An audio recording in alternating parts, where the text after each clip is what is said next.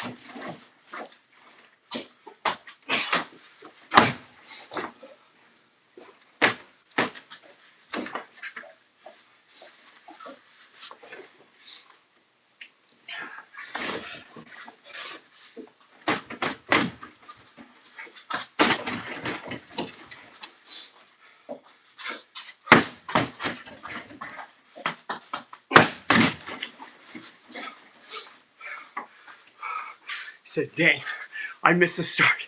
Looking like a Muslim TJ Dillashaw.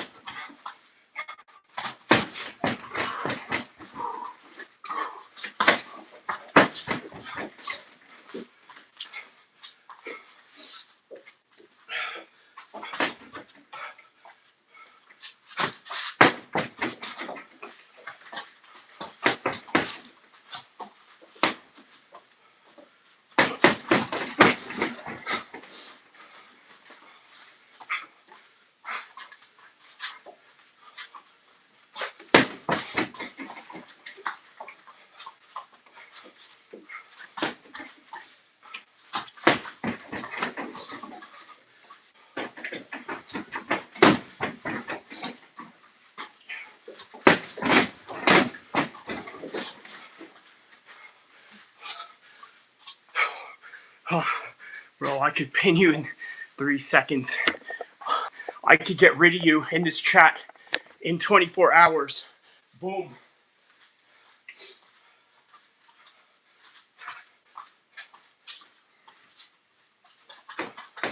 Anybody talking that stupid shit, get him out of the chat.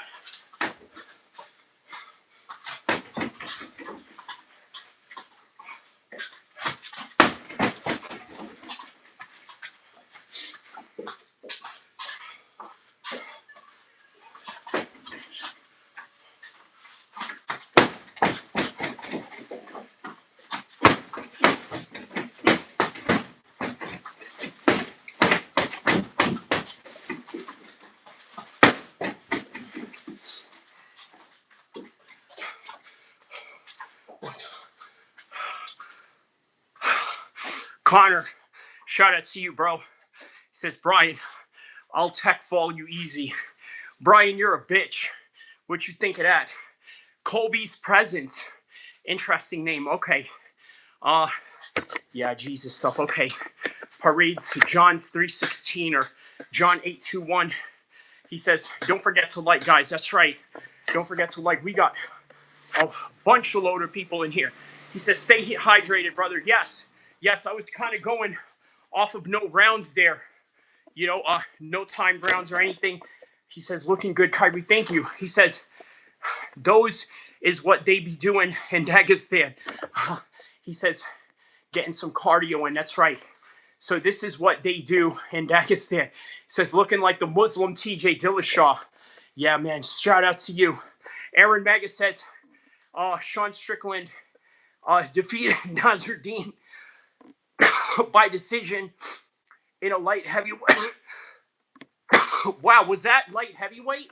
Did somebody miss weight in that fight? Let me know. All right, man, back at it.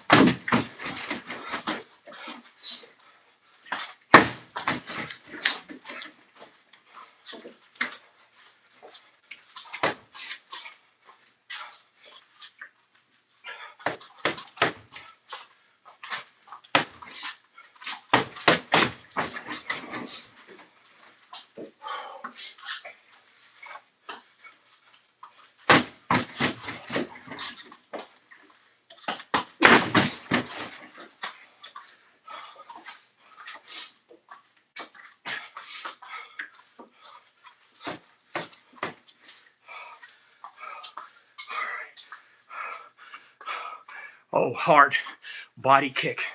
Yes, that jab. The jab is a big weapon tonight. Nice left. This is Kyrie. I saw the eye poke there. That's my point. Man, I've been keeping my fingers locked in. He says, despite being 3 rounds, the bag has shown great resilience. Yes, yes. Make it fight back, Cobra King says. Well, you know, that's what bag work is. You got to treat bag work like you are, you know, like you're in a fight. That's how you got to do it. You can't just be nonchalant about it. You know, you got to, you know, really put forth effort into it. Monster says, you fight tonight versus Unoten. No, just training tonight, and that. But I will be commentating the fight. He says, nice to see Shufkat staying active. Is that what? Am I Shufkat now? Okay. All right.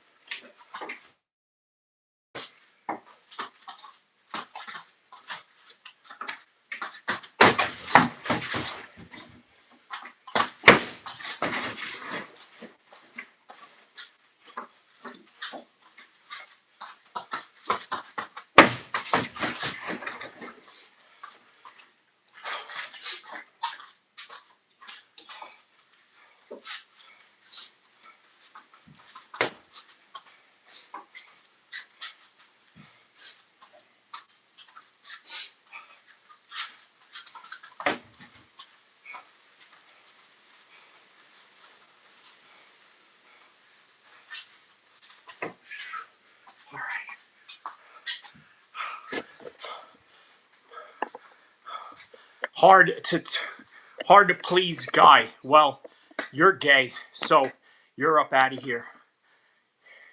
He says this guy's hard to please. The fire is what I want to see all the time. Yes.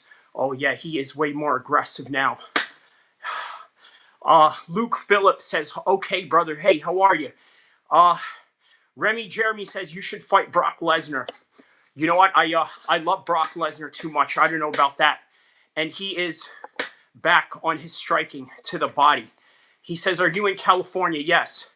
He says, a love child of Shufcott and Mark Hunt. Is that what I am? Okay. He says, fast transitions. All right, man. Shout out to everybody. He says, do you like Rammstein, bro? The German band. Du hast mich schwa. Du hast mich schwa. Du hast mich schwa. He says, Grand James, you ain't got no squabbles. Well, guess what? You ain't got no say in this chat. Boom. Sent to the shadow realm. Oh, goodbye. There it is. All right, so obviously there's no timer. We're just gonna... We've been going for 24 minutes now. You know, we'll do about another 10. Prior to the stream, I was, training for about maybe, a good 15 minutes or maybe just a 15-minute warm-up just so I could look good in this training session, obviously. AR says, Assalamu alaikum, brother. How are you? How's the family? Good. Are you watching Allen versus Hrgovic? Yes, I will be watching that. David versus Albright.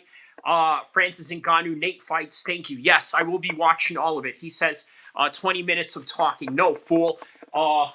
You must not really understand how rounds go, do you? You know what I mean? I've been training the majority of the time, and I didn't even take any time intervals. I just literally came here to stop to talk to the chat. But anyways, yeah, you're right.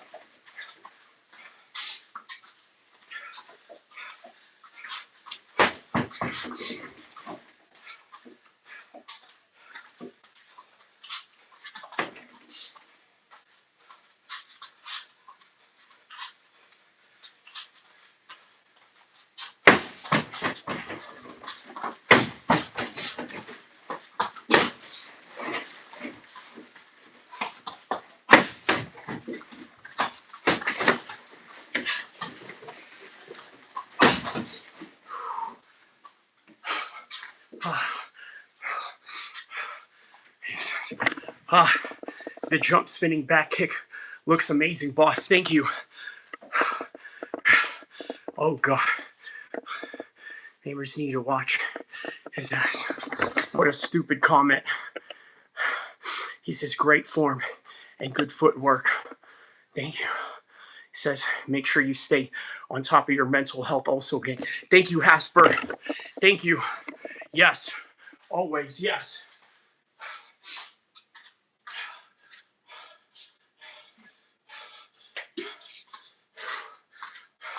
Hey, anybody on the chat, let me know if the Allen versus Hrgovic fight started, the David Allen boxing match, because that's going to be the first match we're going to react to today. He says, when did you start fighting? Very young. In terms of martial arts, very young. 10 years old, Taekwondo. I think even younger in wrestling. I started wrestling at 9 and then did Taekwondo at 12, at 10, and then won a domestic Taekwondo title at 12. Then at 25, I won an amateur Muay Thai tournament out in Modesto. And then, you know, I did one MMA fight, and then I just train MMA and talk MMA now. So, you know, hopefully that answers your question right there. But stay tuned. Hey, tap in with me. I'm going to keep this live stream going all the way till the fight. So he says, I'm really bad at kicks. Any tips? Okay, good. So I'm glad that you asked that, boxing fan. I mean, I'm assuming you also train a lot of boxing as well, obviously, for you to be called a boxing fan and then for you to ask about kicks. So the best thing to do with kicks, right? Start off simple, right? Always remember that a lot of the kicks are from your hips. So for example, if you want to throw a Muay Thai kick, you always got to swing the same arm that you're kicking with, right? So like that, that's how you generate the most power, okay? By swinging your arms as much as possible. So kind of like, okay, and then switch it up. See, every kick that I'm throwing, I'm swinging my arm back, because that's where a lot of the power comes from, is when you're swinging, you know, your arms back. That's where a lot of it comes from. Now, if you want your kicks to get higher, the best thing that I would suggest is stretch your legs. Okay, stretch it any way that you can. For example, you know, put your feet right there. You know, kind of stretch it out like that. Yeah, these are, you know, really good like that. So stretching your legs out like this, that's really good for the height. That's really good for the height of your kicks, right? So just, you know, having your legs stretched out. If you remember the movie Bloodsport with Jean-Claude Van Damme, right? In the movie, what did his trainer do to split his legs? Obviously, he had like some rope where he was sort of getting him, yeah, you know, the splits. So, I mean, splits definitely do help get your kicks higher. But for now, just stick to the basics of the body kick and then try to get it higher as much as you can. You know, like the more that you stretch your legs out.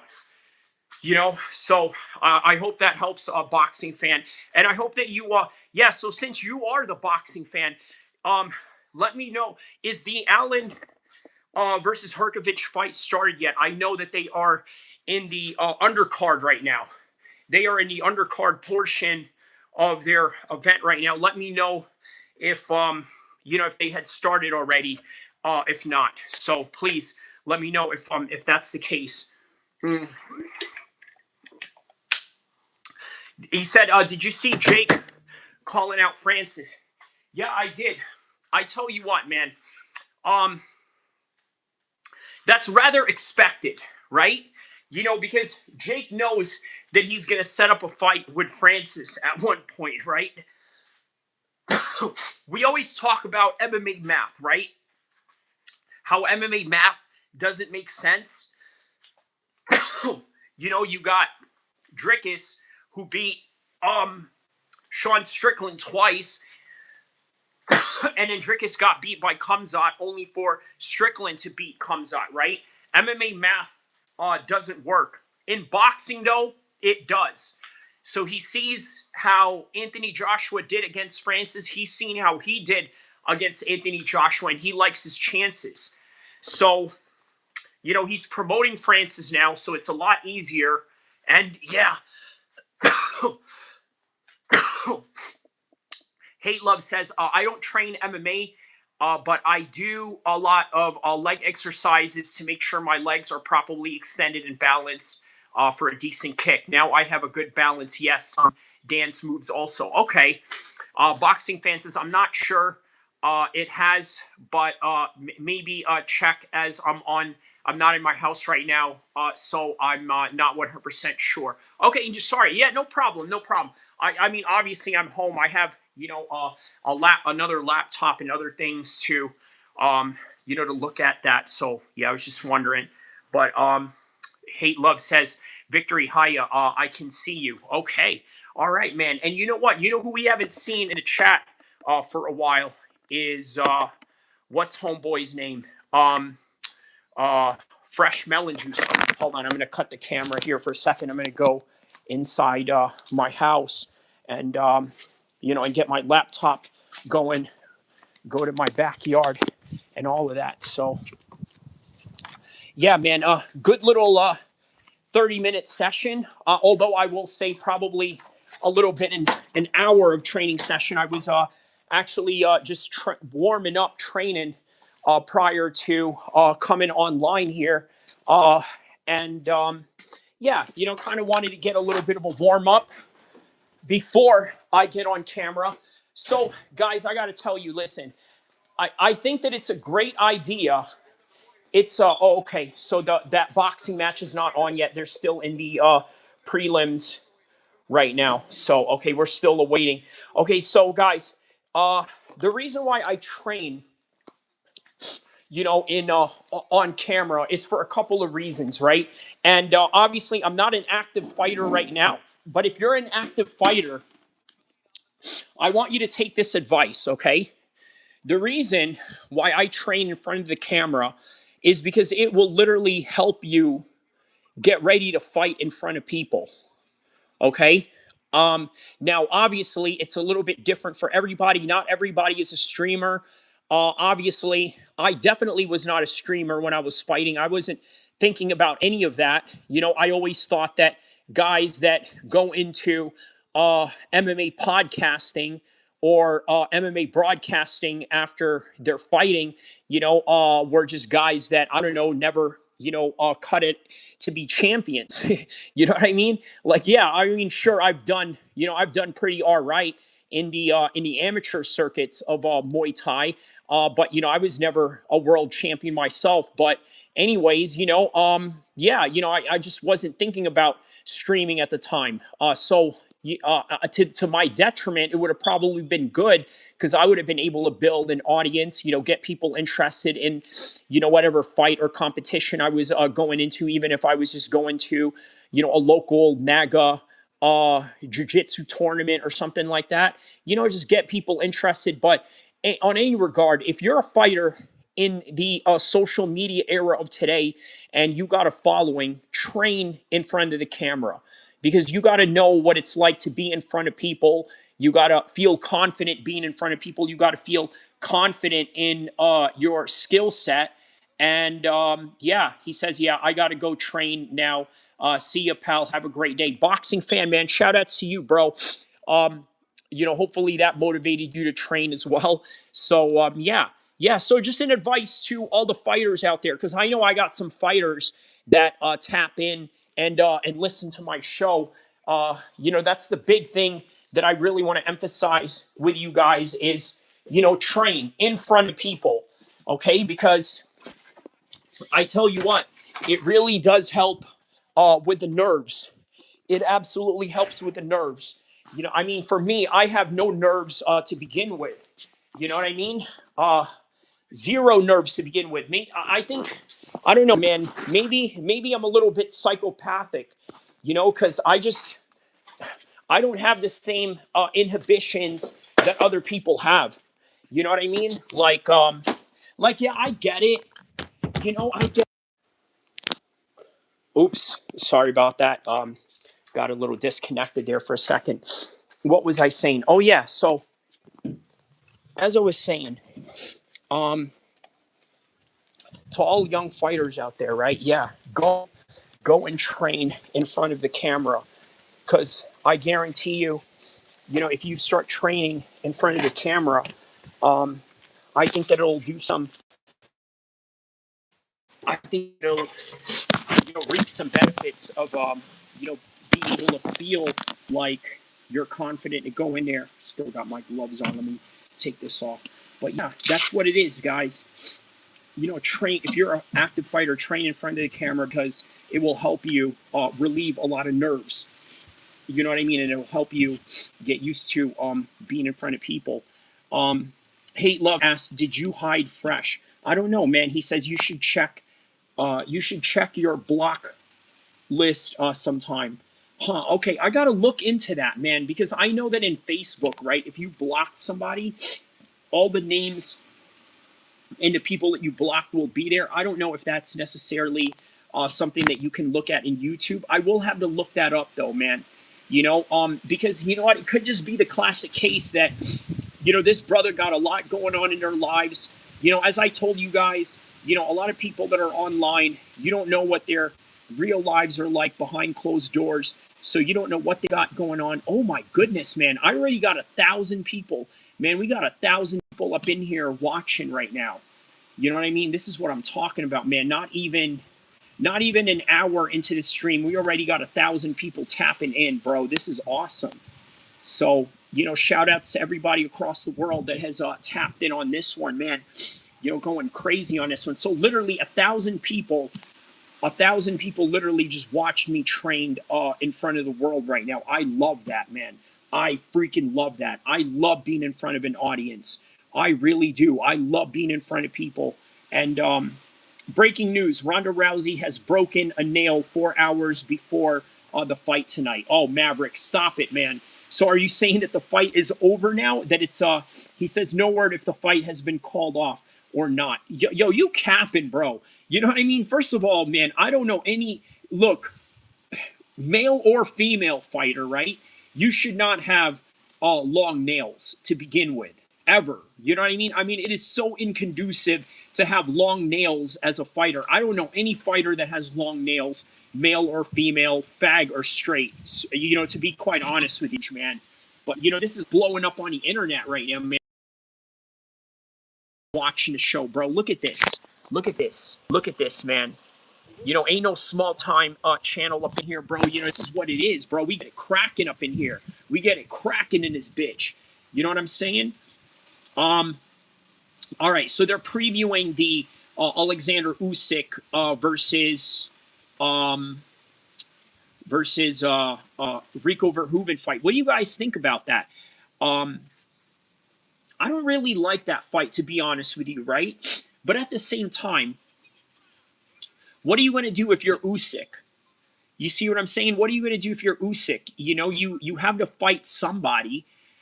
He's beaten everybody. He's beaten Anthony Joshua. He's beaten Tyson Fury. He's beaten the new generation of heavyweights and Daniel Dubois. And then look how much that win aged graceful, right? Look at where Daniel Dubois has been now. So, oh man, this is going to be cracking right here, guys. This fight today is going to be cracking. Look, honestly, as I told you guys, right? This fight is not going to do well. I mean, it's doing well for my numbers right now, being that I'm reacting to the fight, right? Like it's doing well for me. But I don't think this is going to do well for the product of MVP promotions. Okay, and the reason why, I need you to understand the reason why I don't think this is going to do any good. Okay, the reason why this is not going to do any good, okay, is because number one, it's taking place in LA, right? It's symbolic, but at the same time, kind of shows you the reality of people's interest, right? Nate Diaz, not necessarily Mike Perry, right? He's still a little bit young, but Ronda Rousey for sure, and maybe even Francis Ngannou in 5 years. They are in the old man category. Ronda and Nate Diaz especially. They are in the old man category, okay? In America, people are not interested in old stuff. All right? They're not interested in old stuff. I see this in the rap industry. For example, if you go overseas and you ask people about hip hop or what kind of hip hop they like, more than likely, if they like hip hop, they're going to say Tupac. I like Tupac. They'll throw, yes, P. Diddy even into that mix, maybe even Biggie Smalls, Snoop Dogg, Nate Dogg, all the old school guys, DMX, right? This is other countries in the world. But the American hip hop market, they want NBA Youngboy, they want 21 Savage, they want all the snitches that they got going on in Atlanta. They want all those guys, right? They want all the new guys. Who else is a new guy? Obviously, King Von, rest in peace. Little Dirk, May Friend, right? These are the newer guys. This is who people are interested in America. When you look at the movie industry outside of America, for example, you go to China, right? When it comes to American movies, you know what these people like? They like Steven Seagal movies. They like Rambo 9. They could watch another sequel of Rambo. You know what I mean? They like all that. They like all the old school American stuff. In America, they don't like none of that. Look, long story short, this card is not going to do good because it was American centric in a way where they were trying to attract the American fans, right? So first off, that's not going to do good in their gate. The Netflix numbers, you know what? You never know, right? The numbers can be skewed in a whole wide different ways. Because you go to Netflix, all you literally have to do, look, let's go on Netflix right now. I guarantee you that fight is right there front and center for everybody to see. Let me see here. No, it's not. Wow. Okay, now that's surprising. That is surprising. Because usually if they have a fight on Netflix, whether it's boxing or obviously MMA, this is their first MMA ever, right? They usually would have it front and center on the opening of their app, right? They don't have it this time. He says, I watch a lot, and from there, I become a bigger Rousey fan, so I will want to see this fight. Yeah, man. No, don't get it twisted, man. All the old school guys, all the old school MMA guys like us, yes, we're going to be tapped into this. I mean, you know, for crying out loud, it's Ronda Rousey. You know what I mean? We're going to tap in for that, okay? Nate Diaz, we're going to tap in for that. Francis Ngannou, we're going to tap in for that. They even got Junior Dos Santos the undercard. We're going to tap in for that. Man, and they were going to try to put Gable Stevenson in this card, right? And then the UFC said, all right, we'll see about that. They snatched up Gable Stevenson straight away. Oh, yeah, man, the main event is starting right now with David Allen and Hrgovic. This is going to be great. So, all right, man, we got it going on right now.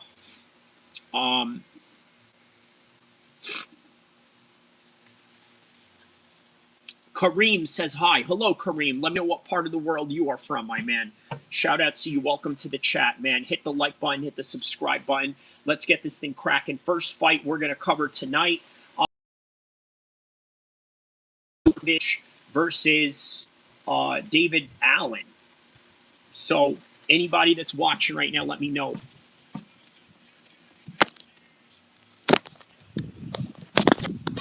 All right, so we got Filip Hrgovic walking out.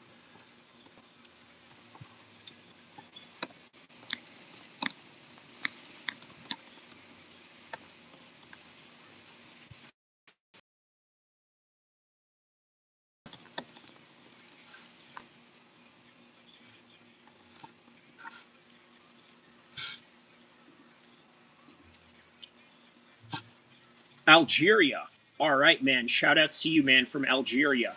Okay, but you're from France, but you're originally from Algeria. Got it, man. Got it. That makes sense.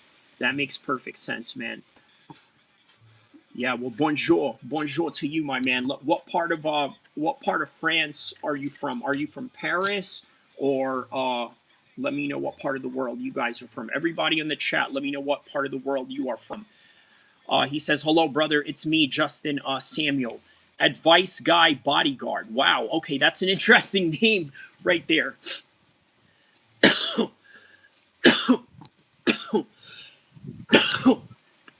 Yes, of course. I remember you, Justin Samuels. Yes, you were just on earlier, actually.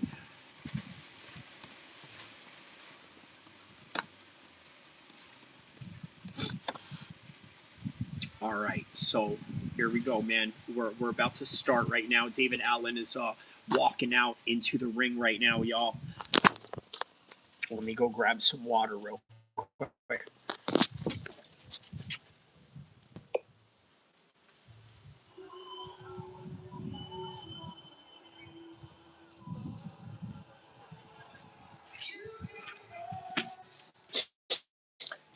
Are you from Russia or no? I'm from the United States. I know I look like a Dagestani and all that because of the beard, but no, I am from good old USA here. I'm from good old USA. No, brother, not from Dagestan, brother. I am from the United States of America. Yes, brother. We are from Afghanistan, brother. Brother, I look like I am from Dagestan because of beard. No, I am not from Dagestan, brother. I promise. I am from America. Okay, and I have green card. So please, ICE, if you're watching my live stream, please do not deport me. Okay, do not deport me, please. I am from America. I have papers, and if you try, I'm gonna sue your fucking ass. Okay? Oh my goodness, I cursed. Sorry about that. I never like cursing, by the way, but all right, sometimes once in a while. It's powerful when you don't curse, and then when you actually curse, it's like, wow, like he just dropped that F bomb right now. But yes, I'm from sunny California. For those of you that are wondering, obviously you see the palm trees in the background, Sacramento, California to be exact. He says, what's happening, brother? What's ICE? ICE is the American immigration law enforcement unit that throws you out of America when you need to be thrown out. So, but recently they've also been known to shoot American citizens as well. So, yeah, you're definitely not exempt, as an American citizen.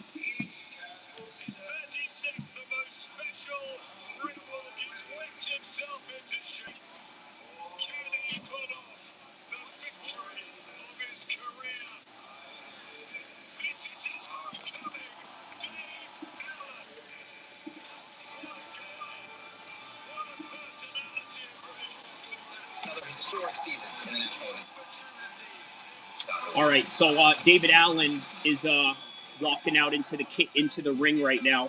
I don't know if you guys are hearing that in the background. Hopefully, I got to turn this down so I don't get copyrighted for this. But yeah, we are reacting to David Allen right now. Nice.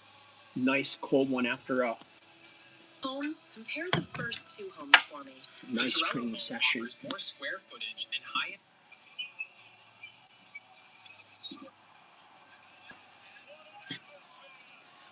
Advice guy, also known as Samuels, says, so they also deport green card people as well, brother. And what's your take on it? Do you think it's fair? Like I heard there's a lot of Mexicans being deported, killed in the USA. So look, here's the thing, right? There's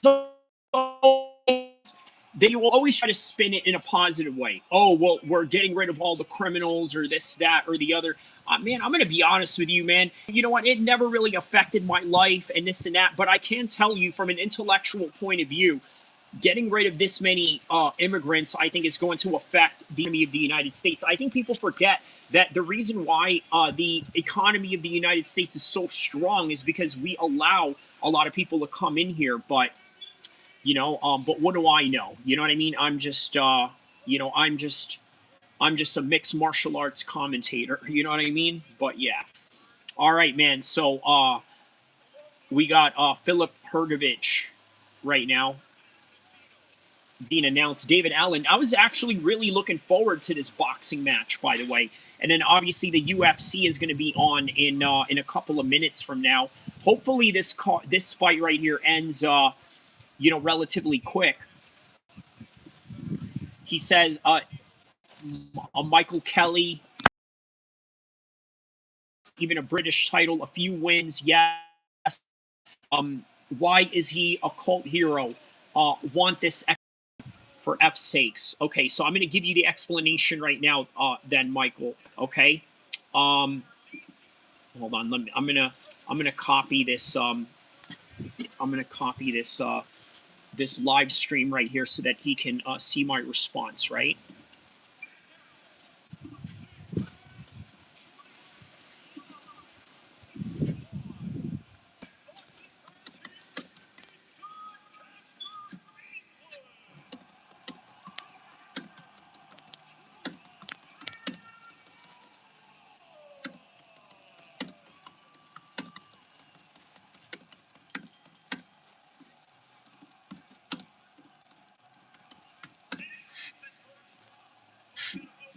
He says, I just read this in front of 1,000 people. Okay.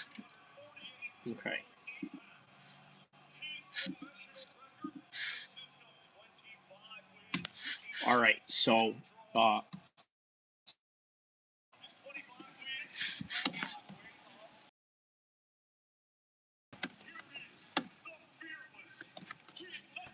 right, and then 59.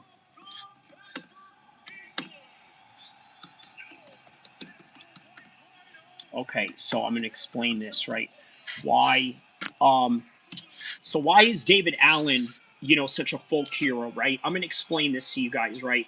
The reason why David Allen is a folk hero is because, quite simply, he's a foolish idiot. Look, guys, people love foolish idiots. Okay, they love crash outs. They love people that act dumb. They love people who play dumb. They love people who sometimes really are dumb because they can relate to it, right? Also, I think the British have this culture of celebrating degeneracy. Not all, some, especially in the banter pub culture that they got going on in the UK, right? They're very big on that, right? They're very big on, acting foolish, being drunk, being belligerent, being loud. Oh, wow. That's Miracle Crow Cop right next to, is that Crow Cop? Next to Hrgovic, or maybe just all the Croatians look alike. But yeah, man, that's the reason why he's beloved by a lot of people. He doesn't, really say anything intelligent. He acts stupid on purpose. But then at the same time, when you really break down his deep interviews, he's actually a very intelligent guy. So a combination of acting dumb, meaning not given really a lot of expectations towards David Allen, and then realizing that he's actually a smart guy makes you like him more. Because he acts dumb only for you to find out he's not really dumb. And naturally you're just going to gravitate towards people like that. So,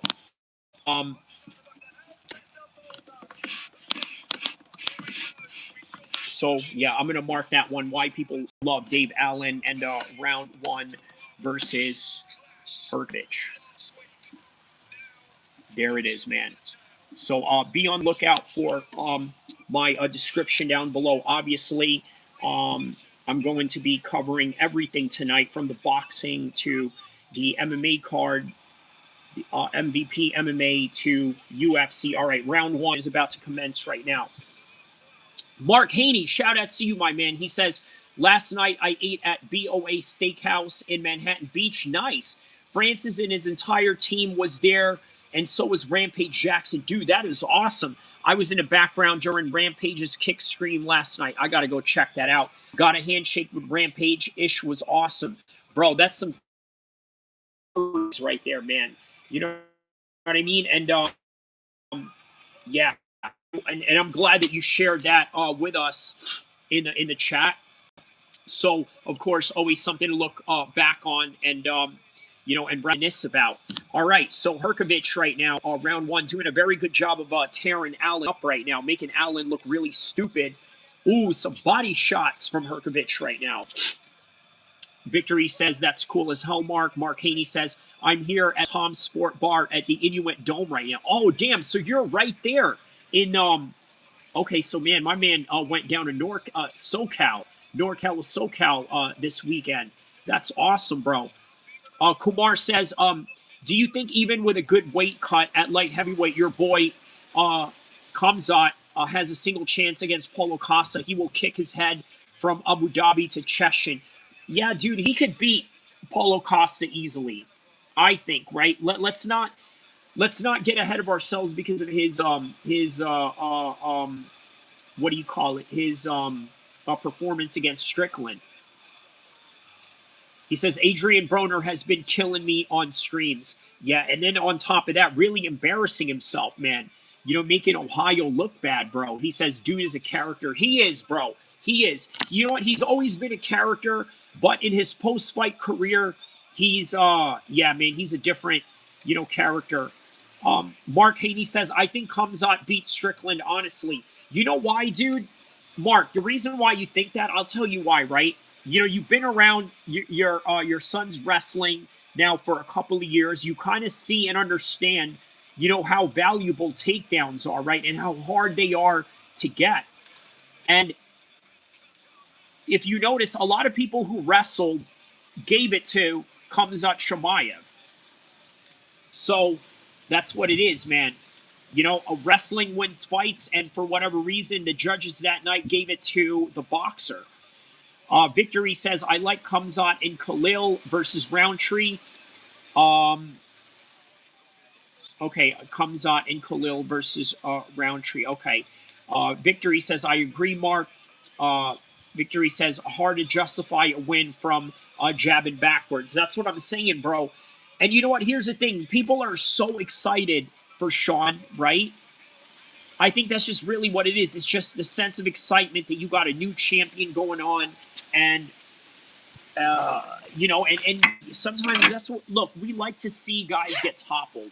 That's really what it comes down to. He says, I mean, Paulo and Khamzat or Roundtree. Okay, yeah. Okay, thanks for that clarification there. All right, man. Heading into round 2 right now. No, round 1, I'm giving to Filip Hrgovic. Mark Haney says Khamzat had 90 plus significant strikes. Sean had 133, but Strickland looked like he got into a fight and banged up. So whose strikes were really more significant? I mean, look, man, the APAC comment that he made said it all, right? Busted up nose and all of that. That says it all right there. All right, round number 2 with Hrgovic and David Allen right here. Hey, Victory, are you watching? Let me know if you're watching this one right here. I think the UFC is going to be on in a couple of minutes. So, yeah, we're just, waiting that one. And then, yeah, so we're going to cover UFC and obviously the Ronda Rousey card as well. So we're going to cover, a little bit of everything here. Yeah, man. Yeah. But good seeing you guys here, man. Really good seeing you guys here. He says, what fights are you watching? I'm watching the Frank Warren Queensberry boxing card, heavyweight boxing between Filip Hrgovic and David Allen.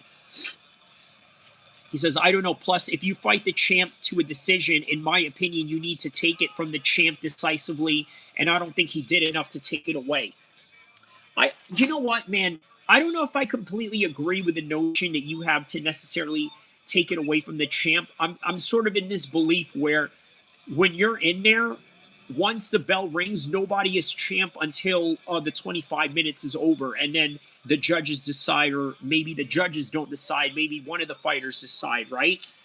But even with that, just the fight alone, even if this was not a championship fight, with no titles or anything prestige on the line, I would say, yeah, I'd probably give it to Kamzat as well. He says, oh, no, I never watch boxing live. Got it. Okay. Well, then I'll be here to do that for you. Meanwhile, here's Hrgovic really beating the crap out of David Allen right now, showing levels to this boxing. Right, obviously, David Allen is a domestic favorite in the UK. Right, he's sort of one of these dudes that has this following, right? He's like the Daniel Hamid of heavyweight boxing, is the best way to put it. Daniel Hamid, remember him? Oh, man. Man, I hope he pulls up here one of these days, have some good banter with him. Daniel Hamid, I am Daniel Hamid. I am from Peterborough. I am from Peterborough, UK. My name is Daniel Hamid. He says, I'm actually excited for the Perry versus Diaz. Also curious how JDS will do against the Giant. The Giant? Who is that? Who's Dos Santos fighting? The Giant, huh?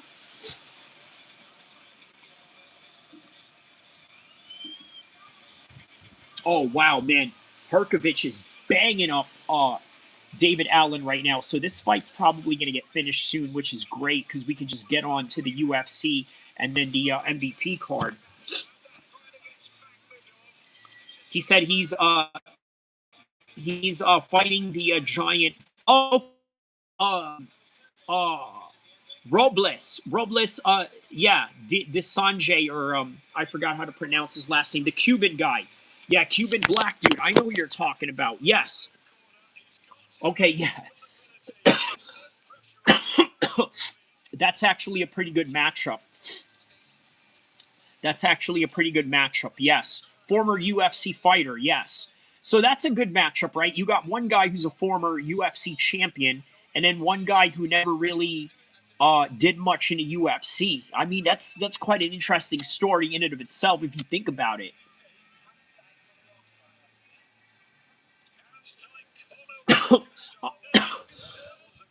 I reckon that's a 50-50 fight. What do you think?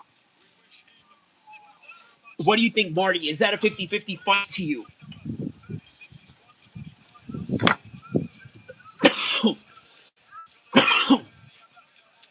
Yeah, Robles.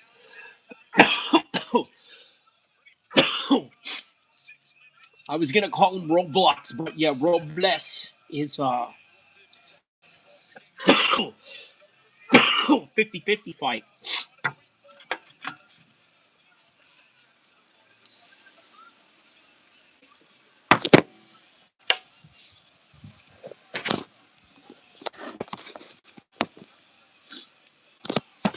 Yeah, Hrgovic is doing a very good job keeping David Allen in the back foot of these jabs.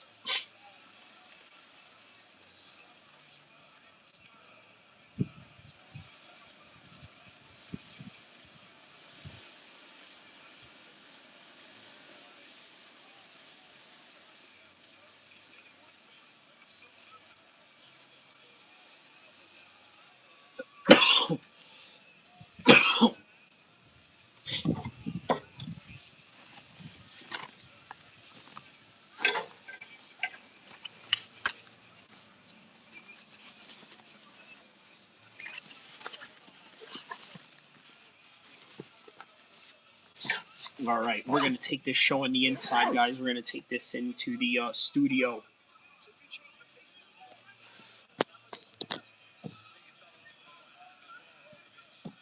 Getting a little windy out here.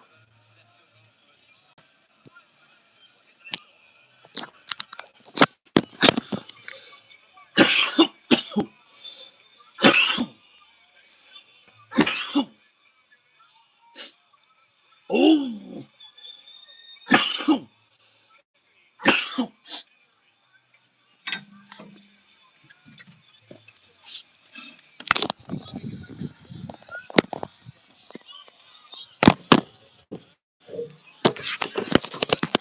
Oh, man. David Allen's getting battered.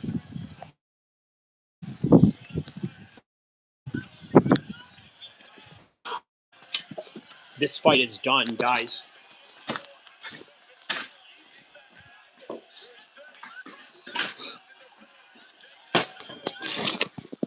This fight is done.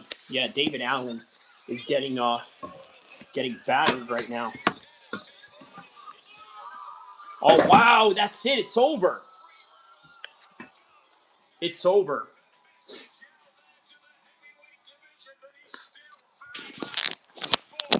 Yup, well, there it is, guys. The fight is over. All right. Well, David Allen got beat. I mean, listen. Look, Hrgovic is world level. You know what I mean? Like their level of competition is worlds apart from each other. You know what I mean? This was a given. This was a given that he was going to lose this one. David Allen is just one of those guys that has a following, that a lot of people love him and stuff like that. But, you know, by the end of the day, understand this, right? Ticket sellers, by the end of the day, listen, ticket sellers don't win fights. They don't.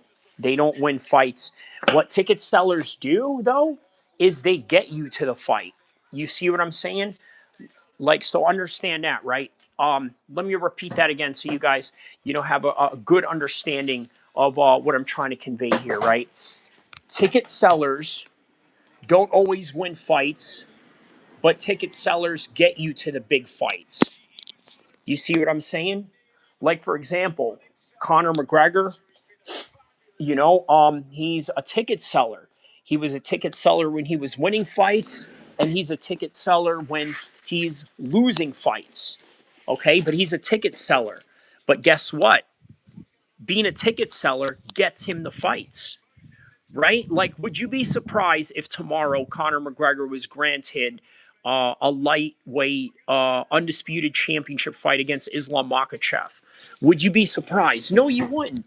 No, you wouldn't. Of course, you would complain. You would say, well, you know, this is a travesty of the competitive architecture and the integrity of the UFC and all this, you know, useless protests that you would throw, right? But by the end of the day, come fight week of that fight being signed, you're going to accept it. You're going to be like, oh, okay, Conor McGregor is going to fight for the title again. Sure, I'll buy it.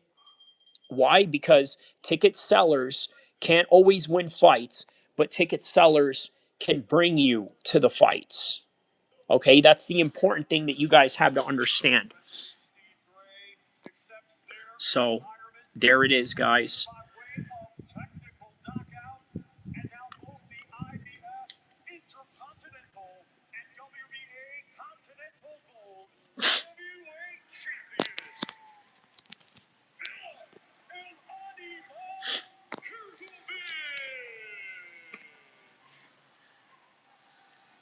To see the respect between the pair. Dave Allen leading the applause. He knows boxing, and he knows he was in with a much better man. Hrgovic. All right, so there it is. Banter as well. And what is the path ahead for him? So many options in this thrilling heavyweight division. We saw one of the great fights last week, and we've seen a very dominant performance tonight from Hrgovic. He did what maybe quicker, but he's All right.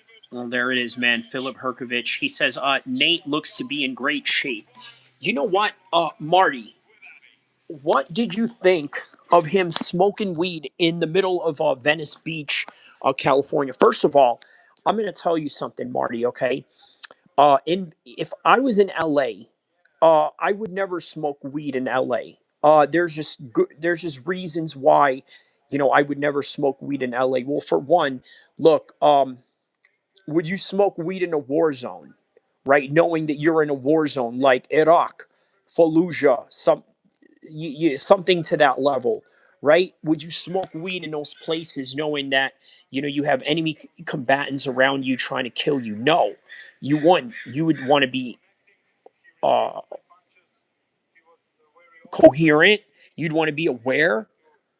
You'd want to have, the best reaction time as much as possible. But then here comes Nate Diaz, going into a fight, smoking weed like he's about to, go do a drive-by with Doughboy from Boys in the Hood or something. You know what I mean? Like, he says, I think they're going to have a good fight. Yeah, did you see him smoking weed at Venice Beach, though, at the open workouts? Did you see that? What do you think about that? Smoking weed in the middle of Venice Beach, bro. Man, people were saying that more people were watching the skateboarders than the actual than the actual open workouts. That's what they were saying. He says he did that at the open workout. You know what, man? I think what Nate is smoking is non-psychoactive. I think that's what it is. I think that's why. I think he's smoking CBD, which, by the way, CBD is allowed in your system, not THC. Right. All the real weed heads know the difference between that. He says, True Blue. Shout out to you, True Blue. By the way, what neighborhood are you from, True Blue? Let me know. He says, anyone else confused about what the hell is Netflix doing, how to stream the prelims? Uh, I think the prelims are, yeah, that's what I was saying, bro. True Blue. That's what I was saying earlier, bro. I was, I was on Netflix and it's not even like on the front page, right? Like usually when they have a WWE Raw or not WrestleMania, but other WWE events that are taking place on Netflix or other boxing fights, they would have it plastered literally on front page of their site, of their app. Straight away it would be right there, but I don't know. Mark Haney says, bro, I came down here early on Friday to skate here with my nephew. Hella skaters here. Nobody gave a F about the warm up demos. Dude, that's what I'm saying, bro. Bro, because I've been to that same skate park that you're talking about in Venice Beach, right? I actually posted a picture of me, rope climbing up there, right? And man, I noticed that a lot of people that go there take pictures of the skaters, even myself. I was like, man, I didn't know none of these dudes that were skating over here. For all I knew, I was probably filming a bunch of world class skaters that I never heard of. Right? I never really followed skateboarding in the modern times, although I did back in the late '90s, like during the Kareem Campbell, Tony Hawk, all these other guys that were in that scene during that time. You know what I mean? But yeah, I don't know any of these new skateboarders now. So, it's probably filming some, really world class dudes down there, yeah, man. And people who aren't even into skateboarding, really, took a liking to those places. So, um, True Blue says, I'm watching it here, hoping YouTube doesn't censor the F out of it. Okay, so is that true, True Blue, that the prelims are on YouTube? Let me know if that's true. So all right, let's get to the UFC stream. I think the UFC starts at 2, right?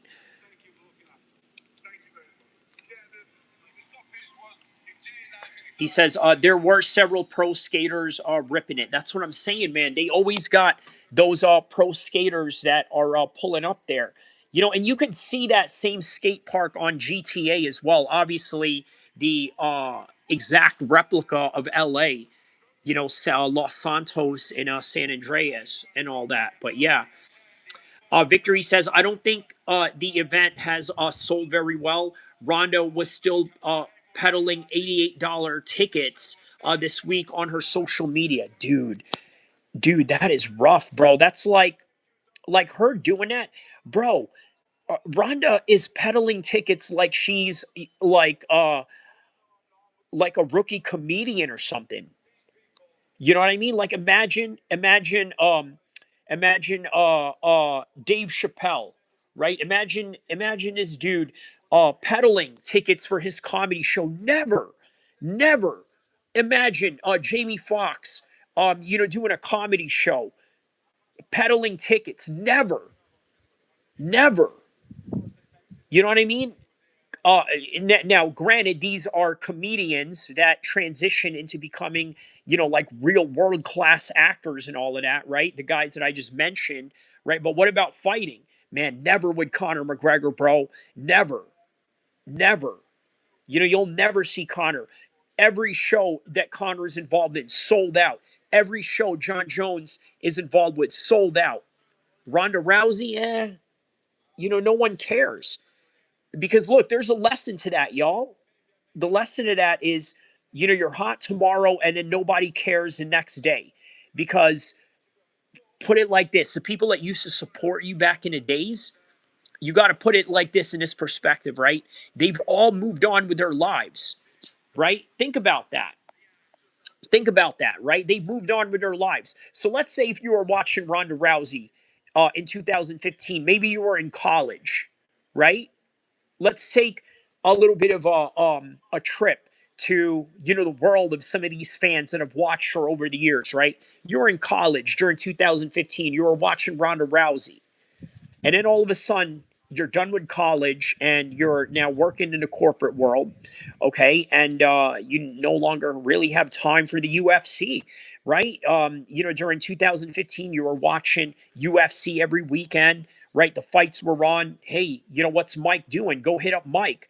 Yeah, you know, let's have Mike pull up at the I don't know, local bar or restaurant that hosts the fight, or, you know, pull up at one of their house and just, you know, have a good old time bantering, you know, in the living room, you know, talking ish while the fight is going on, you know, making all types of weird comments, you know, just you being boys, you know, doing the damn thing, right? And then, you know, 10 years later, it's a little bit different. You know, it's a different trajectory. It's a different vibe. And now you're kind of doing, you know, a different thing. Maybe you're not going out every Saturday at the bars or, you know, the clubs or this and that. You know, you're doing something different. So, you know, now you're not watching it as much. Or maybe you're not necessarily watching her, but now you're watching different people, or in this case, not even watching the UFC at all. So that's something that you got to understand, man. He says, yup, at Inuit Tom's bars. There you go, right? There you go. And you're close to the action too, man. You know what I mean? I'm surprised you didn't just go outright to the or are you at the fight outright, or are you just, you know, near the fight vicinity of you know, of the bars next to the yeah, the Inglewood arena that they're fighting at? Ali Khan says, I was thinking of buying seats. Okay. He says, are you in the Inuit Dome, Mark? Okay. He says, bro, I went to UFC Vegas. Seats were 500 for nosebleeds. 300 here today. Got me cage side base. Oh, okay. So you are at the fight. Got it. Okay. So shout out to Mark, man. Mark is, you know, really at the fights, man. You know what I mean? That's what's up, man. Man, we gotta get you on live stream, you know, later on. Do like, you know, like what do you call it, on the scene coverage and whatnot. Ali Khan says, has the card started yet? I think the UFC has. He says it's not busy here. There were several because look, here's the thing, right? Here's the thing, Mark. He says, gotta support the homie Nate. All right, so here's the thing, right? There is like this drop off point with a lot of UFC fans over the years, right? Like, like the example that I mentioned to you, right? Like the hypothetical person that I made up that 10 years ago was in college and now moved on with their life afterwards, and they used to watch the UFC all the time. They used to watch all of Ronda's fights all the time, right? Well, not no more, right? It's completely different now, right? Also, what's also completely different, think of it like this, Mark. We talking about LA, right? You see here in SAC, like the cost of living, like anywhere else in California, is high, right? But yo, it ain't like LA. You know what I mean? Like, yo, LA is, the cost of living in LA is, completely outrageous. I mean, completely outrageous, bro. Back in the days, you could get a studio apartment for about like maybe half a grand, just a little under a grand, right? Just a little over half a grand, maybe 600, right? 700 the most for a studio. Nowadays, you're talking about $3,000 for a studio in LA. You know what I mean? Like a studio, get this, is where your bed and your kitchen is where it's at. Like that kind of setup. That's what it gets. That's what a studio gets you in LA. You got a bed right there and you got your kitchen literally in the same vicinity. Like you could literally cook in your bed type of deal, like that. And then sometimes it just looks like a hotel room, like one of them type of things. That runs you up to 3,000 in LA. So, do you think the average Los Angelinos are really excited to go see some privileged white bitch headline an MMA card? Oh, not just any privileged white bitch, two privileged white bitches, in Gina Carano and Ronda Rousey. Imagine that. You're gonna pay well, yeah, $300, or $500 out of your pocket while you got a high cost of living in LA just to go see this bitch fight. You know what I mean? So that's why the numbers ain't doing too well. Let me read some of these comments right here, real quick. Sorry, I went on a little rant there. I missed some of your comments here. Mark Haney says LA is trash. LOL. It's the worst parts of SNA. Oh, San Jose, but bigger. Okay, it's like the worst parts of San Jose, but bigger. Right. And then here's another thing, bro. They don't like your kind down there in LA either. You know what I mean? All them essays, all them bald headed, tatted up, dudes. If they see you with a 14 tattoo, bro, they're gonna press up on you. Hey, where you from, homie? Where you from? Man, I hope I don't want to say it. I was gonna say the c word. Obviously in a what do you call it, in a role playing manner, but that's probably not even good to do. But yeah, man, he says I'm flamed up in LA right now with my 14 tattoo behind my ear. Dang, bro. Yo, for real, they definitely gonna check on you, bro. Be like, hey, where you from, homie? Where you from, homie? You know what I mean? They're gonna call you the C word. You know the C word that they call Norteños. You know what I mean? Hey, did anybody call you the C word down there yet? Mark, did anybody call you the C word down there? What's up, puto? You from up north, eh? You one of them Norte boys, eh? Like one of them things. He says, just don't call me a buster and we good. Okay, yeah. That's yeah, man. For those of you that don't know what Mark Haney just said, believe it or not, that word is, I mean, people call each other that all the time, but that's actually like a real, big disrespect to people of his persuasion. You know what I mean? Even worse, yeah, even worse, the C word that I'm talking about.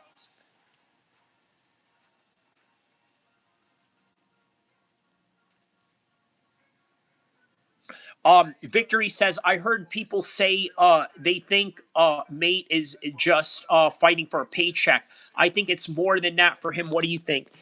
You want me to be honest? Yeah, I think that it is that, bro. It is just a paycheck because look, think about it like this, right? What he gets paid for, um, outside of the UFC is just way more lucrative than what he probably made for the Conor McGregor fight.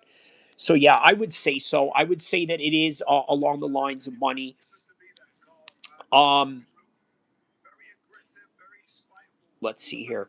Okay, Mark Haney says I've been here partying at BOA Steakhouse casinos since Friday. Went to Top Golf and nobody said shit. You know why, Mark? So another thing too, you're in Inglewood, right?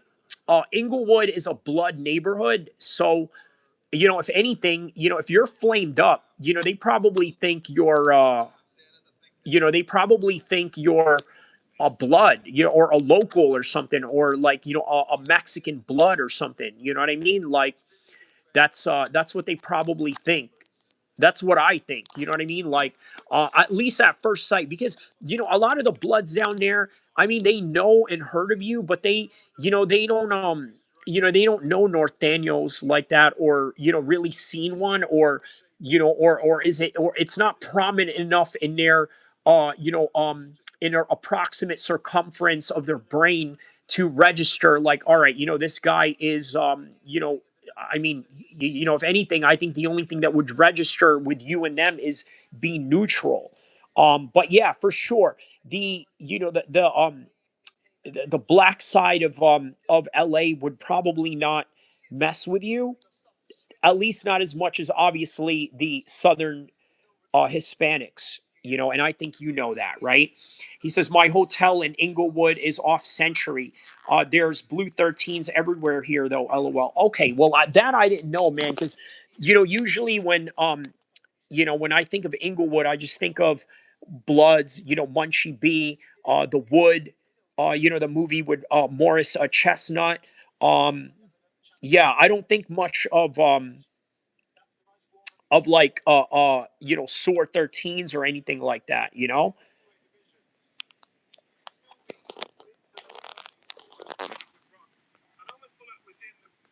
But all right, yeah, that would make sense too. I mean, yeah, because I know some Bloods, they don't get along with some essays, depending on who it is.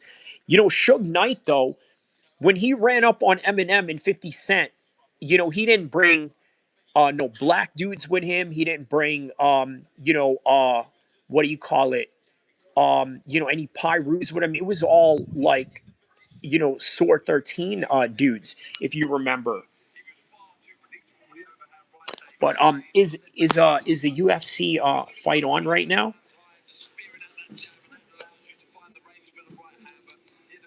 Let me see here. Let me see here.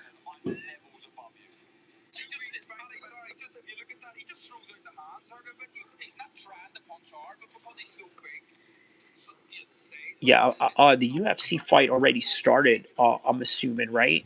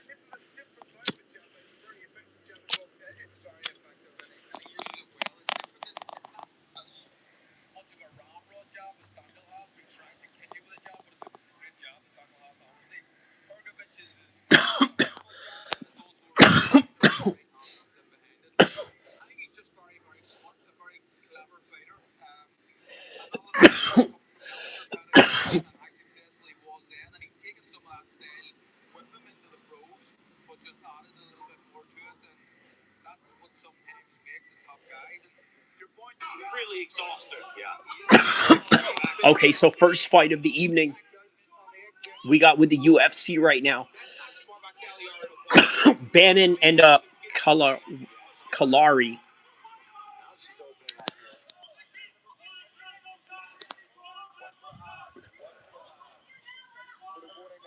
Oh yeah, Bannon is she's a fighter from Ireland. This one.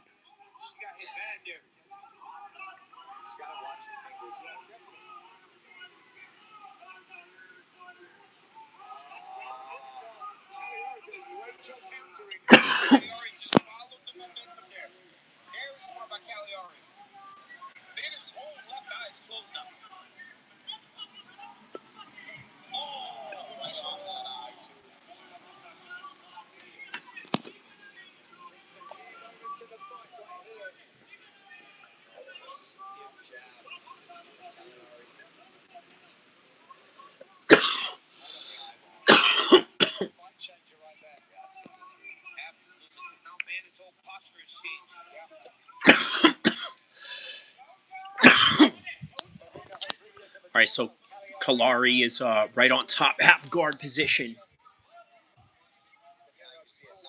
It's maintaining this half guard position right now. Early in this fight, Bannon was able to re-guard every time she got taken down. Now we don't see that. Now she's been sitting in this half guard for quite a while here. Well, she's accepting it now. Yep. She's accepted the half guard to try to find safety. In reality, she's going to lose this round if she doesn't start getting back to her feet. All right, so is looking to get full mount position on this one. Okay, no, still maintaining a half guard position right now.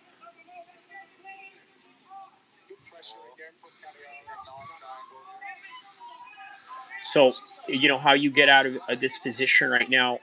Oh wow, going for you know, an arm triangle choke right here.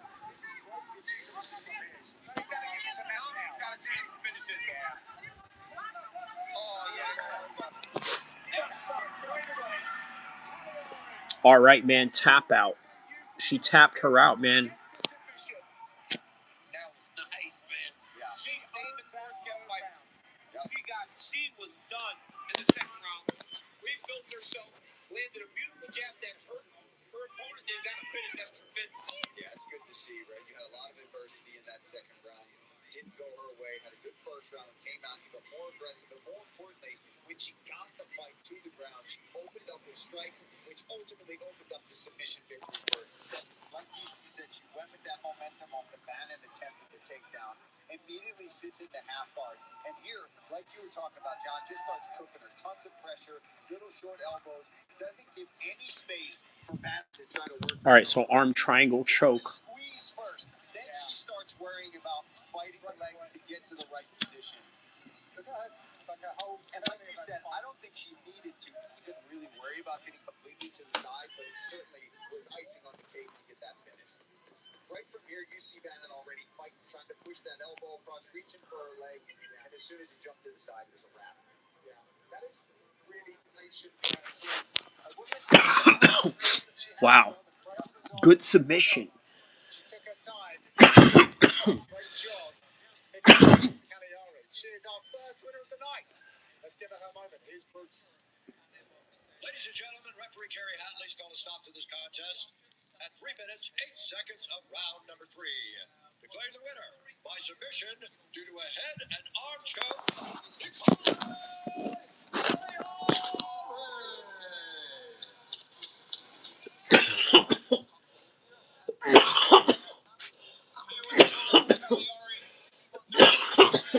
First time fighting in this division. Tough fight, but you got the finish. How good does it feel?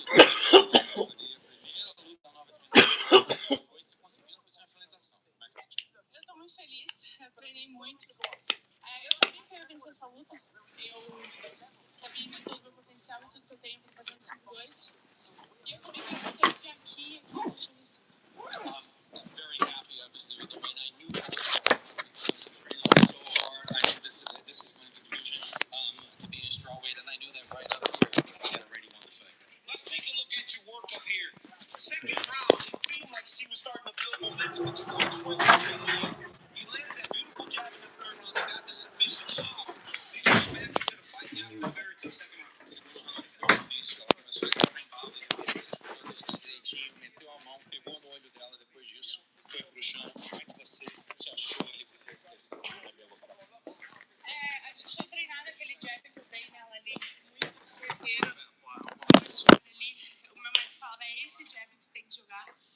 Foi isso que eu acreditei. E no show eu tava tranquila, eu tenho professor de jiu-jitsu, professor universitário, maestrador, me ajudaram muito na parte de grappling. Então eu tava bem tranquila. We actually train this a lot, and in the locker room even we screen for that. Very accurate. Coach told me, Master said, listen, put that in because that's going to go in. He's going to get it, and then on the ground, I can take care of myself. I have a very good jiu-jitsu coach, superstars. My fans here to help me as well. I knew it was my time. I knew I was going to be able to get it. And I was very sure. That was a tremendous performance, ladies and gentlemen. Give it up for the bully, Cagliari.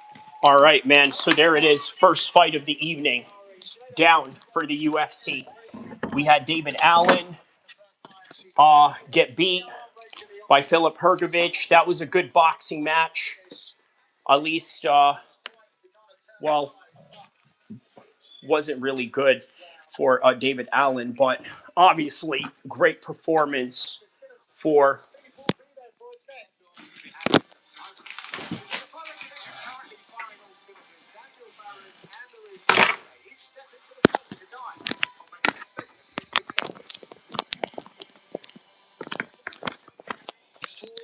First round wins following his appearance on season 5 of Dana White's Contender Series, and Daniel Barrett called to compete in the octagon. After proving All right, I'm heading on the camera real quick. plus a win over Victor Carano, Banter aims to start a Ready to get on the camera. undefeated after earning a guaranteed contract on season 8 of the Contender Series. This Gouroulet's first 3 trips into the octagon have produced entertaining fights and valuable learning experiences.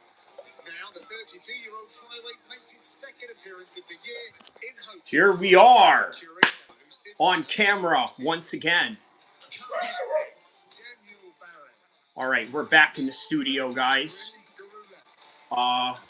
So obviously the first fight of the evening has already happened. Now we got the next fights coming up in the UFC. When is the prelims for the Ronda Rousey, Gina Carano prelims? Conor Biller BJJ says, yeah, LA is definitely trash. I tell you what, LA has its charm to it, I would say, right? LA sort of has this Americana vintage nostalgia behind it, right? But you're right. When you get down to the bottom of it and you look at it from the inside, it's like, eh.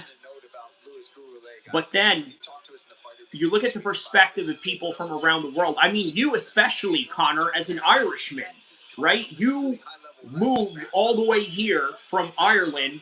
Okay, well, San Diego. Okay, that's, yeah. You can't beat that, right? San Diego definitely beats LA in terms of standard of living, etc., things of that nature. So, yeah. And also, when you have a guy that wants to pressure you forward, if you have a wrestler background, there's no easier takedown. All right, there's Alex Hernandez walking him out right now. He says San Diego is better than Ireland. I would imagine, bro. Right?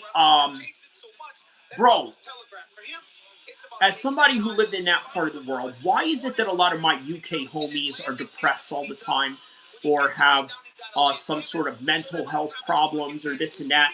And I said to myself, well, all right, maybe it's because the kind of UK dudes you know are like, you know, gangster street type of dudes like Zayn, right? Zayn is, you know, in that kind of, you know, realm of trajectory as a roadman, as they say, right?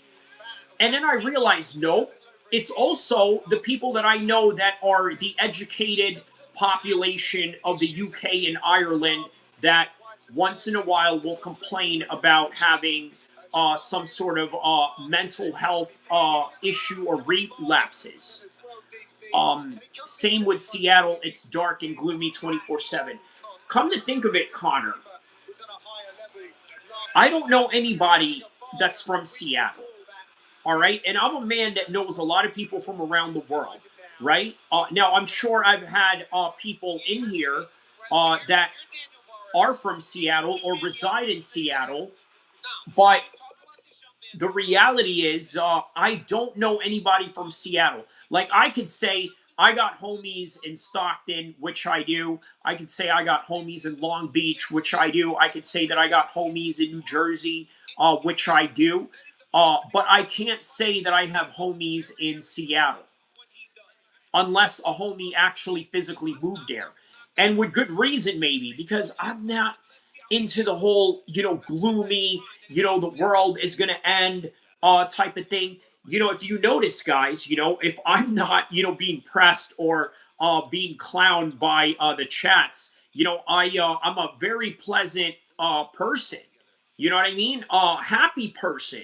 Not only that, excited to be where I'm at in the presence of you type of person. And when I mean you, the proverbial you, the people that I talk in the chat, and that can also apply to real life interactions that I have with people. I love being positive. I love being upbeat, and people who come from a gloomy and dark place like that, like what you say, Conor, in Seattle, I think, tend to bring everybody down. You know what I mean? Yeah. It's just a different personality, and I think the weather has something to do with it. So that's why everybody in the UK is always talking about mental health, mental health. Paddy Pimblett, oh, lad, you've got to care for your mental health. And I'm not trying to make fun of the guy for doing something noble or what he believes in his heart is noble. But it's just a trend that I notice, and you know what?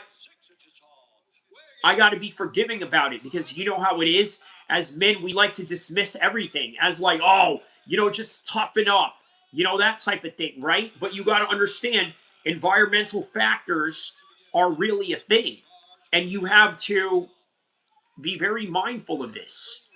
You have to be very mindful of this. Because not everybody has the opportunity like you and I, Conor, to live in a very beautiful and sunny place, with good weather all year round. Conor says, people are way more cheerful and happy in California compared to everywhere else I've been. Well, there you go. How do you feel as an Irishman living in San Diego?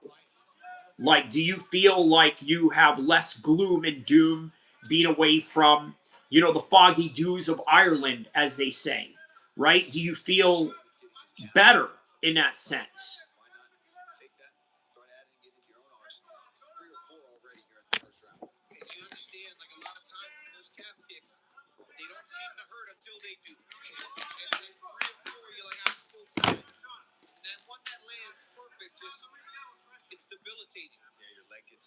Yeah, people are a lot more cheerful here in California for sure.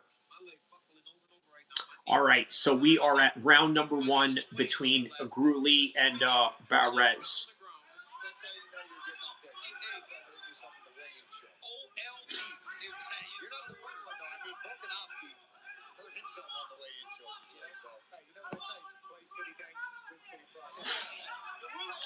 Conor says, it's expensive but beautiful and definitely a better way of life.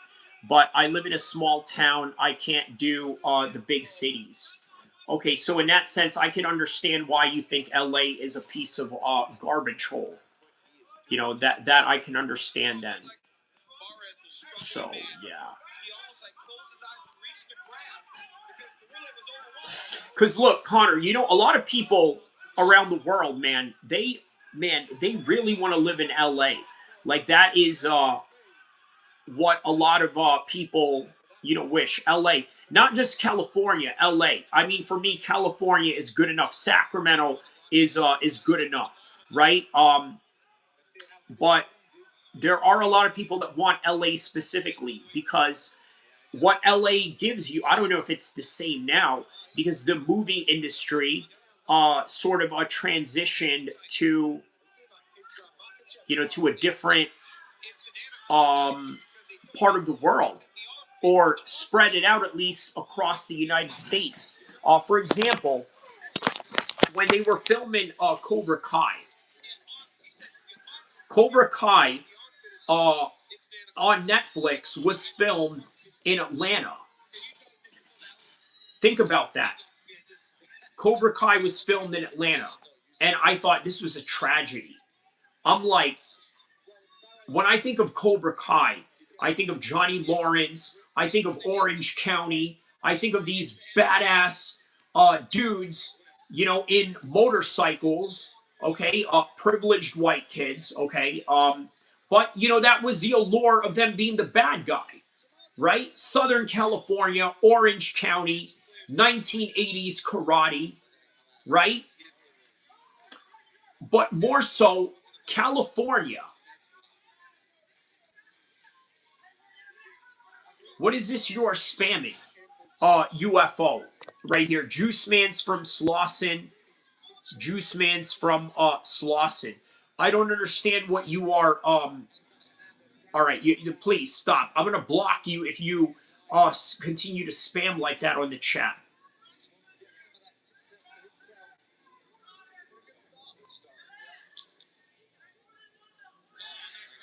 Why do you keep doing that? All right.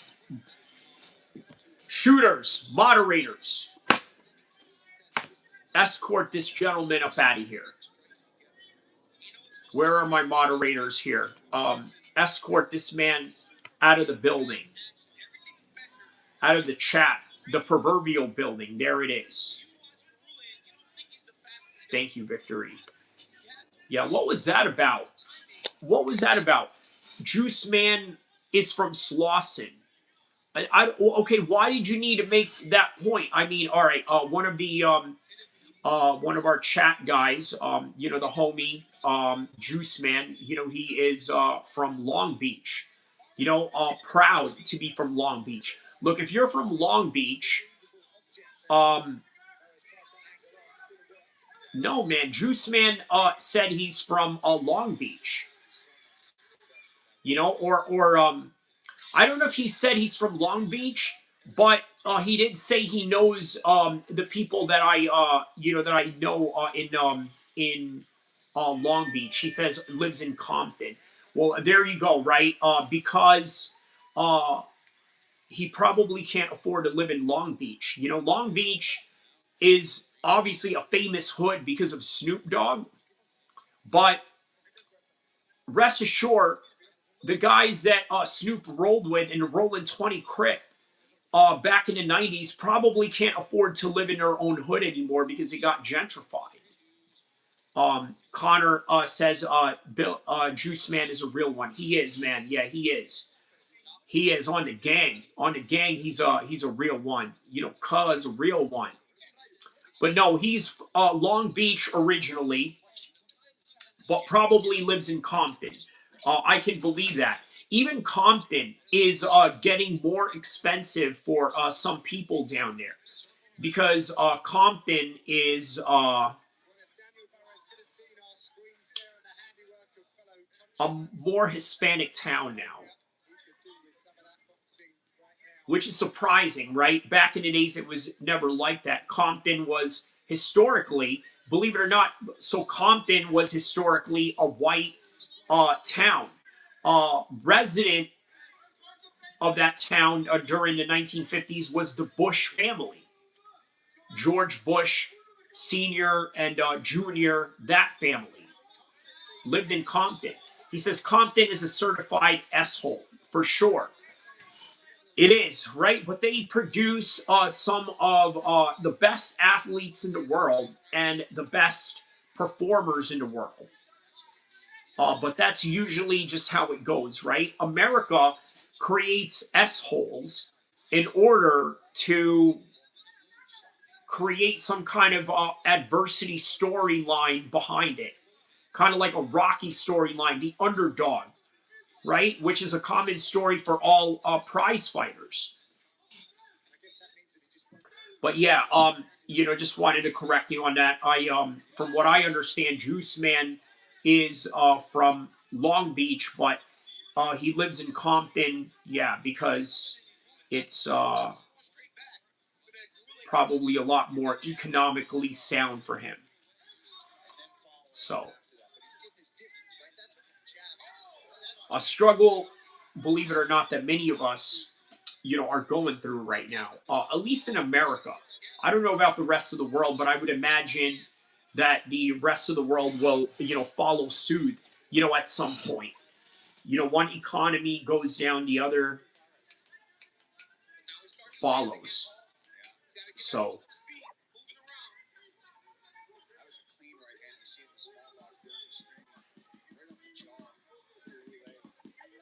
all right. So, interesting fight we got so far with Goulet and Barres.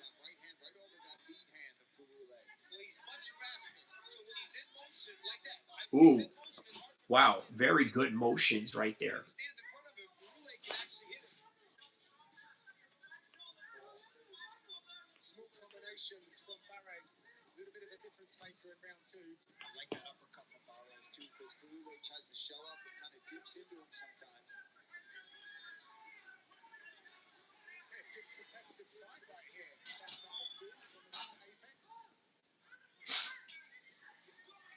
Oh, good one.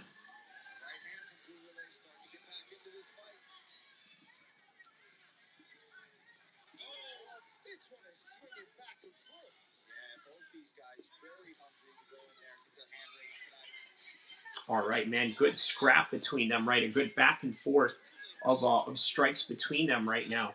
Hey, anybody in the chat, let me know when the prelims are for the MVP MMA card, right? I'm curious to know, like, what kind of prelims they have going on here.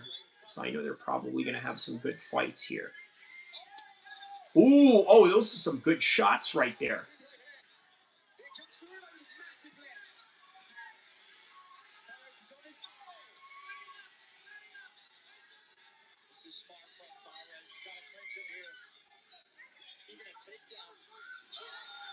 Ooh, good takedown.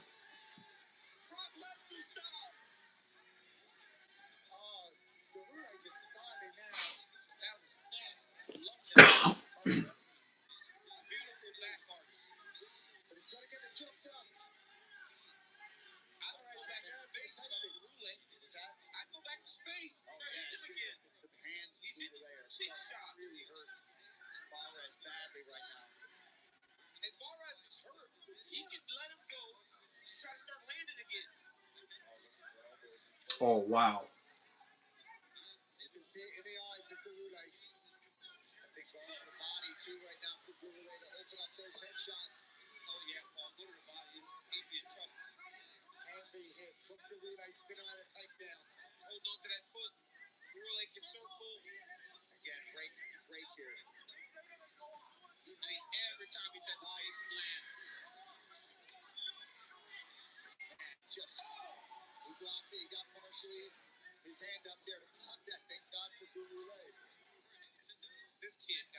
Wow, man, some good scraps right there.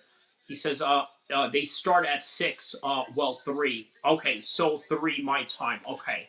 All right. Wow. All right. So let's see how far along the night they progress to. I know the main card for this one is at 2. I'm sorry. The main card for this one is 5. Well, 2 somewhere.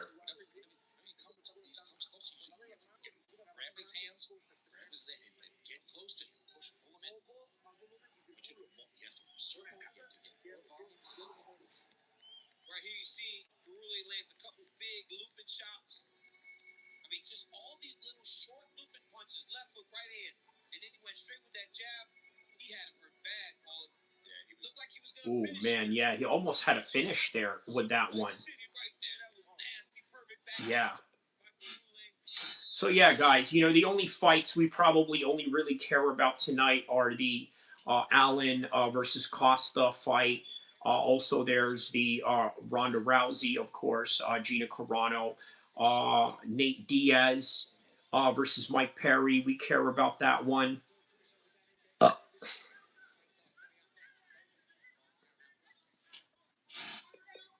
huge final, massive round for these flyweights in their respective careers. That was a round two that started very positively for Alvarez. All right, so now we got round number 3 between Gorelli and Barres.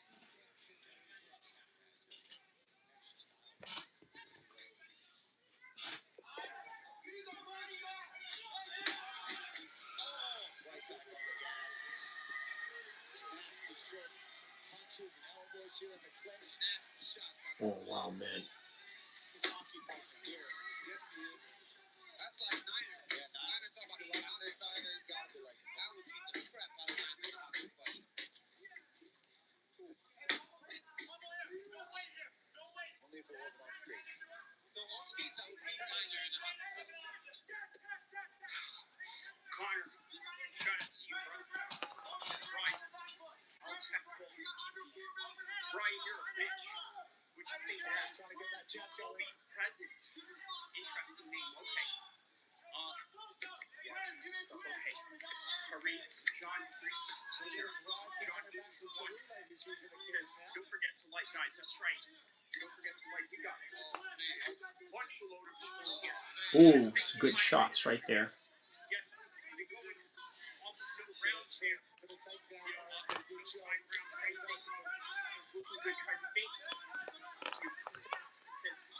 Says looking like the Muslims.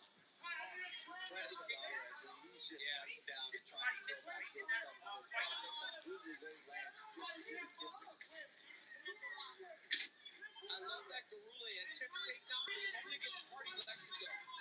He doesn't waste the energy fighting takedown that he doesn't think he's going to secure. But you're right, Barres is tough, man. A lot of head strikes there for Garula. I'm interested to see how that breaks down over the rounds because I think I have a different story. The coaches are telling him twins. I'm imagining that's double jab with the right hand follows. Look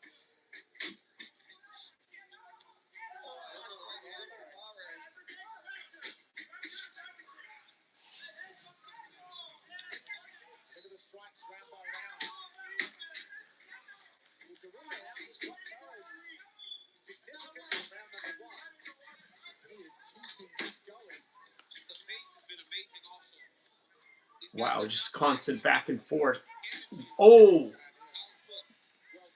Great shots right there by Gorelli.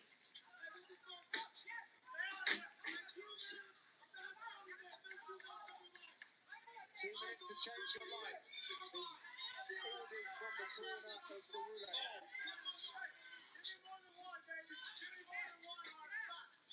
Garula wants nothing more than a win, man. If he could put a stamp on it and get a finish in this third round, he could throw it back. Oh, yeah. Barres showing that toughness. Trying to stay in the fight, throwing punches back. Get through, but then when Garula lands. Yeah. Massive difference in the power. You can tell that Barres is a fighter because that's what he is. He's a fighter. He's not really throwing much to hurt Garula. Oh, he's going backwards now. Garula's hurting him when he hits him.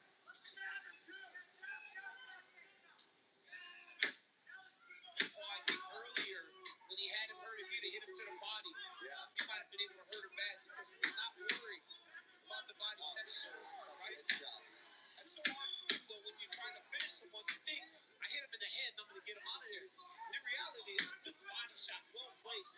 Does more damage than most of those shots to the head. Because when you're taking damage like this, you're already slowing down, you're getting fatigued, and that big liver shot, it's just going to sit you right down. It's constant back and forth shots between these two guys, man. It's like one of those rock and sock'em robots type of thing.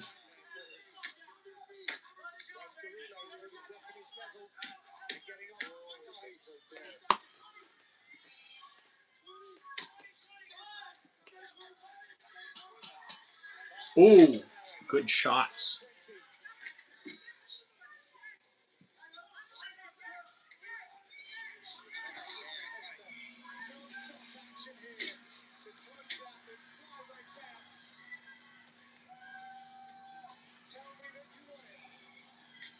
Oh, man. Good finish right there.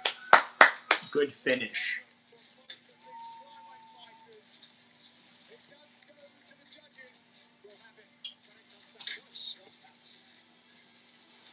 All right, we find out who this goes to.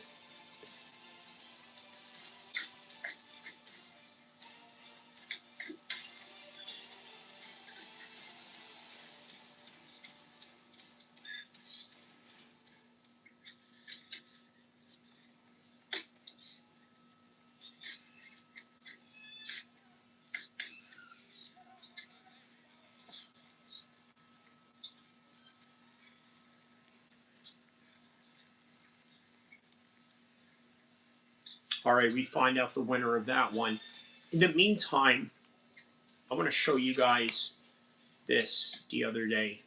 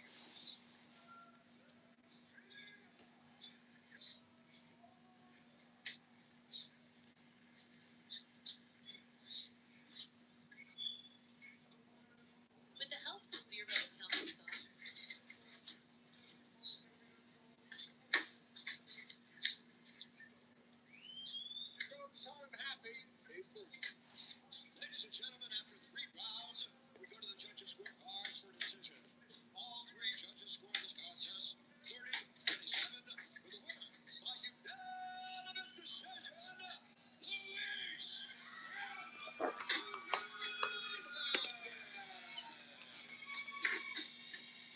All right, so Gorelli won.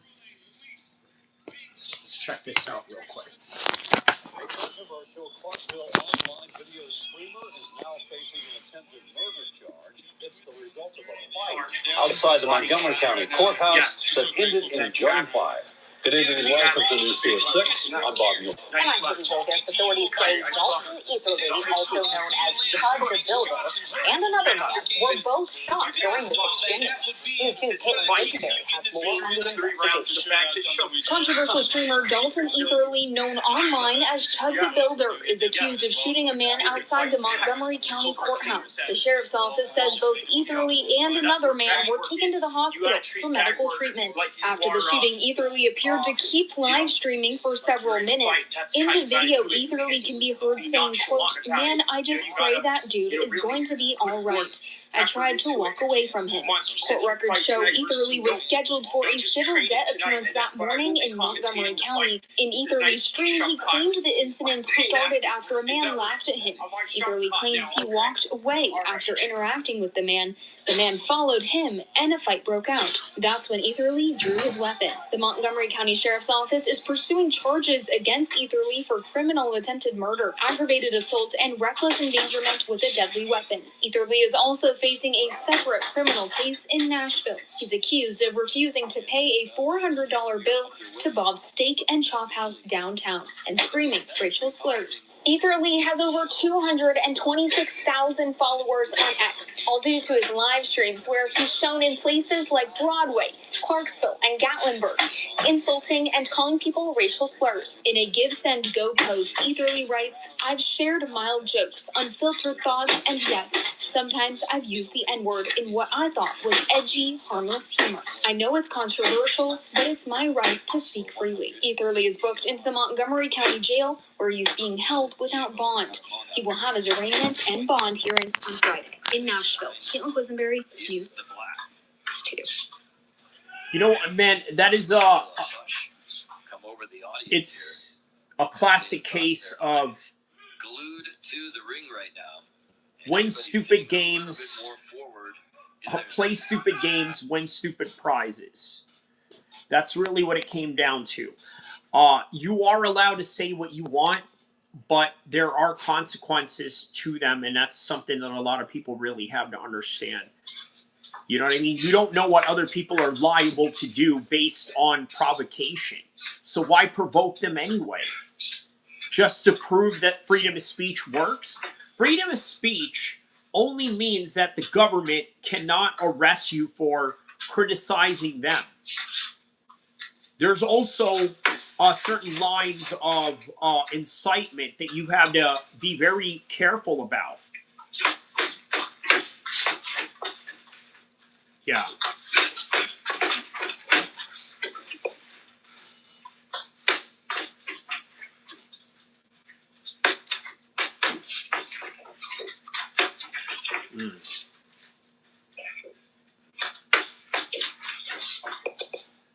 All right, when's the next fight coming up? Okay, there it is. Okay, it's 3 now. Let's see.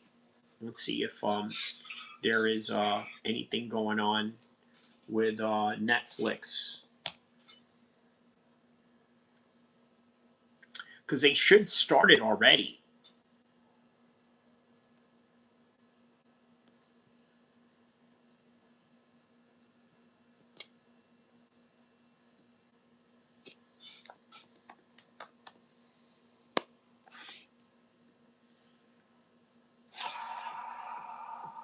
Six p.m. Western. What the F?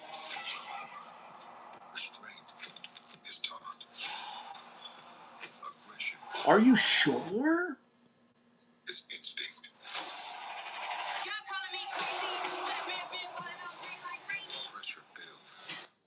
Huh. Okay, well, 3. He says they start at 6, well, 3. Okay, so where is the prelims? Is it on YouTube? The prelims for MVP? Let's see. Oh, okay, it is. It is. Okay, so it is on MVP. Okay, so we got the prelims on MVP right here. Okay, got it. Head over hooves for the sheep detectives. He's talking about you. Okay, now, we got a while till the main card. All right. What's with them? Well, let's see who has the better prelims. Whether you're a professional or simply take pride in tackling your own outdoor projects. Bright lights. Sevilla found his fighting family. Oh, Chris Sevilla. Ah, all right. Nate Diaz's homie. None other than Nate Diaz saw something rare. A young fighter who could strike. All right. So on one side we got Paula Vienna, and then on the other side we got Chris Sevilla. He's been boxing more than he's been doing MMA lately, but returns to the cage, hoping to set the scene for what should be a successful night for his team, or so he hopes. Yeah, that's right. Chris Sevilla has been training with Nick Diaz Academy, and he definitely is going to look like he has a very familiar style. Very much come from that same as Nick and Nate Diaz. Loves to be in boxing, is extremely tough and durable.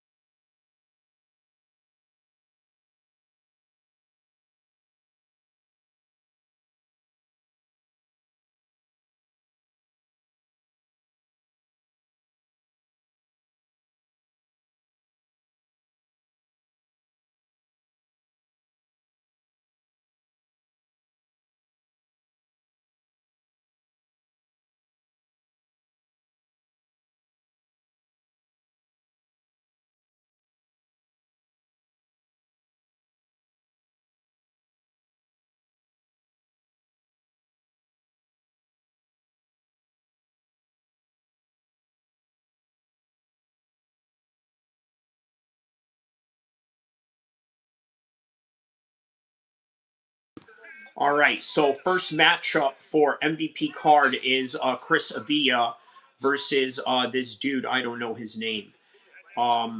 Richardson or something. Yeah, I've never heard of this guy ever.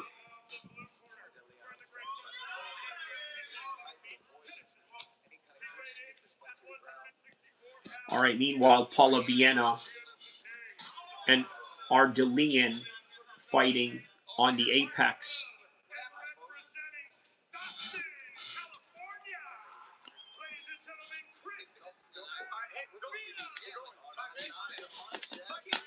There's Chris Avila doing the little Nate Diaz pose right there. You know what I mean? The little Nate Diaz pose he got going on. Like, yeah. Like one of them things.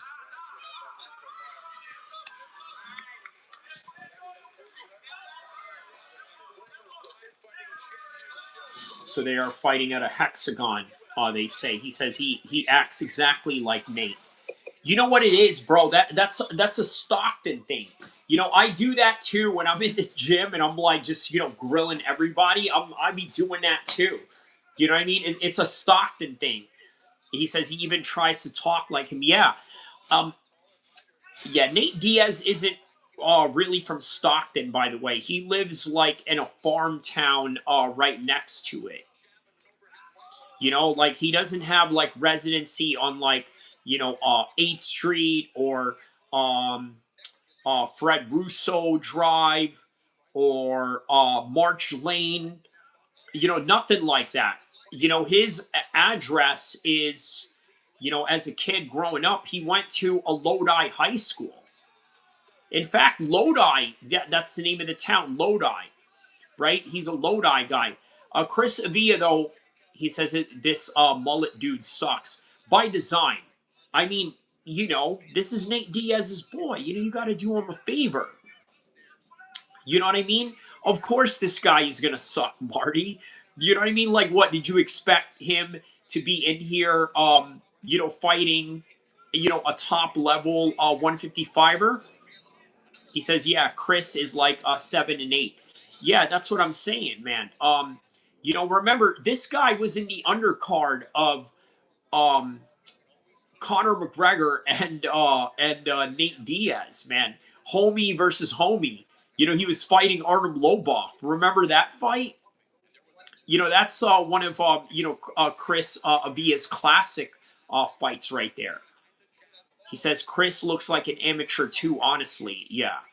Because you know what, he's not, you know, very athletic. You know what I mean?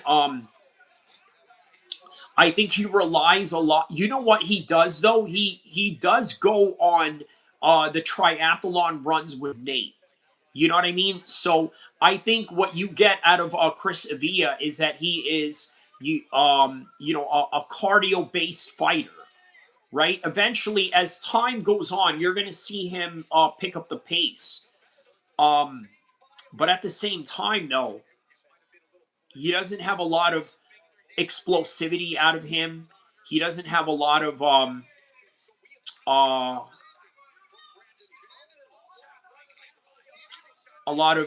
athletic prowess, right? He doesn't look very explosive. He says, you would wax this fool. Oh boy, I would love that fade, bro. You know what I mean? And Nate Diaz standing there in the corner. You know what I mean? Standing there in the corner, you know, giving him the middle finger. Like, hey, you remember them Asians, you know, that put a gun to your brother's head? You know, like one of them type of things. Oh man, you know, the story on that would be insane because you know the only reason why I'm saying that out loud and in public is because Nick Diaz, his older brother, has admitted to that. He's admitted that, you know, Asian gangs have put a gun to his head before and threatened him. So, you know, that's his own account in you know, in the internet, and he said that like back in 2010. You know, as far back as 2010. I remember that too. You know, I was showing some of the homies, like, look, you know, he said this. Can you believe that? Yeah. But that would be great. You know, Nate would be so mad. He's like, man, fuck you, man. F you and that, goat fucker Khabib. No, he wouldn't say that. Nate is not the kind of guy that would say that. But yeah. AR says, hi Kyrie, assalamu alaikum. How are you? Like and subscribe. Thank you. Thank you. Ecstasy says Asian gang. LOL sounds funny, but in the movies, they be looking badass. Asian gangs are real in California. Look, I understand why you say that, Ecstasy. Look, I grew up in the East Coast, right? The kind of Asians that I grew up there, they were square, right? At most, break dancers. There were some that were gangsters, but not to the number and the level that is in California. Asian gangs are so prominent in California that they literally had to make, that the police literally had to create an Asian gang unit in order to tackle them. But yes, Asian gangs out here, they're affiliated with black gangs. A lot of them have, blood or Crip affiliations behind them. And also, obviously, the triads, that's a whole completely different, set of, politics. He says, what do you think about Morrow? As a announcer, a commentator, I think great. You know what? I think that it's awesome that he's able to work in different industries of the fight game. He's able to do pro wrestling, right? He's known for that as well. He's known for his old school Strike Force bids that he did. So, Ecstasy says Cali is like a gang kingdom. Correct. I think the rest of the United States, whether they like to admit it or not, emulate West Coast gang culture in some kind of way. He says, I agree. Yeah, you like him too as a commentator, right? Very knowledgeable guy. There was a documentary about him. I don't know what it is. Like, he has some kind of condition where he spazzes out or something like that. Right? He has like these random spaz out moments. I don't know if you've seen that, but yeah, quite remarkable considering that he has that condition and he's able to, do this. So yeah, he's definitely a legend. All right, right now, Arnold Dean is right on top of Paulie Viana, which a lot of, half of the perverted dudes in Brazil probably wish they were in this position with Viana right now. Didn't Colby Covington date Paula Viana before? And then she also dated Paulo Costa. Man, she dated the whole locker room for crying out loud. But Victory says, I used to listen to his podcast with Boss Rutan. Oh, yeah, that's right. Him and Boss Rutan, they did have a podcast together. Okay. Oh, but meanwhile, here's Paulo Viana getting up. Meanwhile, I'm also watching both fights, by the way. Marty, are you watching one fight or both of them? I'm watching two. I literally have two screens up right now.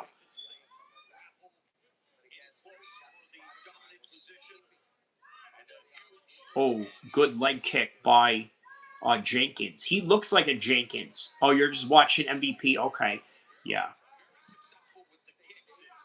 Well, guys, I am covering both, right? And the other fight is Paulo Viana. So who doesn't want to not watch a Paulo Viana fight?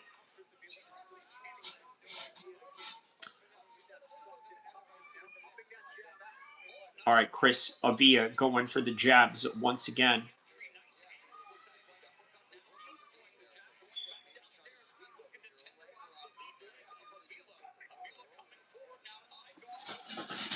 I remember when Artem was going to fight him, Chris Avila, he made some, racial undertone comment about oh yeah, he probably has a dad bod because, these Stockton people, they have lots of kids. And then Ariel Hawani, who was doing the interview, was like, no, I don't know what you mean, those people. Arnold Lomboff was like, you know those people. And Ariel Hawani's like, what people? Let my people go.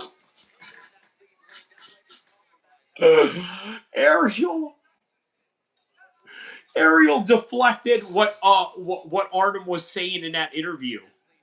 He's like, what people? Oh my goodness, man. All right, so Aberdeen is still on top of Paulo Viana right now, which many perverted Brazilian men wish they were at.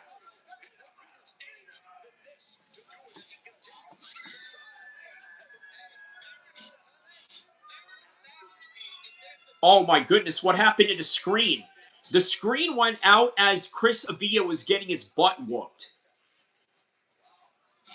Isn't that kind of ironic? Jake Paul's like, all right, listen, you know, Nate's homie is looking really bad right now. We gotta, yeah, change this. Oh, what is that?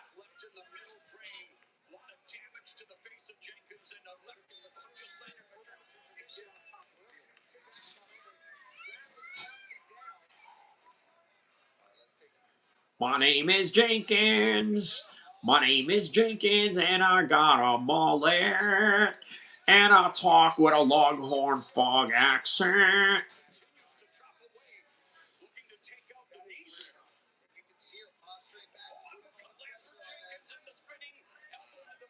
Man.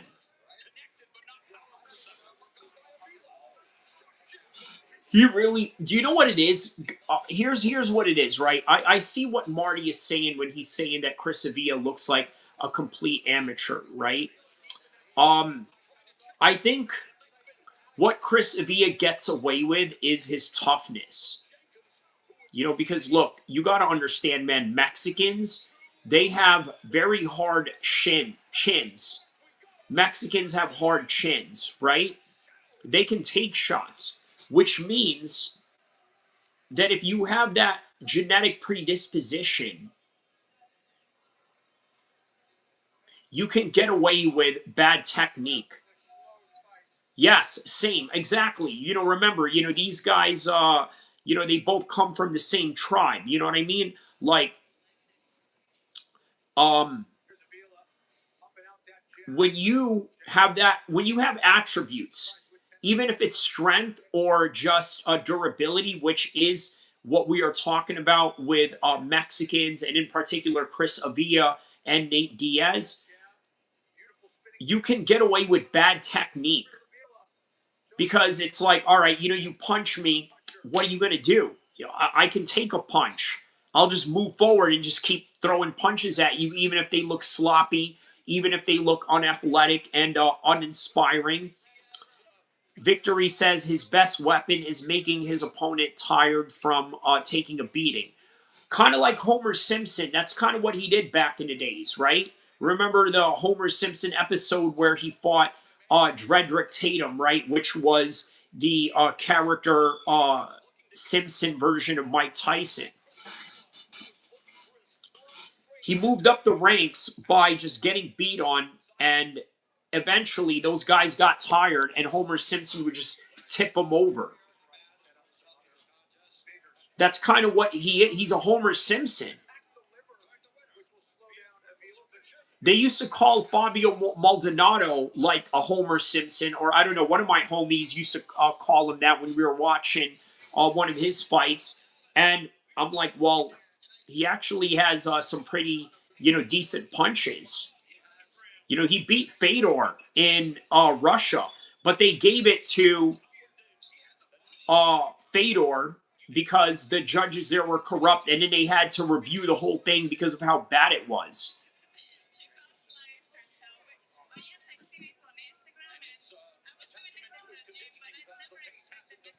Man, Jake Paul did Chris Avila a favor, and he should have been smoking this dude. Chris Avila should have been smoking this dude right now. Jake and Nate got him a favor.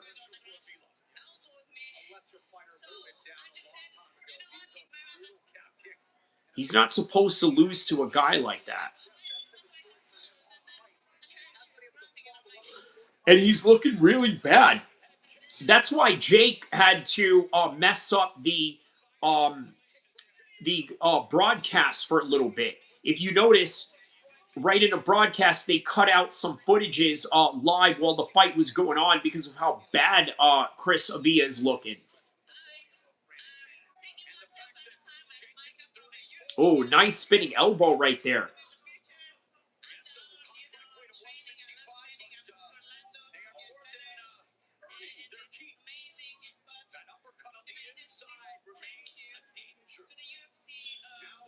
Yeah, man. You know what, man? If I start getting into like long distance running, I think I could probably make 165. Like I mean, like marathon style long distance running, because that's what I would probably need to get down to a weight like that. 165, me and Chris Avila. He says, yeah, and you would crush these guys. Jenkins would not be an interest, obviously, because Avila is the bigger name, right? You know what I mean? Like, you know what? If anything, I'd probably just seek Jenkins out to spar to get ready for Avila. You know what I mean? Like, I would just seek him out as a sparring partner. You know, like, hey, you want to fly out to Sacramento? Spar? Like, yeah, sure. I don't know what he sounds like, right? I'm just assuming he has a Longhorn, Foghorn accent. You know what I mean? Like, and then me and him would vlog our training, on the lead up to Chris Avila. Like Beard Man and Mullet Man. You know what I mean? That's what that's what our vlog would be. Beard Man, no mustache, Beard Man, and Mullet Man. One guy doesn't have sides, the other guy doesn't have a mustache. They have some real interesting choices of grooming.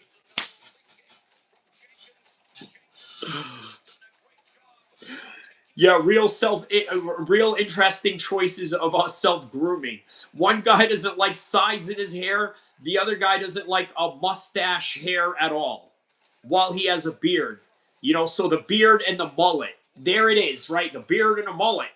Hey, it's the beard and the mullet, damn it, with me and my Muslim friend Kyrie from Sacramento, and I'm going to help him get ready for Chris Avila.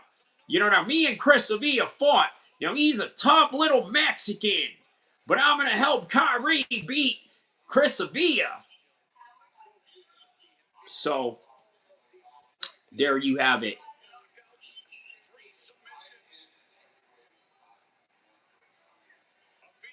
Oh, nice head kick right there.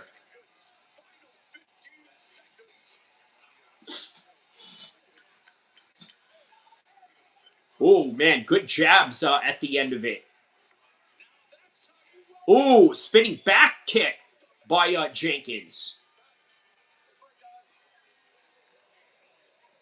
Yeah, man. Oh, man, you know what, bro? Listen, don't be surprised if... Oh, is that Chris Avila's family? All right. Huh. Huh. Ah. All right.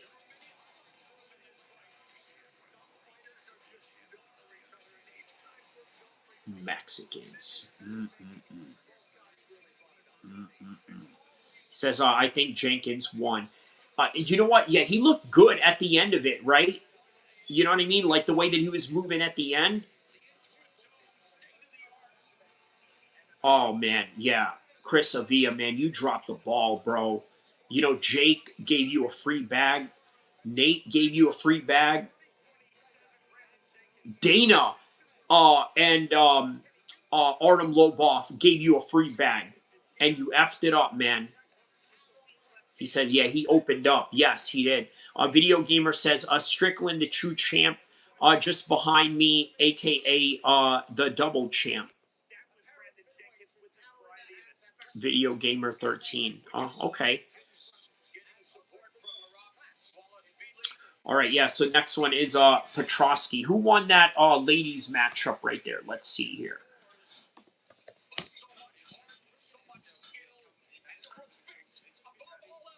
All right, so far,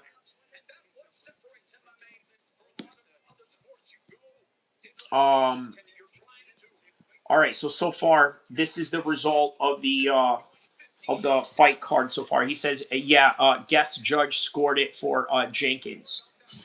There you go. All right, this is what happened tonight so far. So, the Irish woman gets submitted in the third round against Nicole Kalari. Daniel Barres loses to a unanimous decision against Louis Gorelli. Very good back and forth boxing they had going on there, right? Going shot for shot. Alice Ardeline gets a submission win over Paulo Viana. And now this is the current matchup we got going on right now. Andrei Petrosky versus Cody Brundage.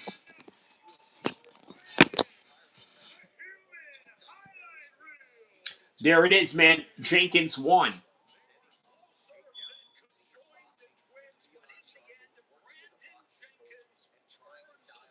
Look at his family. Chris Avia's family is like booing.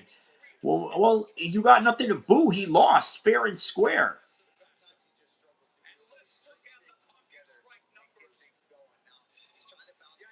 All right, kicks landed. 74 landed by Jenkins. So you can't deny him of that. Kicks thrown 100. Okay, he did throw a lot of kicks. Total landed 130. Thrown 264. All right. Yeah, the volume. The volume is what won it for Brandon.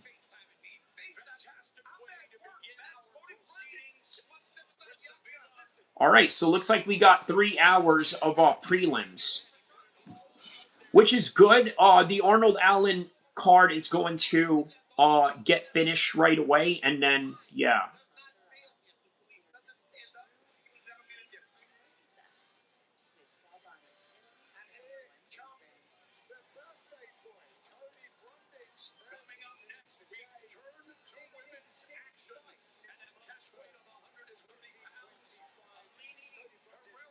All right, so looks like we got a women's 130 fight going on right now. Is this the sister of Alex Pereira by any chance? Aline Pereira? Any relation? Meanwhile, we got Cody Brundage and Petrosky coming up right now.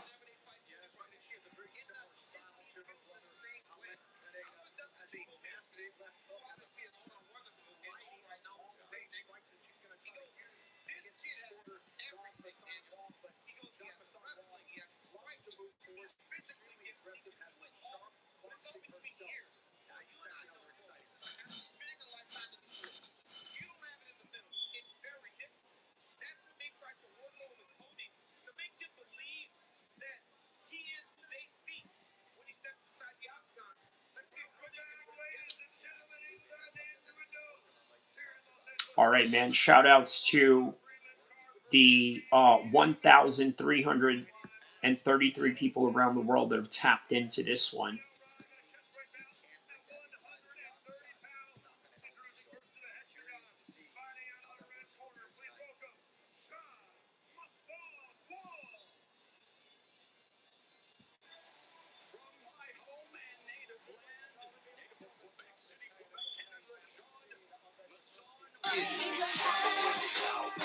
Oh, no.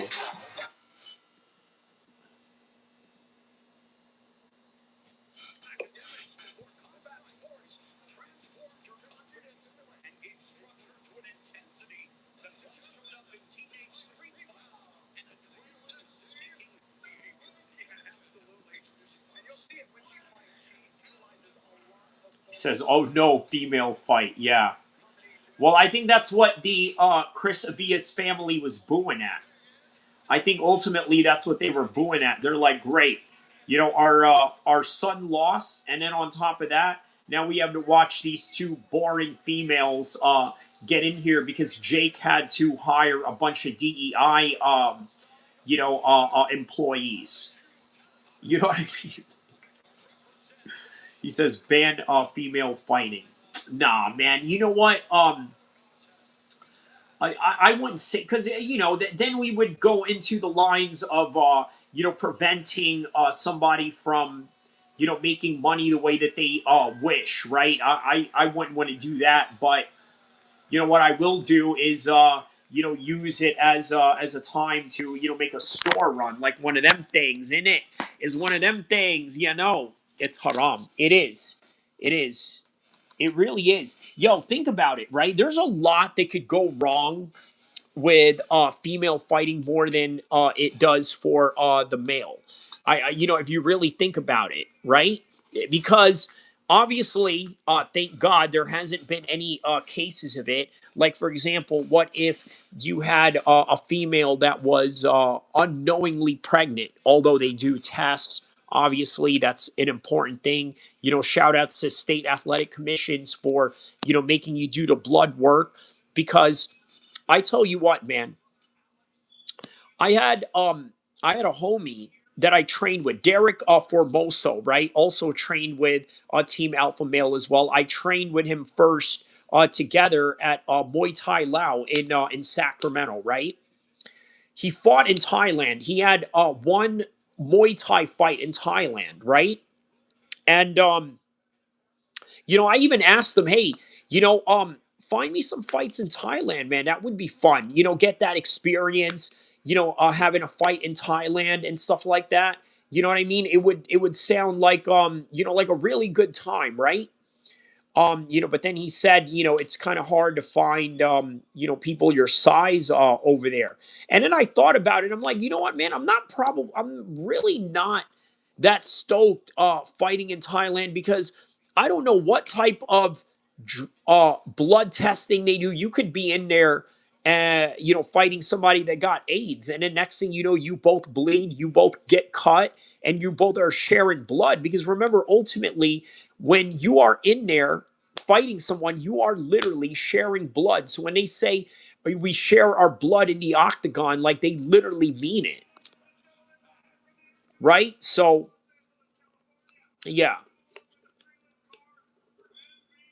So that's the thing about female fighting, is that they do get tested, but there's just a lot that could go wrong.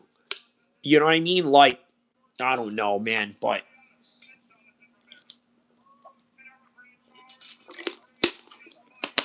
I just can't imagine it's any more healthier for them, and even worse than than anything else. So yeah.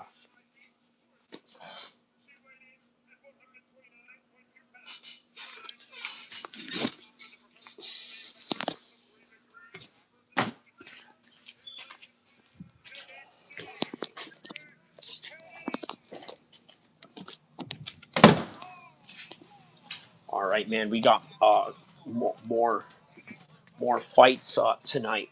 So here we go. We got Petrosky and Brundage right now.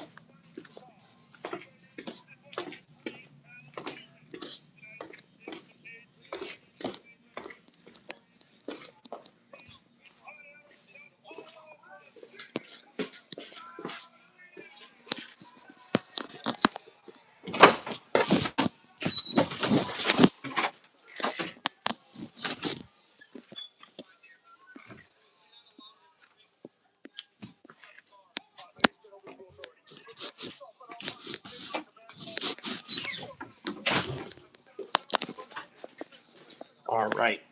Mike Beltran, the bearded referee, that long bearded referee.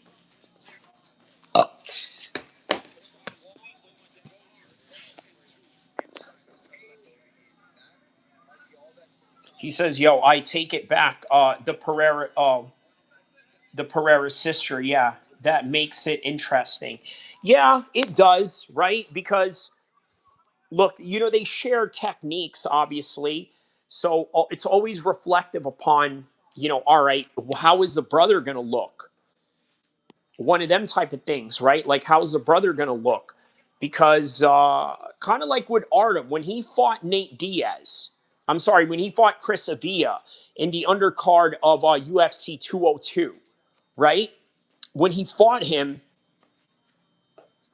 I noticed that right away Artem Lobov was utilizing calf kicks. Boom, calf kicks. Boom, leg kicks straight away. One to the thigh, one to the calf. Boom, one after another. Low kick, leg kick, calf kick. Just going over and over again, right?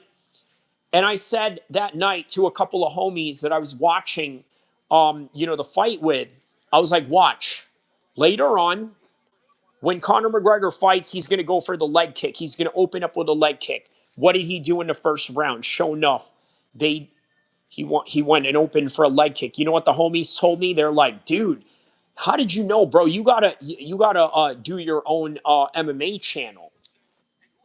I'm like, all right. And 10 years later, here I am.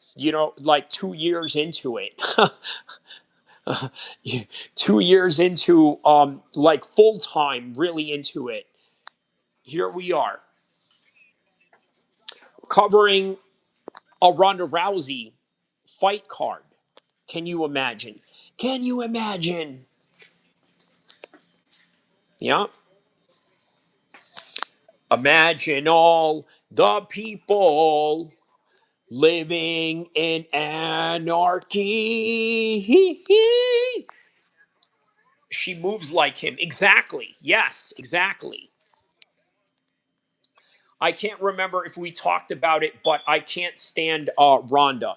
You know what? The reason why you can't stand Ronda is because she is an entitled, liberal, upper middle class white bitch. Okay, that's why you can't stand her. Uh yeah, that's really what it is. And I think that could come across as somewhat insufferable for anybody. Oh, wow. Okay. What is this now? Petrosky. No, Brundage putting it on Petrosky right now. Oh my God, he's about to get a finish here. And meanwhile, so I'm watching two screens at once, by the way. So,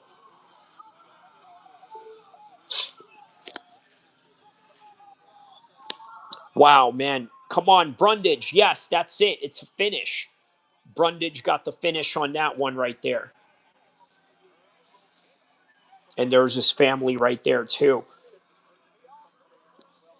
Yeah, so he says, right, bitch describes her perfectly. Um, yes, I can't stand to look at her. He says Cody Brundage fought in a local promotions around here. And Cody Brundage just won right here. So he won. Boom. He gets him with a left hook. After the left hook, he follows up with a ground and pound. And then, yeah, he just kept pounding on. Uh, Petrosky tried to resist it for a little bit, but before you know it, it was too late. It was too late. And then that was it. So big ups to Cody Brundage, gets the win on that one.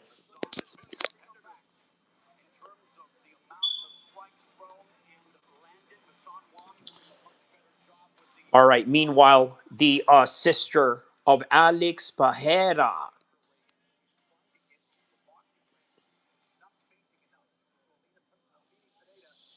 Yeah, dude, I think Cyril Gahn is going to destroy Alex Pereira. I know that Alex Pereira is beloved. I know that Alex Pereira is, you know, very good in the clutch, right? It has proven that to a certain degree. But I honestly think this is going to be very difficult. This is going to be a very difficult fight for Cyril Gahn. Well, yeah, Cyril Gahn, but not as hard as it will be for Alex Pereira. Alex Pereira is going to have a hard time, dude. His style doesn't translate well in heavyweight. Okay? I'm not saying that he doesn't crack. Look, he was sparring Taliesin Teixeira. I don't know if you guys saw that. Like, wow, all right. He can crack a few heavyweights. He can do that, sure. I give him that. He could crack a few heavyweights. But here's the thing. I don't think he could crack or keep up with the elite. Cyril Gane is elite. Okay, regardless of how the Tom Aspinall fight was going to look or how it was going to end up, irregardless of the controversial ending, Cyril Gane belongs in the top echelons of the heavyweight division. And I don't think Alex Pereira belongs there.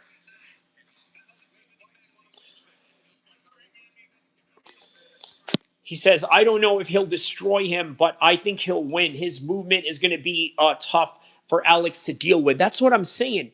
Look, his weight doesn't translate well to heavyweight. All right. You want to know why Usyk did good in heavyweight boxing as opposed to transitioning from cruiserweight to heavyweight? Why did he do good in heavyweight boxing?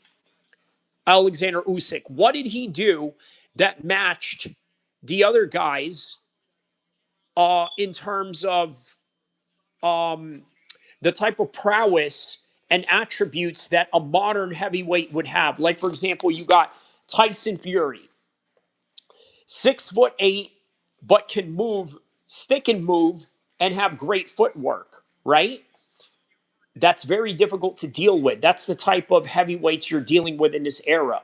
And then you got Anthony Joshua, who is technically sound, has very strong athletic abilities, on top of having a boxing pedigree that dates back to his Olympic gold medal win, which is not easy to do, right? So he's got all of that. So how do you deal with that? Well, what made Usyk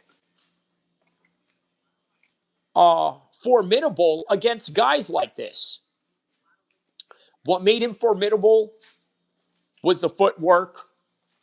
He had enough strength. He had enough isometric strength. He had enough functional strength that, by the way, the Soviets, Ukrainians, and Russians are very good at building on the boxing and wrestling level. And on top of that, he has the agility to match with his footwork. Who's more athletic, Usyk or Alex Pereira? So Victory says, yeah, Taliesin just stood in the pocket with him. Yeah, I'd love to see you do that with Gane. I think Gane would knock your head off with that. Remember, Gane is a real heavyweight, and he's got better footwork. Man, I don't believe in Alex's chances at all here, man. Gane all the way. I'm going with Gane. And you know what? What country helped the United States fight England in the Revolutionary War? Does anybody know? What country? I'll give you a clue. They gave us the Statue of Liberty. He says Gane isn't going to do that. What isn't he going to do? Explain again. I was going on a tangent there. I just wanted to know in context what Gane isn't going to do. But yeah, man. All right, another UFC fight on Jacqueline Cavalante while the Alex Pereira's sister's fight is going on.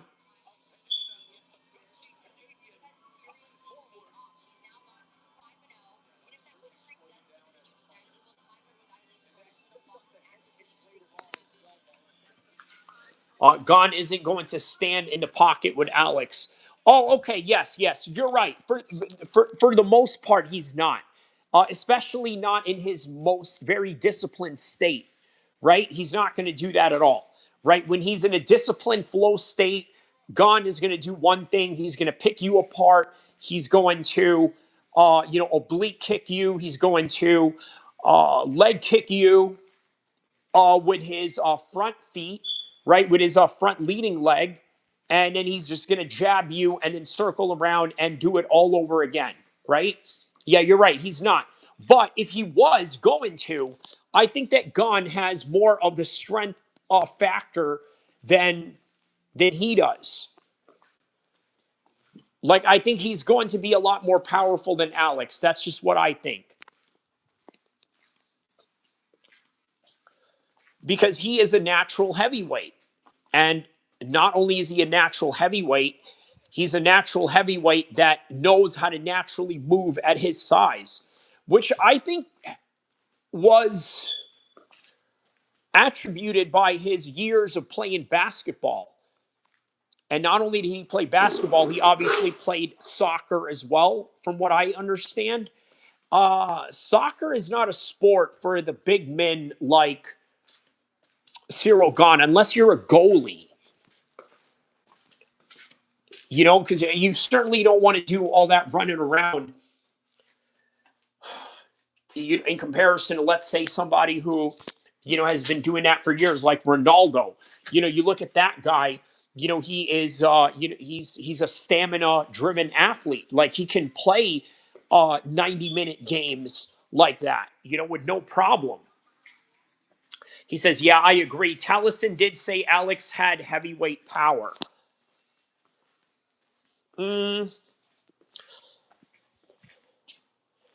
He's not a small man, right? So, at what point, can you really differentiate the power from one to the other? You know what I mean? Like for example, all right, if obviously it's funny because Josh Hockett sort of referenced this. Uh he said that if Ilya Tapora was to punch me, they would feel like little tickles or something, right? Like, I don't know, some Diddy gay shit like that he said, like something to that extent. But that's really what it is. Like, if somebody was smaller, I don't know, let's say TJ Dillashaw, when TJ Dillashaw was trying to cut down to 125. Let's say if he tried to punch Taliesin Teixeira, right? It would feel like nothing towards Taliesin Teixeira. And quite honestly, I mean, look, I'm not the biggest, guy in the world. I'm definitely not a heavyweight size man. But I will say, I've taken some legit punches from legit 135ers, and I can tell you, it's not scary. You know what I mean? It's not scary. Maybe to a guy that's, 135 or under, it's scary for them, but I don't mind sparring with a 135er, meaning that the possibility of them knocking me out would.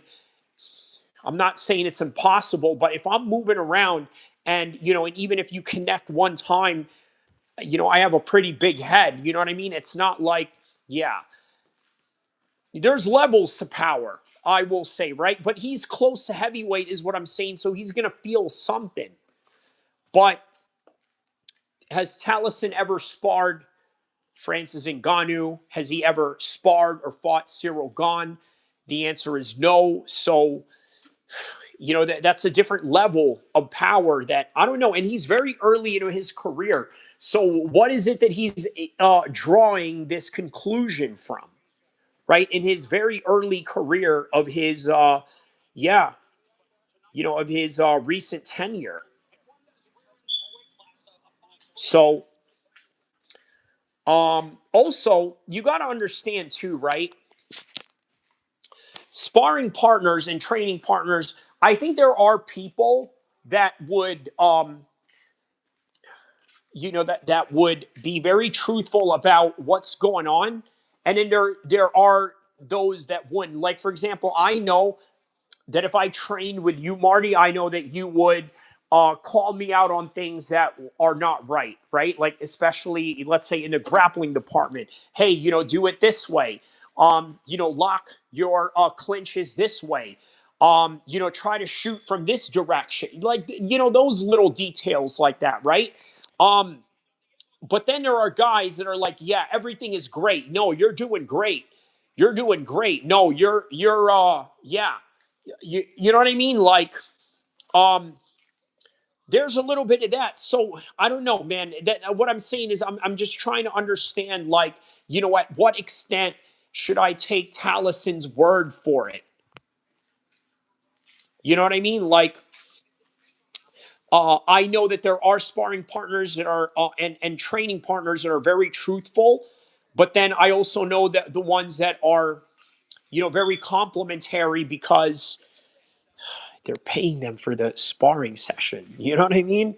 Like, you know, hey, Alex is a very wealthy man. You know what I mean?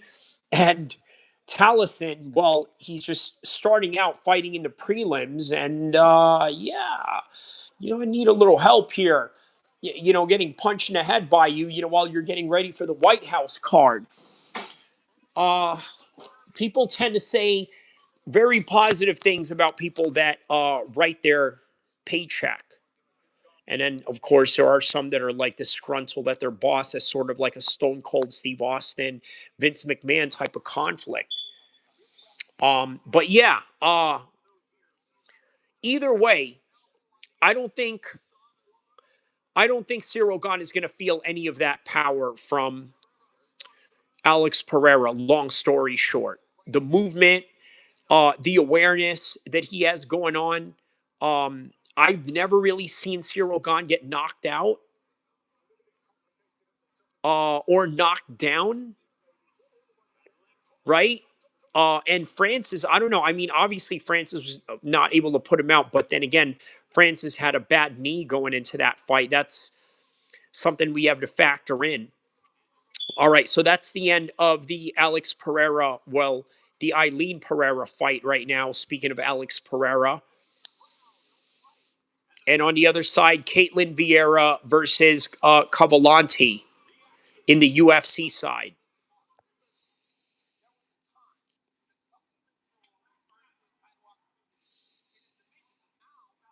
So yeah. Celebrate good times. Come on. No, no, no, no, no, no, no, no. Woohoo! Yeah, people are going to be so surprised that Cyril Gane is going to whoop his ass. And we're going to be the only ones that are like, yeah, we knew all along, you know?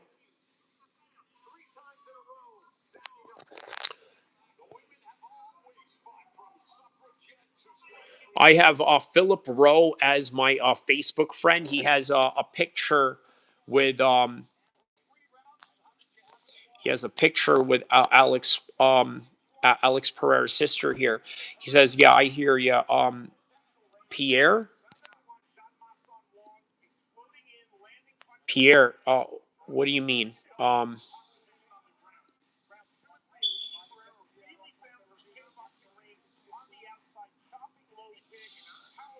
Pereira? Yes, yes. I think people are going to be shocked that Alex Pereira loses this one. He says, yeah, the other girl had to take down and ground control, but lost on the feet. Okay. All right, we're going to hear the announcements for this one. Oh, wow. MMA Holes is in the crowd. Shout outs to MMA Holes, man. He's a supporter of the channel as well. You know, I hopped into my stream one time, man. You know, shout outs to the homie. Yeah, here's Philip Rowe with the homegirl right here. Yeah, this Philip Rowe. Yeah.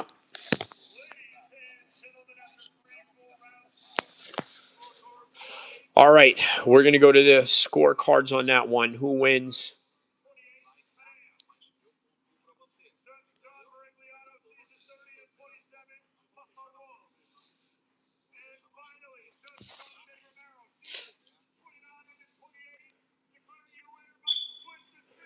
All right, split decision. All right, Eileni Pereira wins that one. Shama! Shama! Shama, Shama, Shama, Shama, Shama, my little Shama sister one, Shama, Shama, Shama. And Paulino, my trusted translator, who's always around with me. Even when I go to the bathroom with random girls, he has to be there because I can't speak English and I need someone to translate for me. He said, pretty good fight for girls. Yeah, of course, man. Yeah, hey, listen, it's Alex Pereira's sister. Of course, she's going to be in a good fight. You know, she's trained by the best. So, you know, that's only, yeah. Like what her shirt says right there. See, the shirt says it's in the blood. Literally.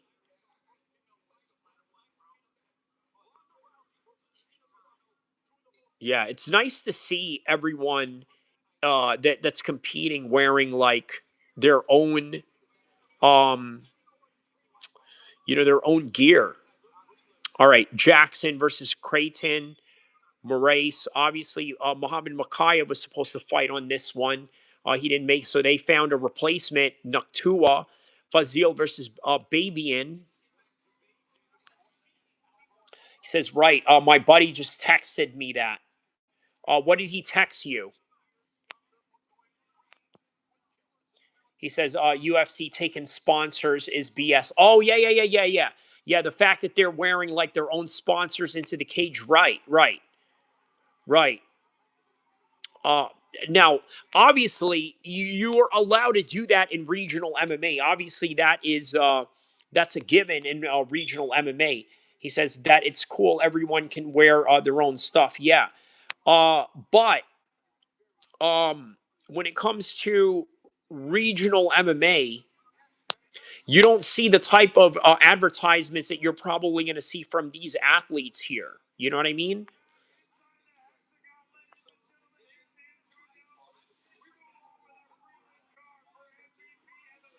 Oh wow, the MVP. They got their own MVP gloves. Yeah, that's why I was wondering what kind of gloves would they have, or if they would just allow them to have any kind of gloves that they want. Notice how in MMA they don't allow you to wear like contrasting colored gloves from your opponents. Like everybody has to be uniformed about the gloves at least, right? I don't know. I've seen some amateur shows where they just let you wear, you know, whatever gloves you want. Obviously, they have to be, you know, 4 ounce. You know that has to be. But yeah, he says it would help the whole fighter pay complaint too. Right. You know, Brendan Schaub once claimed that he made about like $100,000, you know, just for one fight sponsor, right? So he had like 500,000 for every fight. He said Dana White called it BS. Joe Rogan seems to believe it because he's seen some receipts, but for whatever reason, Brendan Schaub doesn't want to release the receipts. So, but yeah.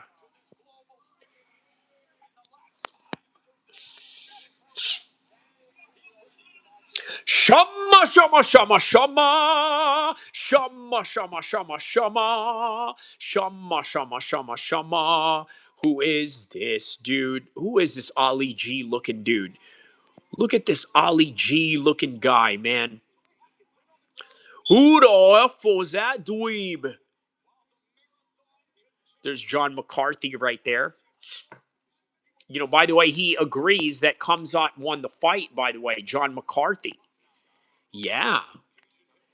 If his opinion matters at all. I mean, you know, he was only in UFC 1 as one of the first referees. Oh, and by the way, he was the originator and the guy that coined the term mixed martial arts. Otherwise, it would have been called Vale Chudo. And yeah, a lot of people would have been like, what? Volleyball? You know, some shit. You know how it is. You know how ignorant, you know, some Americans are. They're like, oh, really, judo? Like, I remember the first time I told someone that I was doing Muay Thai, and they said some stupid, like something really stupid. They compared it to an alcohol drink. Oh, what is that thing you do? A Mai Tai? Oh, Mai Tai sounds about good right now. I do not drink, brother. I do not drink. He's so sorry. I do not drink, brother. No, no, no, no. I do not drink this. I don't drink this. I don't know. I don't know about drink. No, no, no, no drink. So yeah, Mai Tai. Ask me what Mai Tai is. What is that thing you do? Is it called Mai Tai? That sounds like a drink. Yeah, drink, with a shin to your chin. Bow.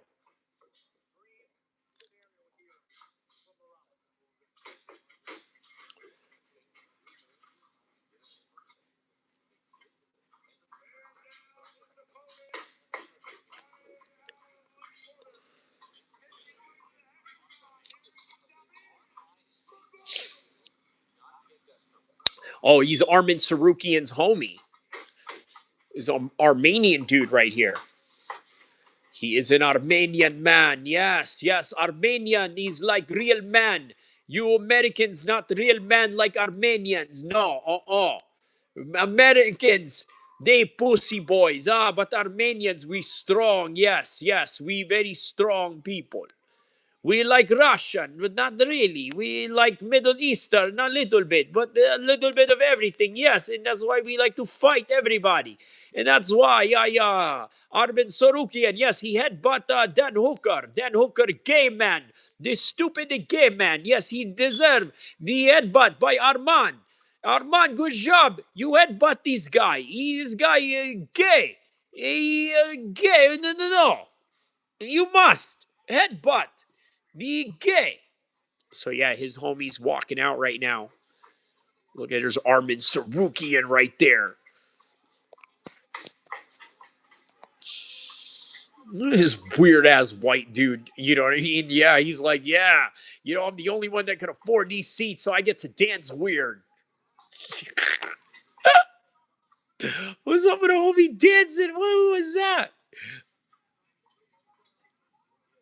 He had like his, what do you call it? His mail order bride or something going on there, like from Russia or something like that.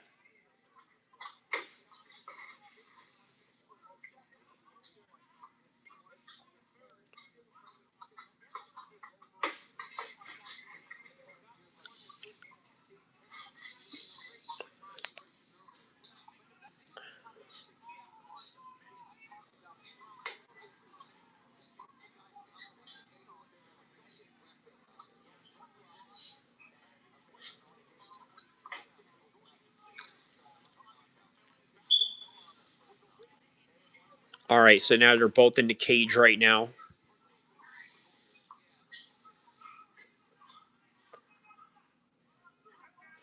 Arman Sarukian, yes, Arman Sarukian is a real man. Yes, he is Armenian. So therefore, he is real man, and we like real men. You Americans, you like the pussy. I mean, we like the pussy too, but you do much pussy, Too much pussy the way you act. Not enough pussy the what you get. No, no, no, no. He's not good. Armenia. It's Armenia, brother. This Armenia. Hey, just like Kamzat scream, hey, this is Chechnya, motherfucker. This is Armenia. But for whatever reason, we cannot defeat the Turks. The Turks too strong. We get destroyed by Turks. Nonosh. Albert Morales is his opponent from Rosita, California. You guys know where Rosita is at? That is the hometown of Daniel LaRusso in the fictional world of Karate Kid, but obviously a real place.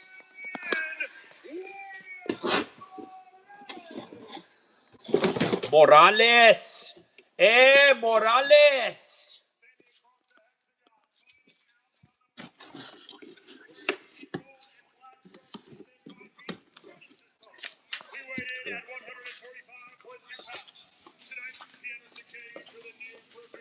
David Muguyan from Miami, Florida. Weird name. He called himself the son of you know who.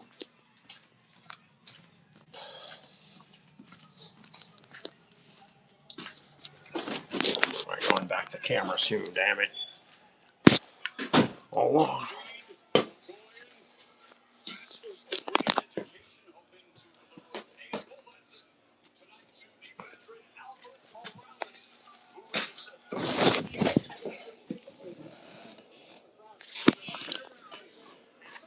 Are you ready?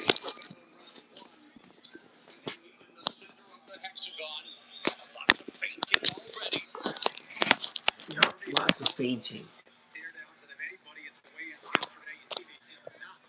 All right. Saw some of my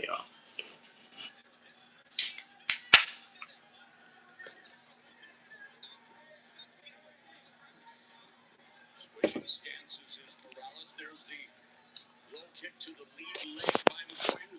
Sharp jab right down the pipe by Mcgregor. Oh, nice right hand. And he blocked it. Beautifully timed counter with that right hand 2 times. Hands that land flush, causing Morales to switch stances again momentarily. all right. Someone already got rocked. He says, you got soda? I'm about to go buy some Coke Zeros. No, this is like an energy drink. Not really an energy. Yeah, it is an energy drink, like a cherry twist. Has 0 sugar, right? Sodium's a little bit high, I must say. But you know, has high in niacin, vitamin B, high in biotin. So, you know, yeah. Yeah. Yeah, he says, oh, Alanis's are good. Yeah, Alani's, yeah. Mm-hmm.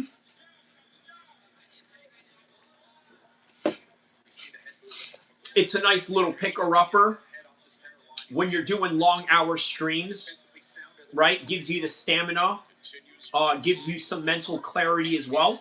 I'm already feeling my brain muscles, you know, pumping up right now. I am so ready to break all these exciting fights down, including this very high-level women's fight. Yes, very high level. And you better respect it. He says, yeah, I'm a caffeine addict, unfortunately. Dude, would 3 cups of coffee be considered a caffeine addict? Would you classify it as that, or, you know, could you say that that's normal? What do you think? Is that normal?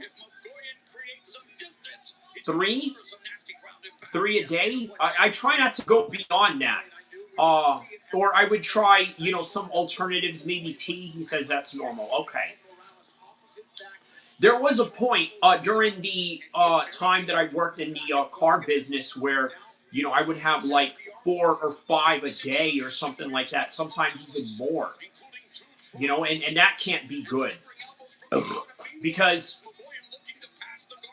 sometimes I would just wait to eat to go home, right? I wouldn't really bring a lunch or anything like that. He says, I probably have over 800 milligrams of caffeine a day.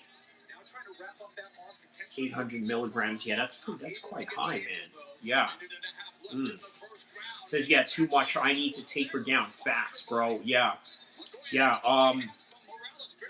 Because you also got to remember, right, you train as well, right? So, you know, there's this aspect of your heart rate shooting up as a result. And so, you know, it's something that you also have to, you know, be aware of, right? Because, yeah, man, you know, there's something to be aware of. You know, we do a lot of healthy things for our bodies, training and stuff like that. But, you know, I think, you know, the proper nutrition and proper food choices and also moderation of whatever it is that we do, right? You know, sort of has to be implemented as well. you know, in order to, you know, create the best result for ourselves, you know. But yeah, inshallah, hope you fight that battle, because look, you know, we talk about it like, you know, as if we're dudes that are like struggling with alcohol or something, but you know, man, there are aspects of caffeine that you could say is like that of a drug, you know.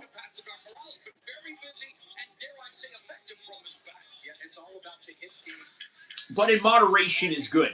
Like right now, fight day. You know, on top of that, I got some, you know, teriyaki chicken and brown rice with, you know, some broccoli coming in the way right now. So he says, yeah, thank God it's not alcohol. I haven't drank in years. Man, good for you, bro. Good for you, you know, because as you know, it's obviously a very prominent practice in Western culture. Like, for example, if you were out right now watching the fights, you know, with a bunch of homies, you know, for sure there's going to be some drinks there, right? You know what I mean? Like, nobody's going to have a fight party without unless you're Muslim, obviously, you know. But, you know, what I would do for fight parties, I would just, you know, kind of have, you know, the food. Food, that's what I do, right? You know, which is what I'm going to be doing in the stream, obviously, you know, just getting some food and, you know, having it brought to me. And so, yeah, he says, and if it wasn't training for I'd be an alcoholic. And if I wasn't training, yeah, I'd be an alcoholic. Right, right. I think it's a good substitution. Obviously, if you have these addictive personalities, people who have addictive personalities tend to, you know, train and, you know, properly a lot in MMA, right? You know, because they were either former addicts or have some sort of propensity of being addicts. So instead, they just, you know, go into getting addicted to jiu-jitsu or getting addicted to kickboxing or MMA overall. He says, yeah, lots of fighters struggle with alcohol. Yes. With all kinds of substances. Yes. Yes, because look, when you're part of this life, bro, you're an adrenaline addict. You know, you're an adrenaline addict. So as a result of that adrenaline addiction, you know, you're going to want to look for, what do you call it? You're going to want to look for, you know, certain, you know, substitutions of, you know, of high dopamine of some sort. So we got a lightweight fight right here in the UFC. This guy named Gant versus, I don't know the other guy's name, but yeah.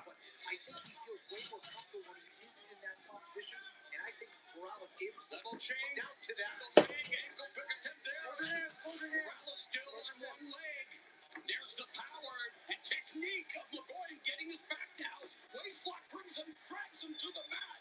Looking for a mat return, perhaps, if Morales gets back to his feet. Yeah, Morales did a good job of wow. towards the cage. Yeah, good body control right there by McGregor. And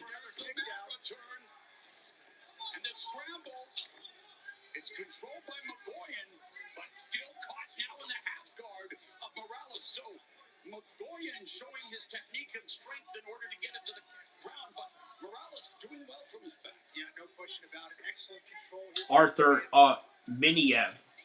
Okay, very interesting character here.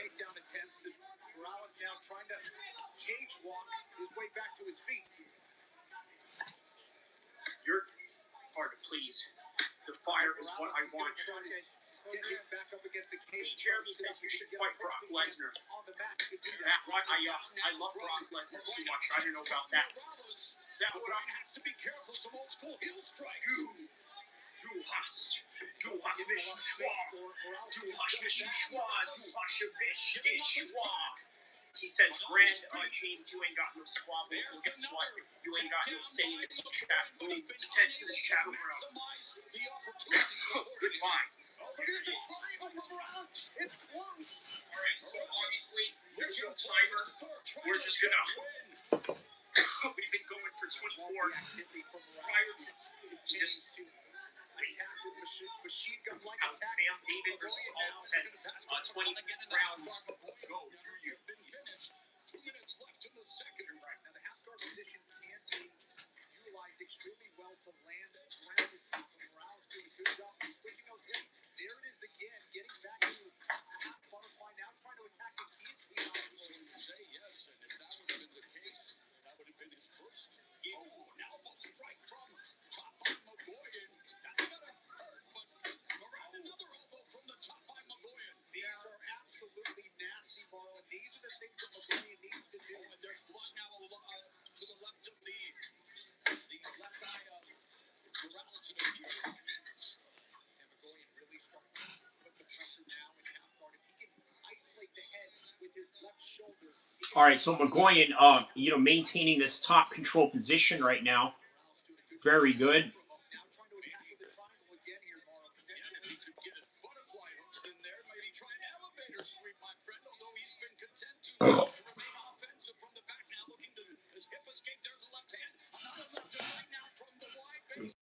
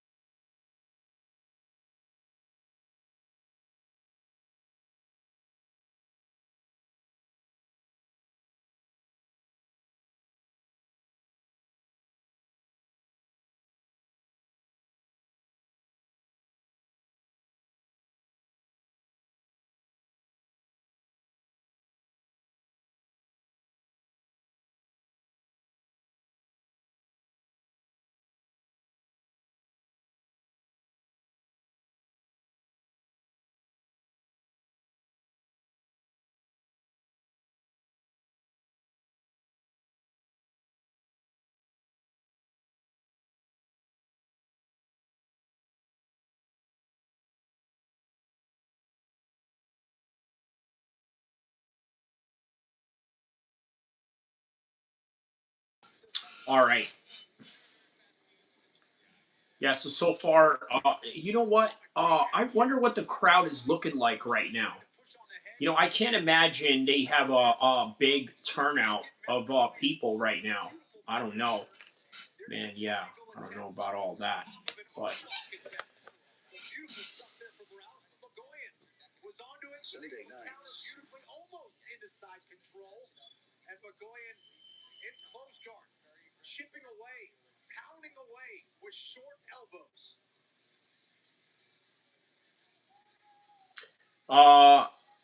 Kumar says, which UFC do you find dope? Shevchenko, that's one. Who else could I think of?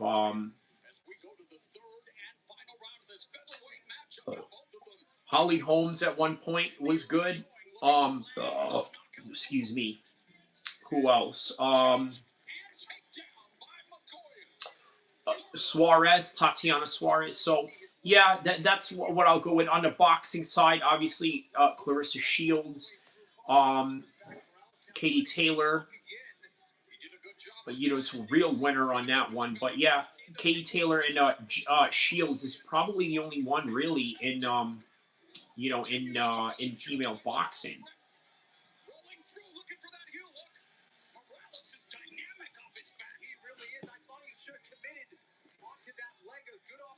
Yeah. Potential knee bar or heel hook. Magoyan with some excellent posturing, able to get to side control, then half guard now for Morales. What about Alice Pereira? That girl KO offensive knee. It was yeah. Obviously, having a brother like Alex helps. To make you understand what that high level is about. So, that's always good. Yeah, he really does do a great job of controlling those hands, controlling those wrists, controlling the posture of Magoyan. Now trying to attack it. Yeah, Magoyan's just been on top controlled this whole entire time. Meanwhile, we got UFC fight right here, Dant versus Miniev. We're watching two fights at once right now.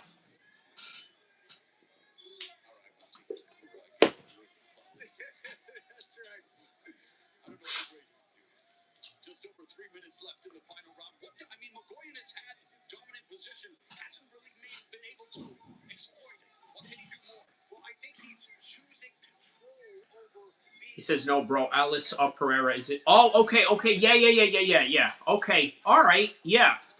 Yeah, is that one of your favorites right now? Not the Karate Girl. Okay, got it.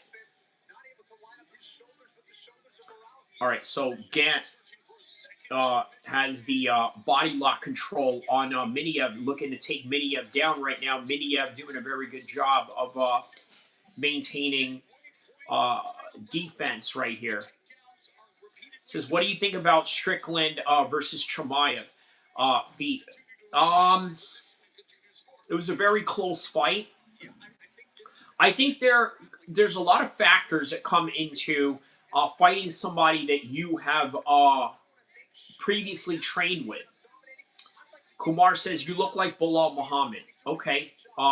We're both Arab. That may have a factor to it.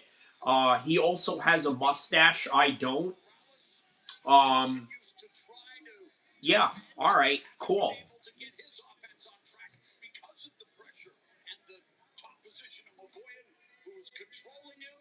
Said the someone said here the knowledge of these commentators are D-grade. Someone said on the live chat of the MVP YouTube. Yes, and I love the offense from Morales. He's still trying to look for submissions. He's trying to get back to his feet. There's a lot of other fighters that would have quit a long time ago and just accepted a lot of these takedowns. Now Mcgregor's starting to pull it on with some. Oh yeah, man, Mcgregor is a beast, bro. But maintaining good control time here.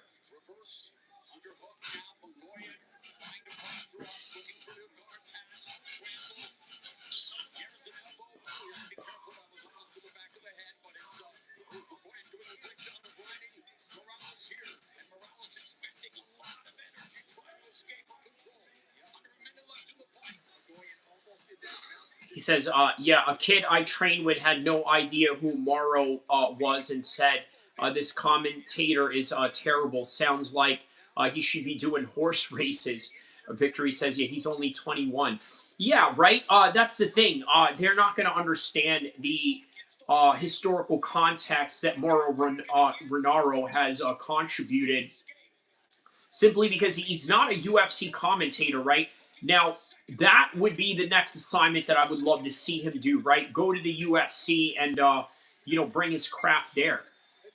Says, I'm super back. A shout out to you, Montoya.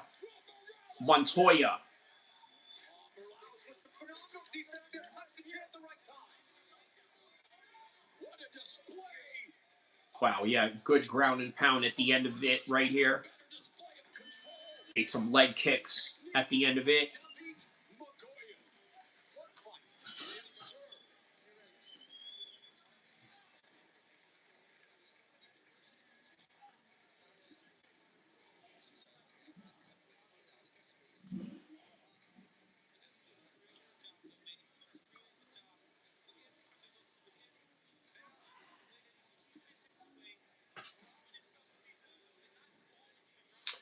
All right, man. Meanwhile, here's this fight with Gant and Miniev going on.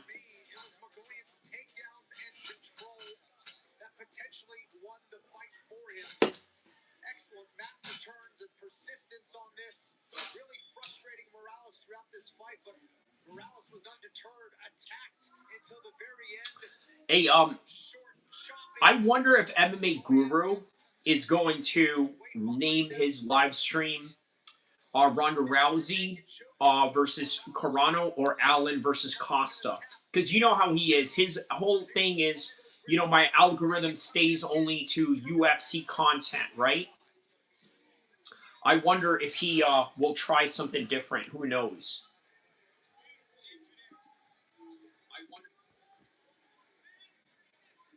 Oh, you'll check. Okay, yeah.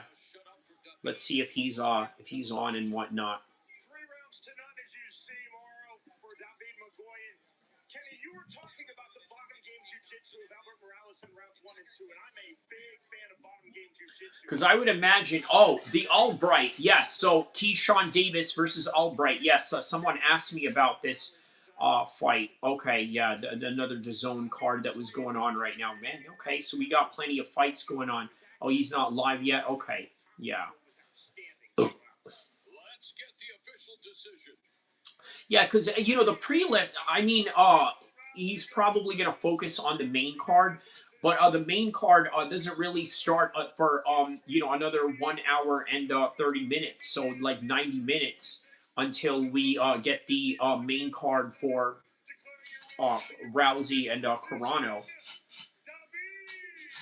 But obviously tonight, Carano and Rousey beat the UFC, right? I think it's kind of deluded on her part to think that her card is better than the White House card, okay?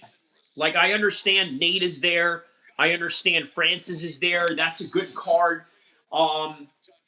You and Carano, right? And you know what? Carano, you think about it, only has one loss. So okay, that's a pretty good fight. That's a decent fight.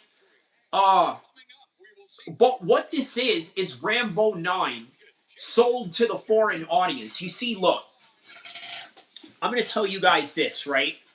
This fight right here was a miscalculation in terms of the location.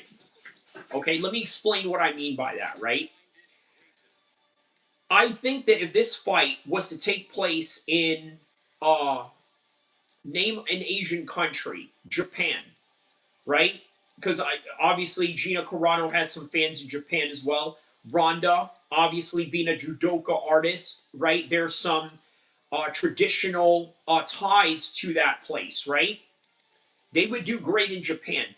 LA is not a good place to be setting this fight at. The reason why I say that is because right now, LA, the cost of living is high. A lot of people are not going to want to go there unless, of course, you're balling like Mark Haney, who's down there at the fights right now. Shout outs to, the northern, Rasa homie, Mark Haney. He's down there, right? Because, he's balling like that. So, and he, not only that, he had to travel from Northern California to Southern California for that, right? So that, in and of itself is, another different level of expense on top of just trying to go to the fights. So, the average person cannot do that. So it's not going to do well. And LA, here's another thing, right? A lot of people in LA, I'm not going to say they're turned off by Ronda, but at the same time, man, they got better things to do than to, go see her at a fight. Let me read some of these comments right here.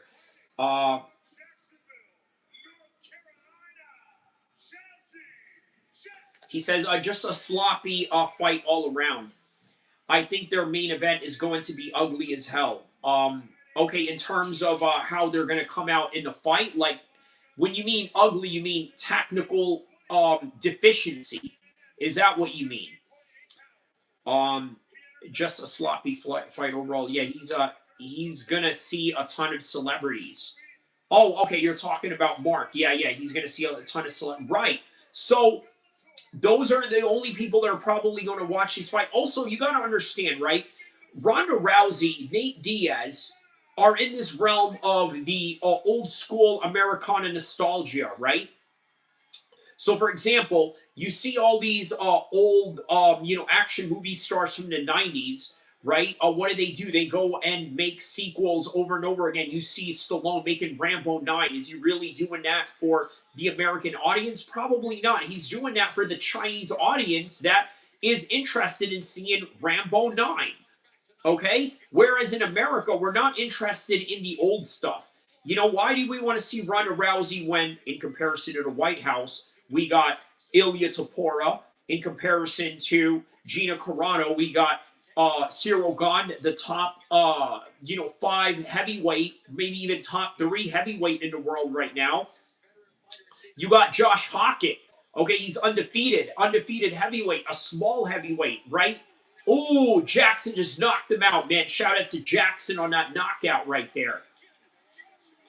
And meanwhile, Gant got a finish at the same time, man. So two black dudes getting a finish on two different, you know, two different, what do you call it, promotions at the same time. He says, speaking of White House, did you see the fight kits? Yeah, it looked like USA Soccer gear. Okay, and USA Soccer gear has never had the best looking gear. I mean, I don't know, man. You know, like, you know, could you kind of add some eagles into it? You know what I mean? Like, I don't, you know what I mean? Like, I don't know, man. You know, like, maybe like, um, a picture of George Washington holding, you know, a modern rifle, or maybe, you know, George Washington holding switches like one of those, you know, Chicago drill rap dudes or something. He says, I thought they looked like garbage. That's what you come up with? Yeah. Yeah. Rushed. It was rushed. That's the best way to put it. It was rushed.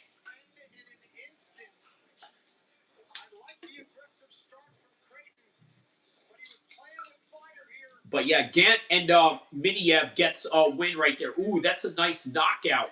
It reminds me of Carlos Condit and Dan Hardy, where Dan Hardy took the worst end of it.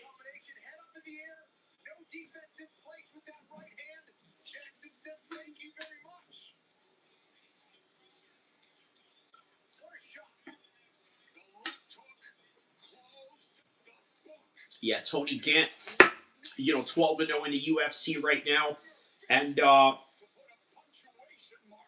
still undefeated. One no contest, still undefeated.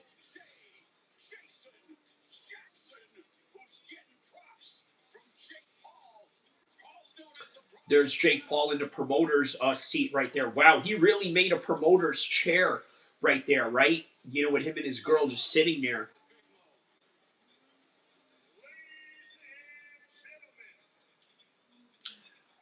You know what? That's a bold statement. I'm going with you on that one, Marty. I'll go in on you on that one. I'll go in on you on that one. He said, and I quote, I'm going to call it now. For some reason, I think Gaethje pulls off the upset. I agree with you, man. I think the upset is brewing and coming for that one. I totally agree. I totally agree. I don't see it going any other way other than for Justin Gaethje, man. Yeah. Yeah, I agree. I agree. He says, "Oh wow, I didn't know you were thinking the same thing." Because look, bro.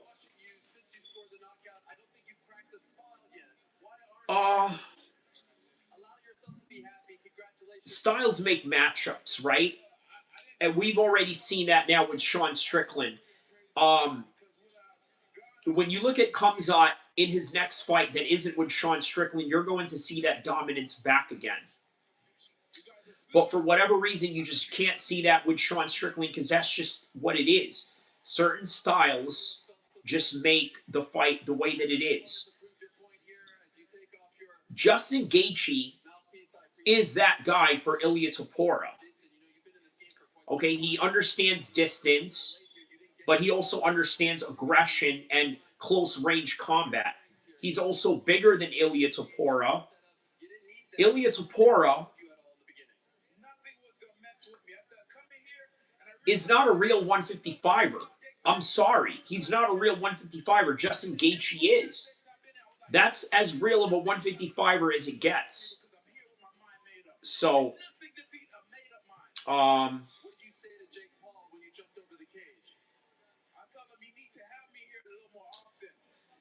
Victory says, initially I was with everyone else thinking Topuria, but the other day I was watching Gaethje's training video and something just told me he was going to do it. And also, if he, you know what? Never mind the wrestling or the grappling. Even if he was going to go there, I'm talking about Ilia Topuria. I think the years of Justin's NCAA wrestling will prepare him for it, right? But punch for punch, power for power on the feet, I think he takes it. So,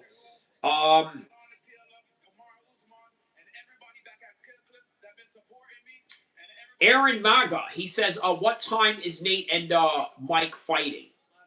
Victory says it'll probably be on around 10:30ish. So what time is it where you're at right now? So it is 4:38 where I'm at right now. What time is it where you're at, Marty? Or yeah, let me know what time is it in Ohio. Victory says, and like you said, anyone has a style to KO Ilya. It's Justin. Correct. Correct. Correct. The distance, the understanding of aggression when he needs to be aggressive. But I think there's a part of Justin that has to understand he has to fight in a very disciplined manner. And look, I think that he will. 7:38. Okay. So we're talking 3 hours from now. Okay, got it. Yeah.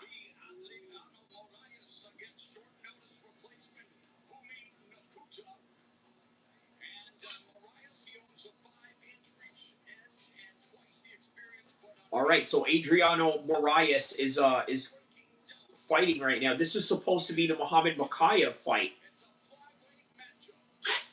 a flyweight matchup, and then we got something going on in the UFC side of things as well.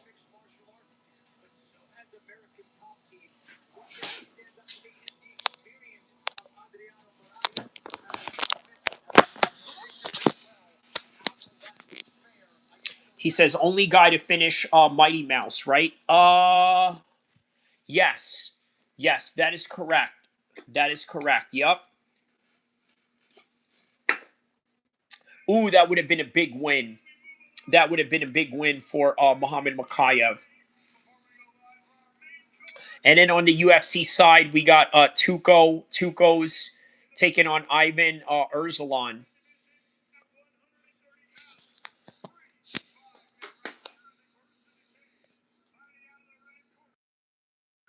Yeah, guys, hit the like button, hit the subscribe button. Let's get this thing cracking.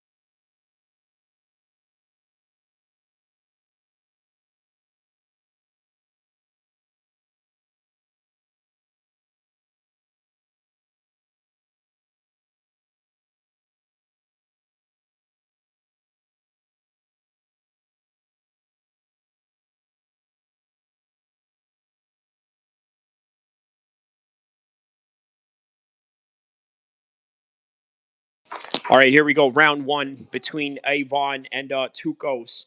Meanwhile, we're awaiting Moraes and what is this guy's name? How do you pronounce his name?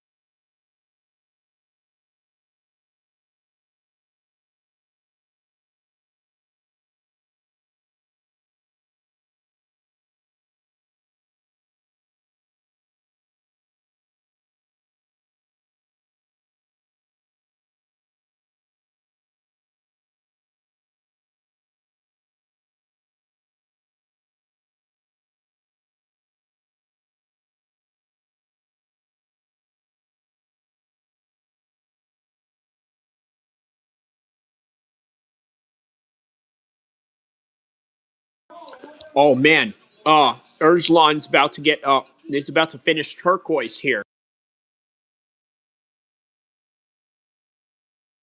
Victory says, I never watched Broner much when he was fighting, but I've been watching his fights the last couple of days, and I really like his style. Yeah, man. There it is, man. Another Ohio athlete right there. You know, they got some talented boxers and wrestlers over there.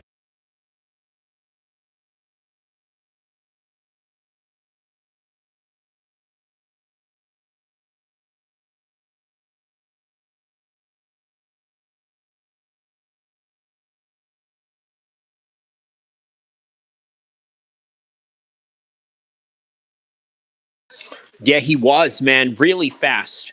Really fast. All right, so Moraes fight is about to start. There's that dancing dude again.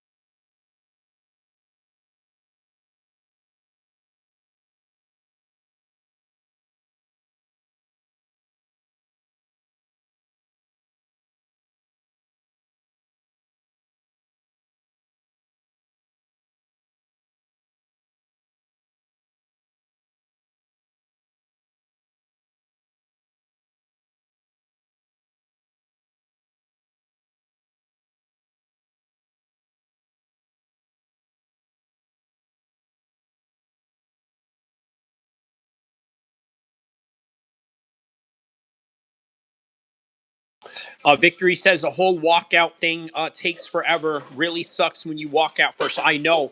And it's sort of like a mental thing where they're making you wait on purpose so that they can, you know, have a mental edge over you.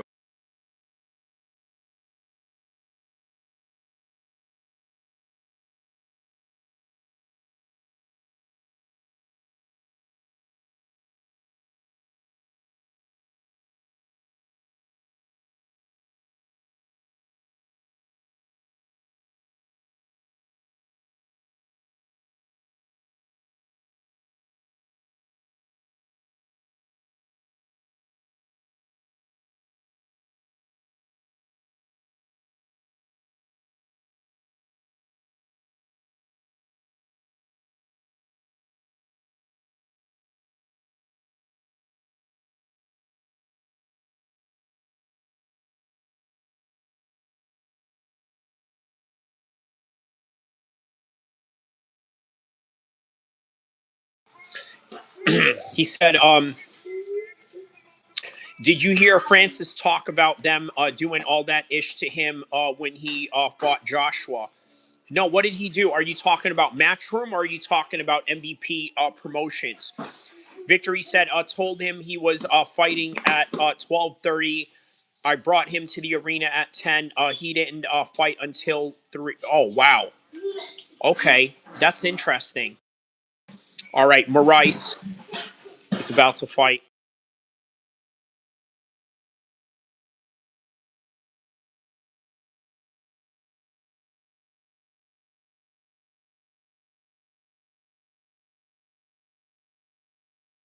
We almost had a finish on the UFC heavyweight fight that's going on right now in the Apex.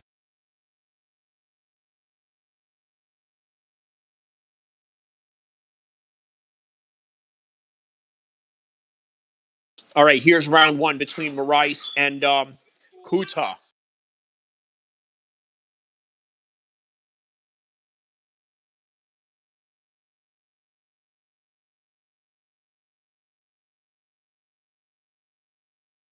Okay, so he said that he warmed up multiple times and cooled down.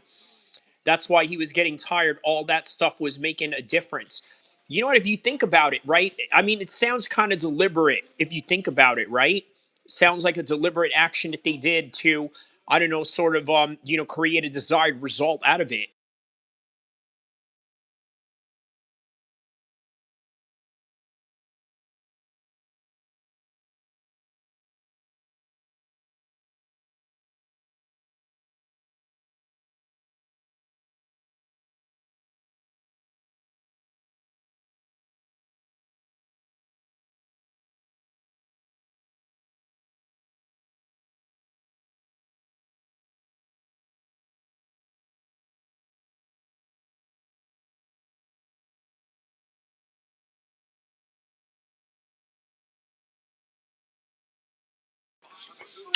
He said it was. That was what I was saying to you. He talked about how long your opponent can take to get to the cage when you walk first. That they do it for a mental advantage. You know what? Prince Nassim was big in that, right? He used to do those grand entrances and all that, where he would be coming from like, I don't know, some kind of like magic carpet, like flying in the air, like Shawn Michaels did for, the Iron Man match with Bret Hart, like that type of thing. He says, I was saying that that's exactly what they did to Francis when he fought Joshua. Oh, okay, okay. Yeah, yeah. Joshua knows how to be an A-side fighter, bottom line. That's the thing about the dude.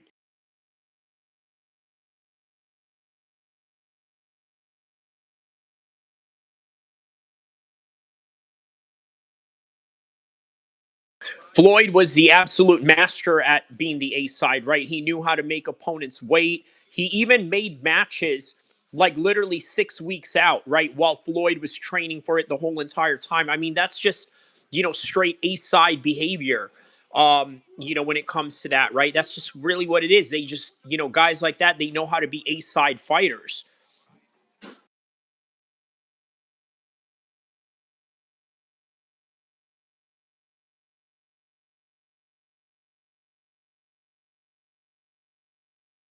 Meanwhile, Erzlan's doing a very good job of maintaining top control position here. And Moraes, so getting into some grappling exchanges by the cage right now.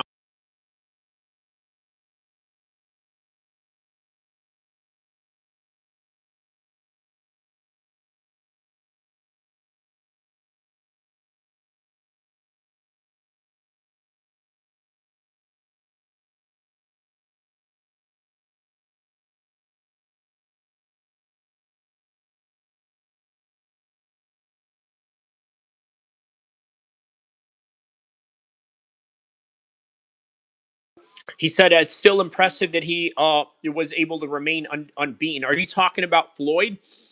Um, there's something going on with that Manny Pacquiao fight. He seems to want to get out of it. Ooh, Moraes just got knocked down right now. He said so hard to do when you got guys with nothing to lose coming for you. Facts. Facts. No, he meant Floyd was Floyd in the moments of those matches when he needed to clutch those wins for sure. But yeah, I'm just saying, yeah, he definitely knew how to be an A-side fighter, how to bring advantages towards him. Even small advantages to where he signed off. He literally signed off on being allowed to have Gatorade in his corner.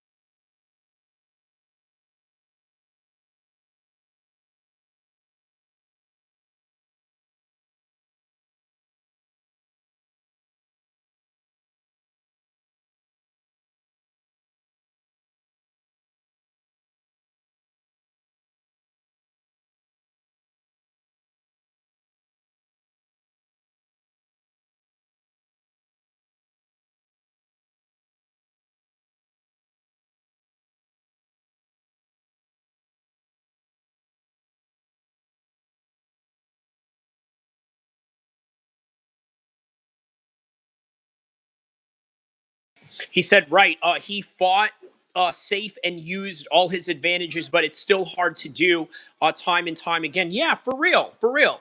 He says, hopefully comes out losing, gives Khabib more credit in people's minds. Yeah, dude, that's why, the Mayweather comparison to Khabib is accurate. He says, to retire undefeated fighting MMA at the highest level is pretty remarkable. More so than boxing. He said that Khabib was known to have brutal weight cuts too. Probably another reason why he ended his career earlier than usual.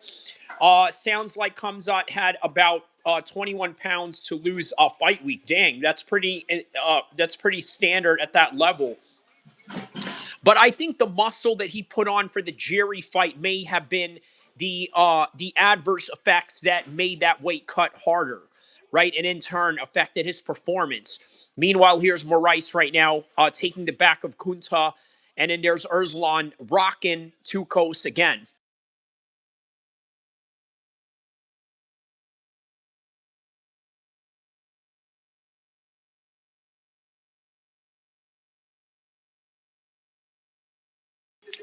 Marty says, good point. Yeah.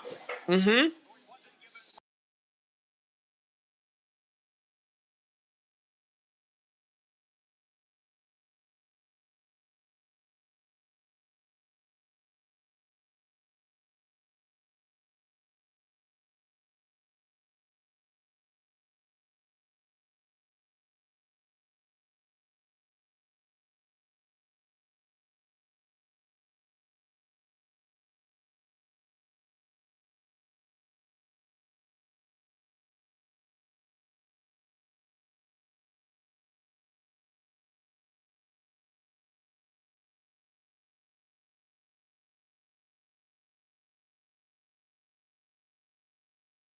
All right, so he says, yeah, 21 is a lot, and I get that, but there are a ton of guys that do that. That's true. There's a ton of guys that do that, but not with the expectation of going up a weight prior to that fight.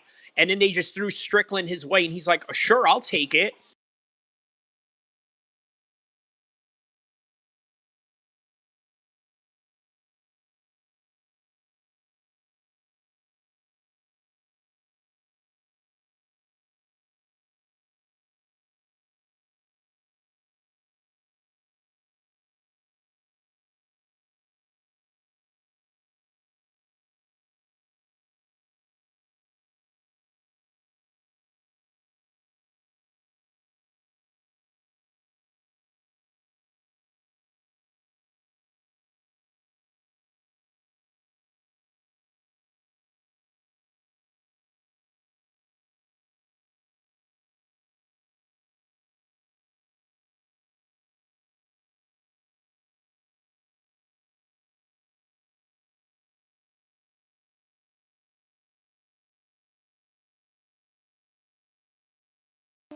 Wow, get this. So Armin said the night before the weigh-ins, he had 9 pounds to go and he wanted to quit. They said they had to force him.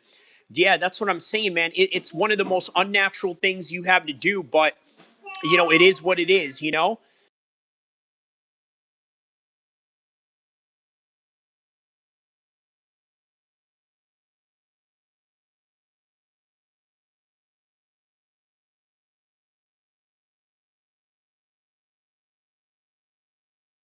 Also, not all weight cuts affect people differently. For example, if you cut a lot of weight and you're, a non-moving fighter, you're a flat-footed fighter, you can conserve a lot of energy like that. As opposed to if, let's say, you fight like Dominic Cruz, where you're going to have to expend a lot of energy on top of having to deal with the issues of the weight cut, giving you cardio issues on top of it. So, yeah, there's a lot of factors that go into cutting weight, right? Like, for example, if you're cutting weight based on wrestling, that's kind of okay because what wrestling offers you is a lot more weight behind, um, the ground control that you're pushing, right? The body control and the weight that you're pushing upon your opponent for him to work on his anaerobic, cardio, right? Having to make his anaerobic cardio work. Um, So yeah, it really factors a lot of different ways, right? Styles definitely are a factor in weight cutting, and that's something you should not really forget. All right, so that's the end of the round with Moraes. Meanwhile, here's a third round right here with Erzlan. I thought he was going to end this guy like early in the first, but looks like they're going to run away into the judges' scorecards on this one. And that's the end of the fight right there for Erzlan and Tukov. Meanwhile, the fight with Kunta and Moraes still going on right now. Who do you guys have winning that one right now? And who did you guys have winning this heavyweight fight right here? I think Erzlan won this one. And yeah.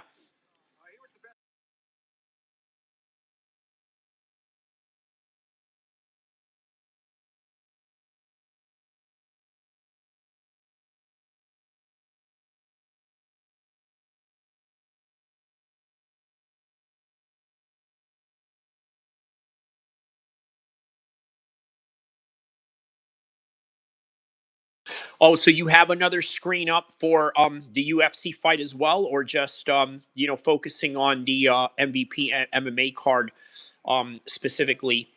And there's Herb Dean right there. Man, they called the best referees to do this one. They're like the rest of y'all. Y'all can go work in the Vegas card right now. That's why you see a bunch of referees in the Vegas card right now that are not well known. Because on the other side, um, in this LA card, you got Herb Dean, uh, Beltron, and then you even have John McCarthy probably working as a judge. So he says no, only watching MVP. Got it. Okay, I couldn't resist. Had to do both. But yeah. He says, uh, what's the name of that super short jacked ref in the UFC? Keith Peterson? Is it Keith Peterson or it's someone else?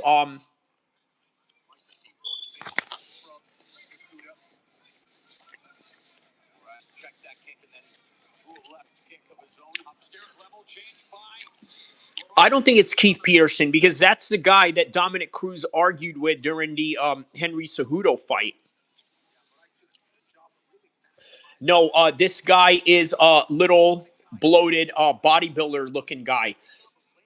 Um, does he resemble Jesse on Fire, like blonde dude? Is that like who you're referring to?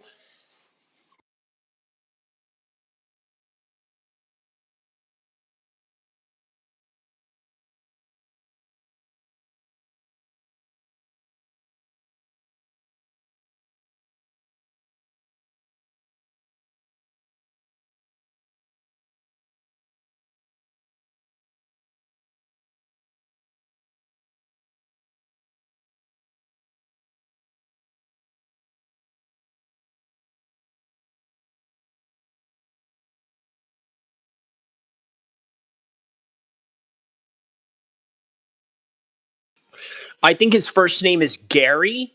Um, Gary Copeland. That's the name, Gary Copeland. Anyways, he refed Nate's last fight. Okay, so Gary Copeland basically refed your boy's fight then. Yeah, that's it. Yeah, Gary Copeland. All right, we got it. Yes, so it's Gary Copeland. Okay. Yeah, Gary Copeland. Okay.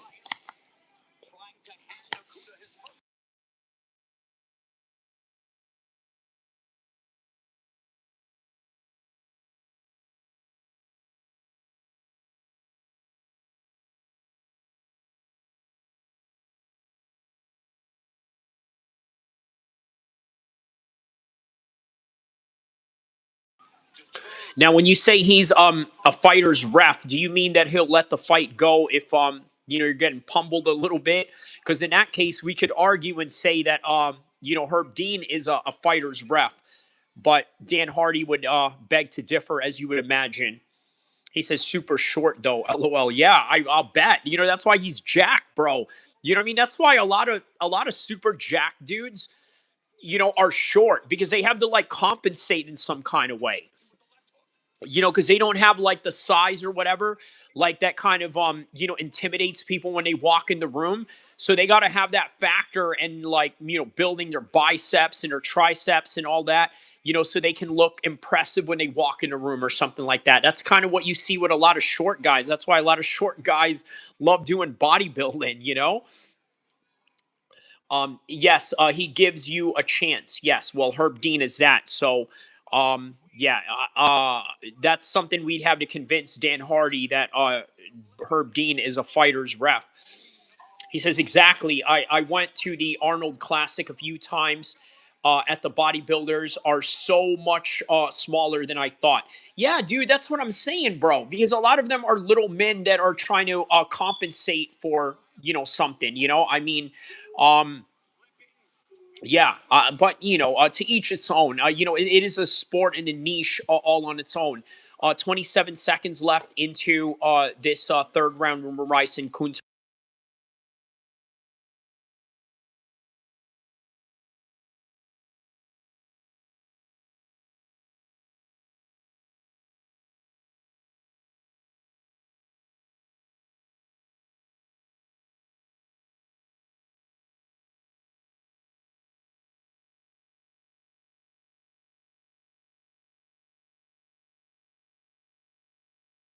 Yeah, he wanted to get that finish right there. He says most 5'6" or less. Um, yeah, I don't blame them. Being a really short man would suck. Yeah, well, I mean, you know, not everybody can be 6'3" like you, bro. You know what I mean? But yeah.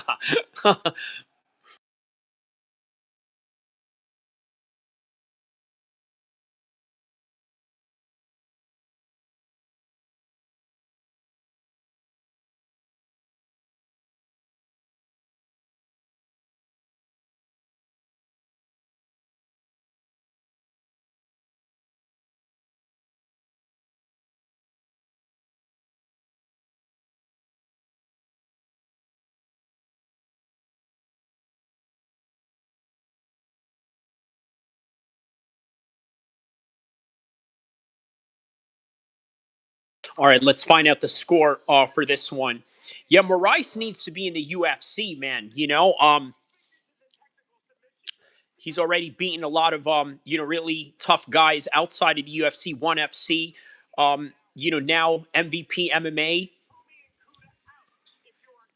Look at this. Is he on? Oh, are they going to call this a technical submission? No way.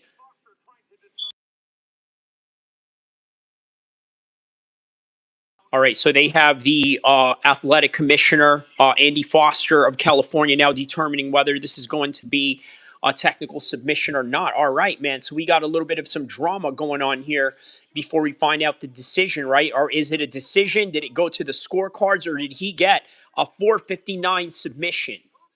Right? Imagine that, getting a submission like at 459 in the fifth round. Like, that's wow. I know DJ did that. Like, he had a 458 or a 459, somewhere around there.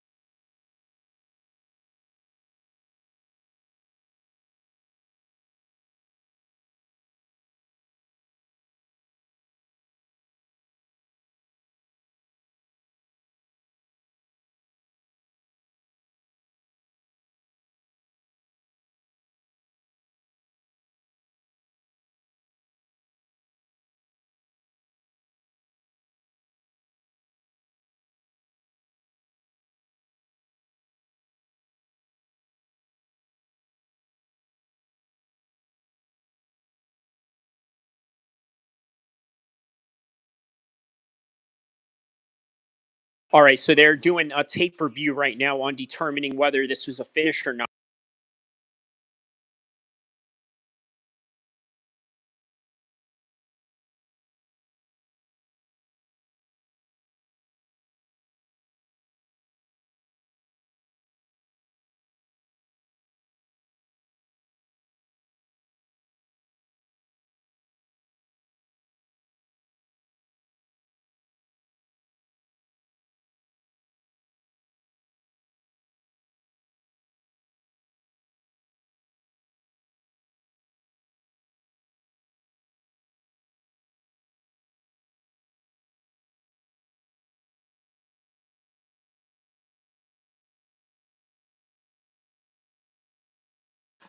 All right, let's find out what the decision is on this one.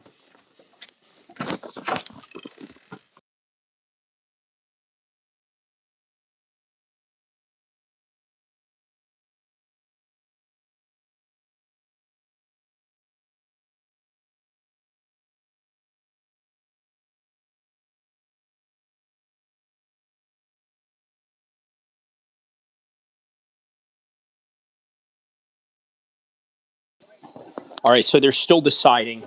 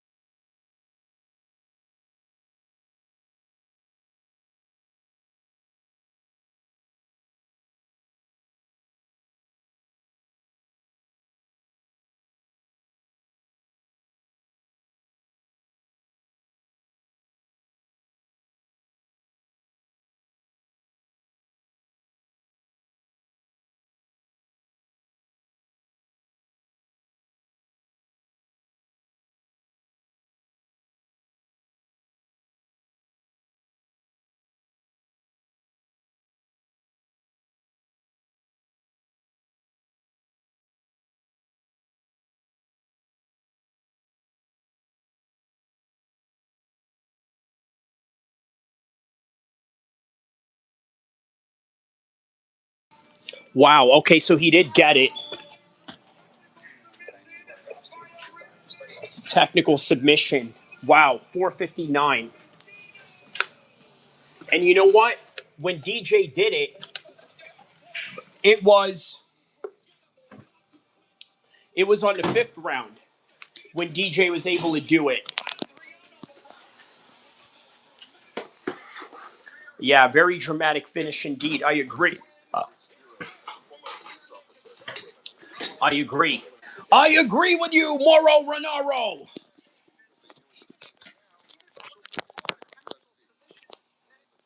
I agree. With Moro Renaro. Thank you, Mauro. Adriano, that's one of the wildest finishes to a fight that I have ever seen. Can you describe what you were thinking in those final moments? He looks like a young Obama. He looks like a young Obama. Maurice looks like a young Obama. Yeah, man, let's go. What a buzzer beater. That's what I'm saying, bro. Man, like a real Kobe Bryant, last minute shot right there. Like right down the clutch, bro. You know, fighting is the best, right, bro? It is, bro. It is. It is. There's no better sport in the world. And that's why we love it so much. That's why we go out of our way to make weekends for it. We go out of our way to, to build a lifestyle around it and also to be inspired by it as well, especially if you train it. You know what I mean? So.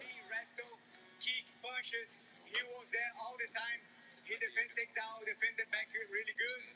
But in the last seconds, I was really fortunate to get the finish. And when the was coming and I let go, he was sleeping already. It was really, really good. I want to give Fumi a chance to give his side of the story as well. Please, Fumi. Oh, wow, they're going to bring... Tell us how you're feeling. They're going to bring in the guy And do you think they got who lost. What do you think? Come on, baby. They used to say I was boring. They used to say I wasn't good enough.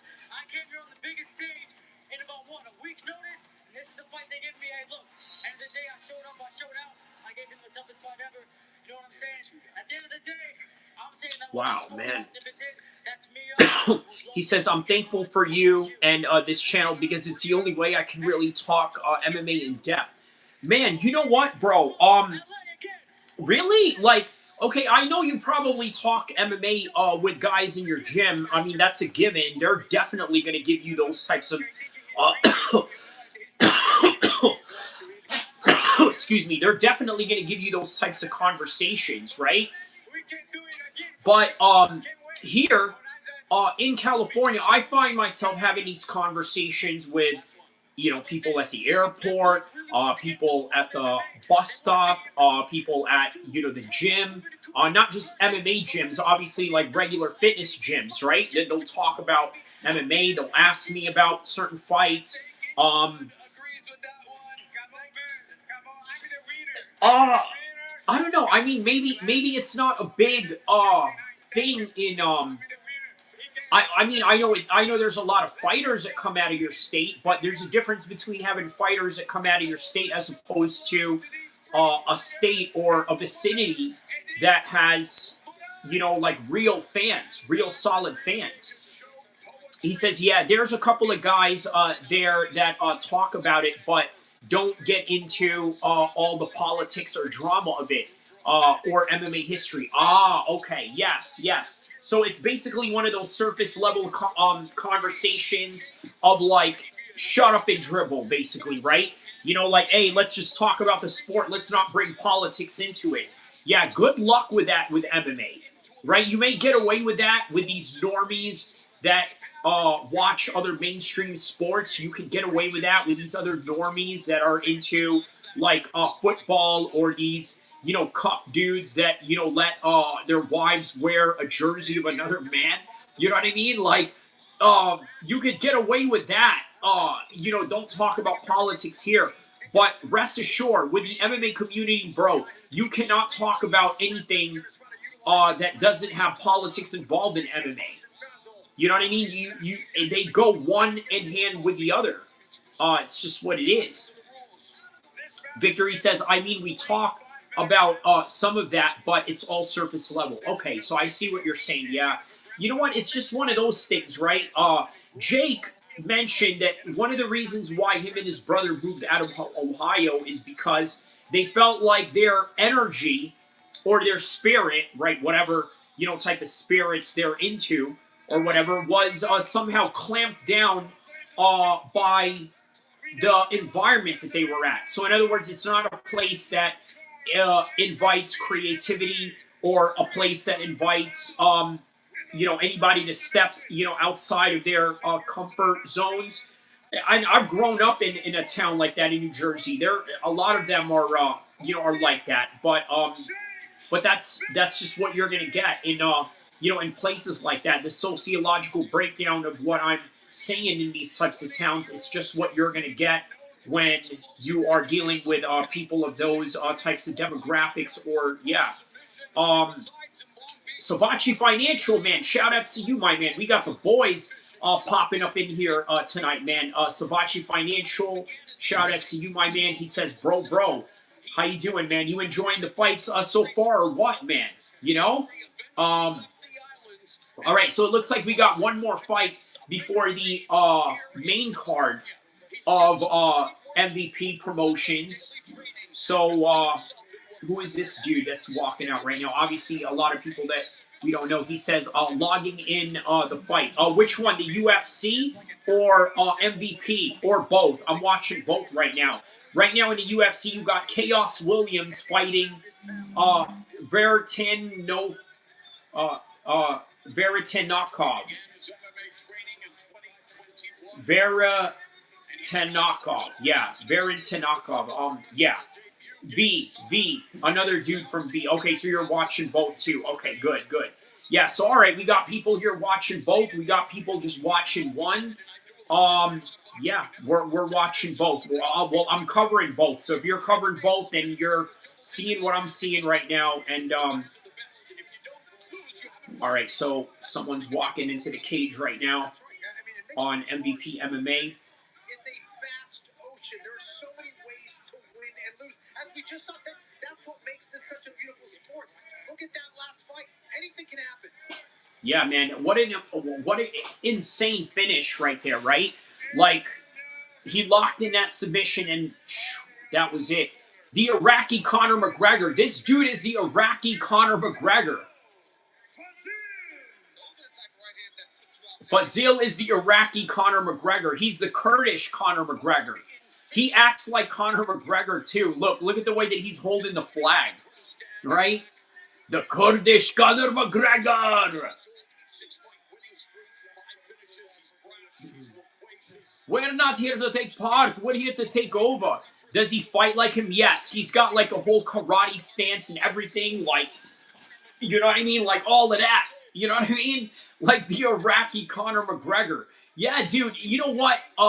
This was a good signing for Jake Paul. He knew what he was doing, putting this guy in here, right? I've been watching clips of this dude, right? He would like pop up in your reels, right? If you got like Facebook or Instagram, Mixadom. Sabachi Financial calls him Mixadom. Yeah, look at his tattooed chest. First of all, he's like trying to be like McGregor in his own way, right? Look at that. See, slap in the chest. You know, the haircut, the beard. Mixadom. Mixadom. Look at his dude. He's just got to do the walk too. You know what I mean? He has to do, you know, the little billionaire strut. You know, but he has to do it in like a belly dancing kind of way. He's got to do it in like an Arab way. You know what I mean? Like, you know, instead of like walking like this, he does it like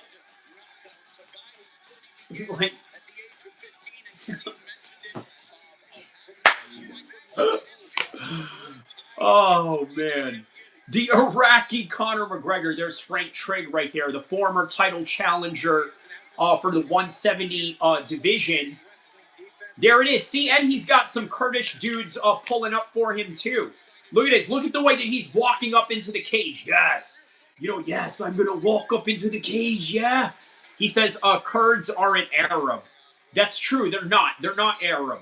You're absolutely right about that. Yeah, you're right. You know, they're not cool like that. Anyways, Victor, he's like, yeah, I don't feel like Conor has looked very good in his recent sparring footage. Oh, you've seen that, right? It's only boxing, though, right? Are you talking about the boxing sparring or his MMA sparring that he did? Okay, yes, Williams just got a finish. Ooh, good finish, man. Good knockout by Chaos Williams. Hammer fisted him down to the ground. Had no, yeah, MMA sparring too. Okay. Because the recent one that I saw of Conor McGregor was a boxing one, where he was in his boxing gym, Crumlin, you know, boxing in Dublin, and so yeah.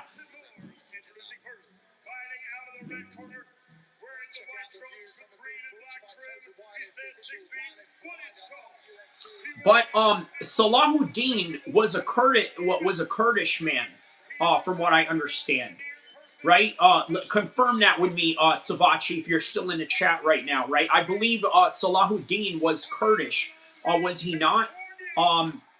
Yeah, which, by the way, if that's the case, then, you know, there's a lot of misconception of him being an Arab as well, but, you know, not that it matters. You know, but yes, maybe I think so. Okay, yeah, because someone told me he was Iraqi, but then they sort of cited that he's like, it doesn't make him an Arab. LOL. No, it doesn't. Obviously, you know, and not that it matters whether he was an Arab or not. I mean, you know, he was the most important, one of the most important mujahideen of our history. So, yeah, you can be culturally Arab. Okay, well, there you go. Yeah. That's true. Yes. But they have their own language. He's like you're Arab, but culturally American. Ah, yes. Okay, got it. Okay, gotcha. Okay, that makes sense. Right, especially if they're Kurds that live in Baghdad or like Eminem, culturally black. Got it. Okay. The Kurdish Conor McGregor. All right, so MVP got their own gloves going on. Both looking for their fourth consecutive finish. You might want to glue your eyelids open for this one. Ooh, bang! They're coming out with a banger, and you know what? He fights like the old McGregor. Baby, and on the attack, Fossil countering. It's wild. Now this is a brawl from the get-go, baby, and looking for the takedown and clinch. Basil doing a good job of defending it. Body kick, spinning elbow. Another spinning elbow by Bobby right there. McMurder. McCurder. Chaos Williams. Hey, Chaos Williams, lightweight, looks like Idris a little bit. Well, no, not really. I mean, obviously, Idris is a light-skinned brother, but... All right, Fabian shooting in right here. Looking to take down the Kurdish Conor McGregor. Decides to go up to the upper body clinch. Yep, Fazal warned for holding on to the fence, but now it's on his back, but still controlling. All right, so he's got his back right now. And he worked from top position, which he does. Yeah, doing a good job of getting his hips and head higher than that of Baby. Baby, though, trying to take the back, and he does. Beautiful recovery. Yeah, so we're already in the main card of the Apex card, actually. Oh, he's looking for the rear naked choke. He's looking to choke him Khabib style on Conor McGregor. Hey, you tap like chicken. Brother, why you tap like chicken? He didn't tap yet, I'm just saying. Okay, I'm not going to tap like chicken. No, no, no, no. Look, he's smiling, saying, oh, I got this. And he's also talking smack while he's defending these hand-fighting positions. While... Oh, he's trying to reverse. Oh, he's going to get mounted. No! Oh, wow. Man, good scramble. Good scrambles by Savachi here. He says, I was a casual last week. He said, rear naked choke are too gruesome. He says, I was with a casual last week, and he says rear naked chokes are too gruesome. I mean, you know, it's an obvious miseducation on his part. He obviously hasn't trained, right? Like, because, you know, if you train and seen enough, fights, you know that, all right, you know what, like, it's not that serious. You know what I mean? There's worse things to happen to you in fighting than a rear naked choke. You know what I mean? He says beta male. Was that the guys that you asked me to? By the way, how's the homies that you asked me to shout the birthday to, man? Shout outs to them, by the way. You know what I mean? Tell them to pull up on the live stream sometime and join the chat. You know what I mean? So he says LOL. All right, so it looks like the Kurdish Conor McGregor has his face on the ass of Babian. No Diddy. But if you are somebody that's familiar with training with jiu-jitsu, you understand that these positions are normal. If you don't train as often, you would think that these are homoneurotic positions that, quite frankly, have no correlation to a combative situation that is going on right now when your heart rate is going 180 miles per hour trying to survive against another human being that's trying to end your life. He said Gacy. All right, next fight, Bernardo Sopaj coming up next. Man, we're barely paying attention to the UFC card, although, you know, the UFC always has good fights nonetheless. But obviously tonight, the MVP of tonight is the MVP card. The MVP of tonight is the MVP card. There it is. Put this on before I run out of batteries. There we go. All right. We got it.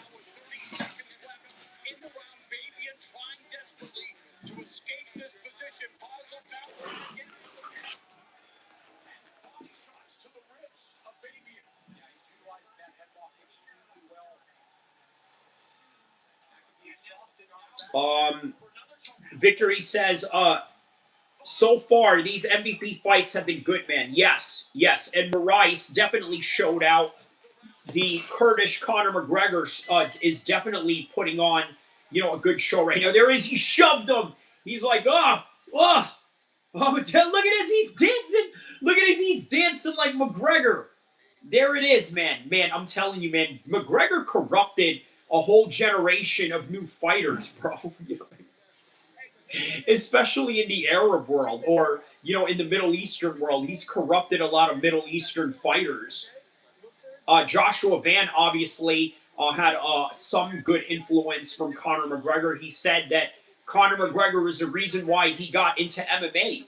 And it wasn't even an MMA fight of Conor McGregor that he got into. It was him boxing Floyd.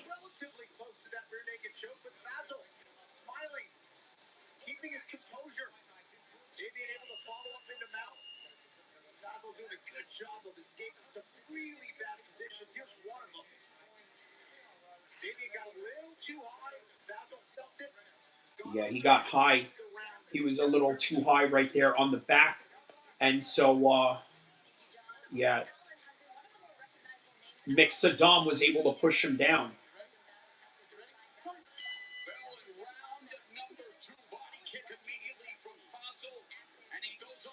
Oh! The Iraqi Conor McGregor!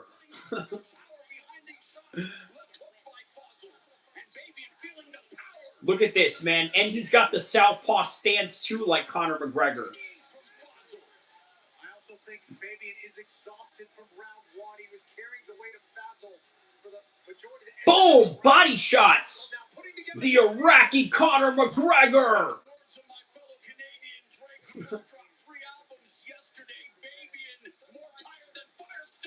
Wow, so he's referencing Drake dropping 3 albums. He's like, my fellow Canadian Drake has dropped 3 albums yesterday, and I just wanted to quote him real quick by saying 0 to 60 real quick. Oh! The Kurdish Conor McGregor gets the submission. Oh, and he gave him the finger. Ah! Look at that. He's doing his little McGregor dance. He's doing his little McGregor dance that McGregor does when he's, chilling in the yacht or something like that. What did my man here say? Middle East is a colonial language. Middle East is a colonial language? What do you mean? Are you saying, he says it's not Middle East, it's, West, Asia. Ah, okay, got it, okay. Middle East is a colonial language, got it. Victory says, I love body shots. Yes, man. Yes. Oh man, and look at the face of him right there.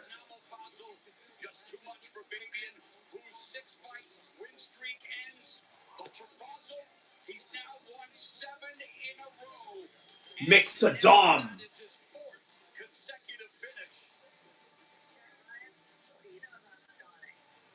All right, man. Ooh, look at those body shots, man.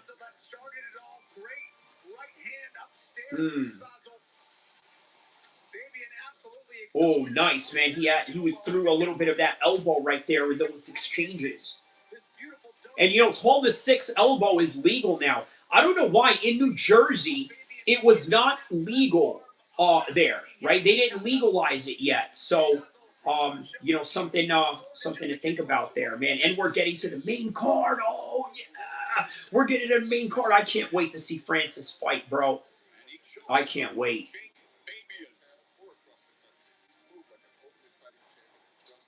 Okay, let's read some of these comments right here real quick. Okay, so, okay, Victory says, I accidentally have, no C because I wanted a body shot finish so bad and hit him in the nuts. Oh, okay, so you have, so you have a no contest, but you try to go for the body and instead you got him. Yeah, it happens, bro. You know what I mean? That's, yeah, it happens. It happens, bro. I mean, look, obviously, I've been in an MMA fight before where, a foul was, a prominent part of the fight and, it happens. You know what I mean? It happens, bro. It is what it is. But yeah, that's the thing with a body shot. You got to be very careful and you got to be really aim it, right? Like sometimes you can throw punches and attacks that are aimless, right? But if you're gonna intend to connect, make sure that you're connecting in the right place, especially if it's a volatile region, right? Like if you're, kind of pawing your hand out like this, you got to watch for the eye pokes.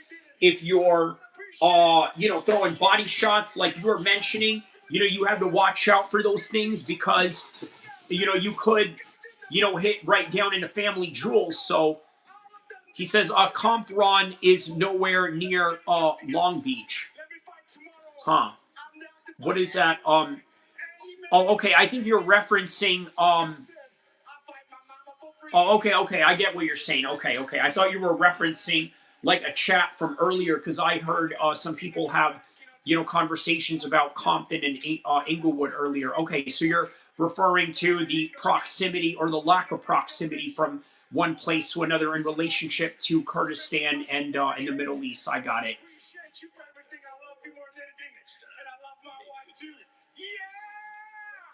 He said, yeah!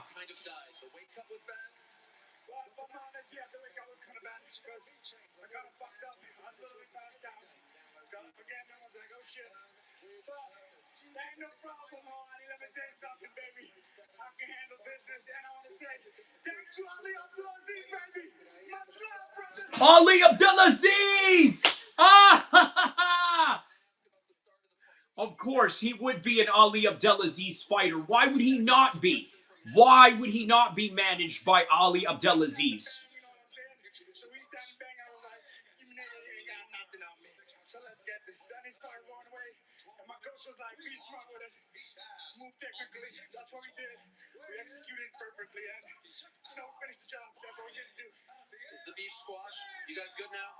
Yeah, man. When you come here and you All right, so they had beef prior to this fight. say, fuck it, it's not worth it to have that beef. You know what I'm saying? By the way, Arnold again. Where you at? We gotta talk, baby. Armin Sarukian? He called out Armin? You mentioned that you were offered Mike Perry. You also said that Nate was the easier fight. You kind of stole the show at the press conference, and so I do want to ask you, are you going to be watching that fight later on tonight? Do you want the winner? Hey, hold up, man. Is Allen and Costa canceled?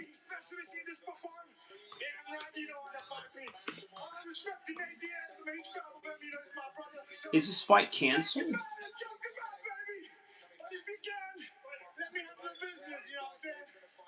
Congratulations on an incredible win and an incredible week as well. Is this canceled? Hold up. For your winner, Ngannou vs. Okay, it's not canceled. Okay, why is it not showing up?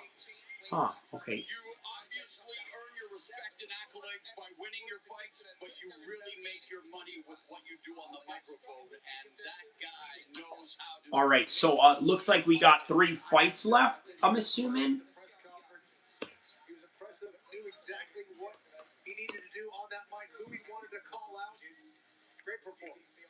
What a night it's already been here at the Intuit Dome in Inglewood. A 6-pack of scintillating prelim scraps and coming up at 9 Eastern, 6 Pacific. Inglewood always up to no good. Inglewood always up to no good. Yeah.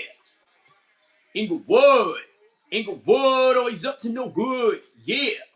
All right. Just wanted to get that in there.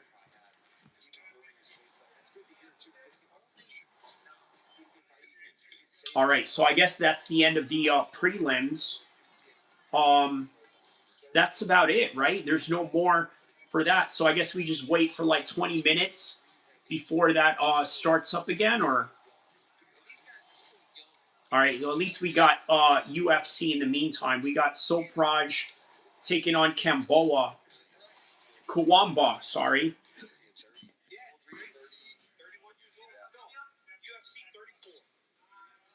Mike Perry. 31 when I started fighting.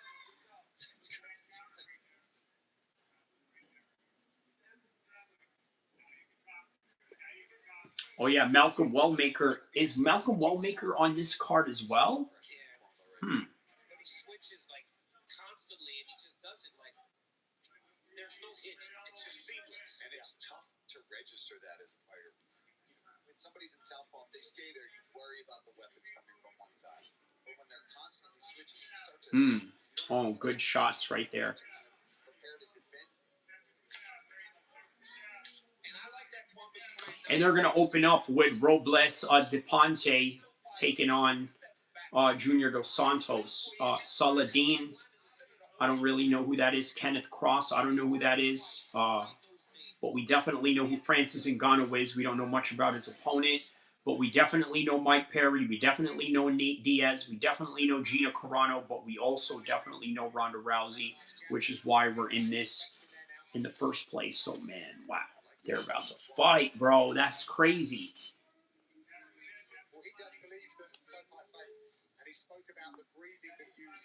audible when you watch tape of him. It was clear as day in those later rounds against Chelsea. He was taking deep breaths. It was a nice right hand. There you go. Nice combo. All right, so. Hey, Paul, and that's the thing, right? You start watching kickboxing athletes or athletes that have to find that Victory says, we know Francis weighed in at 37 pounds heavier than Lins. Yeah. Early knockout, man.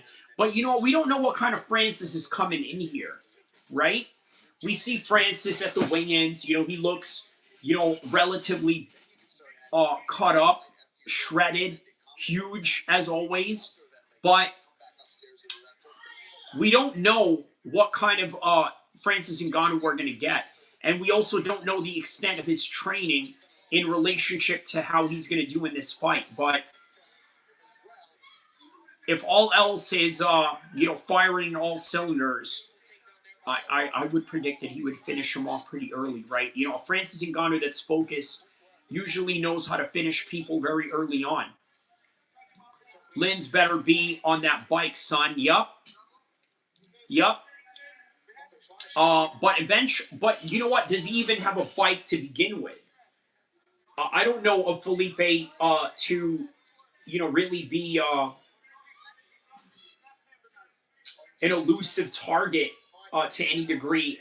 Do you remember any of his fights being, you know, very elusive? Or I don't know, man. I don't recall any of those.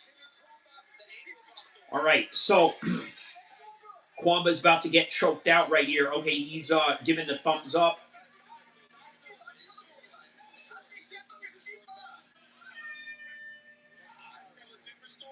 He wanted to tap on that one, but you know, he got saved by the bell.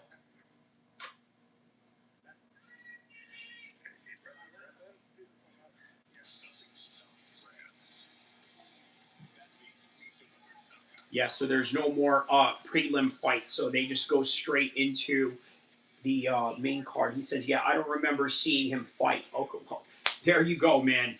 There you go, right? That could be the reason why Francis surprises him tonight, because they just feel like, you know what, we're above watching this guy fight in any kind of way. I think we're good. I think we got this, right? That's kind of the mentality that they're going in here with.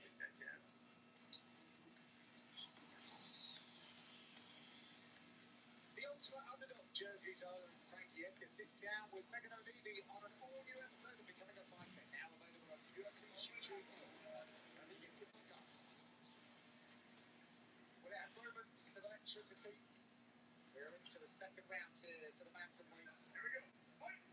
On the corner, urging their man on to get back to work. All right, here we go. His arms a little bit on that choke.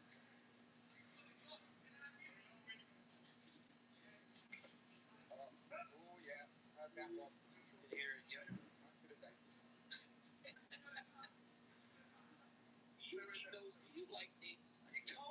All right, what do we got here? A little bit of a foul between the Sopaj and the Kawamba fights.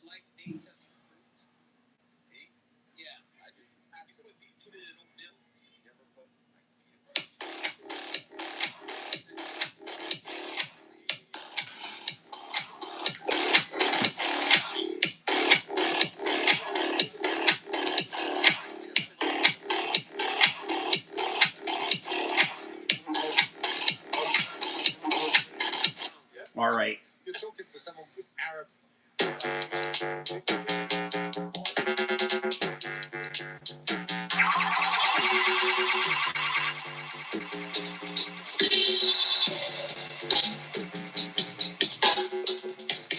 Bro, I come from the ends. I come from the ends. Bro, I come from the ends. Bro, I come from the ends. Bro, I come from the ends. This is how we rap in the UK. Okay, you want me to slide? I'm gonna come and take you away. All right. There you go. You gotta be on guard.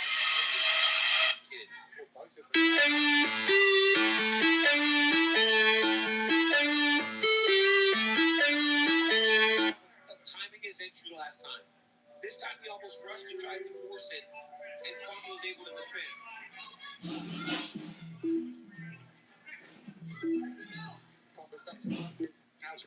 I know you told your friend you're.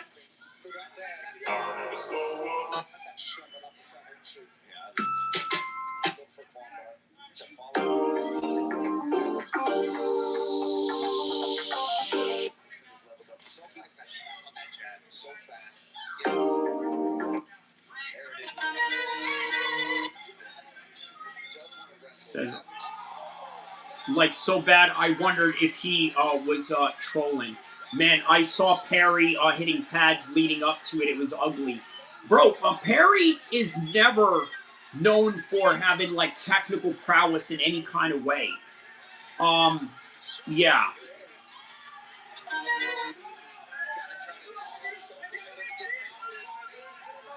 All right, so Sopaj looking for a finish here.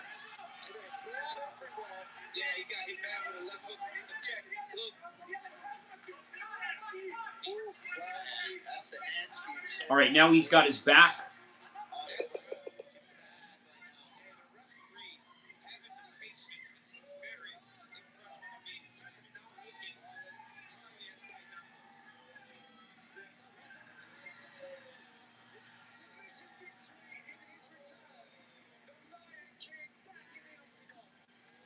All right, man. Sopaj getting that win right there.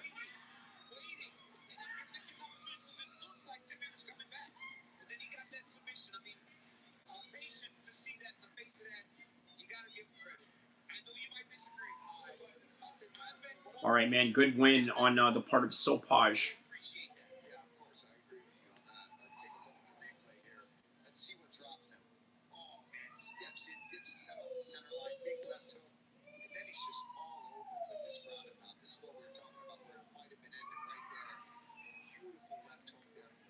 All right, man. Going for that ground and pound right there.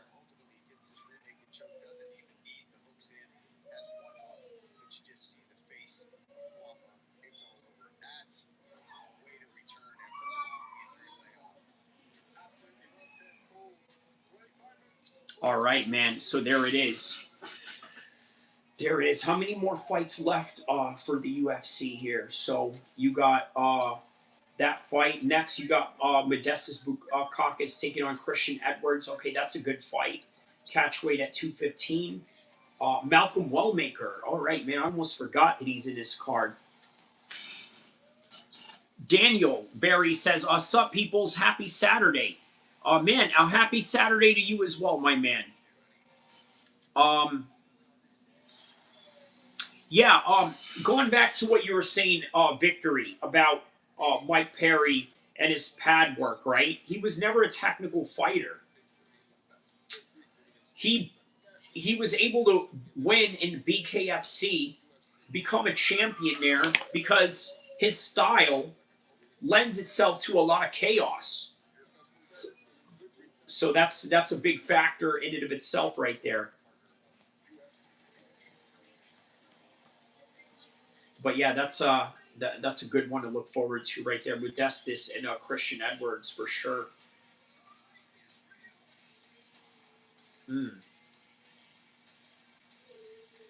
There's the commercial for UFC White House.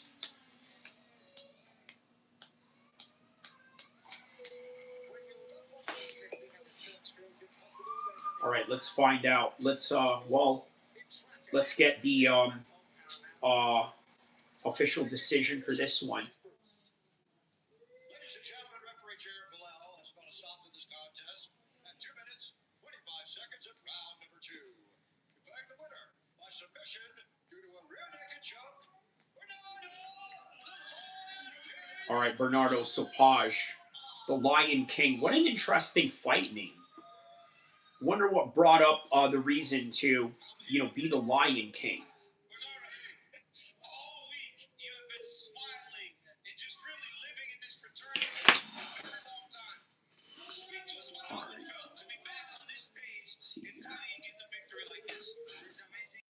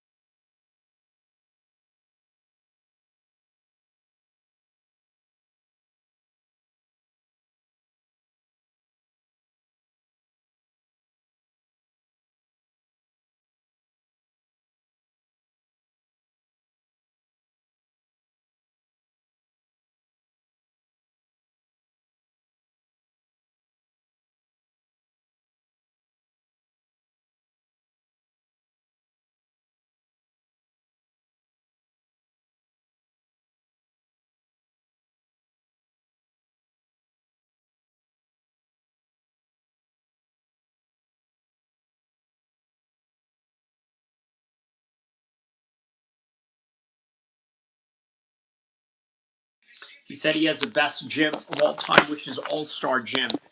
I agree. That's why Kamzat needs to go there. You know, get some training with Faraz and whatnot. I think we've got another one here. Bernardo, Lion King, SOPI. What a way to mark your return to action to get the very tough Timmy Kwamba. Needed to do it by submission. Look at that little pose. Hollywood smile.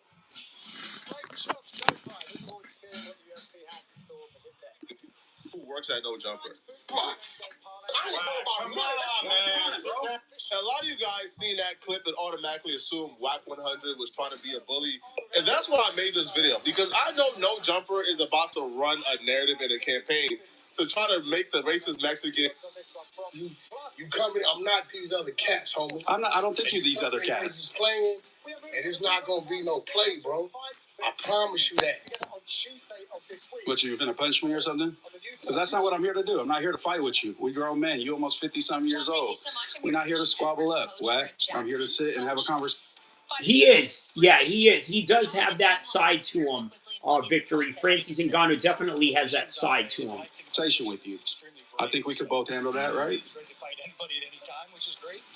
Yeah, let's build. Why just destroy?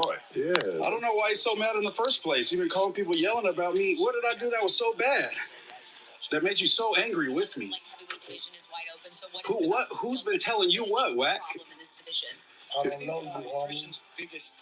You don't know me. I'm a big fan, though. I watch a lot of Adam and Whack shows. You don't know me, bro. On some real, get that. You know, also, you can't take everything that Dana says. Well, you guys got to take it with a grain of salt. This ain't worth your life, homie. You gonna kill me? Life, homie. You coming in here playing? I'm not playing, homie. I'm telling you, I'm not playing.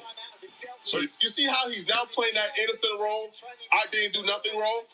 After weeks and months of antagonizing Whack, after Whack told him through, and then I strike at you. Now all of a sudden, I'm the big bad black guy, and you the innocent, like white boy who was just trying to ask the hard questions. What you talking about? He's coming to show respect. I get that. I'm telling you right now, I'm not playing. I get that. I don't give this white boy don't run nothing with me, homie. I understand. You can get it too, because this pulling, it ain't real. Mm-hmm.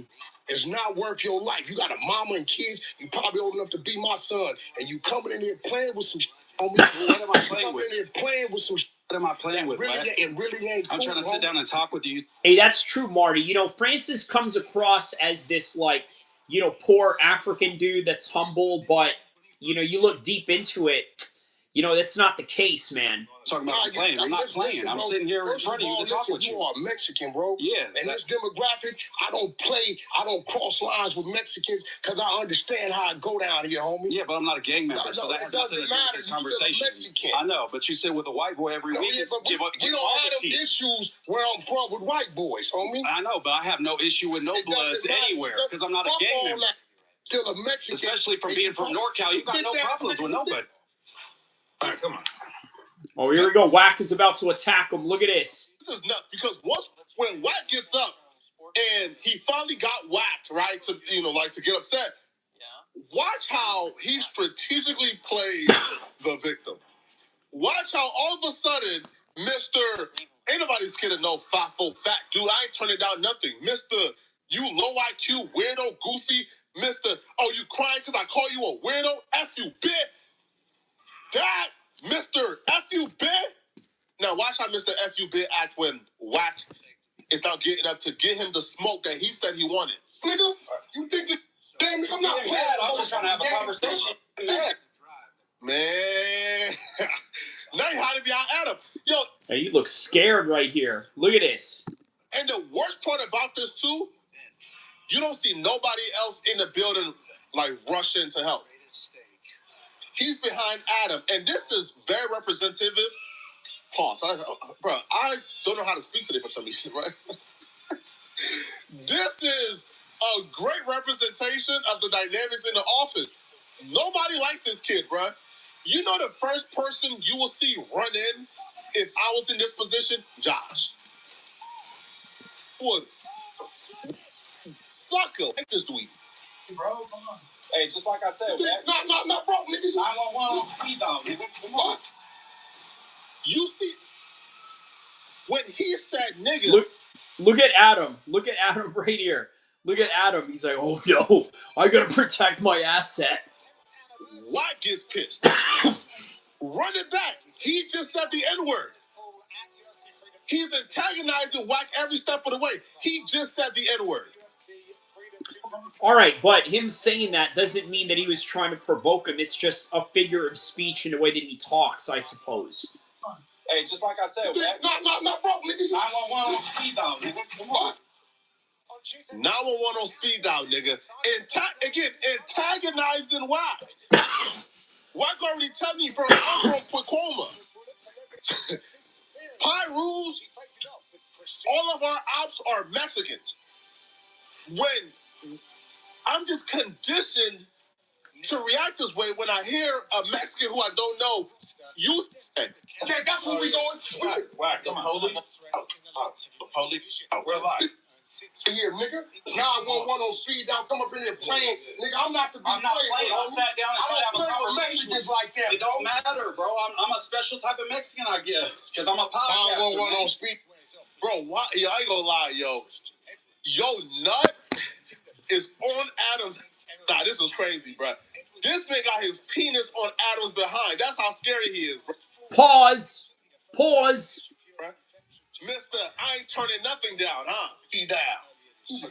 Kyle, he wants to have a conversation with you. About threatening violence. What is the problem? I got no issue with you, man. If you don't want a podcast, you can handle it. Now, this is the part that really pissed me off. When I tell you, bruh, me and Adam argued about this. Like, that's how pissed I said, no! Wack says, yo, get him out of here, bro. They say, no, Wack, you leave. This one I said,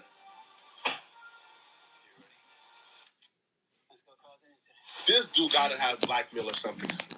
He gotta have some type of blackmail or secret, bro. Cause ain't no way. Body.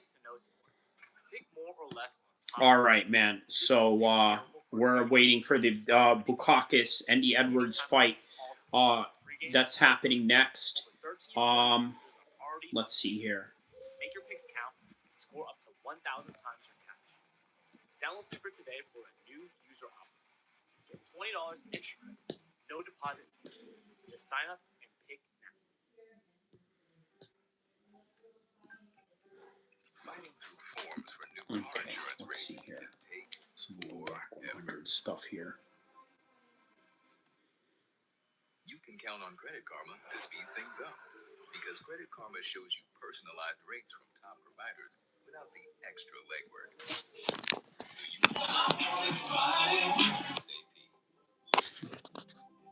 save. Whack 100. I gotta turn off the music.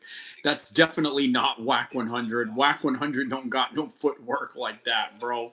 Look at that. Yeah, that is definitely not no Whack 100. He says, I wonder what kind of views this will get.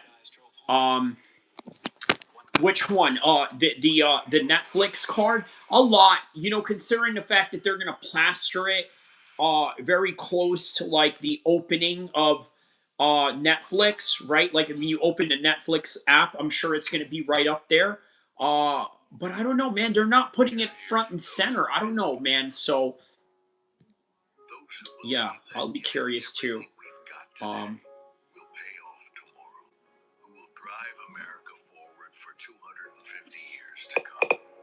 That's who you are. Damn near 20 years. What thing about Wack, man? Credit face. You Wack 100? Who, Wack? Yeah. I've been knowing Wack for damn near 20 years. What thing about Wack, man? Credit face. Wack look like he been... Oh man, he called him Crater Face. Yes, I did, AR. I watched the Allen fight.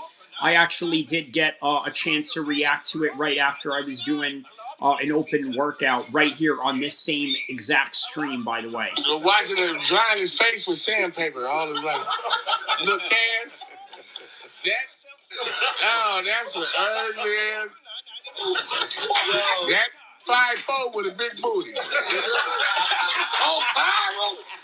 On pyro. He be putting his booty. Gonna whoop your ass, yeah. Hey, Whack. Gonna whoop you. You Whack behind it? Who, Whack? Yeah. I've been knowing Whack. Yeah. And while we can't stop what's growing. All right. So it's 6 o'clock right now. So hold on. What is this? It's the network that works for you. Whack 100 gets knocked out by Nipsey Hussle's bodyguard? Hold up. What is this?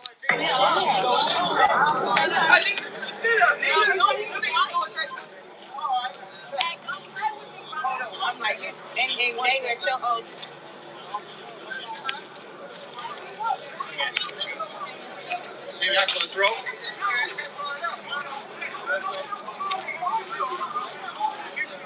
Chris.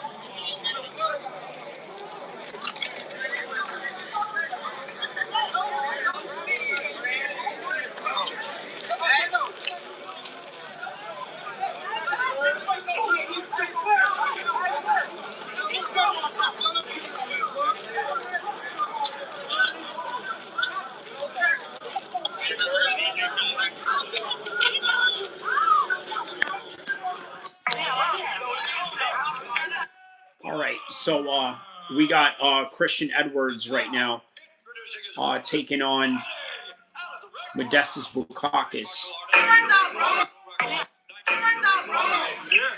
stands 6'3" tall, weighing in at 213 and 1/2 pounds. Fighting out of London, England, by way of Gina, Lithuania, Modestus, the Baltic Gladiator, Bukauskas. And when the action begins, our referee in charge, Kerry Hatley, all right, is the referee. Okay, MVP card coming up soon. Thank you very much, Chrissy. Two guys that would typically compete at 205 pounds. Modestus Bukauskas, very much a different style to the man that he was originally drawn against. Christian Edwards, a much longer frame. They touch him up. Bukauskas, the more experienced UFC fighter, wears the white.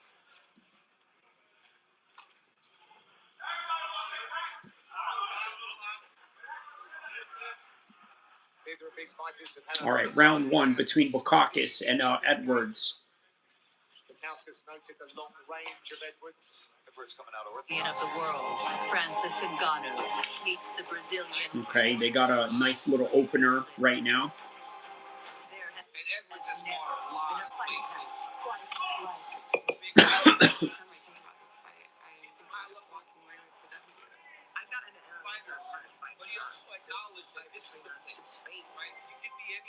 All right, nice little presentation they got going on there.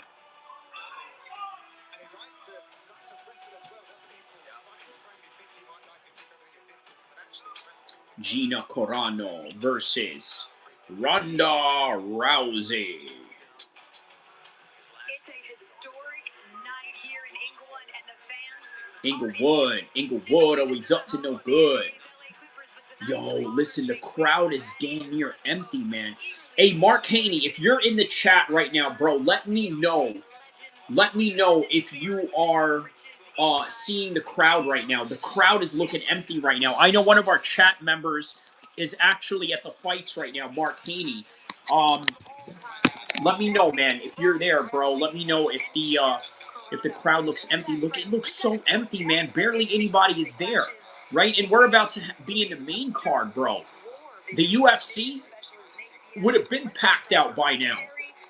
Been packed out. Jeez, man.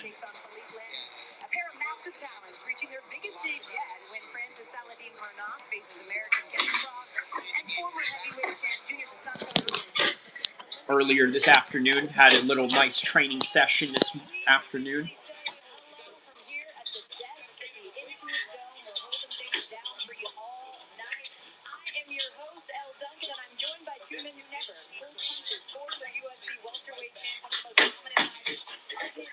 It's the great Tyron Woodley. Hello, my friend. And one of the most influential voices in combat sports, the one and only Ariel Helwani. Welcome to them and to our foreign language experience every week live with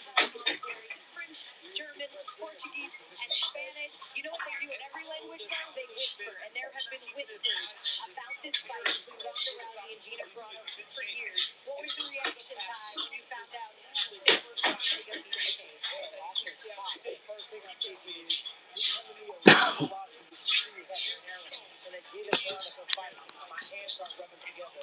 This has been in a what-if conversation for a long time. What if we see Sugarway Leonard fight against Floyd? What if we see Ali against Tyson? Ronda Rousey, take on the tonight. And guys, I gotta be honest with you right here now, and everyone, I am so excited about being here. Woodley is such a weirdo. Is Woodley there? Yo, is Tyron Woodley there as I'm assuming as a guest or yeah. Obviously, yeah, Jake of course would invite him in. Oh yeah, there it is. There he is right there. Woodley is right there in the desk. Yes, okay. Okay, yeah, I just tuned back into the MVP card right there. Yeah. Very good quality, right? Good video quality they have going on. Same. Apart from the history of it all and the Netflix part of it, Who's the light skin?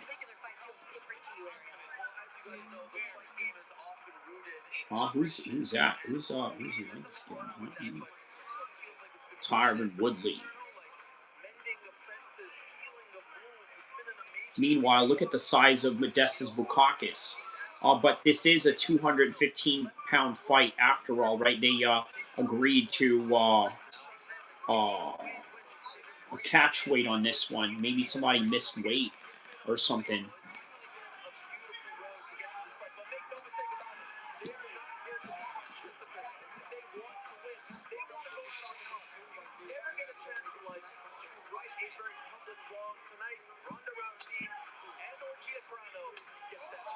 Oh, throwing kicks back and forth between them right now. For the folks at home, does that mean it's going to impact in any way their ability to want to tear each other apart?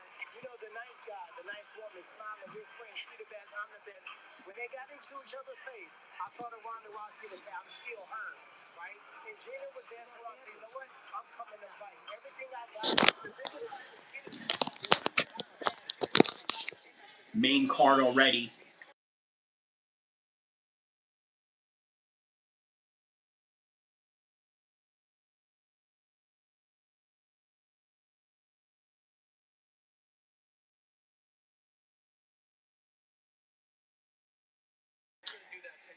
Yeah, we heard Gina Carano say in the lead up to this fight, she never knew she needed it as much as she did, but now she is here.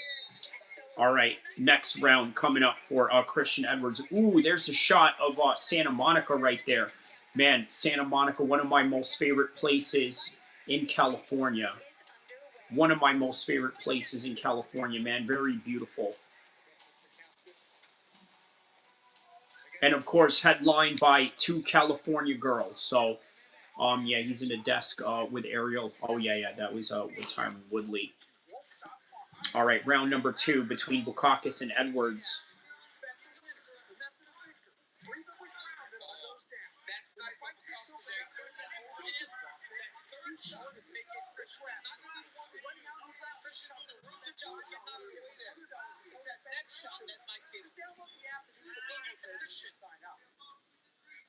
Total power doesn't just happen. You have to make it. It begins with a network as powerful as you. With Total Wireless, you have the power with unlimited 5G wireless with no contract and no caps. Plus, get a Samsung Galaxy on us. You have total power. There's no slowing you down. Choose the Total Wireless. That's Total Power. Investors hold up. Flying. Ooh, good exchanges right there by Bukauskas and Edwards.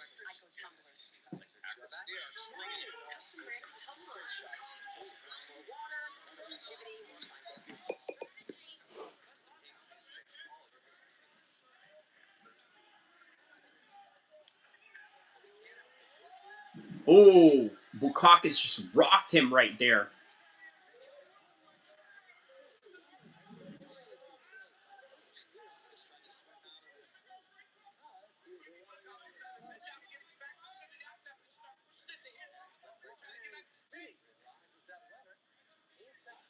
Yeah, Bukauskas is looking huge, man. You know, looking really thick at 215.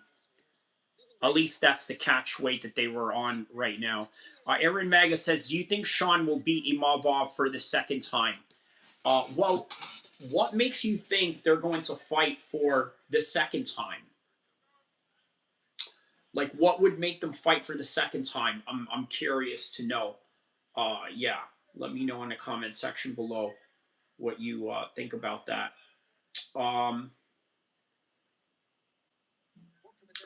But could he beat him? I'm going to say no, right? I think if there's, you know what, man, these guys, they could beat each other at any given, time, right? Like, I think that's the kind of middleweight division we got going on, right? Any of these guys can win at any given time.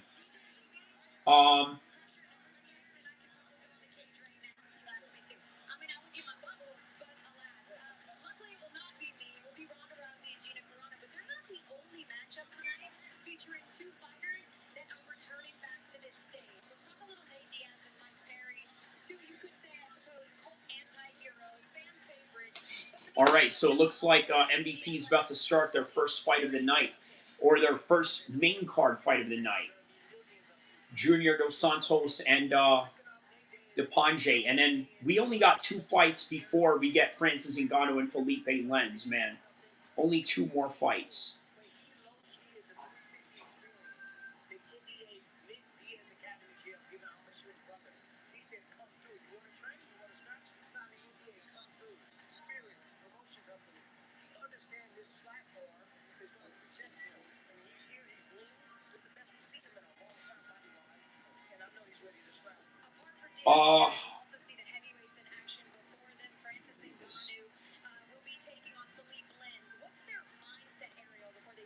Aaron Maga says, well, okay.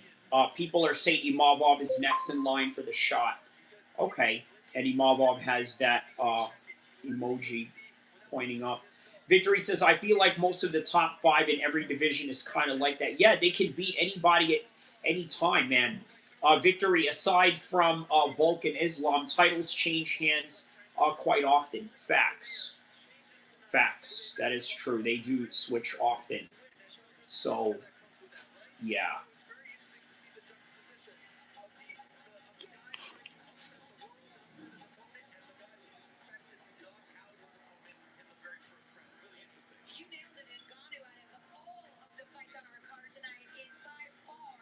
Yeah, Ngannou probably has the biggest pressure out of everybody because he's expected to run through this guy. What is this? Armin Sarukian escorted cage side. Ooh, what is this? Hold on. Something's going on with Armin Sarukian right now. Hold on. Hold on, guys. Something's going on with Armin Sarukian here.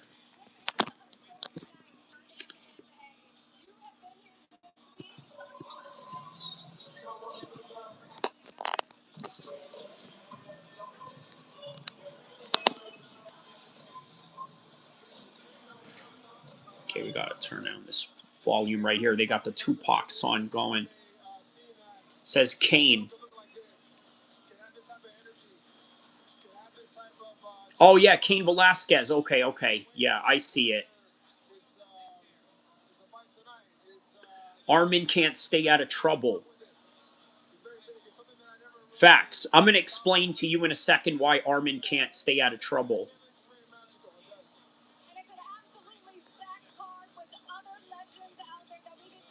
Yeah. Yep.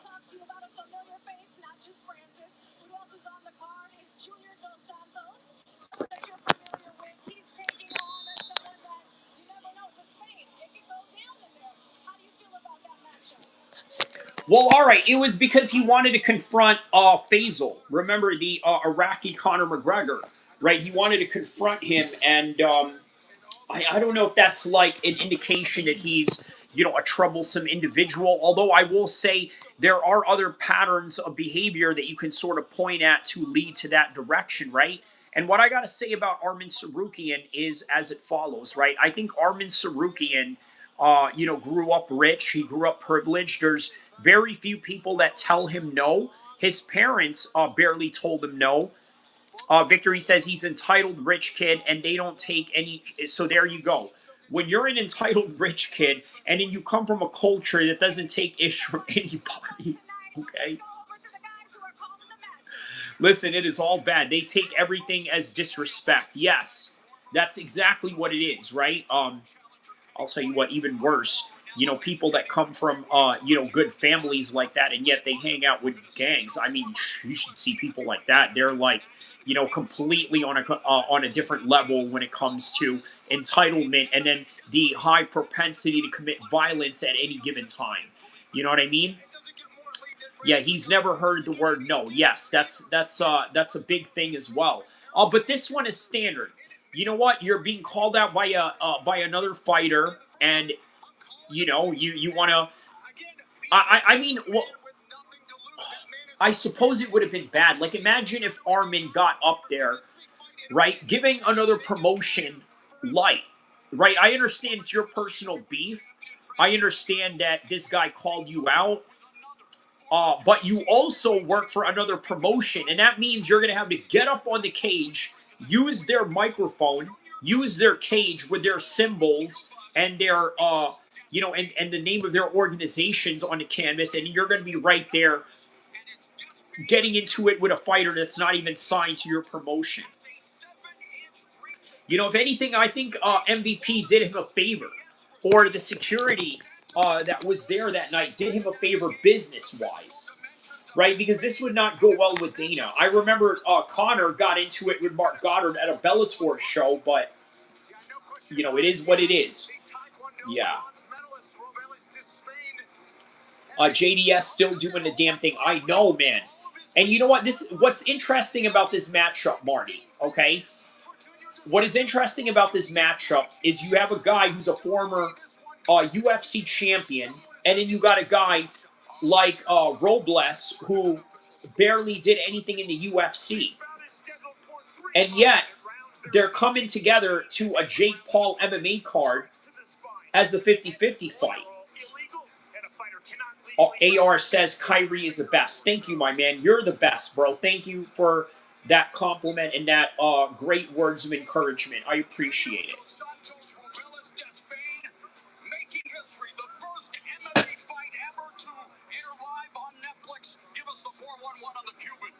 All right, so he is the first fight on Netflix. Obviously, the other one were prelim fights. They're not really Netflix fights, but yeah, I suppose, right? You know, this is, yeah, main card is only at Netflix.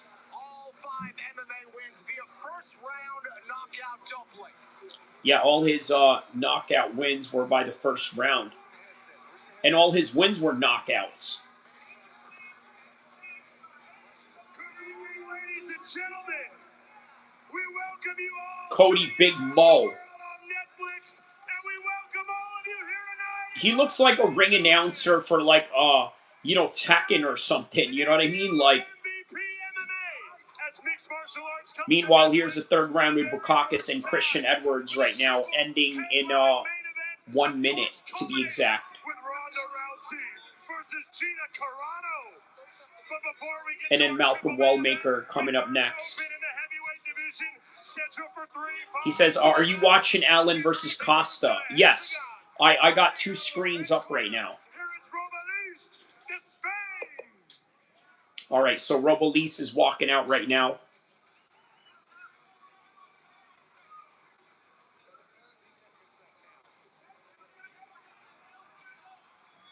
He says, give me 1 year in Dagestan training. I will make Armin tap. Bro, you got a long way to go. You know what I mean? Which is 1 year in Dagestan. I think you need the full 3 years, maybe even 4. Maybe even 10. And then at that point, you would be way past your prime. But then again, so would Armin. So maybe.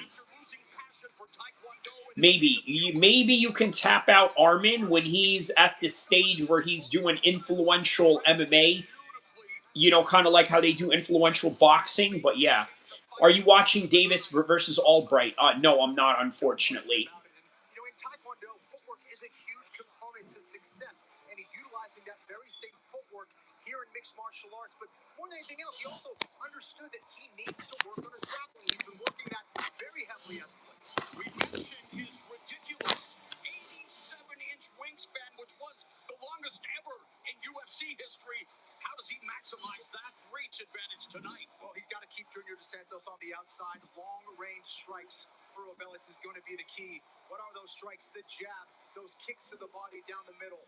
And he's got to lead Junior Dos Santos into some traps. It's a cliche when I say don't blink, but when it comes to the Spain. All right, so there's the Sponge walking into the cage right now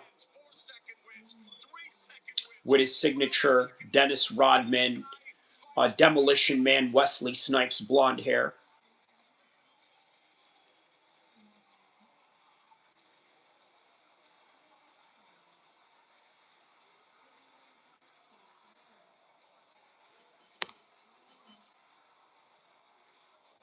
All right, meanwhile, we're finding out the decision for Bukakis. In UFC heavyweight history, he's got hammers for hands. Also had the longest winning streak in UFC heavyweight history as well. Has become a great kicker over the years as well. So not just a threat with his hands, Marlo. All right, let's find out the winner between Bukakis and Edwards. And now his opponent, fighting out of the blue corner, the former world champion, Junior Dos Santos. All right, Junior Dos Santos now walking out into the cage.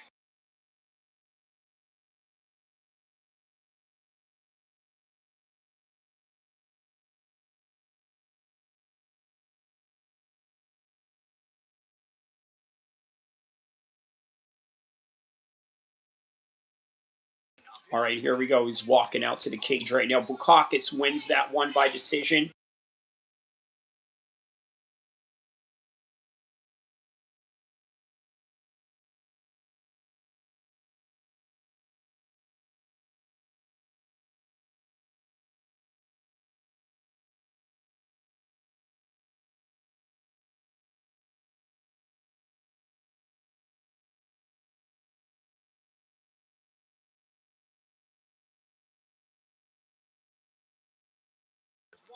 All right, here's Junior Dos Santos walking out right now.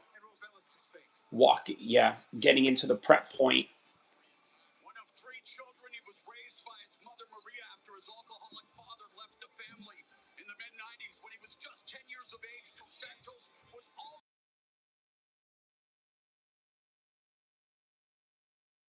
Wow, man, what a hard life for Junior Dos Santos, man. Coming out with a Rocky song. I reckon he's gonna knock out. He's gonna knock him out very early on. What do you guys think? Malcolm Wellmaker is coming up next. You got Malcolm Wellmaker taking on Juan Diaz.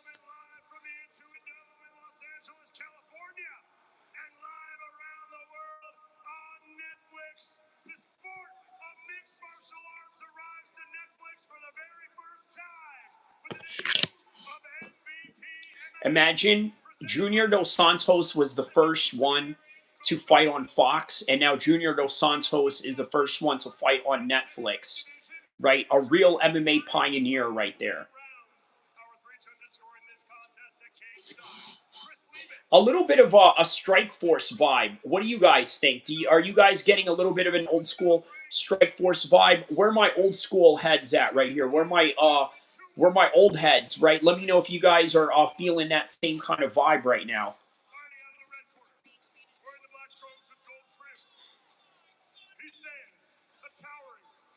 Yeah, Malcolm Wellmaker is a Muslim convert, for those of you that don't know. He says, yeah, I can see that. Yeah.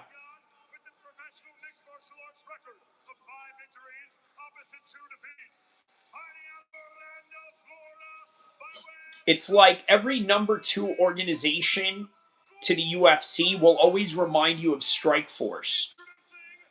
Maybe because they copy the same type of model, perhaps, but yeah.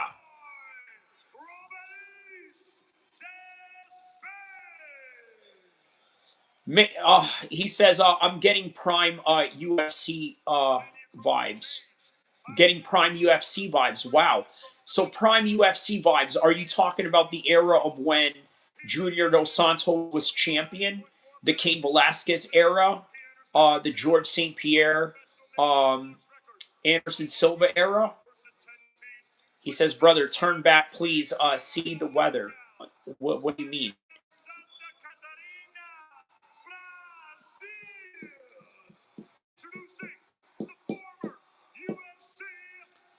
Yeah, still so empty. Yes, that's why, man.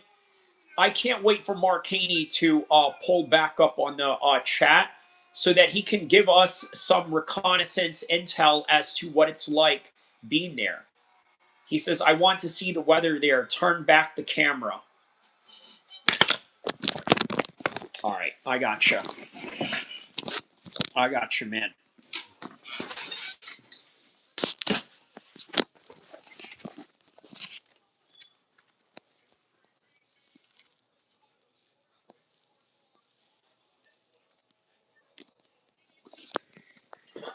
All right.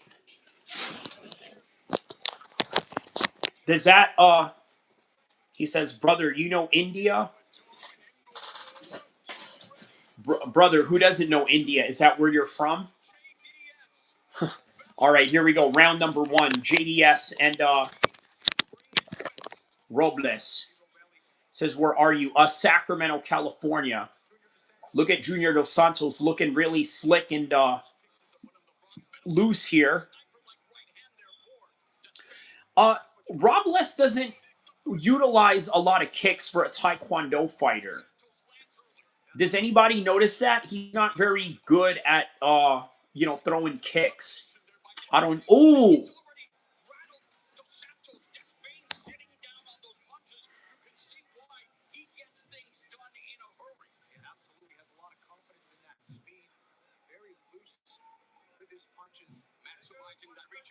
All right, Junior shooting in. Wow.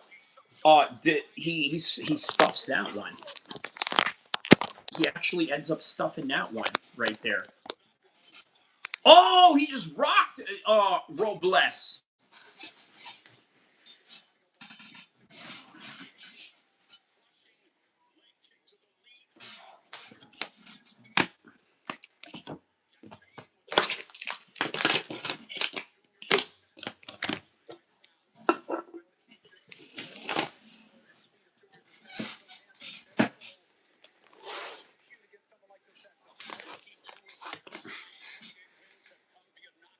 It looks like Robles is looking to counter Junior Dos Santos in some kind of way. Rashid says, hello, bro, from Arabistan. Okay. Not a real country, but okay. Nice try. Nice try. Next semester, you can try out for the geography team.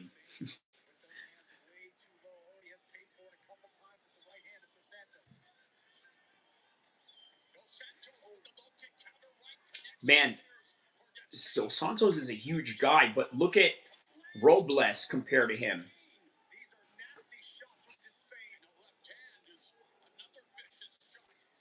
Okay, looks like Junior Dos Santos was training with America Top Team on this one. Oh, there's a high kick right there. Okay, yeah, look like a Taekwondo fighter for once, right? You know, throw some high kicks in there, man. Oh.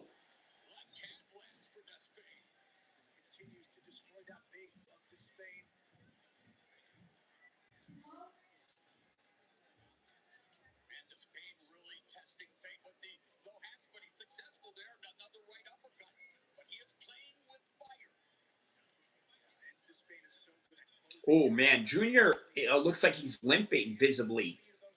Oh! Oh! Oh! Oh, my goodness! He just got slept. I can't believe it, man. Junior Dos Santos just got slept by Robles. Wow.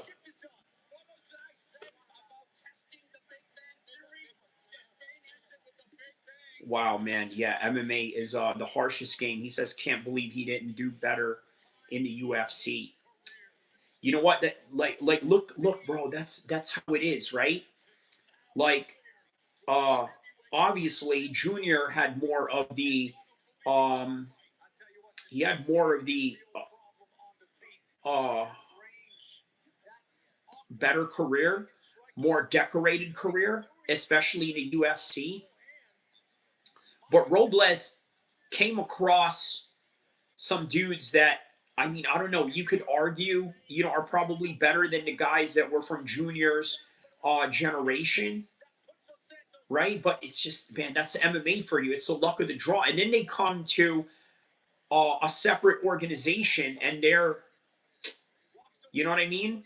They lock horns and, you know, he gets the better of Junior Dos Santos this time.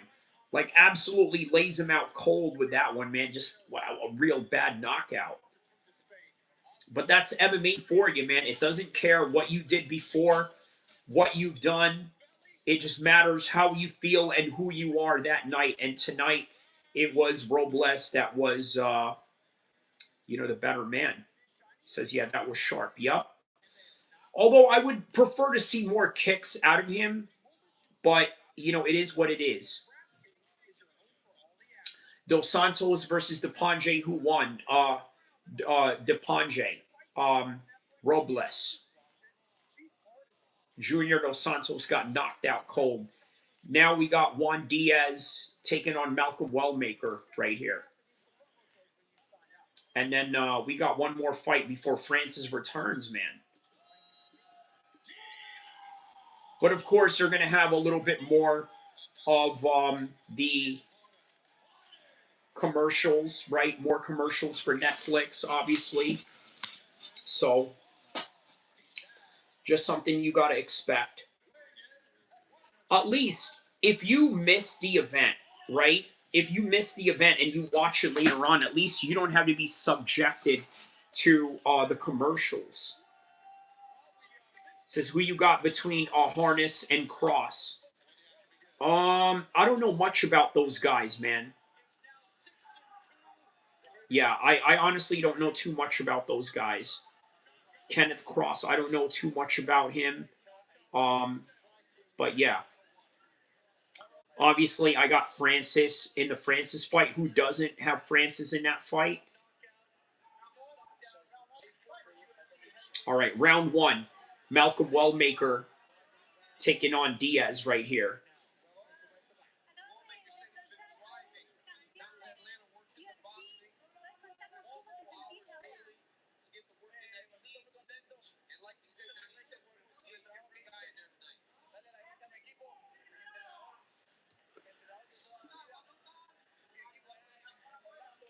Yeah, the UFC only has 2 more fights left, man.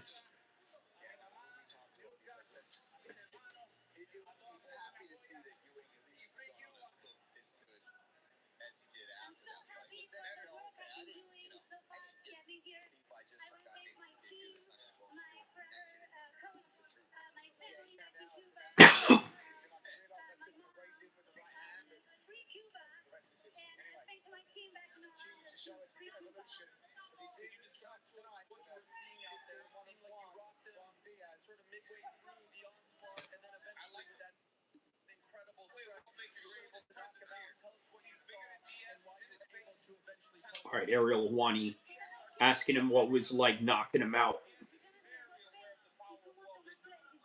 Meanwhile, here's Malcolm Wellmaker looking like the little brother of Benson Henderson. For the old school guys, you know who Benson Henderson is. Good kick by Wellmaker. Good body kick. Front kick by Wellmaker.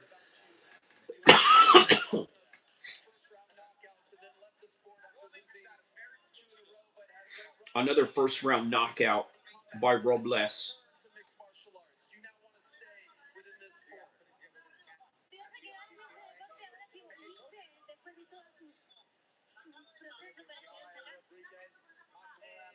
Ariel Helwani asked him, do you want to stay in the sport? Because he's done karate combat as well.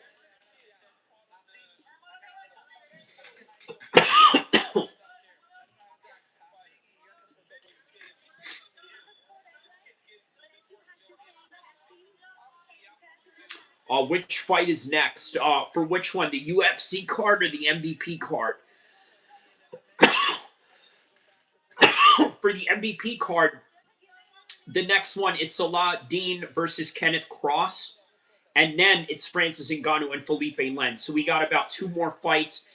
And then in the UFC, we got Malcolm Wellmaker taking on Juan Diaz right now.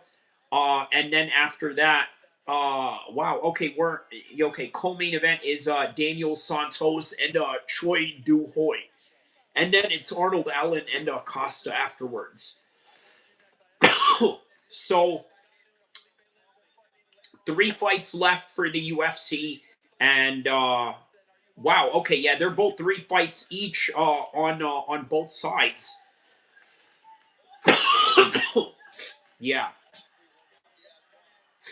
So 3 fights left for both cards.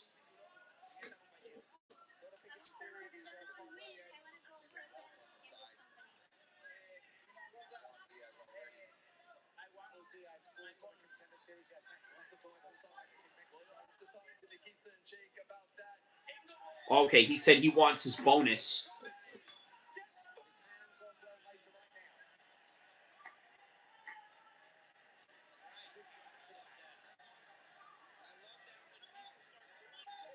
Most valuable LA. Wow, yeah, nice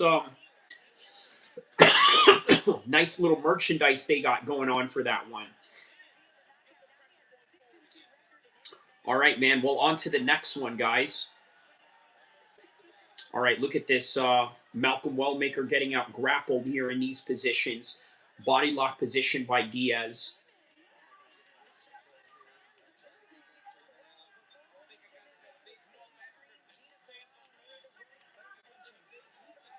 All 3 knockouts in 2 rounds or less.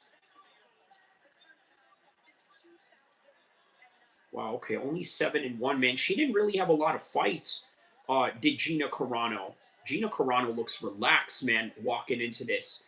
He says, I'd rather you than watch the fight because you give in-depth analysis. Oh, well, thank you, man. Thank you. Thank you. And you can't watch all the fights, right? Unless, of course, I mean, even me, you know, who is supposed to be doing... Oh, what is that?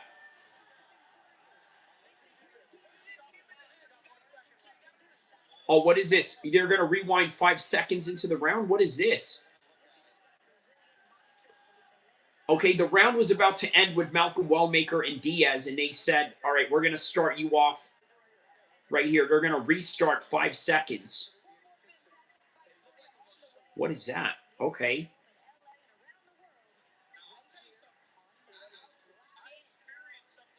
Yeah, man, just one more insignificant fight in the MVP Netflix card, and then it's just nothing but the main fights that we know that made this card right here. All right, they're going to have ads going on for a bit here. Oh, okay, that was a low kick. He got hit with a low kick as soon as he hit the ground. Okay, I understand. Okay, he hit him with a low kick. Got it. So that is what made them stop and gave them like about an extra 5 seconds.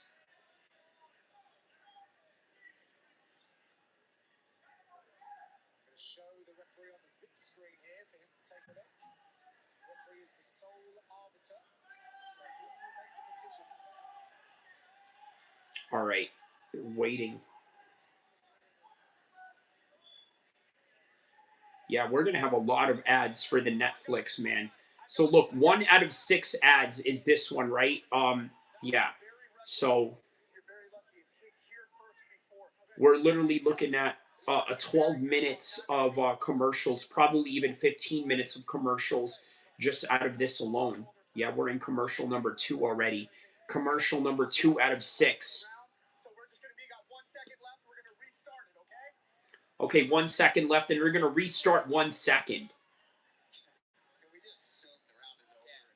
Yeah, just assume the round is over, right? They're going to give them like 1 round, 1 second in the round. Like, can you even throw a strike in that 1 second? Yeah, so they just use the 1 second to kind of dap each other up.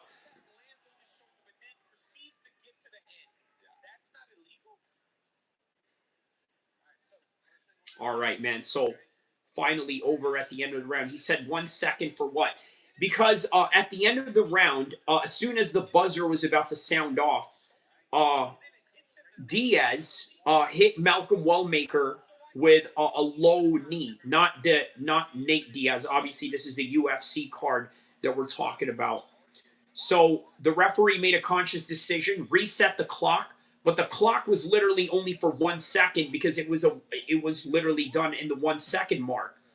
So they restart the round with 1 second left. The referee puts 1 second on the round, and then instead of trying to hit each other for that 1 second, they use it to give each other gaps, and then back to the corners. So yeah, a little strange situation that I've never really seen before, but that is why we tune into mixed martial arts every week, because all they did was shake hands. Yeah, exactly. All right, so now they're back into the legit rounds right now.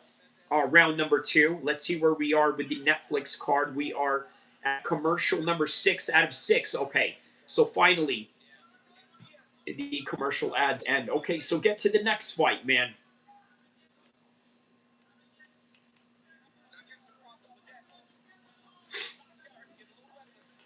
No point. You know what it was? Just mostly for appearance of fairness. That's really what it is. It's kind of like that you're going to a court case where the judge is going to dismiss it. You still have to go to that court case anyway, even though it's pointless to be there. It's the closest example that I can think of. But you got to show up for officiality's sake, right? Kind of like the useless meetings that you have at your work, right? Oh, let's have a meeting. It's going to be a great kumbaya. We get to talk about ideas or this. Nah. Yeah. Aaron Maga says, good example. Okay, so, fairly understood. All right, lightweight bout coming up next for MVP MMA. Meanwhile, we're in round number 2 between Wellmaker and Diaz. 325, 324. Okay, so Kenneth Cross was in a Dana White's Contender Series winner. 9 first-round stoppages, teammate of Carano at Syndicate MMA. Okay, so we got somebody that Gina Carano is training with here, and that's Kenneth Cross.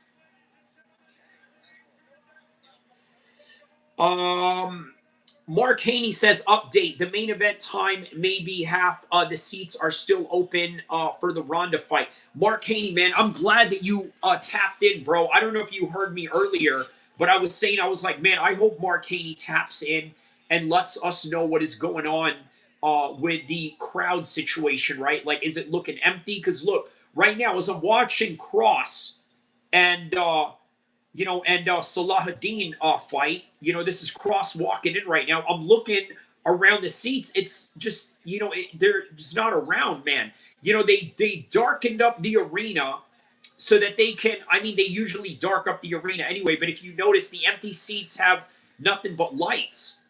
So, AR says, at work, they love meetings for no reason. Yeah, they do. He says, I'm not interested in women's fights. Yeah, I don't think there's any more women's fights for the rest of the night, except for Ronda Rousey and yeah. But for the UFC, yeah, there's no more women's fights. It's just all men's fights from here. Mark Haney says, I have seats behind Alex Pereira's sister and family. Damn, bro. Okay. That's awesome, bro. So how are the seats? Is it looking empty? Do you think there's going to be more people showing up when Francis fights, and and maybe more when Nate pulls up? What do you think? What are some projections you got on that? Armin is here. Rampage. Yeah, Armin just got kicked out earlier, bro. I don't know if you saw that. He got kicked out because he was confronting the Iraqi Conor McGregor. He says, yeah, hella UFC fighters here. Yeah. A lot of dudes that train in LA. And it's not illegal for you to go to another organization's fights But I would imagine if he got up on the mic and got up on the cage, he would probably get in trouble. Oh man, Malcolm Wellmaker just got submitted. That's horrible, man. Malcolm Wellmaker got submitted, bro. Oh my goodness, man, that's horrible, bro. But congratulations to Diaz, though, man. What is that? Does he have an insane clown posse tattoo? Mighty Mouse. Okay, is Mighty Mouse there?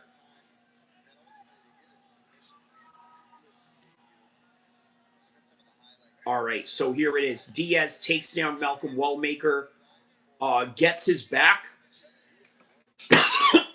gets his back, and then gets his neck. That's the end of the story. Mark Haney says, was really sad seeing Dos Santos walk out in defeat. He looked sad, disappointed, and walking out, man. Yeah, you know what? That's the thing about live MMA events, bro, is that you actually get to see the thrill and the agony, especially the agony, right? With fighters walking out after the fact, you know, especially getting beat like that. For real, man. And that was a devastating knockout, bro. You know, you probably heard that shot because, you know, these heavyweights, bro, they hit hard, bro. They hit hard, and you probably heard that shot right there, bro. All right, there's Saladin right there, walking out, the French fighter.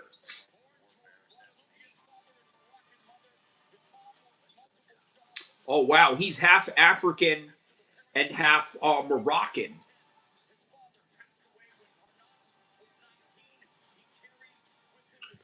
Yeah, man, that dude is a wild bull for sure, man, if he's half Moroccan. He says, did you watch Man City 1-0 Chelsea at the FA Cup final? No. But that's good news, man. You know, another one for Manchester City.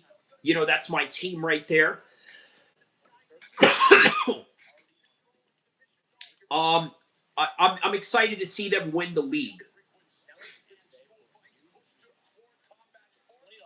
So I know it's right down the middle. You know, winning the league right now. Yeah, man. So hopefully they clear it. You know, they win the FA Cup and then they win the league, Premier League. That's, yeah, man. A great way to end the season going into World Cup season at that. So,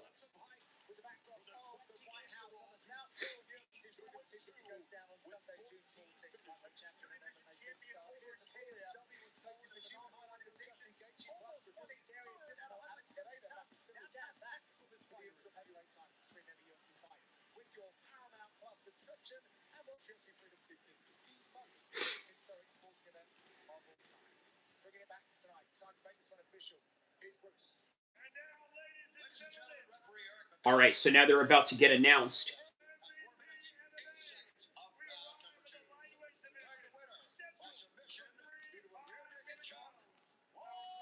Oh, wait, no, that's not an insane clown posse tattoo. That's like an eagle that he's got on his chest. Okay, that explains a lot.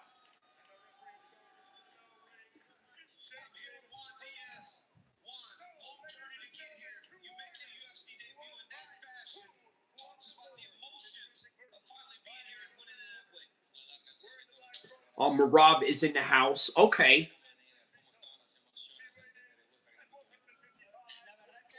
Metabolism. Okay, you meant to say Marab is in the house. Okay, yeah.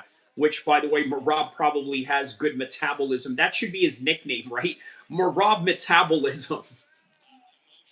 Metabolism Marab. Marab.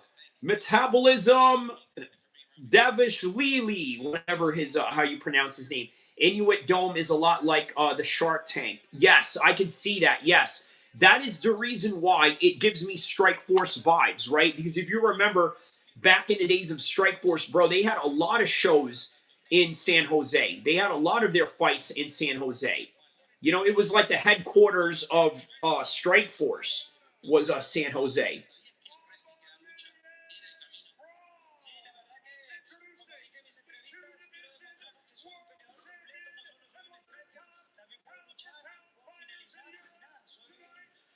Oh, wow. The top pound-for-pound fighters in Europe, they say, huh?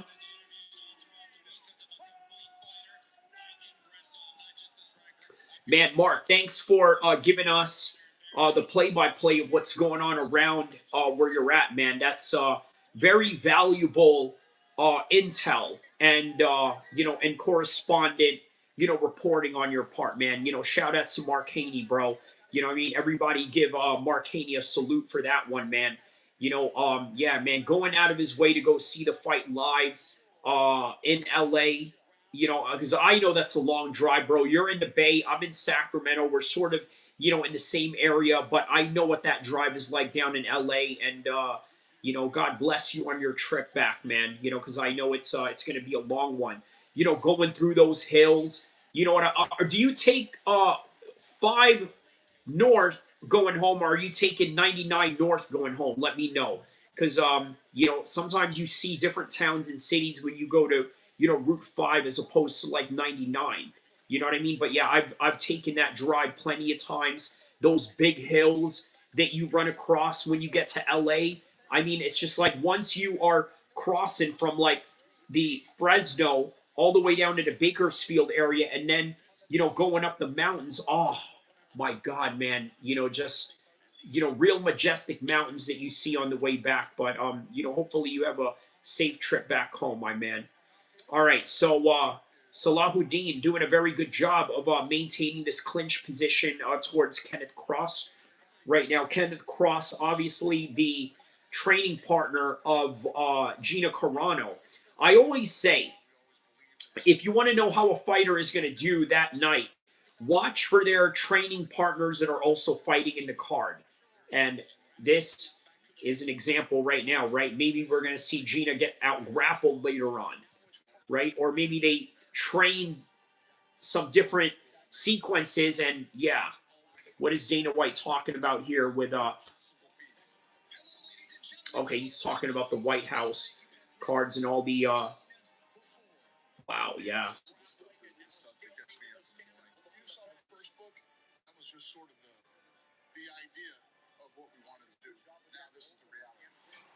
Wow, they had a documentary for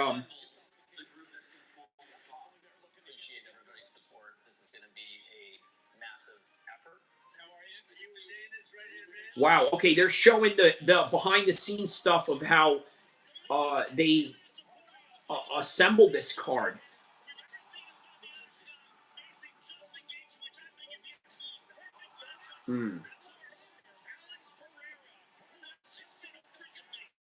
Oh man, they're in a firefight right now.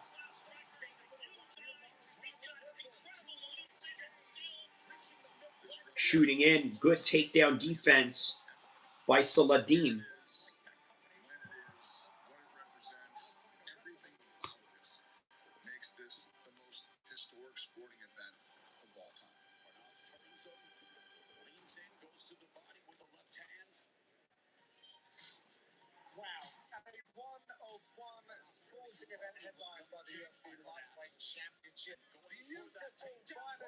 Oh, good takedown by Salahuddin there.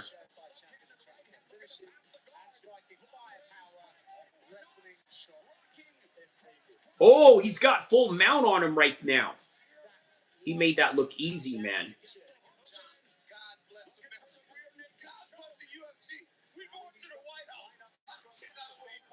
Daniel Cormier said, God bless America. We're going to the White House. Yup.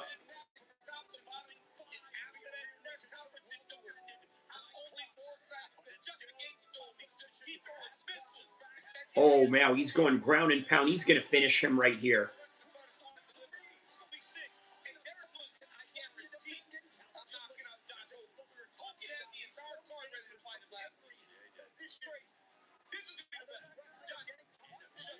Oh. Ground and pounding away.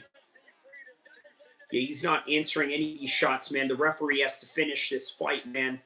He's got to call it. He ain't... Oh. Is he defending himself still? Nope. Oh, he's getting rocked.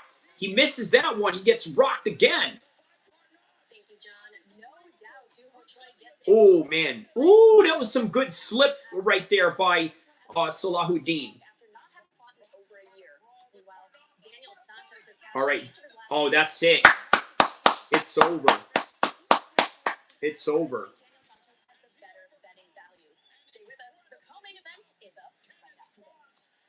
All right, man. Well, Francis Ngannou is up next, guys.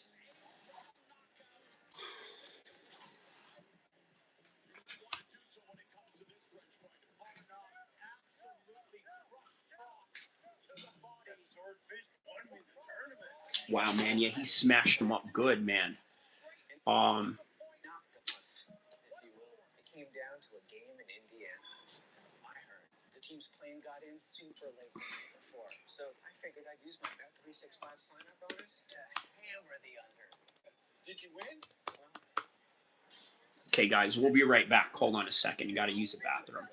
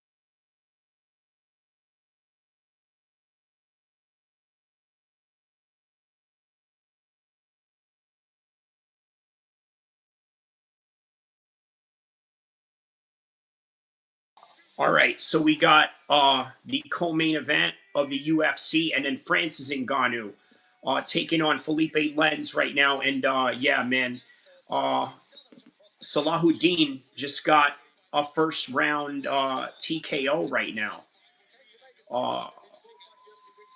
Fighting out of France, man. How about that? And then you got, obviously, Francis Ngannou as the co-main event afterwards. Great follow-up.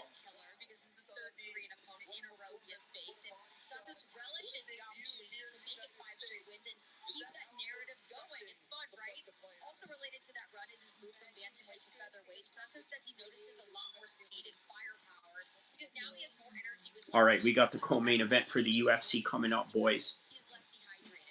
He's got a new nutrition specialist for this fight. He says he's amazed at how much food he can eat while training, which obviously he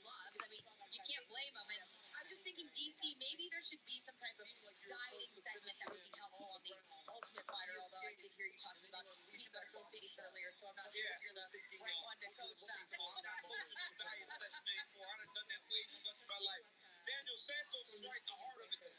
And when you talk about this young man, you talk about a guy that really does understand where he stands in this career. He said, you know, I'm always looking for... All right, Daniel Santos now walking out into the cage. What's at hand right now, and that's CHOI. He said, in this fight specifically, that CHOI will only fight that his opponent brings, will only fight the fight that his opponent brings to him. If you're slow, he's slow. If you fight, he fights. He intends to fight him tonight and make it a fun.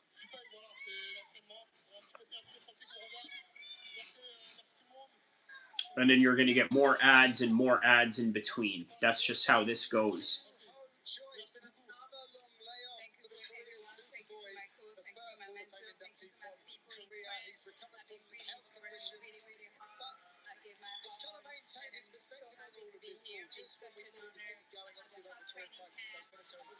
All right, Duho Choi is walking out to the cage right now.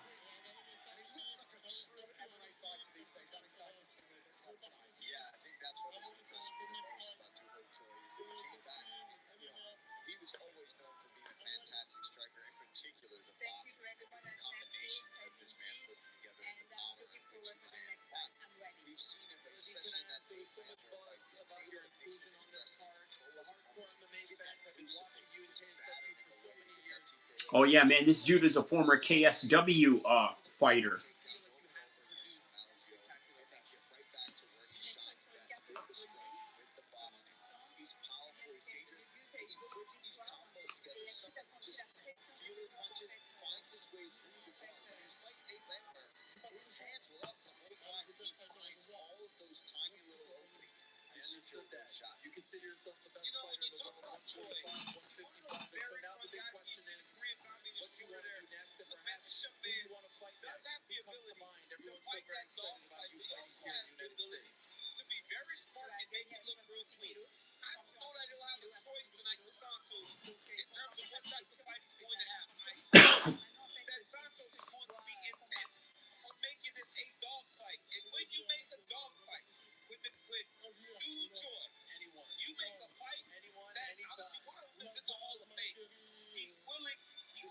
Yeah, walking out to the Rocky song is Doho Choi.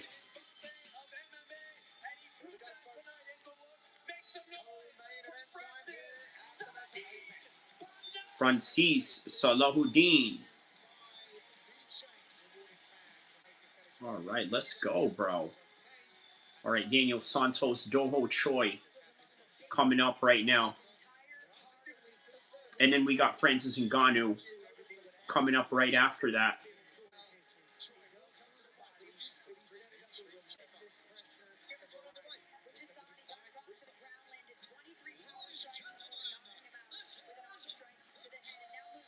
All right, co-main event of the evening.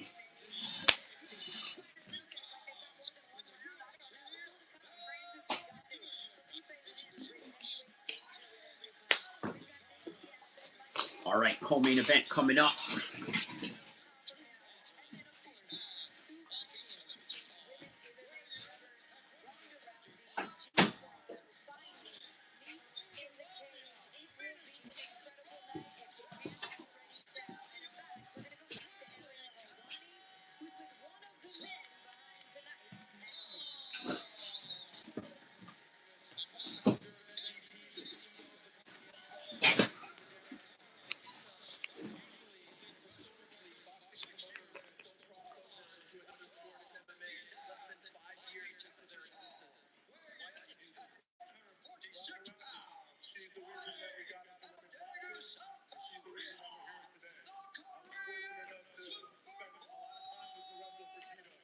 Wow, there's Michael Irving. I'm sorry, yeah. Is that Michael Irving behind Nikisa? I think that's Michael Irving behind Nikisa. Okay.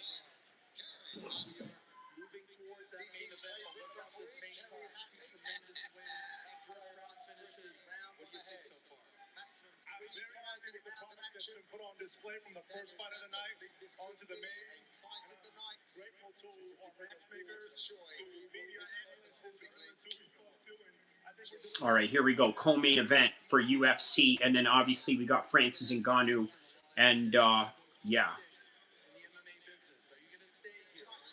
coming up as well.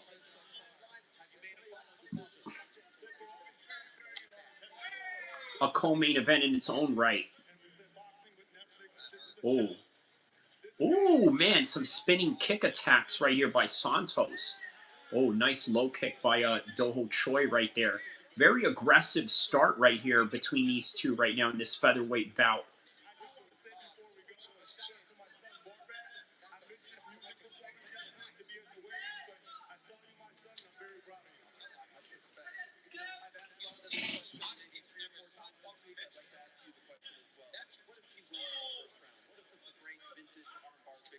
Oh, man, some hard shots right there by Doho Choi. Already a UFC Hall of Famer. I think one of it in the fight wing. I think he's got a Hall of Fame fight in the fight wing. Good body kick right there. Okay, Santos looking for a takedown. Good takedown defense by Doho Choi. Stuffs it by grabbing his head. They clinch up. Their back squared up in the middle of the octagon. Wow, man, swinging for the fences on this one.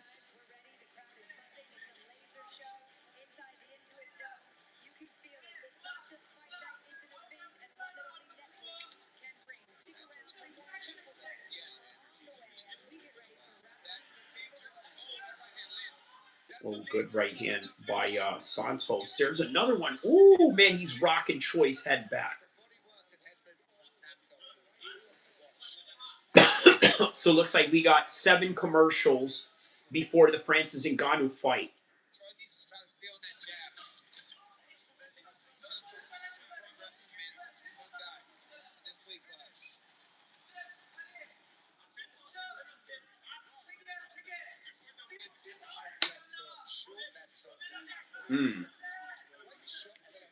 Oh, good exchanges between these two.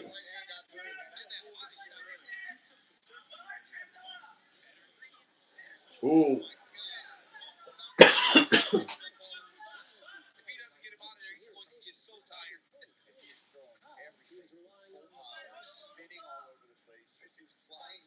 Man, Santos throwing a lot of spinning attacks here.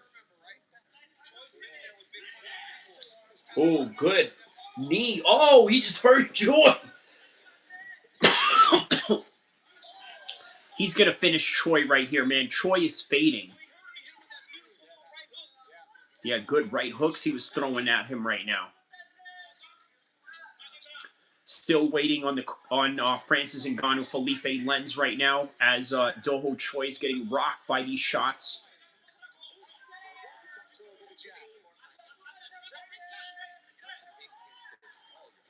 Spinning back kick. Ooh, he hurt him with that one. I don't think he noticed that he hurt him in the body with that one. He has to keep going. Really aggressive effort by Santos going after Choi here.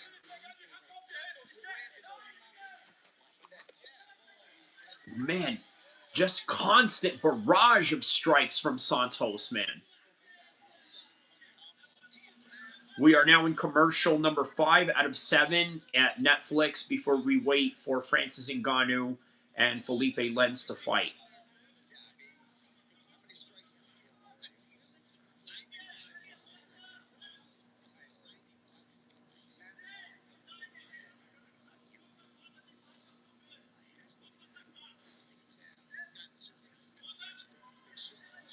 Ooh, good knee.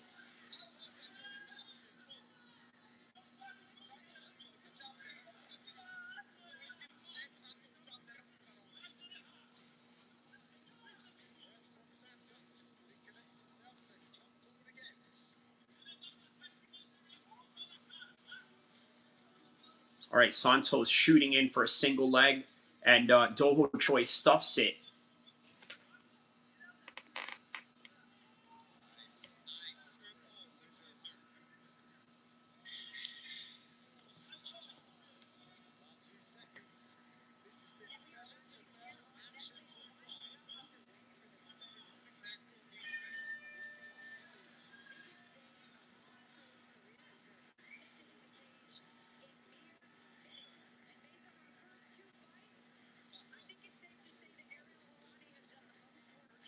All right, man. Well, That's the end of it right there. Yeah, Felipe Lenz apparently trains at America Top Team. I did not know that. Oh wow, look at the face of Doho Choi right now.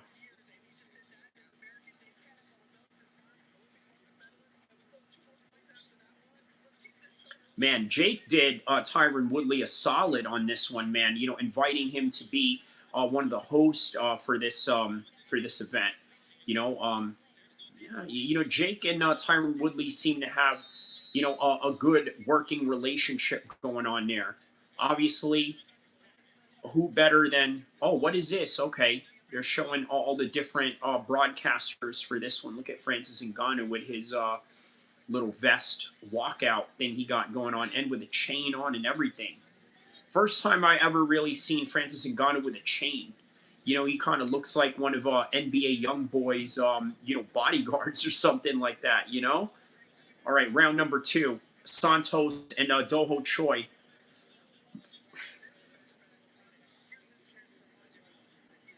Oh, spinning attacks by Santos here. Victory says just got back. Shout out to you, my man.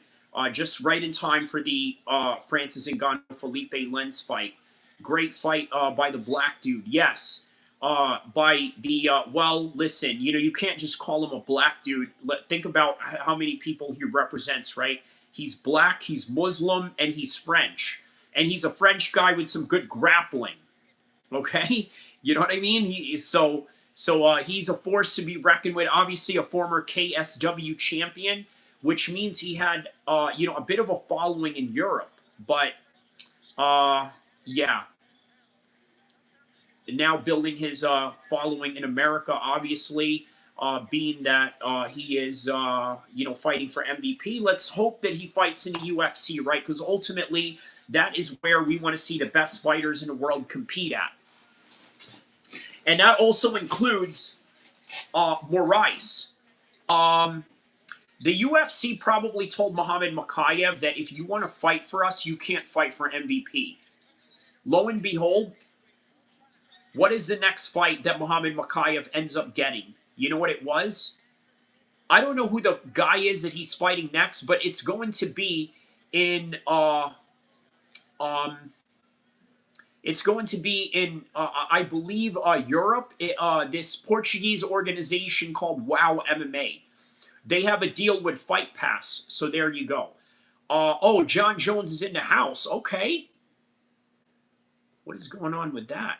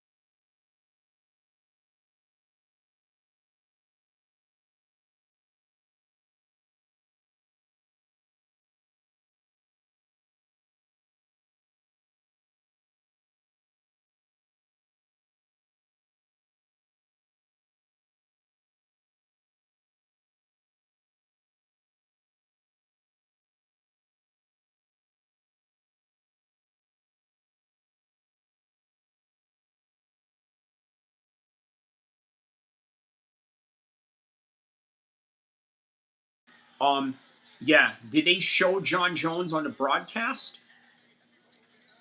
Okay, had a little bit of some trouble there. He said, yeah, okay.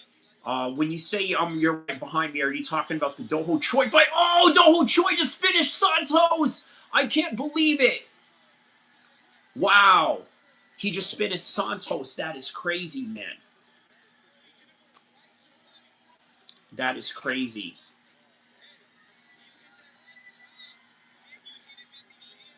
Wow. Good finish.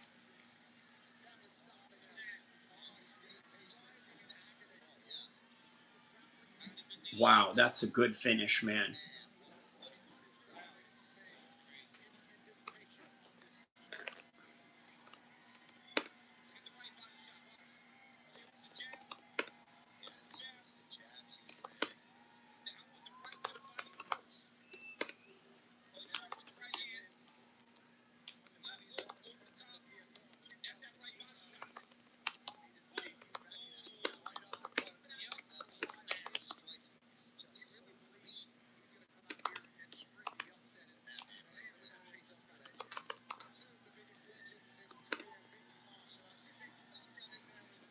All right.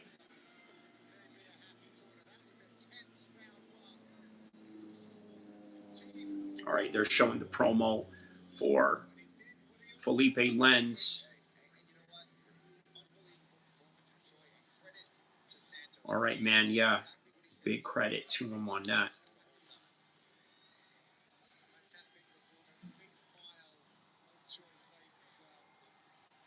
Felipe Lens doing this right here. Okay, I need to change the name here. Hold on. Change the spelling here. It's Lens.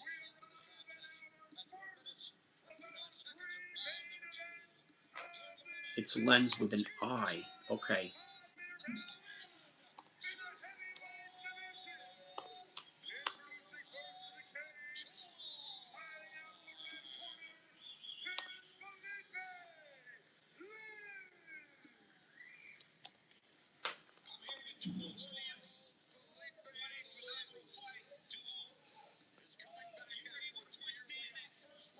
All right, here we go. Felipe Lens.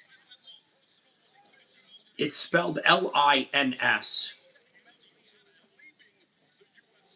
Yeah, he looks so small for a heavyweight, man. I don't know how he's going to do this.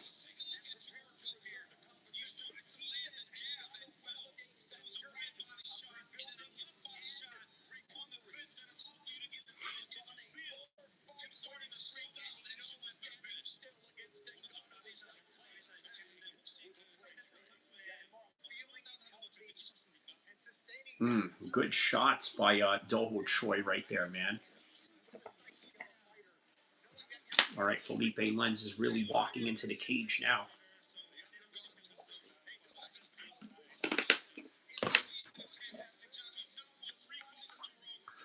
Yeah, this is going to finish quickly.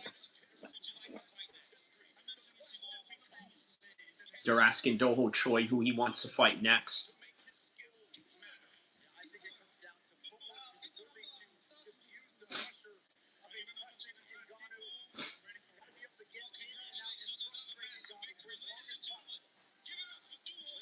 All right, Doho Choi. Now we're on to the main event of Costa versus Allen. Arnold Allen.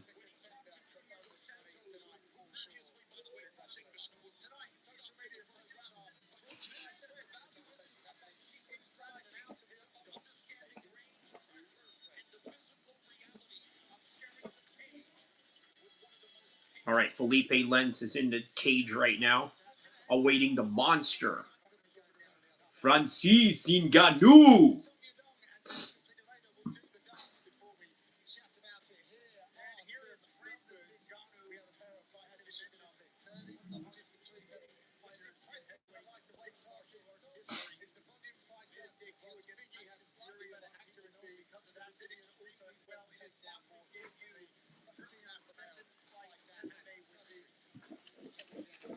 All right, lineal MMA heavyweight champion is Francis Ngannou. Showing more promos for Francis Ngannou.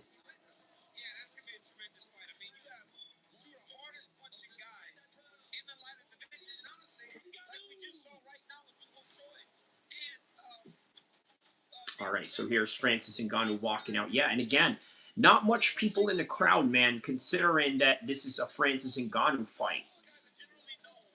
You know, which ultimately kind of proves the point of the UFC. Like, they're like, well, if you want to leave, good riddance. We can't make money off of you. Like, I think because Francis Ngannou is such an intimidating guy, and the fact that he's a supreme knockout artist, we just assume that he's going to be a pay-per-view star. And that's not always the case, right? It's just, you know what, man? Being a pay-per-view star, it is a hit and miss. Right? For example, if Khabib never had the rivalry with McGregor, I don't think that his superstardom would hit the same way. You know what I mean? Like, it's just certain things have to hit. Like, being the baddest man is not enough for you to garner media attention. It's a little more than that.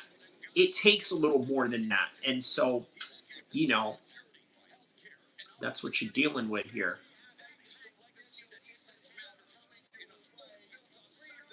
All right, so we got Road to UFC. Okay. Oh, okay. Paramount, 3 a.m. in the morning. Road to UFC again on the 29th, and then after the main event post show. Okay. Okay.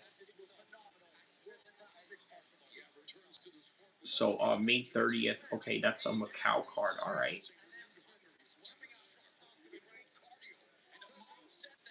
All right, there's Arnold Allen.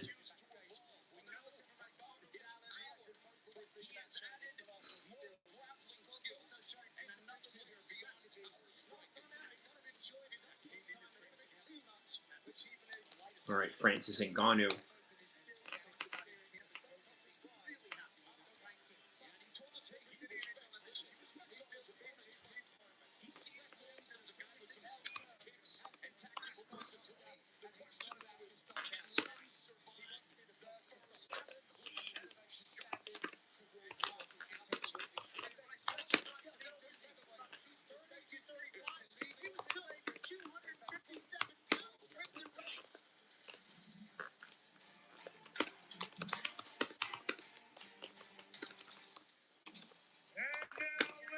Gentlemen, live from the Intuit Dome and live around the world on Netflix, we arrive at the first of our 3 main events of the evening.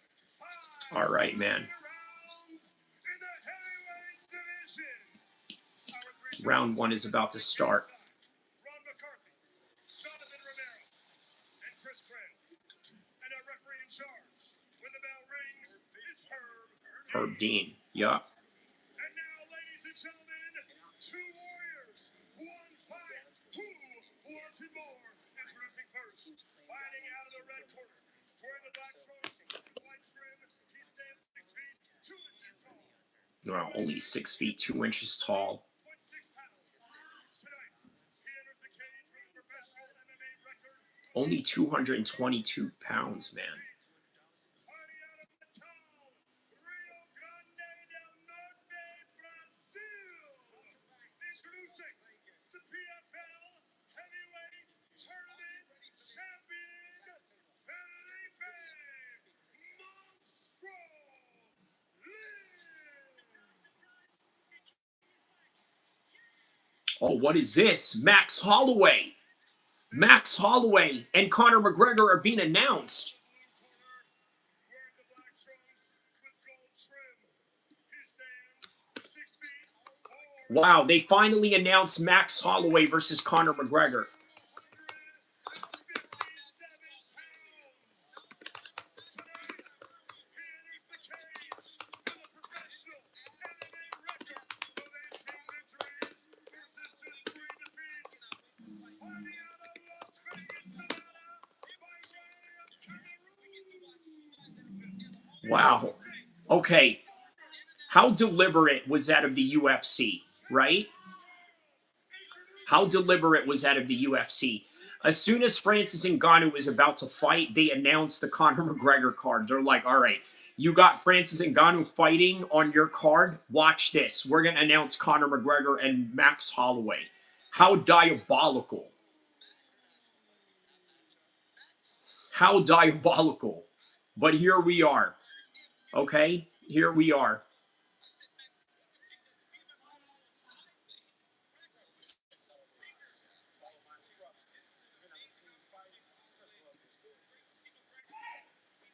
All right, they're going to touch gloves and do it. Here we go.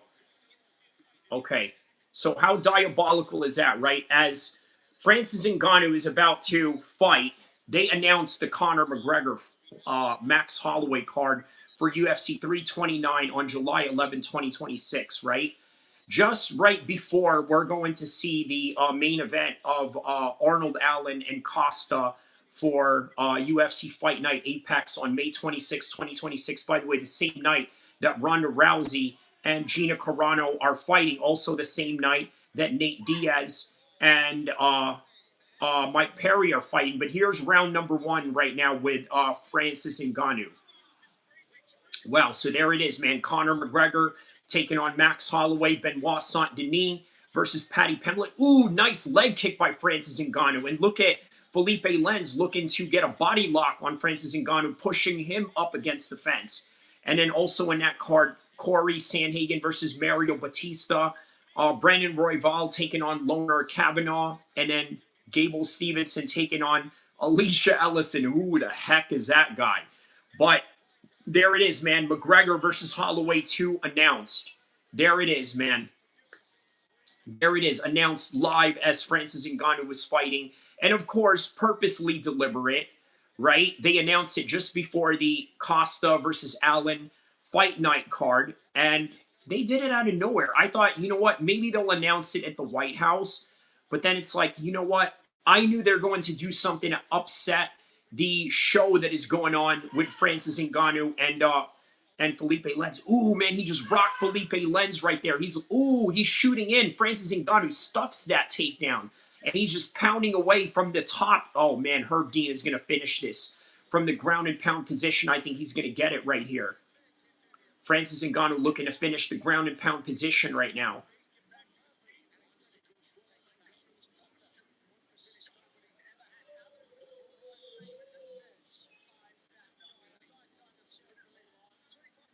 Wow, and of course, Arnold Allen's fight is about to start soon. Wow, Francis Ngannou is doing a very good job at maintaining top control position right now.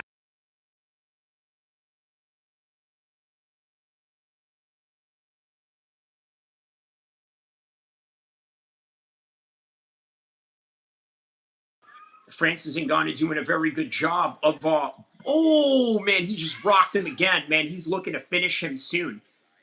He's going to finish him soon, man. Felipe Lens ain't got much. Oh, there's a nice high kick attempt right there by Francis Ngannou. Imagine if that connected.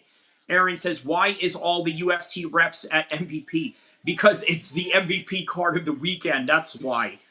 And a lot of these referees that you've seen are also California-based.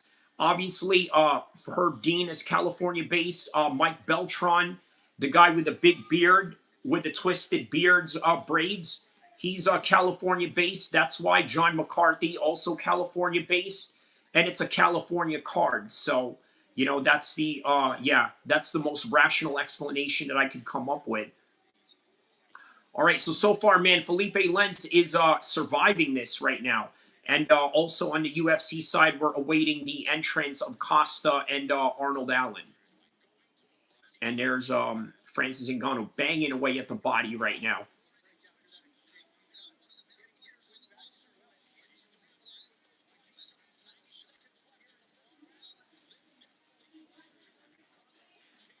All right, good body shots right there from the clinch. And he doesn't even have a full-on clinch position right here. It just looks like he's trying to go for a single while he has a lazy body lock and while Francis is going up the body towards Lens right now. But he's surviving, man. Surprisingly, he's surviving the first round right now, and he's looking to trip up Francis Ngannou, and Francis Ngannou is having none of it.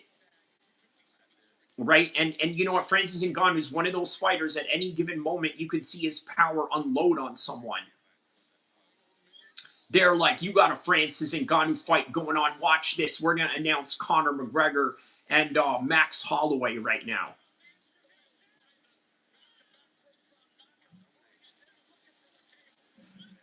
Okay, so Francis really wants to finish Felipe Lins, but look at Felipe Lins. Oh, he's out.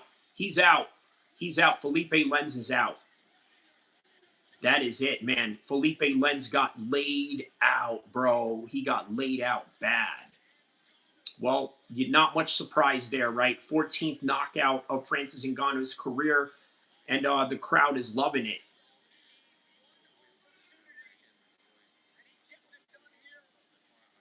Is that Mark Haney? Is that you with the sunglasses that I just saw on TV, bro? Wow, bro. Wow.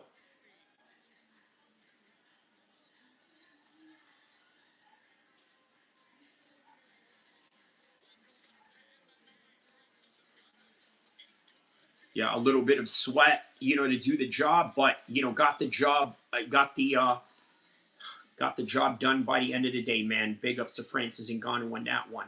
Boom, right over the hand, right as they were throwing and exchanging. Boom, he goes right over, right there, and then that was it.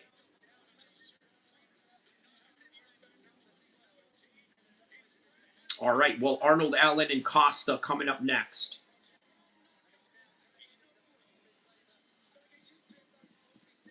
Right, didn't take 5 rounds to do it, obviously.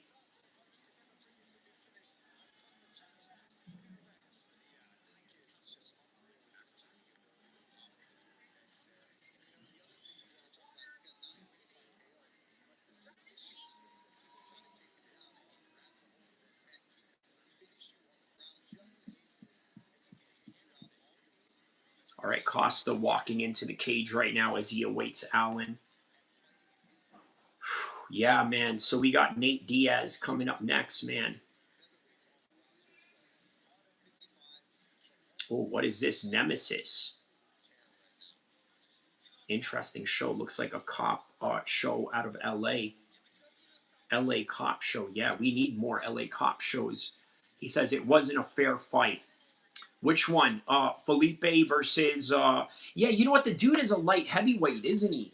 Right? Like he fights at 205, Felipe Lins. So I don't know, man. Yeah, it is a rather weird matchup, but it's all designed. I mean, obviously they know that Francis Ngannou was not going to take the distance with this one. You know what I mean?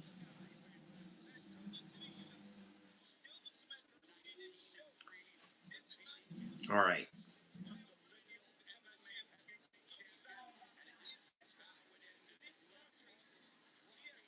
Yeah, man. It was just like he just swung like that, man, Francis. So look at this. He ducks underneath. This is Felipe Lins. He tries to go here. He tries to go here, and then Francis comes here instead.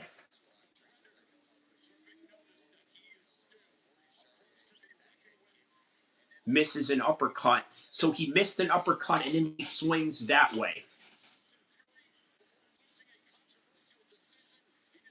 Yeah.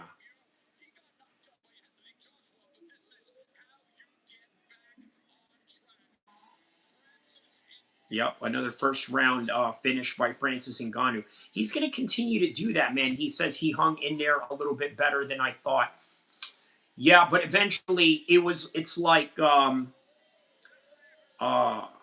roller coaster, right? Like, when you're escalating up a roller coaster, that thing is going to go like 0 to 60 real quick. Like when you're making that escalate, when you're escalating into the hill, right? That it's going down. That's what that fight was like. That there is a hill on that roller coaster and you're going to go down on it. No diddy. But yeah, you know what I mean. He hung in there a little bit longer in terms of minutes, right? Because we were expecting Francis to finish this in seconds. But if he doesn't finish it in seconds, he will finish it in minutes. And that's usually what you get out of a fierce finisher like Francis Ngannou or anybody else that finishes guys the way that they do.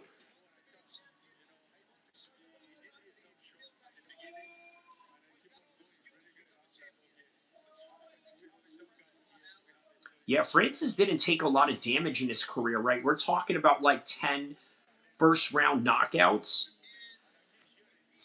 He didn't really take a lot of damage in his career.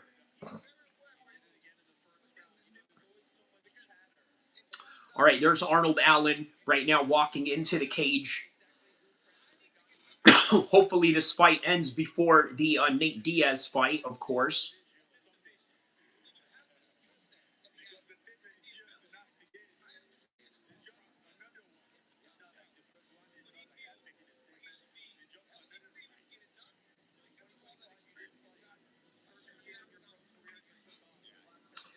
Yeah, very strange time for them to announce it, right? Usually they announce something like this.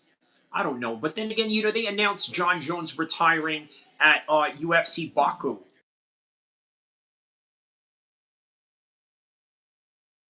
Very strange in different places, that they announce fights, but this is where they decided they were going to announce the fight. It's kind of symbolic if you think about it, right? They're doing it at a fight night where there's two featherweights that are headlining the UFC fight night, right? That's Allen and Costa. And if you think about the career of Max Holloway and Conor McGregor, where did they fight at first, right? Obviously, they fought in Boston, but it was contested at 145, right? Conor McGregor was on his way up. And again, like what I said, this fight is like a symbolic gesture of Conor McGregor meeting the people that he beat up to get to the top, and now he's meeting them on his way down. Because let's be honest, right? Max Holloway's got a good chance of winning this, right? I'll be surprised if if Max Holloway beats Conor McGregor, but no, I'll be surprised if Conor McGregor beats Max Holloway, honestly. Oh, what is this? Who is he calling out?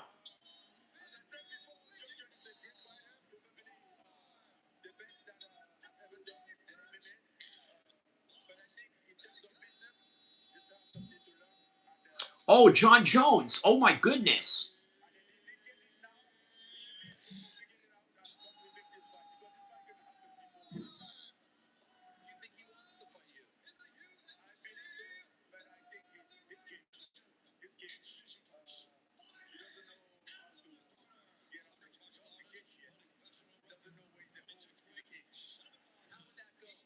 Oh, okay. He's saying, I think he wants this fight, but he doesn't know how to get out of the cage yet. Meaning, the UFC.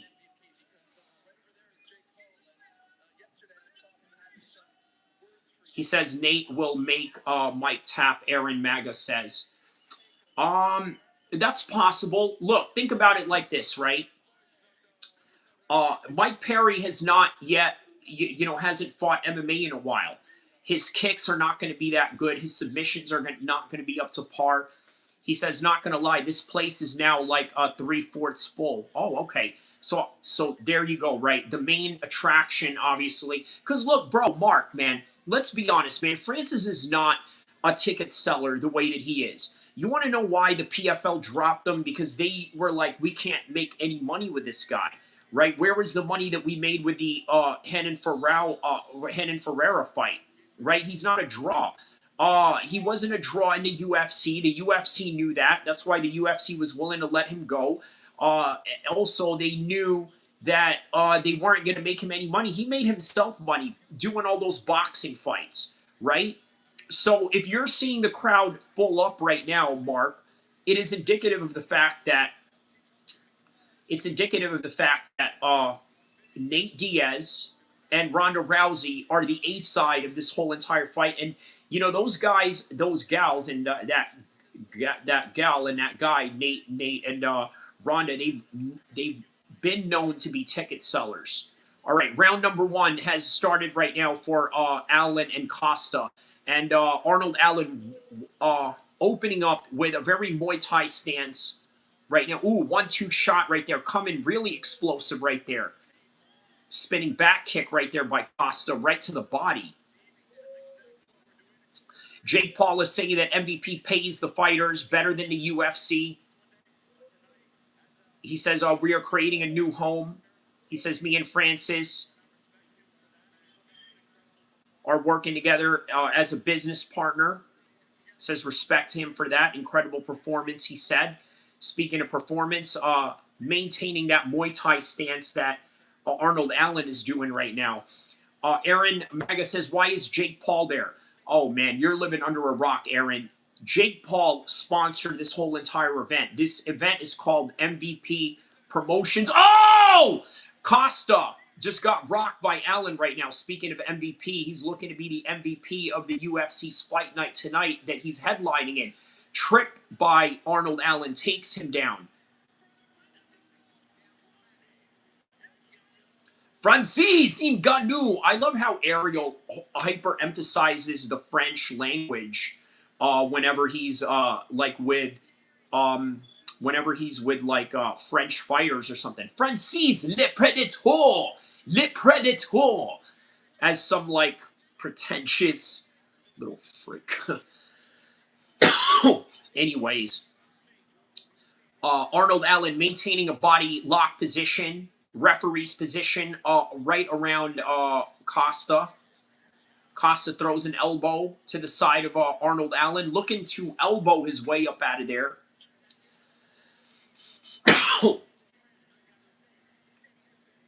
All right, so we got Nate Diaz and Mike Perry coming up right now, guys. Nate Diaz and Mike Perry coming up. Meanwhile, there's a slam by Arnold Allen right here in the first round.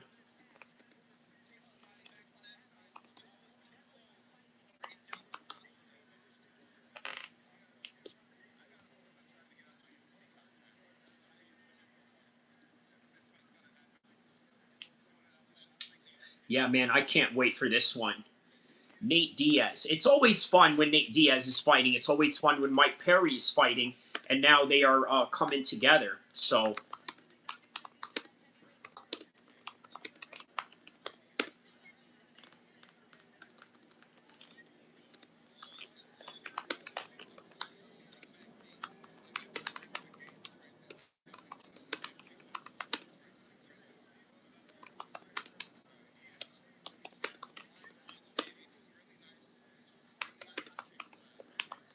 all right. So there we are. Nate Diaz versus Mike Perry while UFC Fight Night main event May 16, 2026 in progress right now with Costa getting a body lock behind Arnold Allen. So yeah, you didn't know that Jake Paul ran this organization, Aaron? That's quite crazy, man. You know, I'm gonna start calling you a casual now. You know what I mean? Like, oh, body lock position, looking to take down Arnold Allen right there. He got him down right there.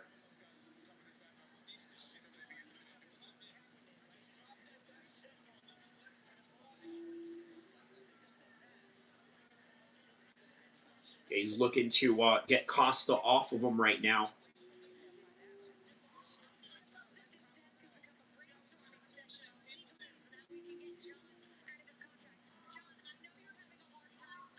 Oh, what is this, man? He's looking to wear down Arnold Allen right here. He's got a body lock position around him while he has like a half Nelson attached to him. While he's also looking to get a guillotine choke from, what is this, a half guard position? All right, now he's got a half guard position right now. Arnold Allen is trying to transition up out of here. All right, so now Arnold Allen is right on top of him, scrambling out of that exchange right there. Yeah, man, Mike Perry and Nate Diaz coming up right now. Bro, I don't think Mike Perry has a lot of wrestling and a lot of jiu-jitsu prepared going into this fight, but he has been active in the BKFC scene. And if I were Nate, I would avoid a lot of the hand-to-hand fighting exchanges. Well, okay, that's the end of the round right there. Round number one ends, and Arnold Allen and Costa get back into their corner. Victory says, holy, Dan Henderson looks like he's 75. Where's Dan Henderson at? Where you see Dan Henderson at? Let's hear what John Jones is saying.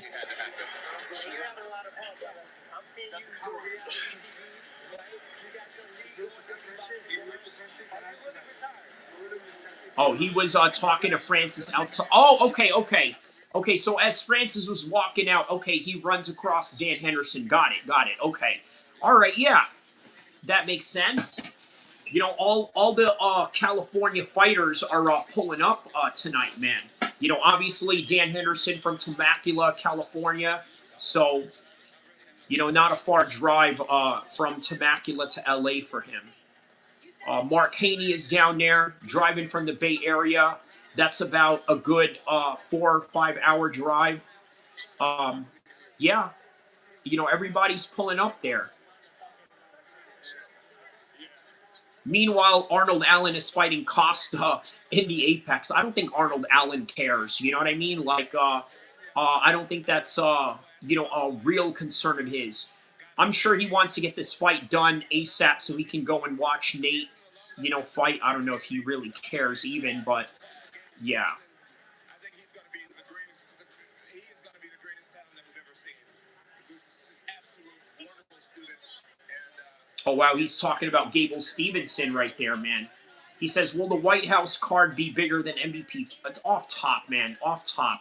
Look, the media behind the UFC White House card is, you know, is staggering. You can't, man, listen.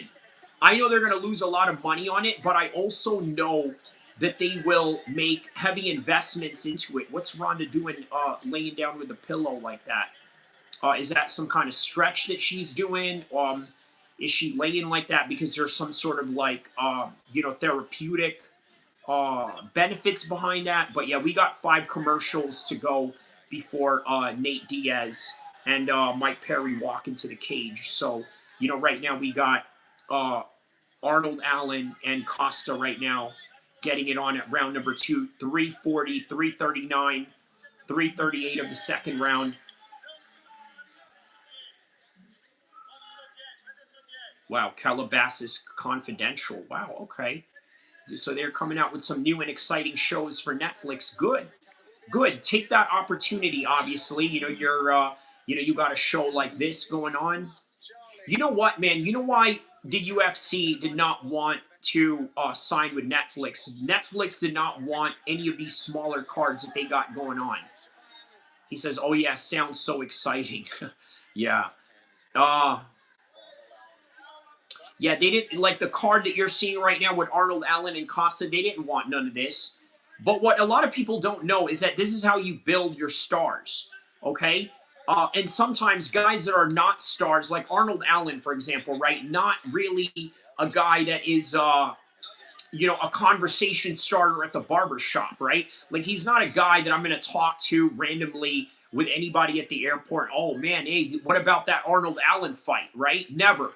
I do know a couple of Arnold Allen's homies in the UK, you know, but that's about it. Obviously, I'm going to talk to him about it because they know who he is. They've trained with him before. And yeah, man, that's about it. You know what I mean?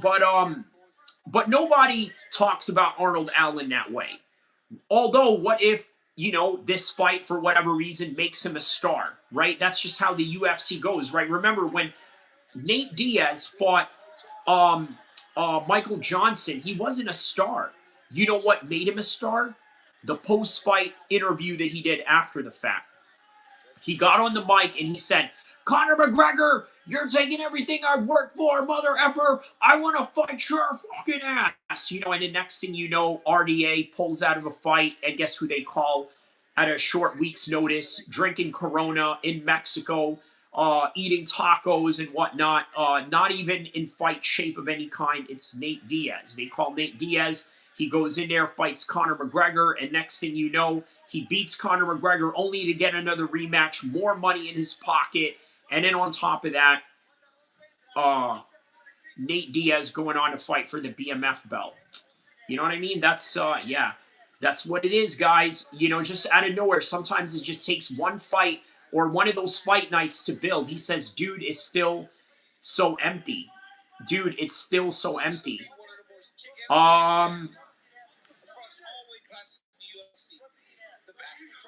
You know what Mark is probably seeing right now? Victory? I think what Mark is seeing right now is because he's sitting in the front row areas, right? I want you to think about this. So as Mark is sitting around, right, he sees all these UFC fighters, right? All these celebrities, all, you know, Michael Vick is there as well. There's John Jones in the balcony, right? In the desk with Tyron Woodley. And so when you're when you're on ground level, when you're cage side level, right? It's like a crowded space of people in a club, right? You know, you go to a club or you go to a bar or a place where there's a lot of people, or there's like just, you know, body to body stacked on each other. So it feels like there's a lot.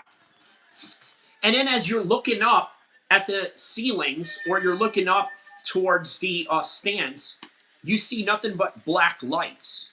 And that's done on purpose. Okay. Also, there's a lot of black coverings in the seatings at the top. And that's with a reason. That's to cover up the lack of people that are there. And if you notice also, there's a lot of lights popping up in these seats, right? Or in the vicinity of these seats to make it seem like people are either flashing their cell phones or making it seem like people are there, or just adding some sort of visual effect to make it seem like there's a lively presence there of some kind, whether that would be a human being or, you know, some sort of like strobing lights in some kind of way, right? So it's very deceptive. When he says that it was a quarter, you know, three quarters full, I believe him. But it's a 3/4 full in his circle of his vicinity. That's how Chael Sonnen usually ends videos, right? He says one line that makes a whole big point, and then once he makes that whole big point, it goes into Bad Guy Inc., right? Like his whole, you know, logo pops up.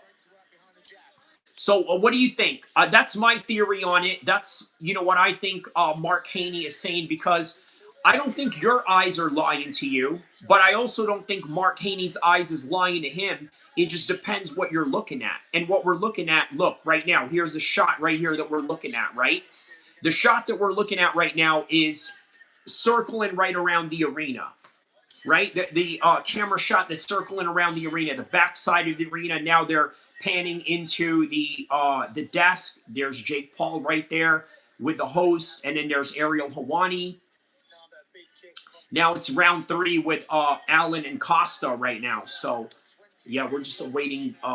We're awaiting Jake Paul. I'm sorry, Nate Diaz to walk into the cage. Oh, wow. So we got like 10 minutes before the Perry fight even starts, man. Yeah, I guess they want the Arnold Allen fight to end first, you know, but yeah. Costa was trying to say he got poked. I like that Allen didn't stop fighting. He's earned that. You have no obligation to believe that someone got poked and stop because they say you got poked.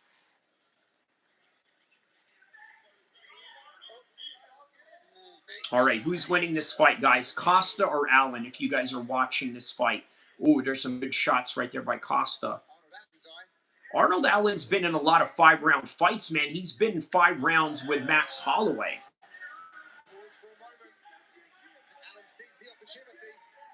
Okay, you're calling Allen by unanimous decision. Yeah, he's not going to finish this guy, is he? You know, even though Arnold Allen does have some knockout power, yeah, he may not finish him, you know, quickly like that. Ooh, okay, maybe. Ooh! Just rocked him with that shot right there.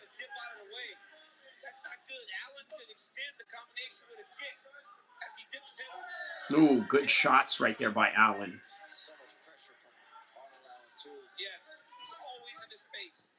Jake says, we are hungry for fighters. We are hungry for change. He says that he's hungry to make the sport grow and evolve it and give fighters the pay that they deserve. Well, you know, easier said than done. I know, you know, fighter pay is a very controversial topic, but yeah, man. Ooh, good shots. 1-2 by Costa.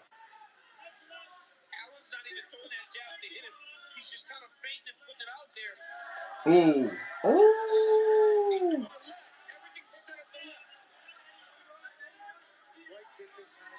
Oh, high kick attempt by Costa there.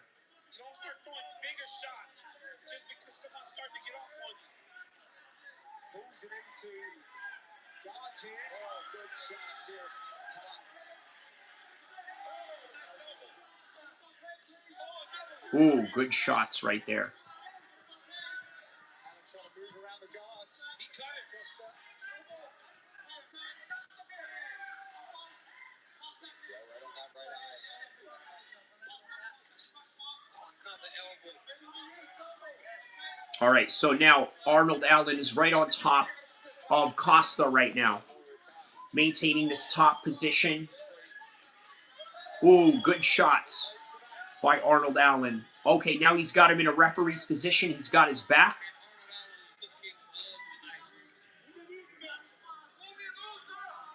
To show his class here. Well, Costa's just holding that hand to stop the barrage. Yeah.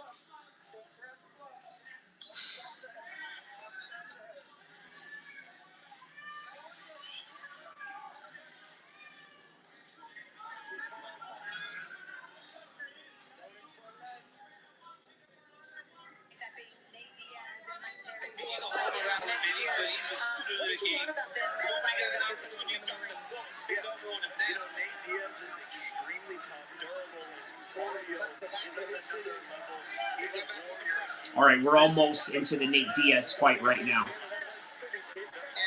think that that's a mistake. He seems in the best shape of his life. Ooh, some cracking shots right here. It's like almost a new era for Nate Diaz. I've never seen him like this before. I think he's in a mode like this is very dangerous. And Mike Perry, on the other hand, is one of the toughest guys in the world. Oh, they're showing footage of Diaz boxing boxing Jake Paul. He's absolutely a zombie. He just keeps on coming forward. And so Nate Diaz, you know, as tough as he is, he might have a tougher opponent in Mike Perry. So I don't know if we're going to see a brawl or if Nate's Oh, that's right. Yeah, Jake obviously fought Mike Perry as well. Obviously, there's no one wants you to worry about it. Just between us friends. Who are you leaning right hand or straight hand? You know, that's a great question. I think I lean towards Nate Diaz. Wow, okay, Jake is actually giving predictions on the fight, considering that he's the promoter. You know what? I like that. I like when a promoter gives their prediction to the fight. Obviously, you have to promote both guys, but, you know, Jake is bold about it. He's like, yeah, you know, this is what it is. Thank you so much, Jake Paul. Enjoy your cage Mm. You got the whole domain. They come and they hug you and they greet you and kiss the ring a little bit. We love that for you.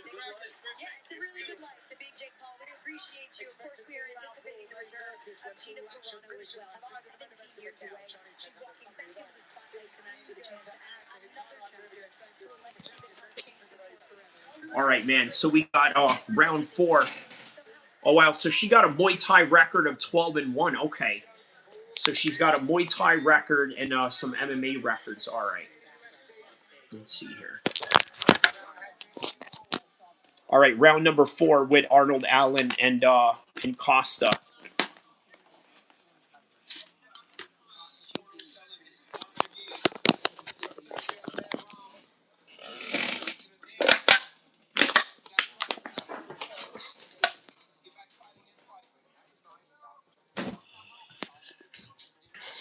All right, they're showing some little bit of some life story going on with Gina Carano here.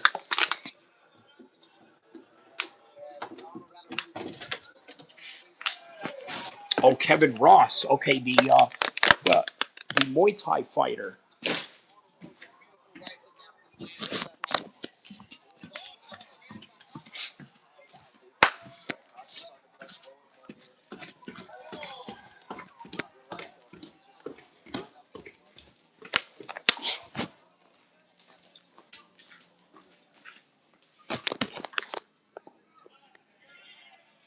Yeah, for those of you that don't know, Kevin Ross is a world-class Muay Thai fighter, and I did not know that he was married to Gina Carano. I did not know that. Did you guys know that? Let me know in the comment section below if you guys knew that in any kind of capacity, because I definitely did not know that.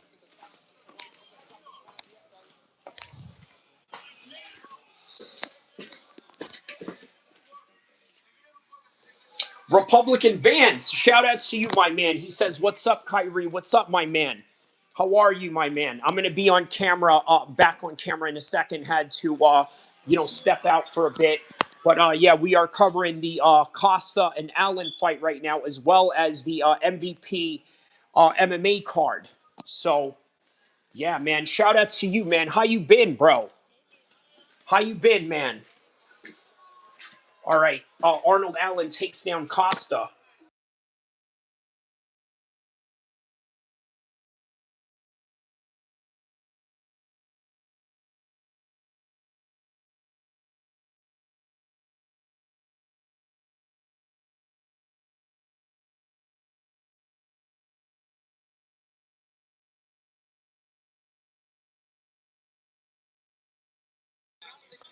Republican says, I've been good. How about you? Very good, man. He says Masvidal's doing a stream watch along. Where for which one? Okay, well obviously for the MVP card, right? Okay. Um on his page or on the UFC page? No, definitely not on the UFC page. Yeah, okay. Oh, MVP. Okay, on the MVP stream. Okay, got it. Yeah, he says a lot of empty seats at the UFC. Um Listen, that's the Apex card, bro. You know what I mean? Yes, on his channel. Okay. MAGA, when you said there's a lot of empty seats, did you really mean the UFC or the MVP card? Or are you confusing both? Because they're fighting in the Apex. No kidding. They got empty seats going on. You know what I mean? Like, like that's kind of a typical thing in Apex cards. Like since the pandemic. I mean, they've gotten better since the pandemic, obviously. But yeah.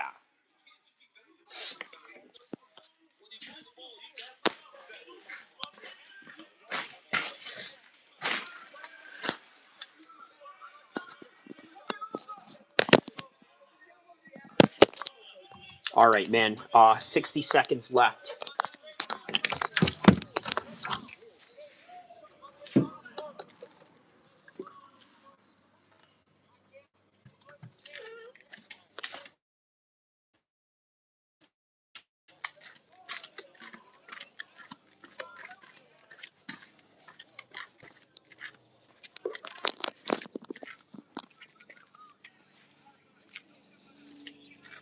Now, let me know if you guys see me right now.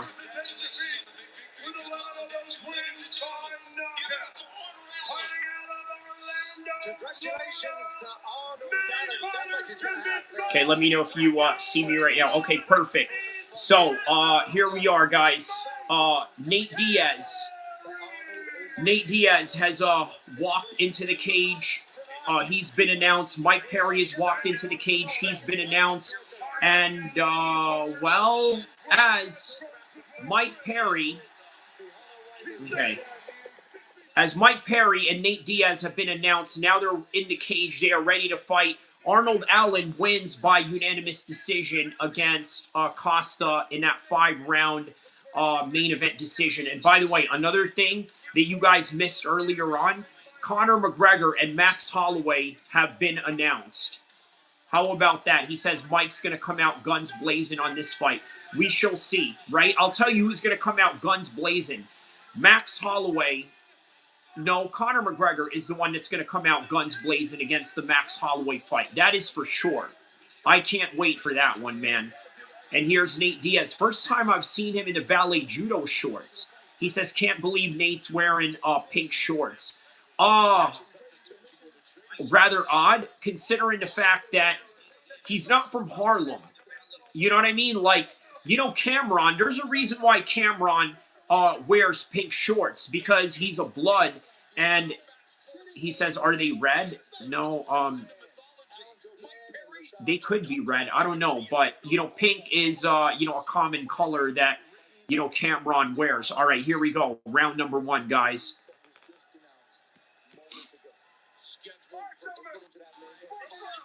Yeah, unbelievable that they announced Conor McGregor and Max Holloway, man. Okay, here we go. Yup, you're right, man. Mike is coming out guns blazing. Oh, wow, look at this. He said that he was going to finish Nate Diaz, man. Nate Diaz is like, I'm going to start it off slow, nice and easy. Not Mike Perry. Remember, even though I said that Mike Perry was going to come out boxing heavy into this, he fights for 2 minutes each round, right? You know what that means? That means he knows how to go guns blazing. That's exactly what he's doing right now. He's going guns blazing. And by the way, how diabolical of the UFC to make the Conor McGregor announcement while Francis Ngannou was fighting. They're like, you know what? F your fight. He said, F your fight. Ooh, there's a judo hip toss right there. You know Ronda taught him that one.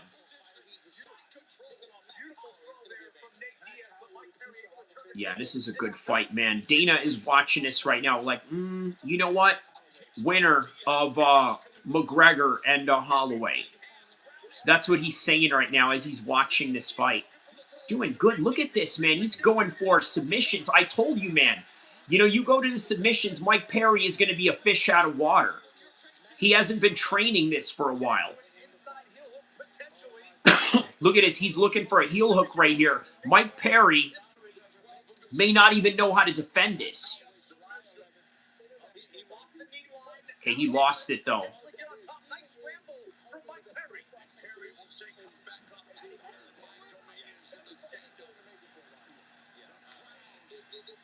Wow, man. Crazy fight, man. I'm telling you, Strike Force vibes, bro. It's giving me Nick Diaz versus Paul Daly vibes. Right? Whereas this time, it's Mike Perry playing the black dude, and it's Nate Diaz playing his brother. That's the kind of vibes it's getting me right now.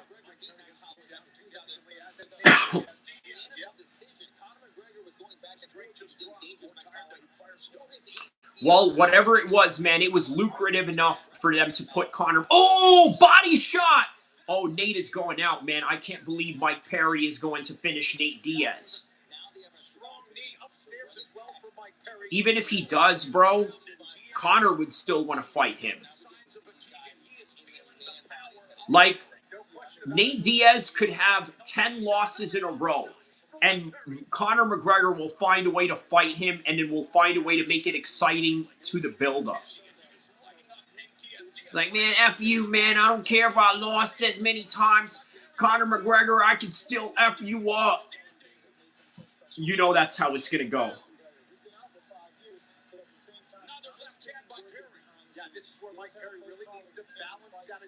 Ooh, okay, nice little Sean Strickland front kick right there by Nate Diaz.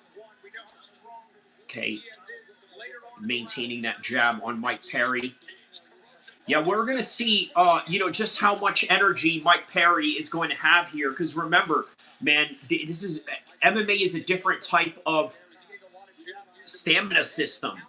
This ain't BKFC anymore. Remember, Mike Perry has been training for explosions.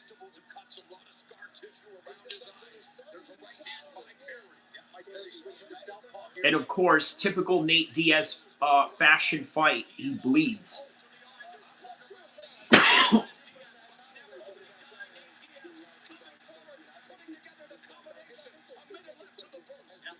Ooh, 1-2 shot by Nate Diaz.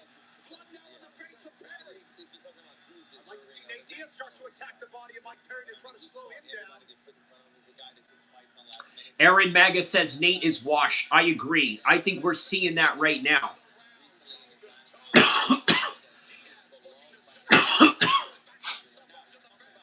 But to be honest also, it wasn't like he ever had any weapons to neutralize a style like Perry, right? Because the natural thing to do if you fight Mike Perry in MMA, he's going to be the harder puncher, right? He's going to be the more of the wild brawler. And you need a takedown offense presence to counter that, to which Nate has none, right? He can mitigate a lot of these problems that Mike Perry can offer with takedown offense. All right, that's the end of the first round. Who do you guys give that to? He said he's taking a beating until the opponent gets tired. Like Leon Edwards? Is that what you're referring to? Like Leon Edwards? Oh, yeah. Nate was just waiting for him to get tired. And then in the 5th round, he made Leon Edwards look really bad. Meanwhile, Leon Edwards was picking him apart, just looking like the seasoned pro and making Nate Diaz look like the amateur while they were fighting. Aaron Mega says the only way Nate can win is by submission because Perry doesn't get knocked out. Yeah, Jake Paul looks worried for Nate Diaz, to be quite honest. Victory says, yeah, I'm saying that's how Nate always looks. Same thing in the first Conor fight.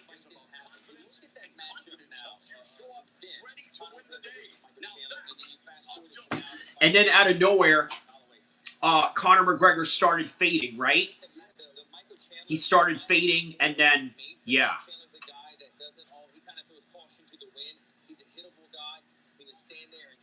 I can see that, Marty, because this guy fights 2 minutes. I know he was a former MMA fighter. I get that. We've seen it, right? We've covered it. We were here to see Mike Perry fight in an MMA fight in the highest form of MMA in the UFC. We get it. But he hasn't done it in a while, and he was training for 2-minute rounds in BKFC. So eventually you're going to see a 2-minute fighter evolve as time goes on. And that is if Mike Perry doesn't finish Nate Diaz.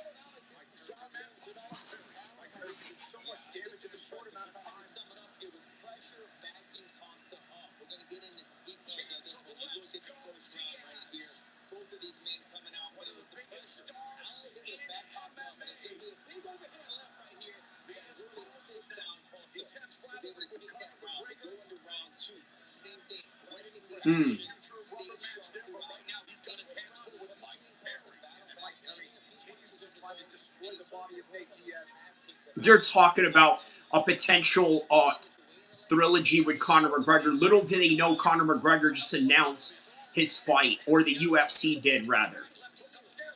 Ooh, nice double hooks right there by Nate Diaz. Don't usually see him throw double hooks like that. Ooh, missed with the elbow right there. Notice how Mike Perry is not throwing any kicks. Oh, man, he's hurting Nate. But Nate is a dog. Ooh, there's some more elbows right there.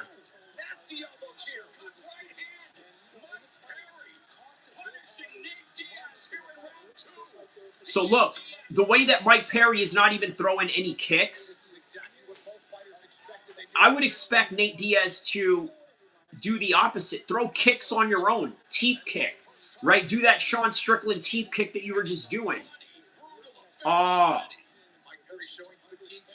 It's like when you get in a boxing stance, it's like as if Nate does not want to get out of that stance because he wants to prove to you that he's not no bitch by refusing the squabble. I like how Mike Perry is pacing himself, though. Anytime he lands his continued combinations, he takes a little break, backs out, and resets. All right, let's see what he does in the grappling department.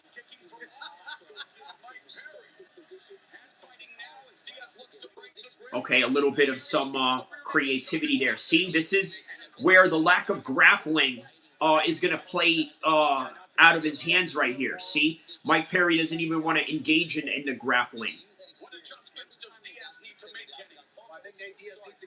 Yeah, Nate Diaz is getting effed up, bro. Okay, see, there's some good kicks right there. It's kind of weak, though.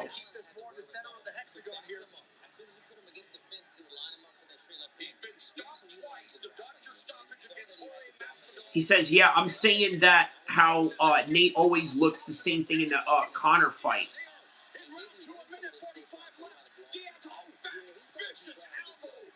Oh, wow.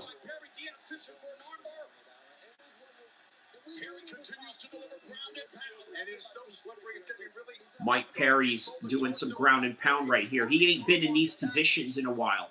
Probably trained them to be in this fight, but I don't know, man. You know, hopefully, I mean, let's see if he doesn't tire himself out here. Joey Beltran stands them up. Oh, yeah, he is covered in blood. Typical Nate Diaz fight.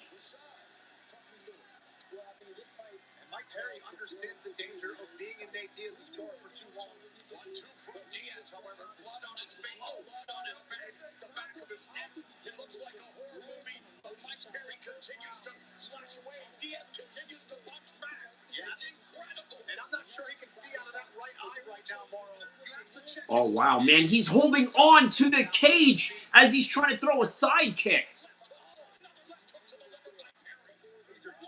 Look at the... Oh, man, he's looking like an amateur right now. What is this, man? This looks so horrible by Nate Diaz, bro.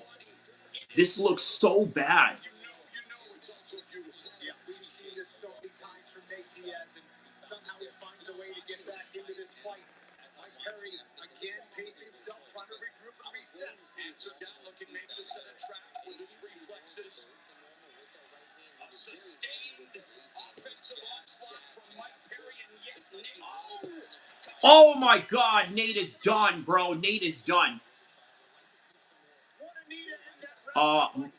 Victory says this is what what he always does. You know what, man? I'm sorry, Marty. You know, it's kind of like coping at this point, right? Like, I know that this is... Look, what you saw was 10 years ago. Okay, getting beat up by Conor McGregor like that, and then mounting a comeback. But you also got to remember, this was a Nate Diaz that was coming off of a match fit version of Nate Diaz in beating Michael Johnson in Orlando. Remember that? This is not the same, bro. I know where you're getting at. I know what you've seen before. I've seen the same thing, but I honestly think that sounds like coping for for Nate Diaz. Aaron Maga says Mike Perry is the new BMF. They could throw him back in the UFC. No, what is this? No!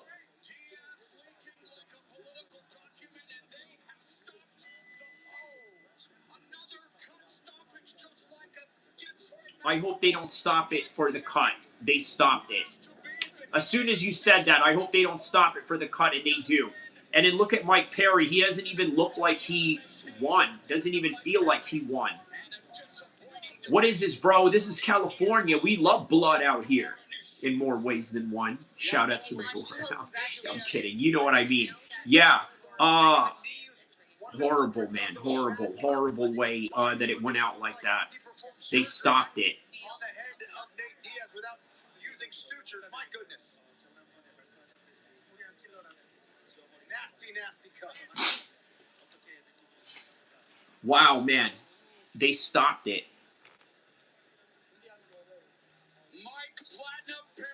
Nate got soft.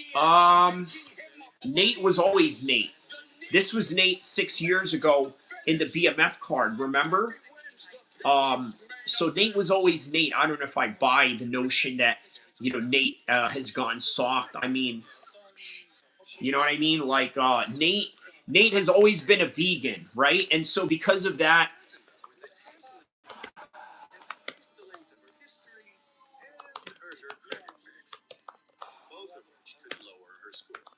yeah, excess bleeding, they had to stop it.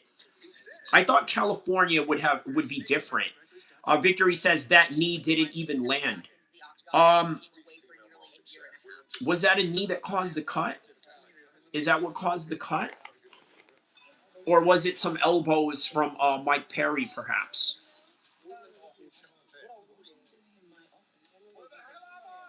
Oh, ladies, what is this? Is this a UK show?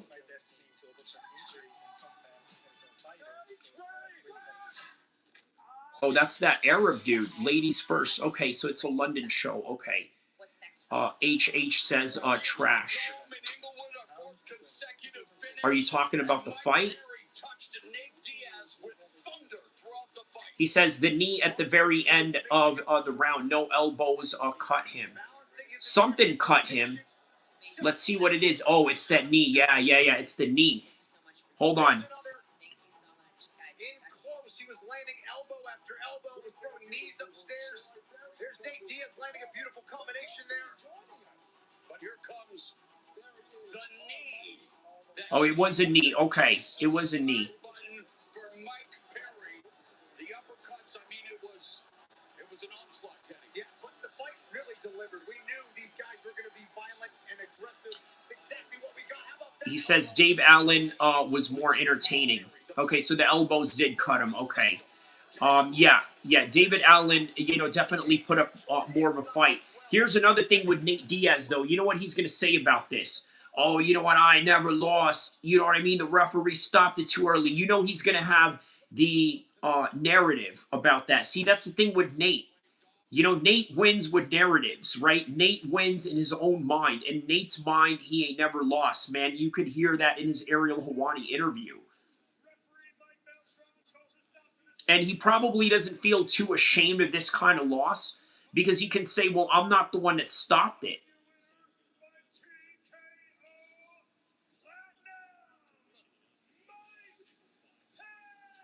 But he's had, you know, spot on, mate. Yeah, yeah. Thank you. Thank you. You know, just, you know, an astute observation, you know, on that note, you know, but that's Nate, man. You know, these dudes, bro, listen, I grew up with dudes like Nate. You know what I mean? Conor McGregor, no different, right? You know, what is the common denominator of these guys? They're all hood. These are some straight hood ass type of ninjas, okay? When you're dealing with hood ninjas, in their mind, they never lose. In their mind, they never punk out to anybody, right? And I think that also translates into combat sports, right? Nate is going to run by the narrative and say, well, you know what, man? I never wanted the fight to stop. I never wanted the fight to stop. I wanted the fight to continue. It wasn't my fault the athletic commission, you know, decided it like that. That's what he's going to say. That's how he's going to play this narrative because that's how he builds his image. That's how he saves face. You understand? That's how he saves face every time. H says it's called narcissism. Haha.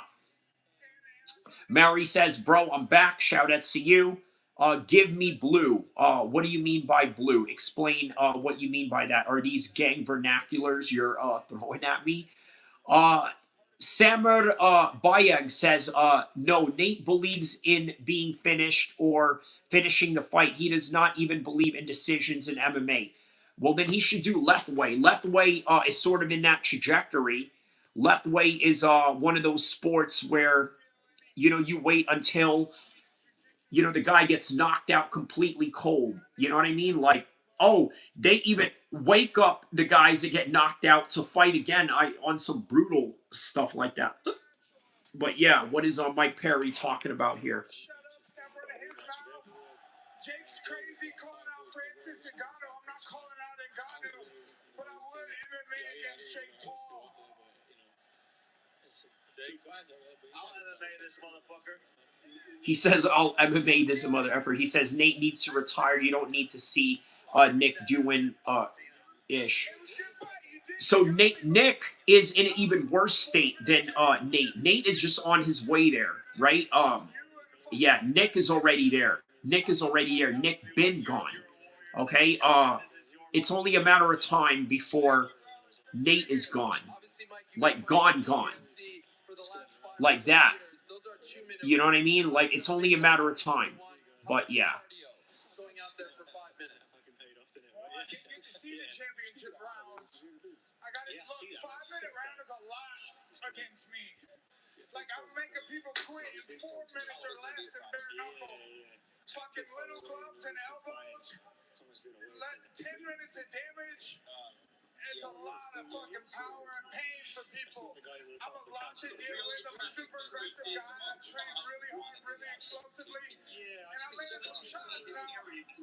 No one's tougher than that guy. The guy shouldn't have been taking those fucking shots, but he does. So I'm grateful to be successful tonight. My babies are watching. Ocean and Avi, I love you guys so much back home in Florida. I take a couple weeks and chill and they get right back in the gym. You're going to stick with MMA? We'd love to see. Okay, very nice. So you're going to stick with MMA, Mike, because it seems like you've got your mojo back here. Yeah, man, I'm a badass full-round fighter. Like, I'm the meanest guy in the clinch. Elbows, knees, bloody game. I had some ground and pound. He said he's the meanest guy in the clinch, Mike Perry said. Central Florida, man, we're the best crew in Florida. We're fucking constantly fighting between UFC and every other organization. And all we do is Mike would unalive Jake in MMA. I agree, right? That's not even a question. Yeah. This crowd showing you tons of love throughout the entire evening. Your reaction to the stuff is... All right, let's hear what Nate got to say.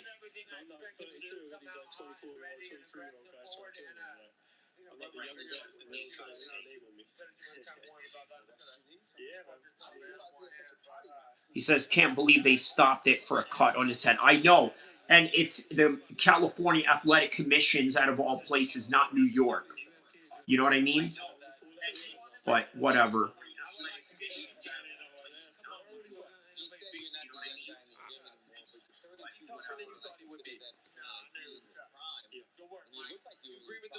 All right, they got a little bit of some sportsmen like, all right, man, get out of the cage. Let's get the main event going. Yes, Ronda is fighting now. Yes, on her way to fight right now. So. He wants to fight me again. I mean, he didn't want to stop at the end of two. He was ready to come out and try to tie me up in the third and probably the fourth and fifth too. Anybody who wants to give him another chance, I'll be happy to oblige. He said, anybody that wants to give him a chance, I'll be happy to oblige. She says, haven't seen her since Holly Holmes. Wow, man. So you didn't even see the Amanda Nunes fight on her way out, huh? So I guess you're one of those, like, fans from before that stopped being a fan and then started watching, you know, again, right? I kind of talked about that very earlier onto the stream, right? As we're like 7 hours into this live stream right now, right? Within the 7 hour span, I managed to get a workout in. On top of that, you know, cover these fights with you, right? So, yeah, man, look, I just could not pass a workout, so I had to work out here on this live stream. Literally 7 hours ago was my last training session. It was right here on the live stream, man. This is like me doing IRLs or something. All right, and they're interviewing Arnold Allen in the UFC side. All right, we don't need to see all that. We can yeah, we don't need to see all that. We're done with the UFC now. So yeah, today we covered the boxing card, main event with Allen and Hrgovic, and then the UFC card. Yes, Arnold Allen won by decision. Yep. Why? You got money on it? You got money on that Englishman, Marty? What's going on, man? You going what do you call it? He says, oh, sub for Manchester, UK. Hey, man, shout out to Manchester, UK. Hey, H. Man City or Man United? I'm Manchester City, obviously, right? I like Manchester City. I love the blue color that they got going on. I actually, you know, on my products below, you can buy Manchester City gear from me, and I get some commissions off of that. So hopefully you are. Thank you for subbing, by the way, but I hope you do buy some you know, Manchester City jerseys on the bottom because that actually helps me get a commission. So hopefully you're a Manchester City supporter because I am, right? And I think we're going to win the Premier League this season. He says, heck no, never bet in my life. Good man. Aaron Maga says Perry would win again versus Nate. Yeah, we don't need to see that again, bro. You know, great for the build-up. Yeah, it's Mike Perry. Yeah, it's Nate Diaz. But ultimately, it is it's a shame. It's a shame. He says, yeah, I'm Man United through and through. I burn Man City jerseys. Oh, boy. Oh, my goodness, man. Yo, we're going to be ops then, H. Hey, but shout out to you though, man. I love the city of Manchester. One of my favorite rappers from the UK comes from Manchester. Bugsy Malone, right? I don't know if you're familiar with Bugsy Malone. He's one of my favorite rappers out of Manchester. You know what I mean? Really good rapper, man. He did a movie with Jason Statham. He played a former SAS sniper. So you know how it is in British society, right? You know, if you're a rapper that got to play an SAS soldier, you know that you are mainstream in the UK culture. So yeah, man, shout out to Manchester. Shout out to Manchester United as well, man. You know what I mean? No hate for the other team. You know what I mean? It's hard to hate a team that really is no threat to you. You understand, H? You know what I mean? So yeah, you know, it's hard to hate a team that's not a threat to you. So I got love for all the Manchester United folks. But man, I'm true blue Manchester City all the way, man. You know, yeah, man. I represent the blue side, so you know I got to go with Manchester City. Shout out to Manchester City, man. We're gonna win a Premier League. He says, we need Nate versus Ariel now. Oh man, stop it, man. He says, we love Bugsy. Bugsy Malone. With them with the X, with them with the X. I grew up with some maniacs. That's how that dude raps, huh? You know, yeah, man, he's my favorite UK rapper, bro.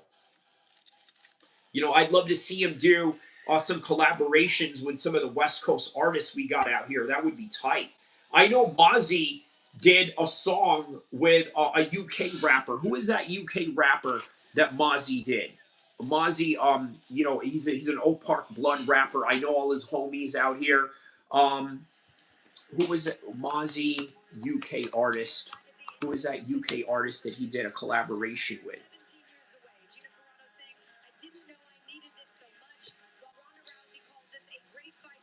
UK artist collab. Who was that?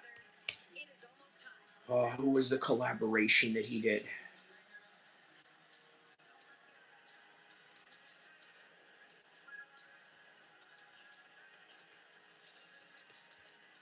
Okay, let's ask. Who did Mozzie collaborate with in the UK?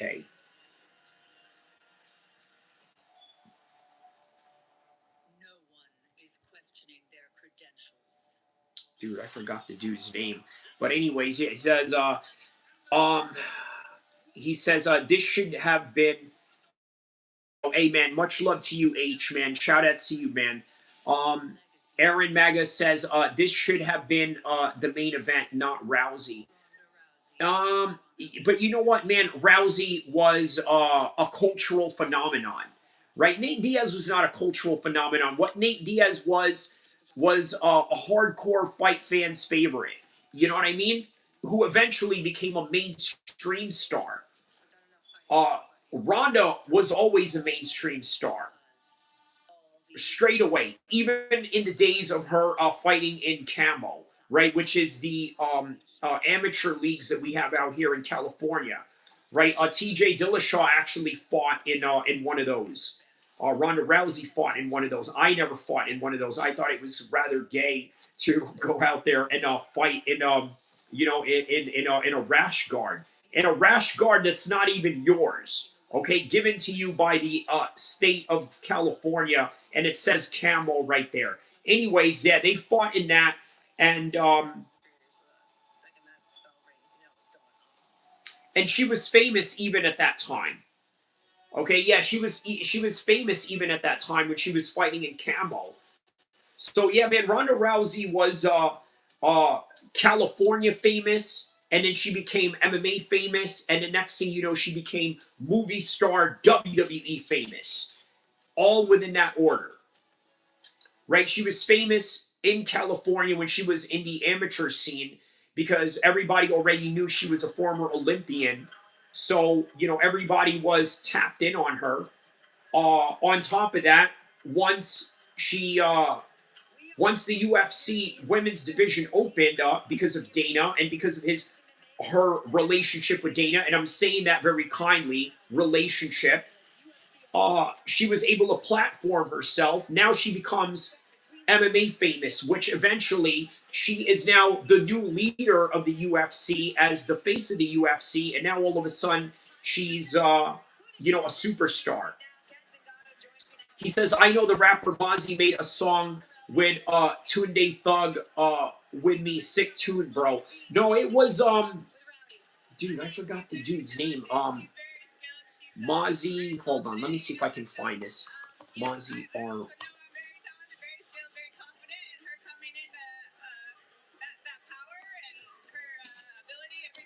Okay. Say Goodbye. Let me see if I can pull up that song.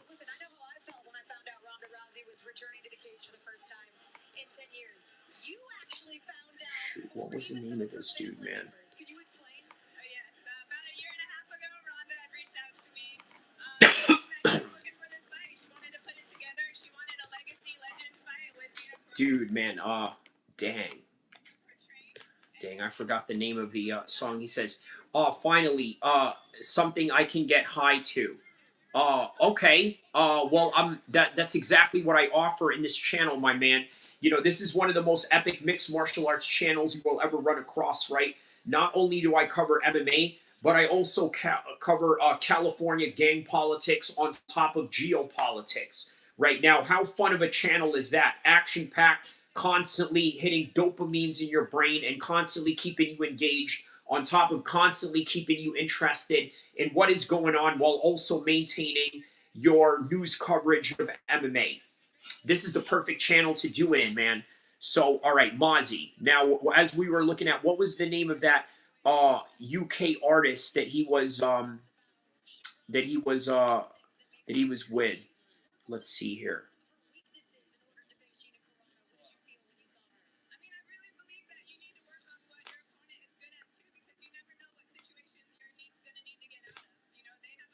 Dude, what was the name of that dude's name? Damn, I forgot, man. UK collab. Who is that?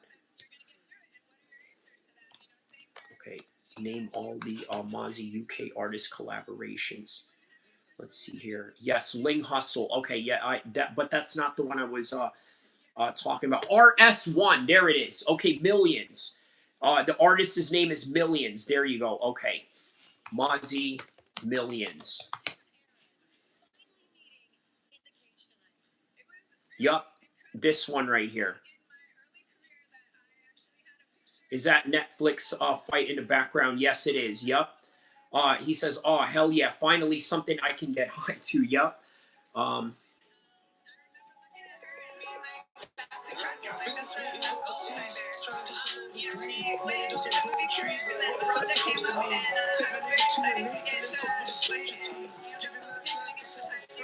Okay, I'm gonna turn off the this one right here, RS1. Incredible experience. And this was shot in LA too. Gina, it's been 10 years for Ronda Rousey. That time has almost come to an end. We're about to see them. Thank you so much, Kat, for joining us to break down this historic. Yeah, RS1. That's Millions. That's his name. RS11 is the name of the song, and it's Millions. Oh, we are hexagon side now. WWE icon. I'm gonna call you, yes, icon. CM Punk in the building. Oh, CM Punk is in the house. All right. All right, man. So yeah, here we are, man. The main event of the evening. How do you see that playing out? I would be remiss to not go with Ronda Rousey. I think she's going to do what she always did. She's going to march forward. She's going to clinch. She's going to throw. And she's going to armbar. My opinion. I like that. You were ready. You're an analyst. A little bit, yeah. I've dabbled in some commentary here and there. CM Punk, thank you so much. Have fun tonight. All right. Say hi to your fans. Oh, yeah. I want to say hi to my There's CM Punk right there. Okay. 7 hours and 50 minutes. Some say he's a cult of personality. I dig him. How about Alicia Baumgartner in the building? One of the best fighters in the world. Dak Shepard. We see you, all the celebrities out here in Intuit Dome. I know Arjuna Kupake, Nigeria in the building as well. WNBA analyst, superstar Carmen Electra.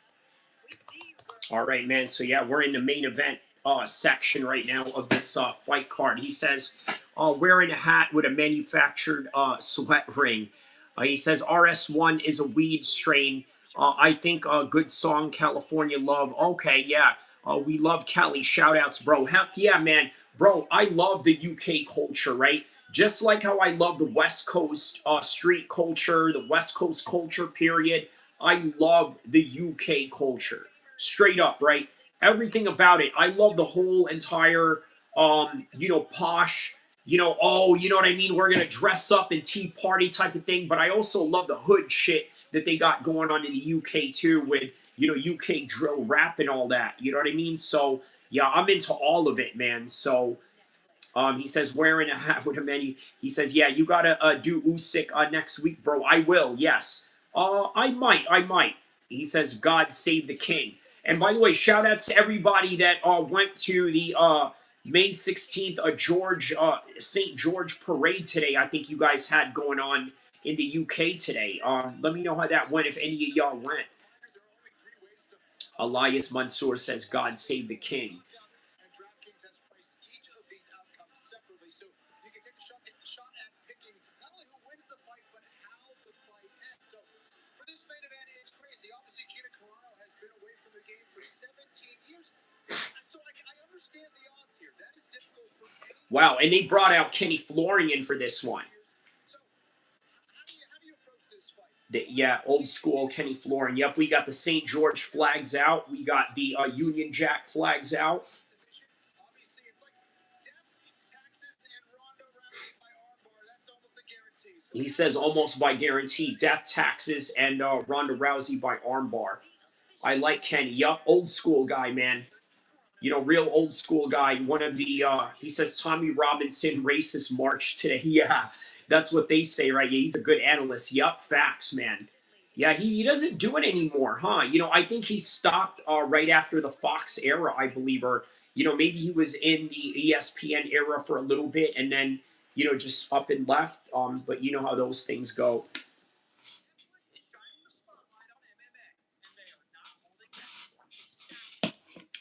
All right, we got. But yeah, one of my homies is really tight with Mozzie. I'm gonna show you a video that I did with Zane. Let's go back in time, right? I know you guys remember this. He says, yeah, he isn't racist. He just wants England to stop being corrupted by governments, nothing to do with race. Well, I mean, you know, I'll say this, right? Tommy Robinson is not racist. He's demonstrated that. He does have black homies. He does have Indian and Pakistani homies. But what I will say is that he doesn't like Muslims. You know, take of that as you will. That's not necessarily racist. You could call that xenophobic. But he's not a racist. He just hates a certain ideology. And, you know, in that case, it's fine. You know, I don't like his way of, you know, thinking as well. You know what I mean? There's nothing wrong with that. You know what I mean? But yeah, I don't think Tommy is racist either. I just think that he's a xenophobe. I think that he hates Muslims, and also very uneducated on the matter as well. Elias says he's a fascist, doesn't believe in the BS. I'm in the UK, kid. Okay, a fascist. Well, okay, explain to me why he's a fascist. Explain to me what makes Tommy Robinson a fascist, right? Give me an example. All right, let's see here. Let's go back. Let's go back in time.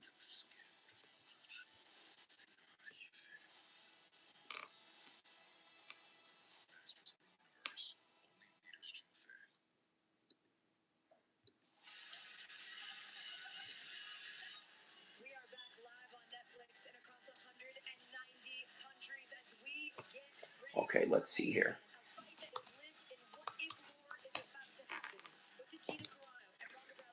Right here, featuring one of my homies from Oak Park. Let me show you this right here. Video that I made about 8 Mo, Zane. You know, in memory of the homie Zane. Well, he's not on the live or anything, but yeah, here we go. Check this out.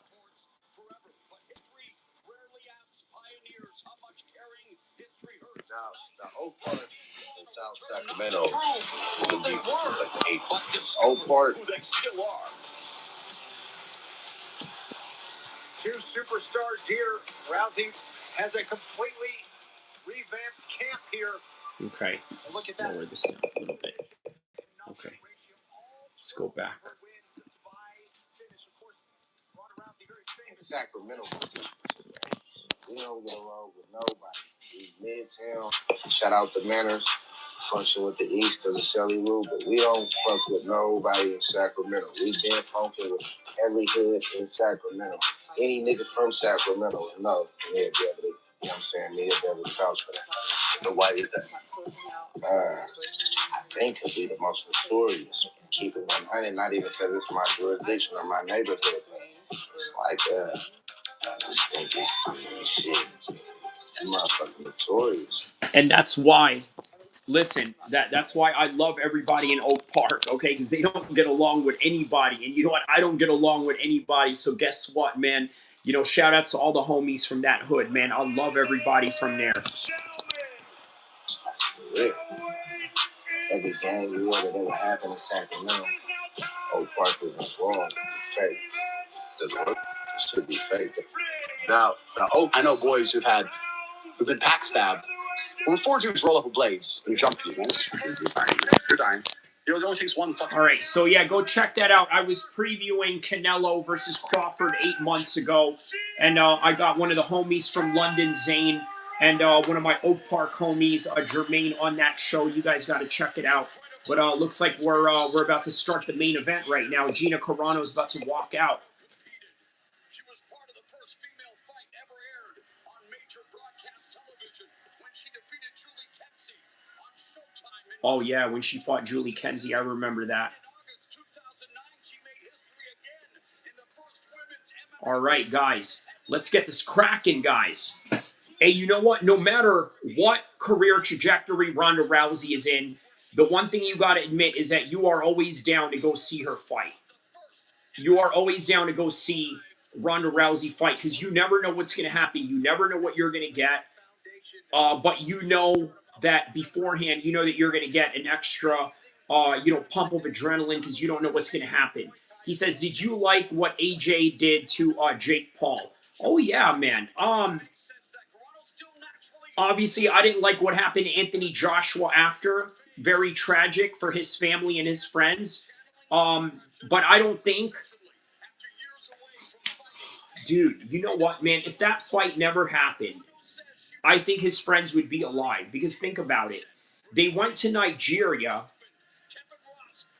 to celebrate a fight. Okay? Now, it's not to say that, they would have never went back to Nigeria to celebrate a fight.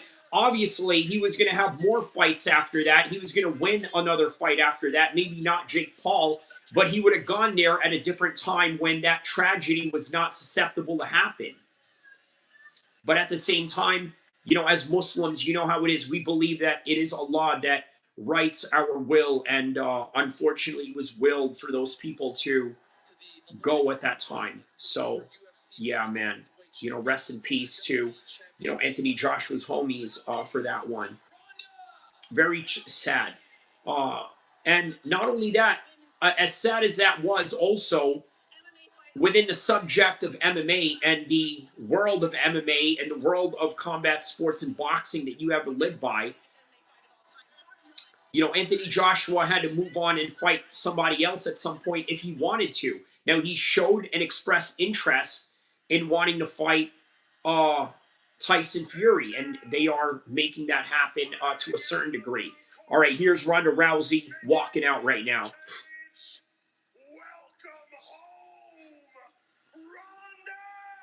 Okay, with a classic hoodie up and everything. Looking like Eminem going into 8 Mile or something like that. Oh, Ronda, big time for women's fighting. Yup. Bro, and think about it, bro. Whether we like her or not, if you're an MMA fan, you know that she brought a lot of good memories to you on a lead up to a lot of fights, man.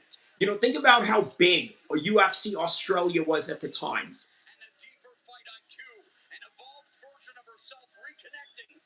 UFC 93, was it? Was it UFC 93? Yeah.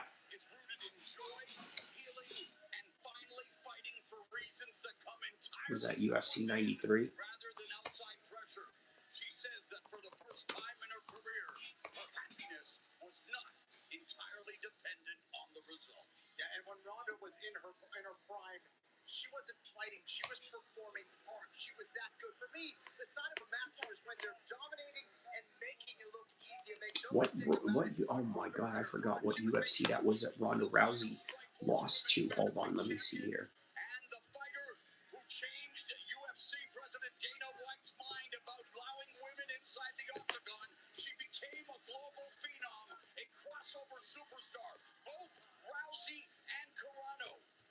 transcended the sport of MMA. 193. Okay, UFC 193. Got it. Okay. Yeah, UFC 193. All right. We asked Rousey whether she would break Carano's arm if Carano refused to tap. She said she would not hesitate to finish the submission. All right, Ronda Rousey is in the cage right now. She would also help her up afterward. All right, in the signature black trunks, without the UFC logo, obviously.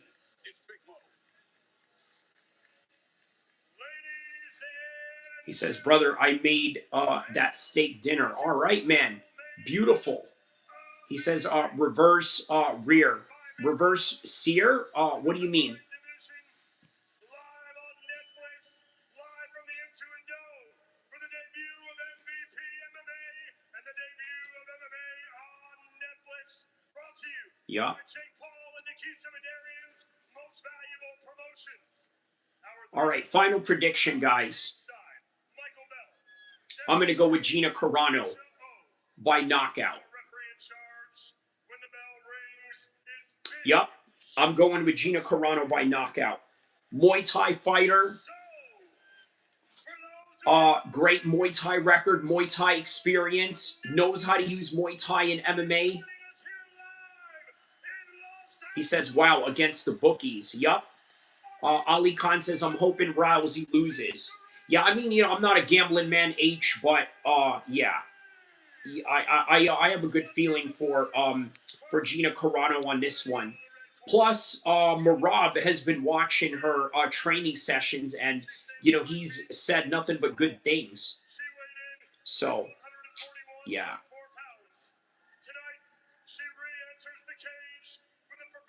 Yeah, she didn't really have a lot of fights, man. 7-1. So 8 fights in total. And then she has a Muay Thai record of like 12-1. So she was fighting Muay Thai and then fighting MMA at the same time while all of this. He says, Ali Khan says, because she's so disrespectful and cocky. I mean, isn't every fighter kind of like that? You know what I mean? I don't know. I'm kind of like that in a way. I mean, every fighter is like that. I don't know. Ronda Rousey is no different than any fighter. I just think that it's a little bit off-putting because she's a woman. You know what I mean? Like, I don't know. Like, women aren't supposed to behave like that. So it's off-putting. I get it. But at the same time, she's a fighter. But also at the same time, this is also the reason why women shouldn't fight, period. You know what I mean? Like, let's be real about it. He says, you have to back yourself always. Yes. That's just what it is. She's just, very high in her self-belief like any other athlete is. And, Kobe Bryant was no different than that. How about Kobe Bryant, right? Sending her a message after she got knocked out in 2015. Ali Khan says, but yet, Strickland called her a woman fighting, etc. What do you mean by that? But she called out Khamzat. Yeah, she called out his promotion or his fighting style. He didn't call her out. He didn't call her out to fight him. You know what I mean? Like, I'm sure Ronda is past this whole, I can beat up a man in a street fight thing, you know what I mean? Like, narrative that she has going on. Not with a trained fighter. You know what I mean? Like, yeah. Especially not with a trained male fighter. But all right, man, here we go. They are in the face-off right now. All right, man, round 1 is about to commence. Gina Carano about to make history again here tonight, live in the first MMA event on Netflix. All right, here we go, guys. Round number 1. Okay, here we go. Round number 1, guys. Oh, wow, she took her down immediately. Look at this. Took her down immediately. Man, Jake Paul is taking over. I don't know about taking over. H says her husband is who? Again, Travis Brown. Yes. Okay, there we go. She's going for an arm bar. That's it. Yeah. Wow. Wow. That was it. Very easy. Very easy win for Ronda Rousey.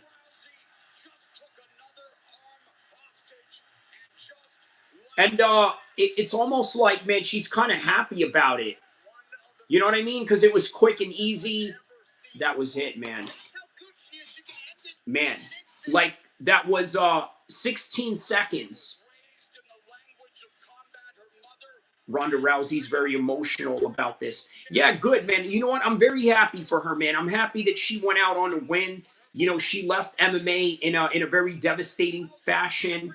But it is what it is, guys. Look, let's not act like we didn't know what this was. You know what I mean? We knew what this was, and here it is, man. You know?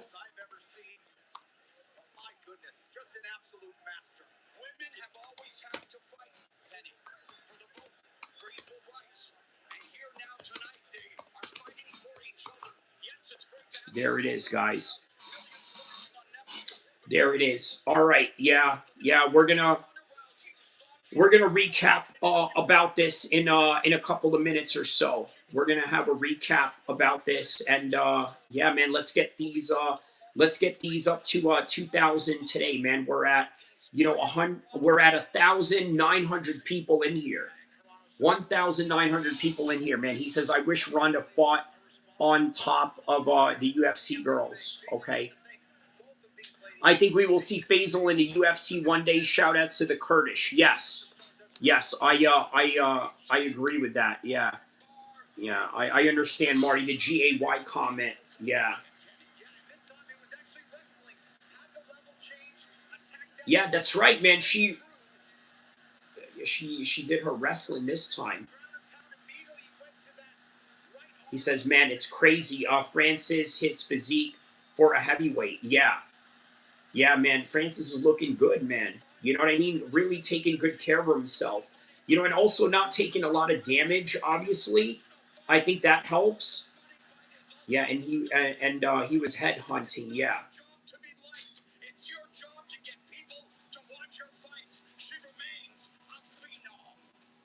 Yup. Man, it's like Ronda Rousey from 10 years ago. You know, first round submission, and that was it. And he was headhunting too. Yup.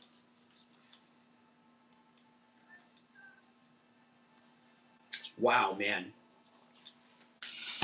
Very happy with how the card went, because it was exactly how we expected it to be.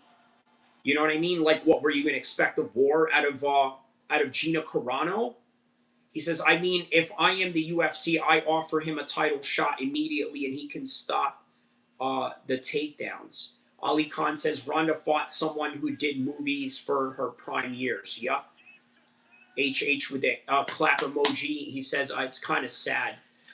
What's sad? For Gina Carano or Ronda Rousey? Ronda Rousey goes out with a win. I don't think she's ever going to fight again. I think Ronda Rousey's going to go back home and sit in her Malibu mansion for days and days on out, and not pop out until somebody offers her a lucrative interview. HA says, no, Ronda is a badass. She proved herself already. Correct. Yeah. And look, dude, look at how she lost her last two fights, right? Prior to this one. Amanda Nunes and then Holly Holmes. Two Hall of Famers. You lost to two Hall of Famers. You know? Like, is that the worst thing in the world? Conor McGregor lost to Floyd and Khabib. Those are fights that he's never going to get back. He already beat Dustin. He already beat Dustin, but he'll never get the Floyd fight back. He'll never get the Khabib fight back. But he already beat Dustin Poirier, even if Dustin Poirier beat him twice in a row. He says, I guarantee Holly Holmes, even though she's older, can beat her in a boxing fight and MMA. Well, guess what? Ronda Rousey is an MVP MMA fighter, and Holly Holm is an MVP MMA fighter. So they fight in the same promotion. And what exactly does that mean? Make it happen, Jake. It's your organization. It's your world. It's your fighters now. Make it happen. Victory says, I didn't know John McCarthy started reffing again. He didn't ref tonight. He was working the commission. He gave the pat downs for the guys walking into the cage. So, yeah, he just reffed the fight. This one? Wait. That was John McCarthy as the referee? For real?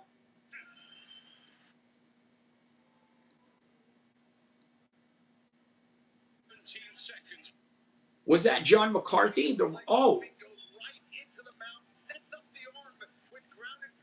me see here. Yes. Okay, you're right. Okay. All right, I see it now. Yeah, referees are so insignificant. Yeah, you forget sometimes. Yes. But I do remember John McCarthy did referee the Conor McGregor fight.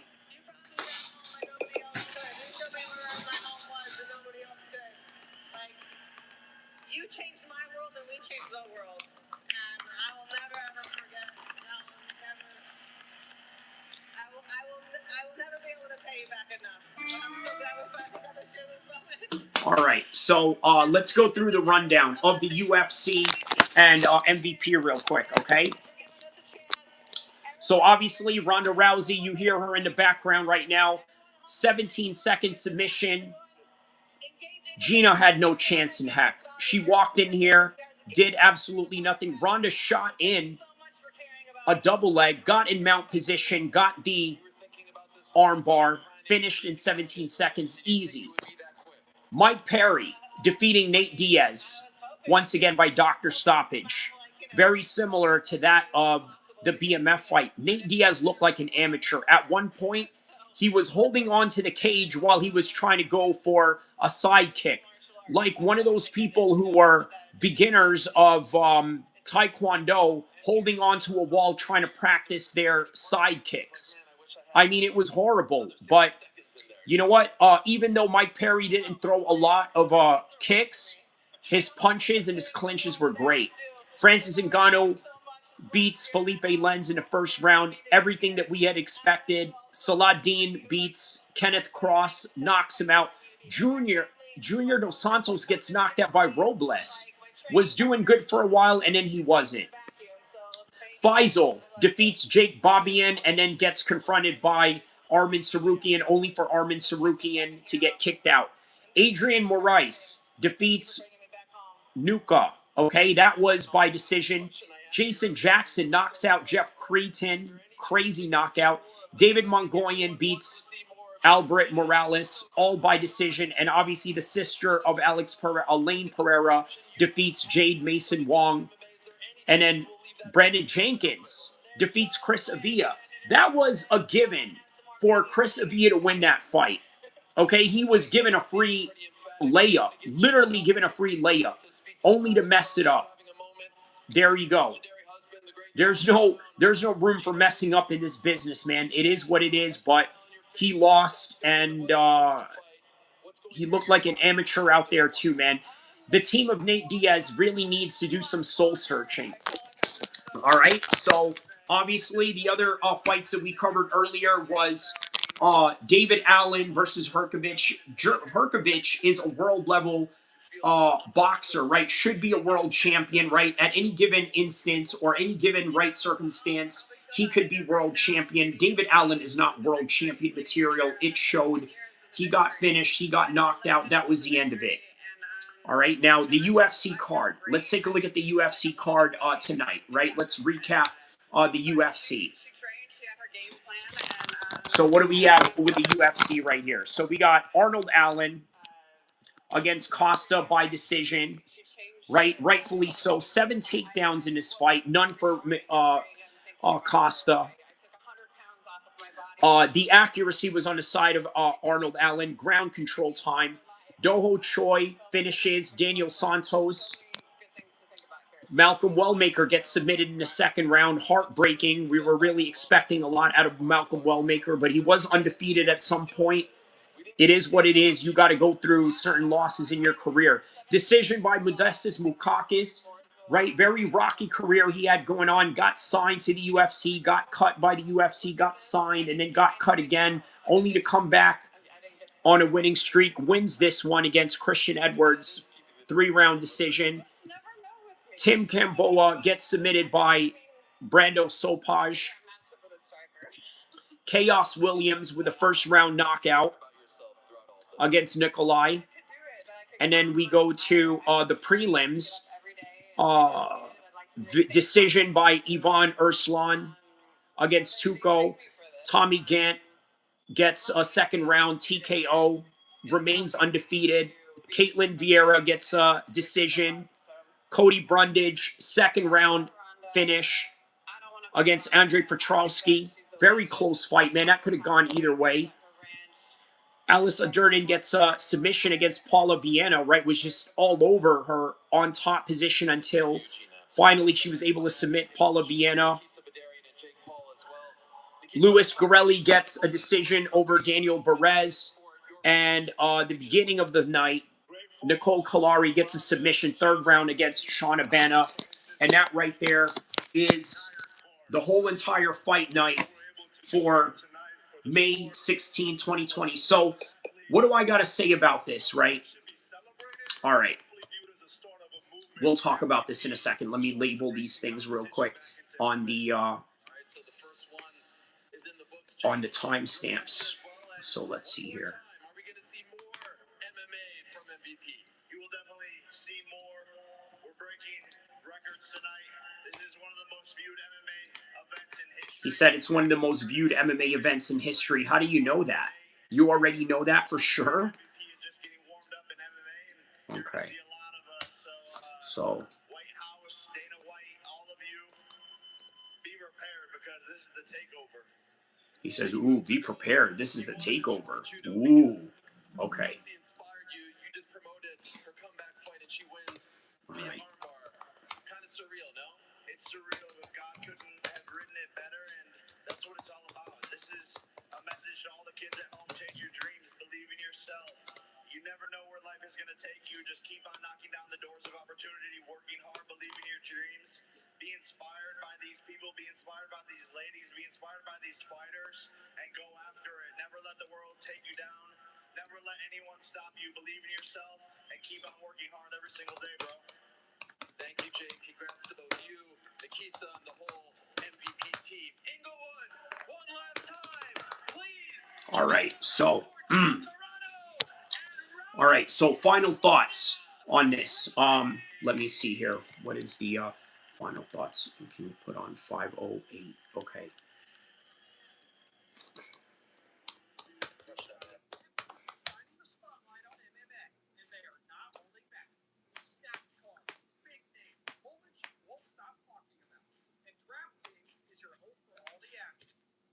Okay, 8 minutes and 22 seconds. Okay.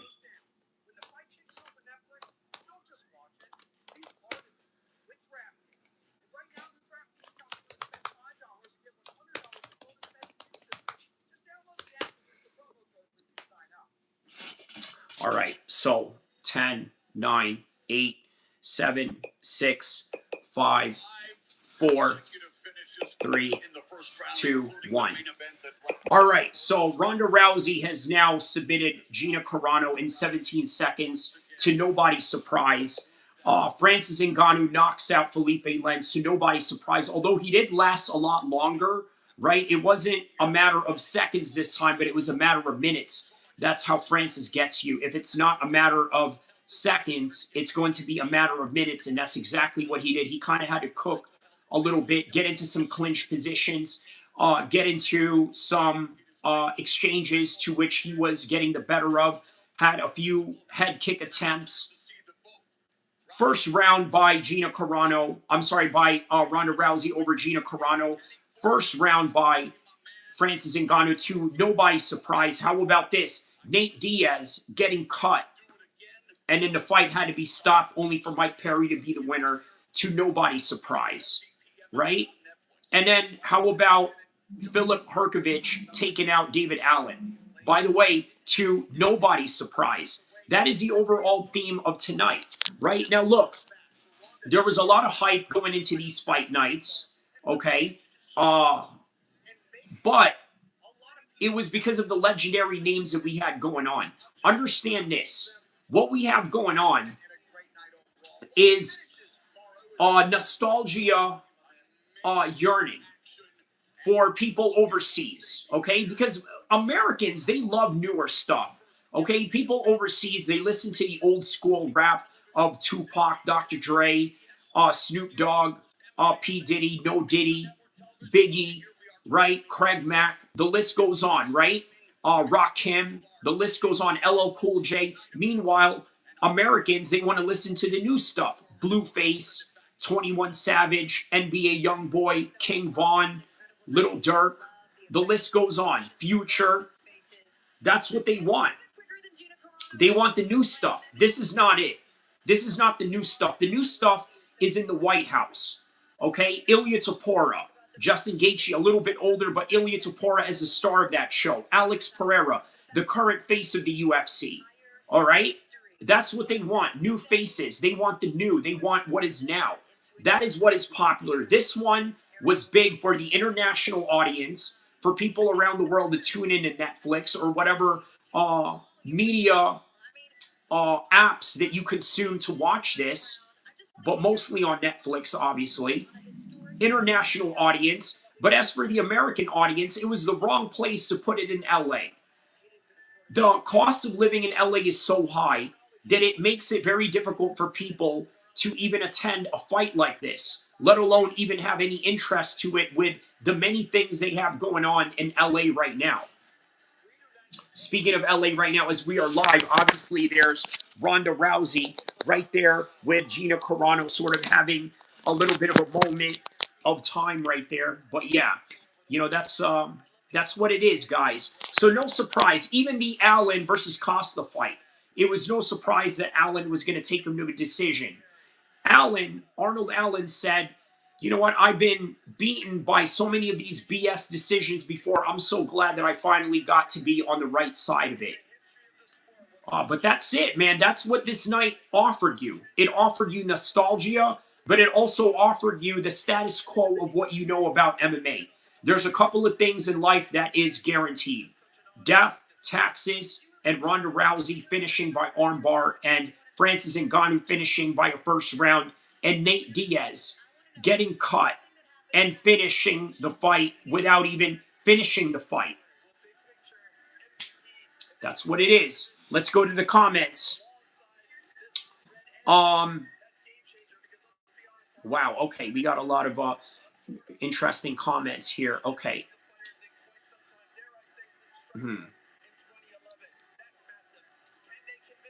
Okay, let's start. Where do we start here? Okay. HH says Jake Paul is the biggest mate. Okay, H says not a real fighter at all. I think some people may disagree with you. Jake Paul may not be a real fighter, but he is creating a billion-dollar venue. Correct. Ali Khan says, would Netflix sports venue and smart just as using their platform? Ali Khan says, HH, do you know the number for this event? Which event? This one? This is the first numbered event for MVP. And then obviously the fight night for the UFC, that's fight night whatever, right? Ali Khan says, bro, they shattered MMA records. Is that right? Okay. Walter Spence, first time I seen you here, he says, is Ronda the greatest woman ever? Greatest woman fighter? Hard to tell right now. Greatest impact, right? Kind of like when they say Muhammad Ali is the greatest, that is only indicative of his cultural impact. There's a lot of guys with better records than him, and you can say that about Ronda Rousey even before and after her career. Victory says, they certainly didn't sell a lot of tickets. Okay, H says shattered. He says there was nobody at the crowd. Haha. Well, okay, there's a difference between a gate and then there's a difference between views on Netflix. We're going to find out the true numbers of that as time permits. He says, bro, what do you mean Netflix is a global network? Okay. H8 says, did Keyshawn David win? Yes, obviously, Keyshawn Davis also fought tonight. That's another fight that we could cover. Obviously, I didn't cover that fight. I will watch it, though. And if I do get enough information on it, I'll talk about it in the next stream. HA says, there's no bums on the seats, bro. Right, but it doesn't mean there isn't views on Netflix, so just be aware of that. Ali Khan says, a large reason why the Inuit Dome looks empty both tonight and past MMA events. The lights that are on the seats. Okay, yes, I did mention that in the chat earlier. Ali Khan says, stop assuming shit. I even tried to get seats. LOL, they were sold out. Oh, wow. Okay, well, there you go. Right, so we got one person that tried to buy seats, but they sold out. Okay. He says, fake Paul, fake spirits, it's fake. Guess this is what Dana gets. Okay, I mean, busy doing the Zuffa bull-ish, and now he has competition. I mean, dude, these guys are not competition. You got to understand, right? The UFC pulls out product every week. And not only that, look, they're cultivating talent through these fight nights. How do you think Mike Perry became famous the way that he did? He became famous through those fight nights that you saw with Allen and Costa tonight. Something to keep in mind. Ali Khan says, and what better people to stick to Dana than Ariel and Jake? Well, there you go, right? H8 says, his competition is Frank Warren and Eddie. Here, not fake Paul. Haha, okay. In MMA, there's no competition for the UFC, but in Zuffa, obviously, Zuffa is going to have competition in boxing because boxing has always been competitive with the different talents and the different people that are involved in these promotions. Ali Khan says, simple question, HH. If another promotion is offering you more money like Zuffa did Conor Ben, a mid-level fighter, Ali Khan says, don't think more people will see what Netflix MVP is offering for contract-based fights. They're not going to put up a lot of shows, bro. We've seen this with Affliction. We've seen this with Elite XC. It's just another one of those things. It's just a different owner this time with Jake Paul and Netflix involved. Ali Khan says, don't you think more people will get to see what Netflix... Okay, we read that part. He says, no, personally, I choose loyalty over money. Okay, that's in regards to the Conor Ben. He says, I trust my promoter and no, I'm not getting the best deal in fights. All right. Ali Khan says most of the fighters won't think that why Conor Ben, who Dana signed for boxing, double-crossed his manager. Ali Khan says for money. So you trust Dana, who is leeching out the fighters, and expect the fighters not to do the same. Ali Khan says Conor Ben was signed with Eddie Hearn for 10 years. Wow. H says Ben is a disgrace in England. H says Eubank egged him anyway and bared him up. Yeah, that was classic. H says the first fight, he nearly stopped him. Correct. Ali Khan says, but what I'm saying is that people know how Dana deals, thinks it's fighters regardless will go towards more money. Ali Khan says, so the UFC has competition and Dana has mid-level fighters. Ali Khan says Dana has, I don't know about mid-level fighters with Zuffa. You mean the boxing side of things? They're signing Shakur. H says his best boxer is Jai Apataya. Maybe Shakur now. Trust me, Jake Paul is doing something with this event. H says he's not, bro. Ali Khan says, I think they could be putting out shows more regularly. I doubt that. Look, you know why Netflix did not want to function with the UFC? Because they didn't want these small cards that they had with Arnold Allen and Costa tonight. They don't want none of that. They wanted what Khamzat Chimaev and Strickland had to offer, and they wanted a card like this with Rousey and Carano. That was it. They didn't want any of these fluff cards or these fights for the hardcores that we watch every week. He says, I think, yeah, they could be put both boxing and MMA, more so in MMA. But yes, in boxing, obviously, they're trying to build up. They want to compete with Matchroom and Frank Warren's Queensberry. H says, only Turkey Al-Sheikh is funding the business. Okay. Ali Khan says, Turkey is funding most fights, Matchroom, etc. You know what? You're right about that. That is the reason why there's a lot of conflict going on behind the scenes, right? There's a lot of conflict going on behind the scenes. You hear Dana saying, oh, we'll see about that. They said that I'm not promoting the fight. Ha ha ha. We'll see. We'll see. And that is the game that they are playing right now. But yes, I think that what Turkey wants to do is have everybody compete with each other so that they can put out the best product possible. That's what I think they're trying to do. They want to have everybody compete with each other so they can have the best product possible.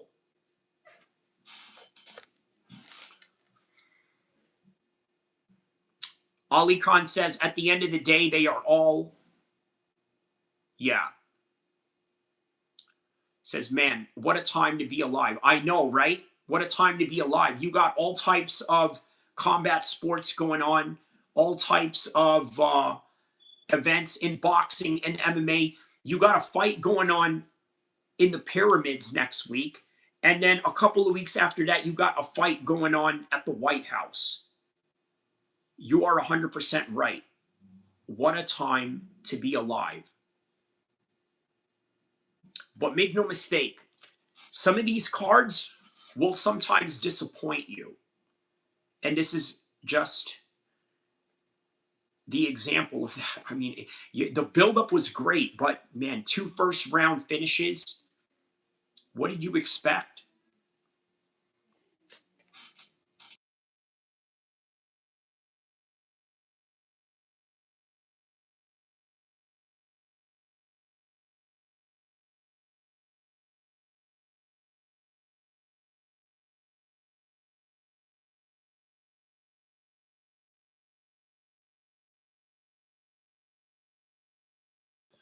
All right, so we'll go with a little bit of a bonus round right now. I wanted to do a little bit of a pause there because I wanted to clip that part that I did. You know what I mean? I wanted to clip that and then make it into a video. So I wanted to kind of pause right there to kind of know where it ended. Right. So here we are. We're in a new stream right now. We're in a bonus stream. Yeah, let's talk about whatever. Right. Ali Khan says Usyk can't stop fighting, getting the Saudi money. You know what? So Ali, do you remember when Usyk wrote on their gym that him and Anthony Joshua were working at? Do you remember that he wrote Anthony Joshua undisputed 2027? So obviously what Usyk is trying to do is a Khabib Islam Makhachev situation, right? He leaves as champion and then he helps his student conquer the belt that he has been holding, right? That is what Alexander Usyk and Anthony Joshua have going on. So in other words, I think it's fair to believe that this will be Usyk's last fight in Egypt. Think about it. Going out like that, going to Egypt, in a very historical event that nobody has ever done. You know what I mean? Like he says, Ali Khan says, I think there is going to be a big problem in the near future for boxing. Okay, explain. He says, because Turkey is creating this divide, like you said, for the best card. All right. Further elaborate on that. How will that affect negatively? HH says, the Battle of Britain, AJ versus Fury. Ali Khan says, so some of the promotion fights will fall apart if they can't get the funding. Yes, I think that the Saudis are holding back a little bit on promoting too much, right? They're kind of holding back a little bit, right? So that means, the fights that we've gotten, right? The Canelo, the Crawfords, the AJ, the Usyk, all of that. Like, I think that's going to kind of dwindle down a little bit. Like, guys are not going to be willing to fight each other as much because the Saudis have ultimately spoiled them, right? I'll give you an example. So I play FIFA manager mode, right? If I overpay some of the players in the game, guess what? In the season mode that you're playing, all of a sudden now the other players are going to start asking for more money. because, you know, players talk in the locker room. So they know what you're giving one to the other guy. So now they're not, you know, I'm not going to sign. You're giving that guy this, but you won't give me that. No, I'm not going to sign.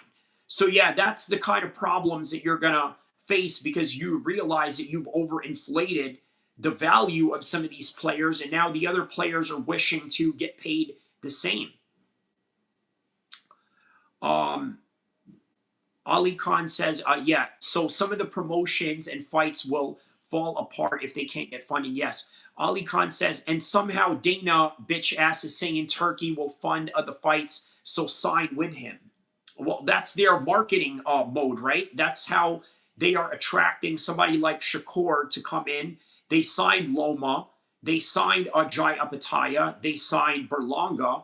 By the way, how about that little banter that Hamza Shiraz and Berlanga had going on, right? He said, man, I hit you so hard that you decided to go have a rap career.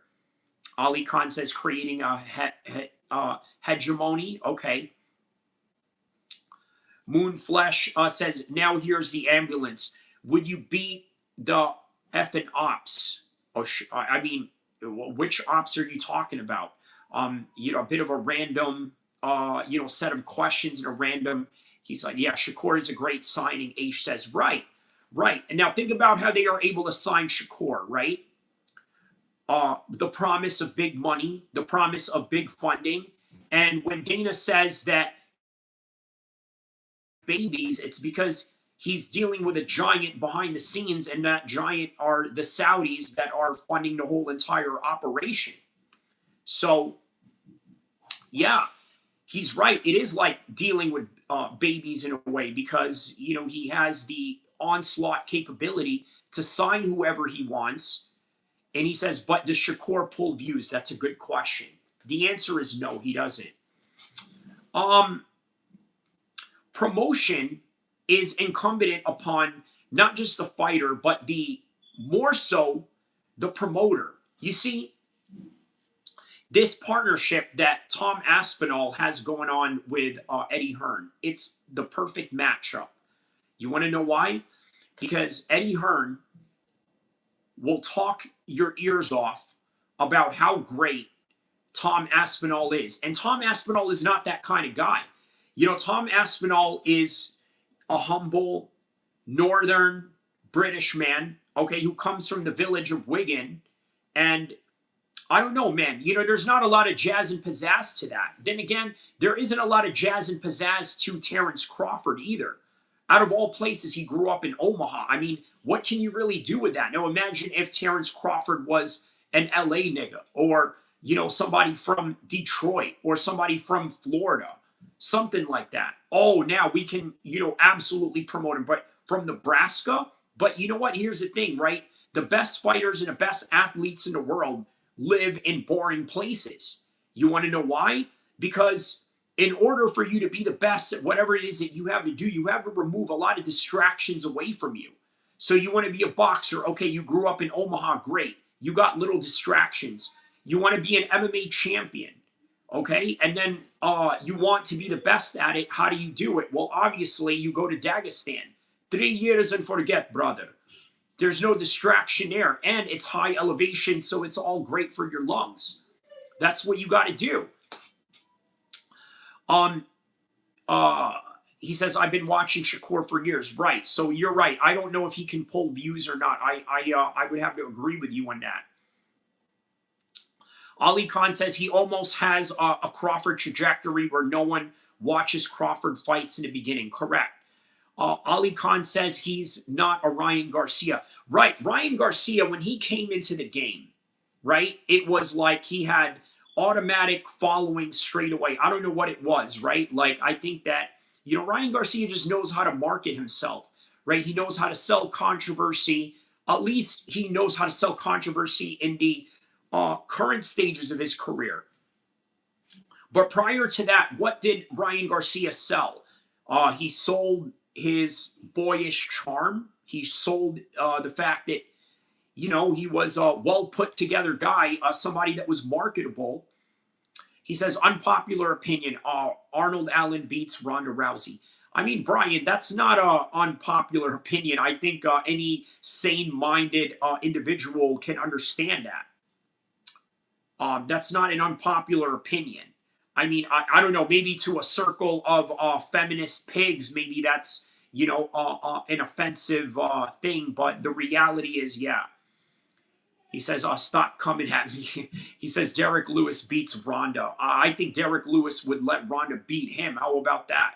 Right? But yeah, man, I think Derek Lewis loses that fight against Josh Hockett. Debate me on that right now. Debate me on that. Josh Hockett beats Derek Lewis, right? Who agrees with that? You don't agree with that? You agree with that? Let me know on the comment section below if you do. So, what else? What else here? I think that's about it, man.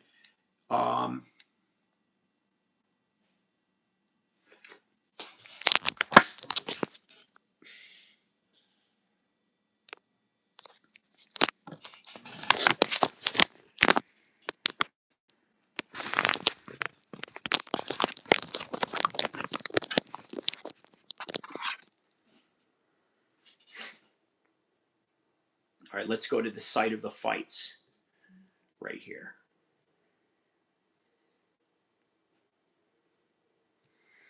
He says Hockett will knock him out. Hockett beats Lewis. Josh Hockett nearly whooped everyone on stage. Yeah. Ali Khan says Hockett will knock him out. Brian says Lewis has 4 minutes to land one shot KO, but I think it's likely. He says, am I right, New Jersey? Yeah, he knocks him out, and then he says, was I right, New Jersey? No, was I right, Washington? Imagine after he gets a knockout, he says, hey, where's all the Epstein files? Am I right? Washington, D.C.? Or whoever's sitting down some corny shit like that he's going to come up with. But yeah, let's go to Inglewood. Inglewood always up to no good.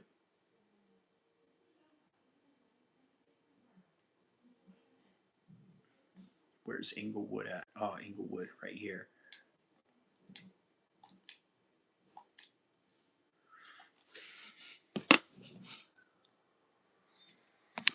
He says that would be good, actually. He says, I really hope AP beats Gon, though. I don't think he does, though. He's not beating Gon, bro. He ain't beating Gon. Here it is, man. The site of the fights, guys. This is where the fights were at in Inglewood.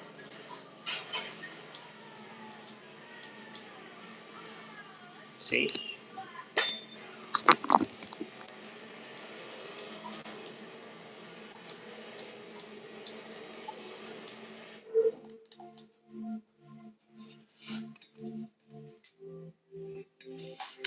Brian, why do you hate Gon? Is it because he's French? What do you hate about him? He says AP not beating Gon. I agree, bro. He ain't beating that. Yeah, dude. He's too big for him. Way too big.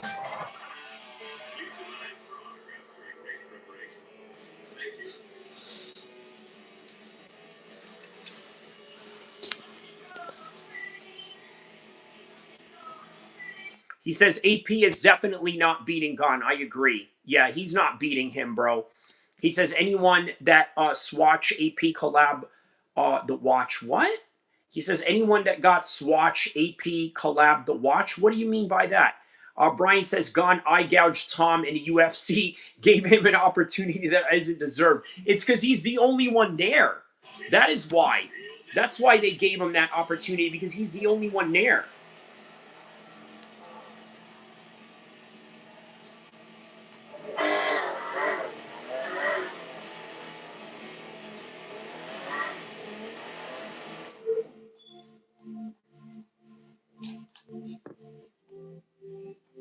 He says, what would make the odds for Gon versus AP? Long Bagu fingers.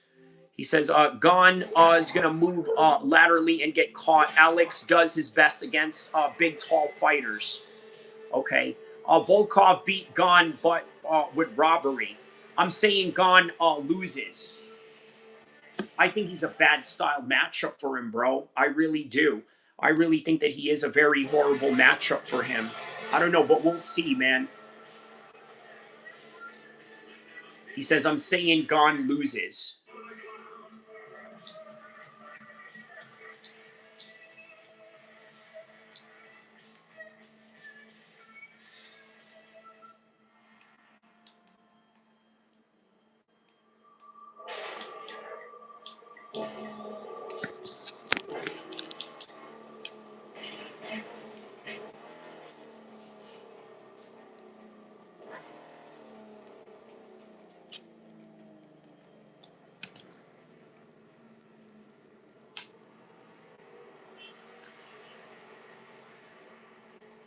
We got to stop doubting Alex. Ali Khan says, yeah, the heart wants what the heart wants. Yeah, Uncle I have had a bad matchup for AP. Right. And Gone is going to be an even worse matchup for him. Top 3 fighting movies, Lionheart Undisputed 3.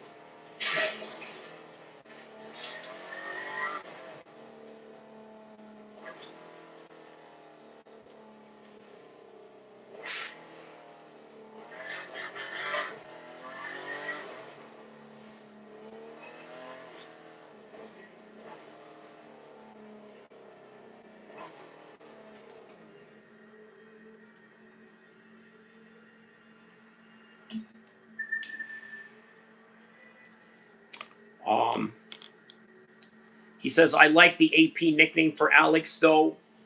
Whoever thought of that? Huh. Somebody in the chat thought of that, though. Yeah, somebody in the chat thought of that, bro. Cruising through South Central. Bow down. Yup. It's West LA now, actually. Okay, so now this is Inglewood. This is the site of the fight right here.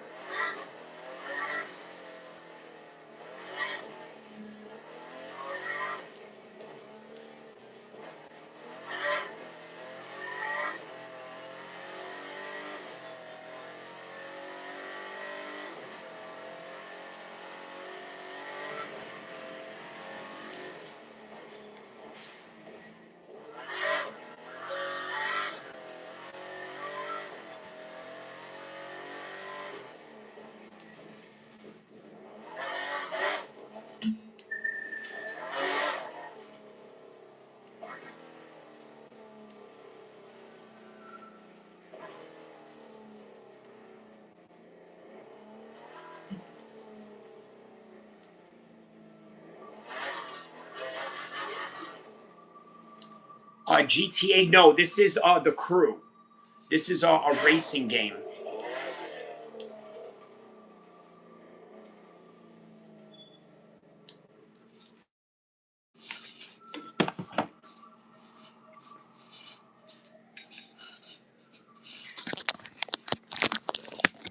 All right, guys. So listen, that is all that I have for you with this one right now. Don't forget to like and subscribe. Been a great night for fights. Awesome seeing you guys here. Awesome with the turnout. Really humbled by all of it. We managed to get 2,000 people in here. Have a good one, guys. Don't forget to like and subscribe. I will see you in the next one, and I will be dropping some content for the reaction to all of this, and then upcoming fights that's happening. On top of that, Conor McGregor announced, as I told you guys, I made a video about that, a live stream. Go check it out. That is the next fight. Now it's official. And with that in mind, have a beautiful weekend. I'll see you in the next one. Inshallah.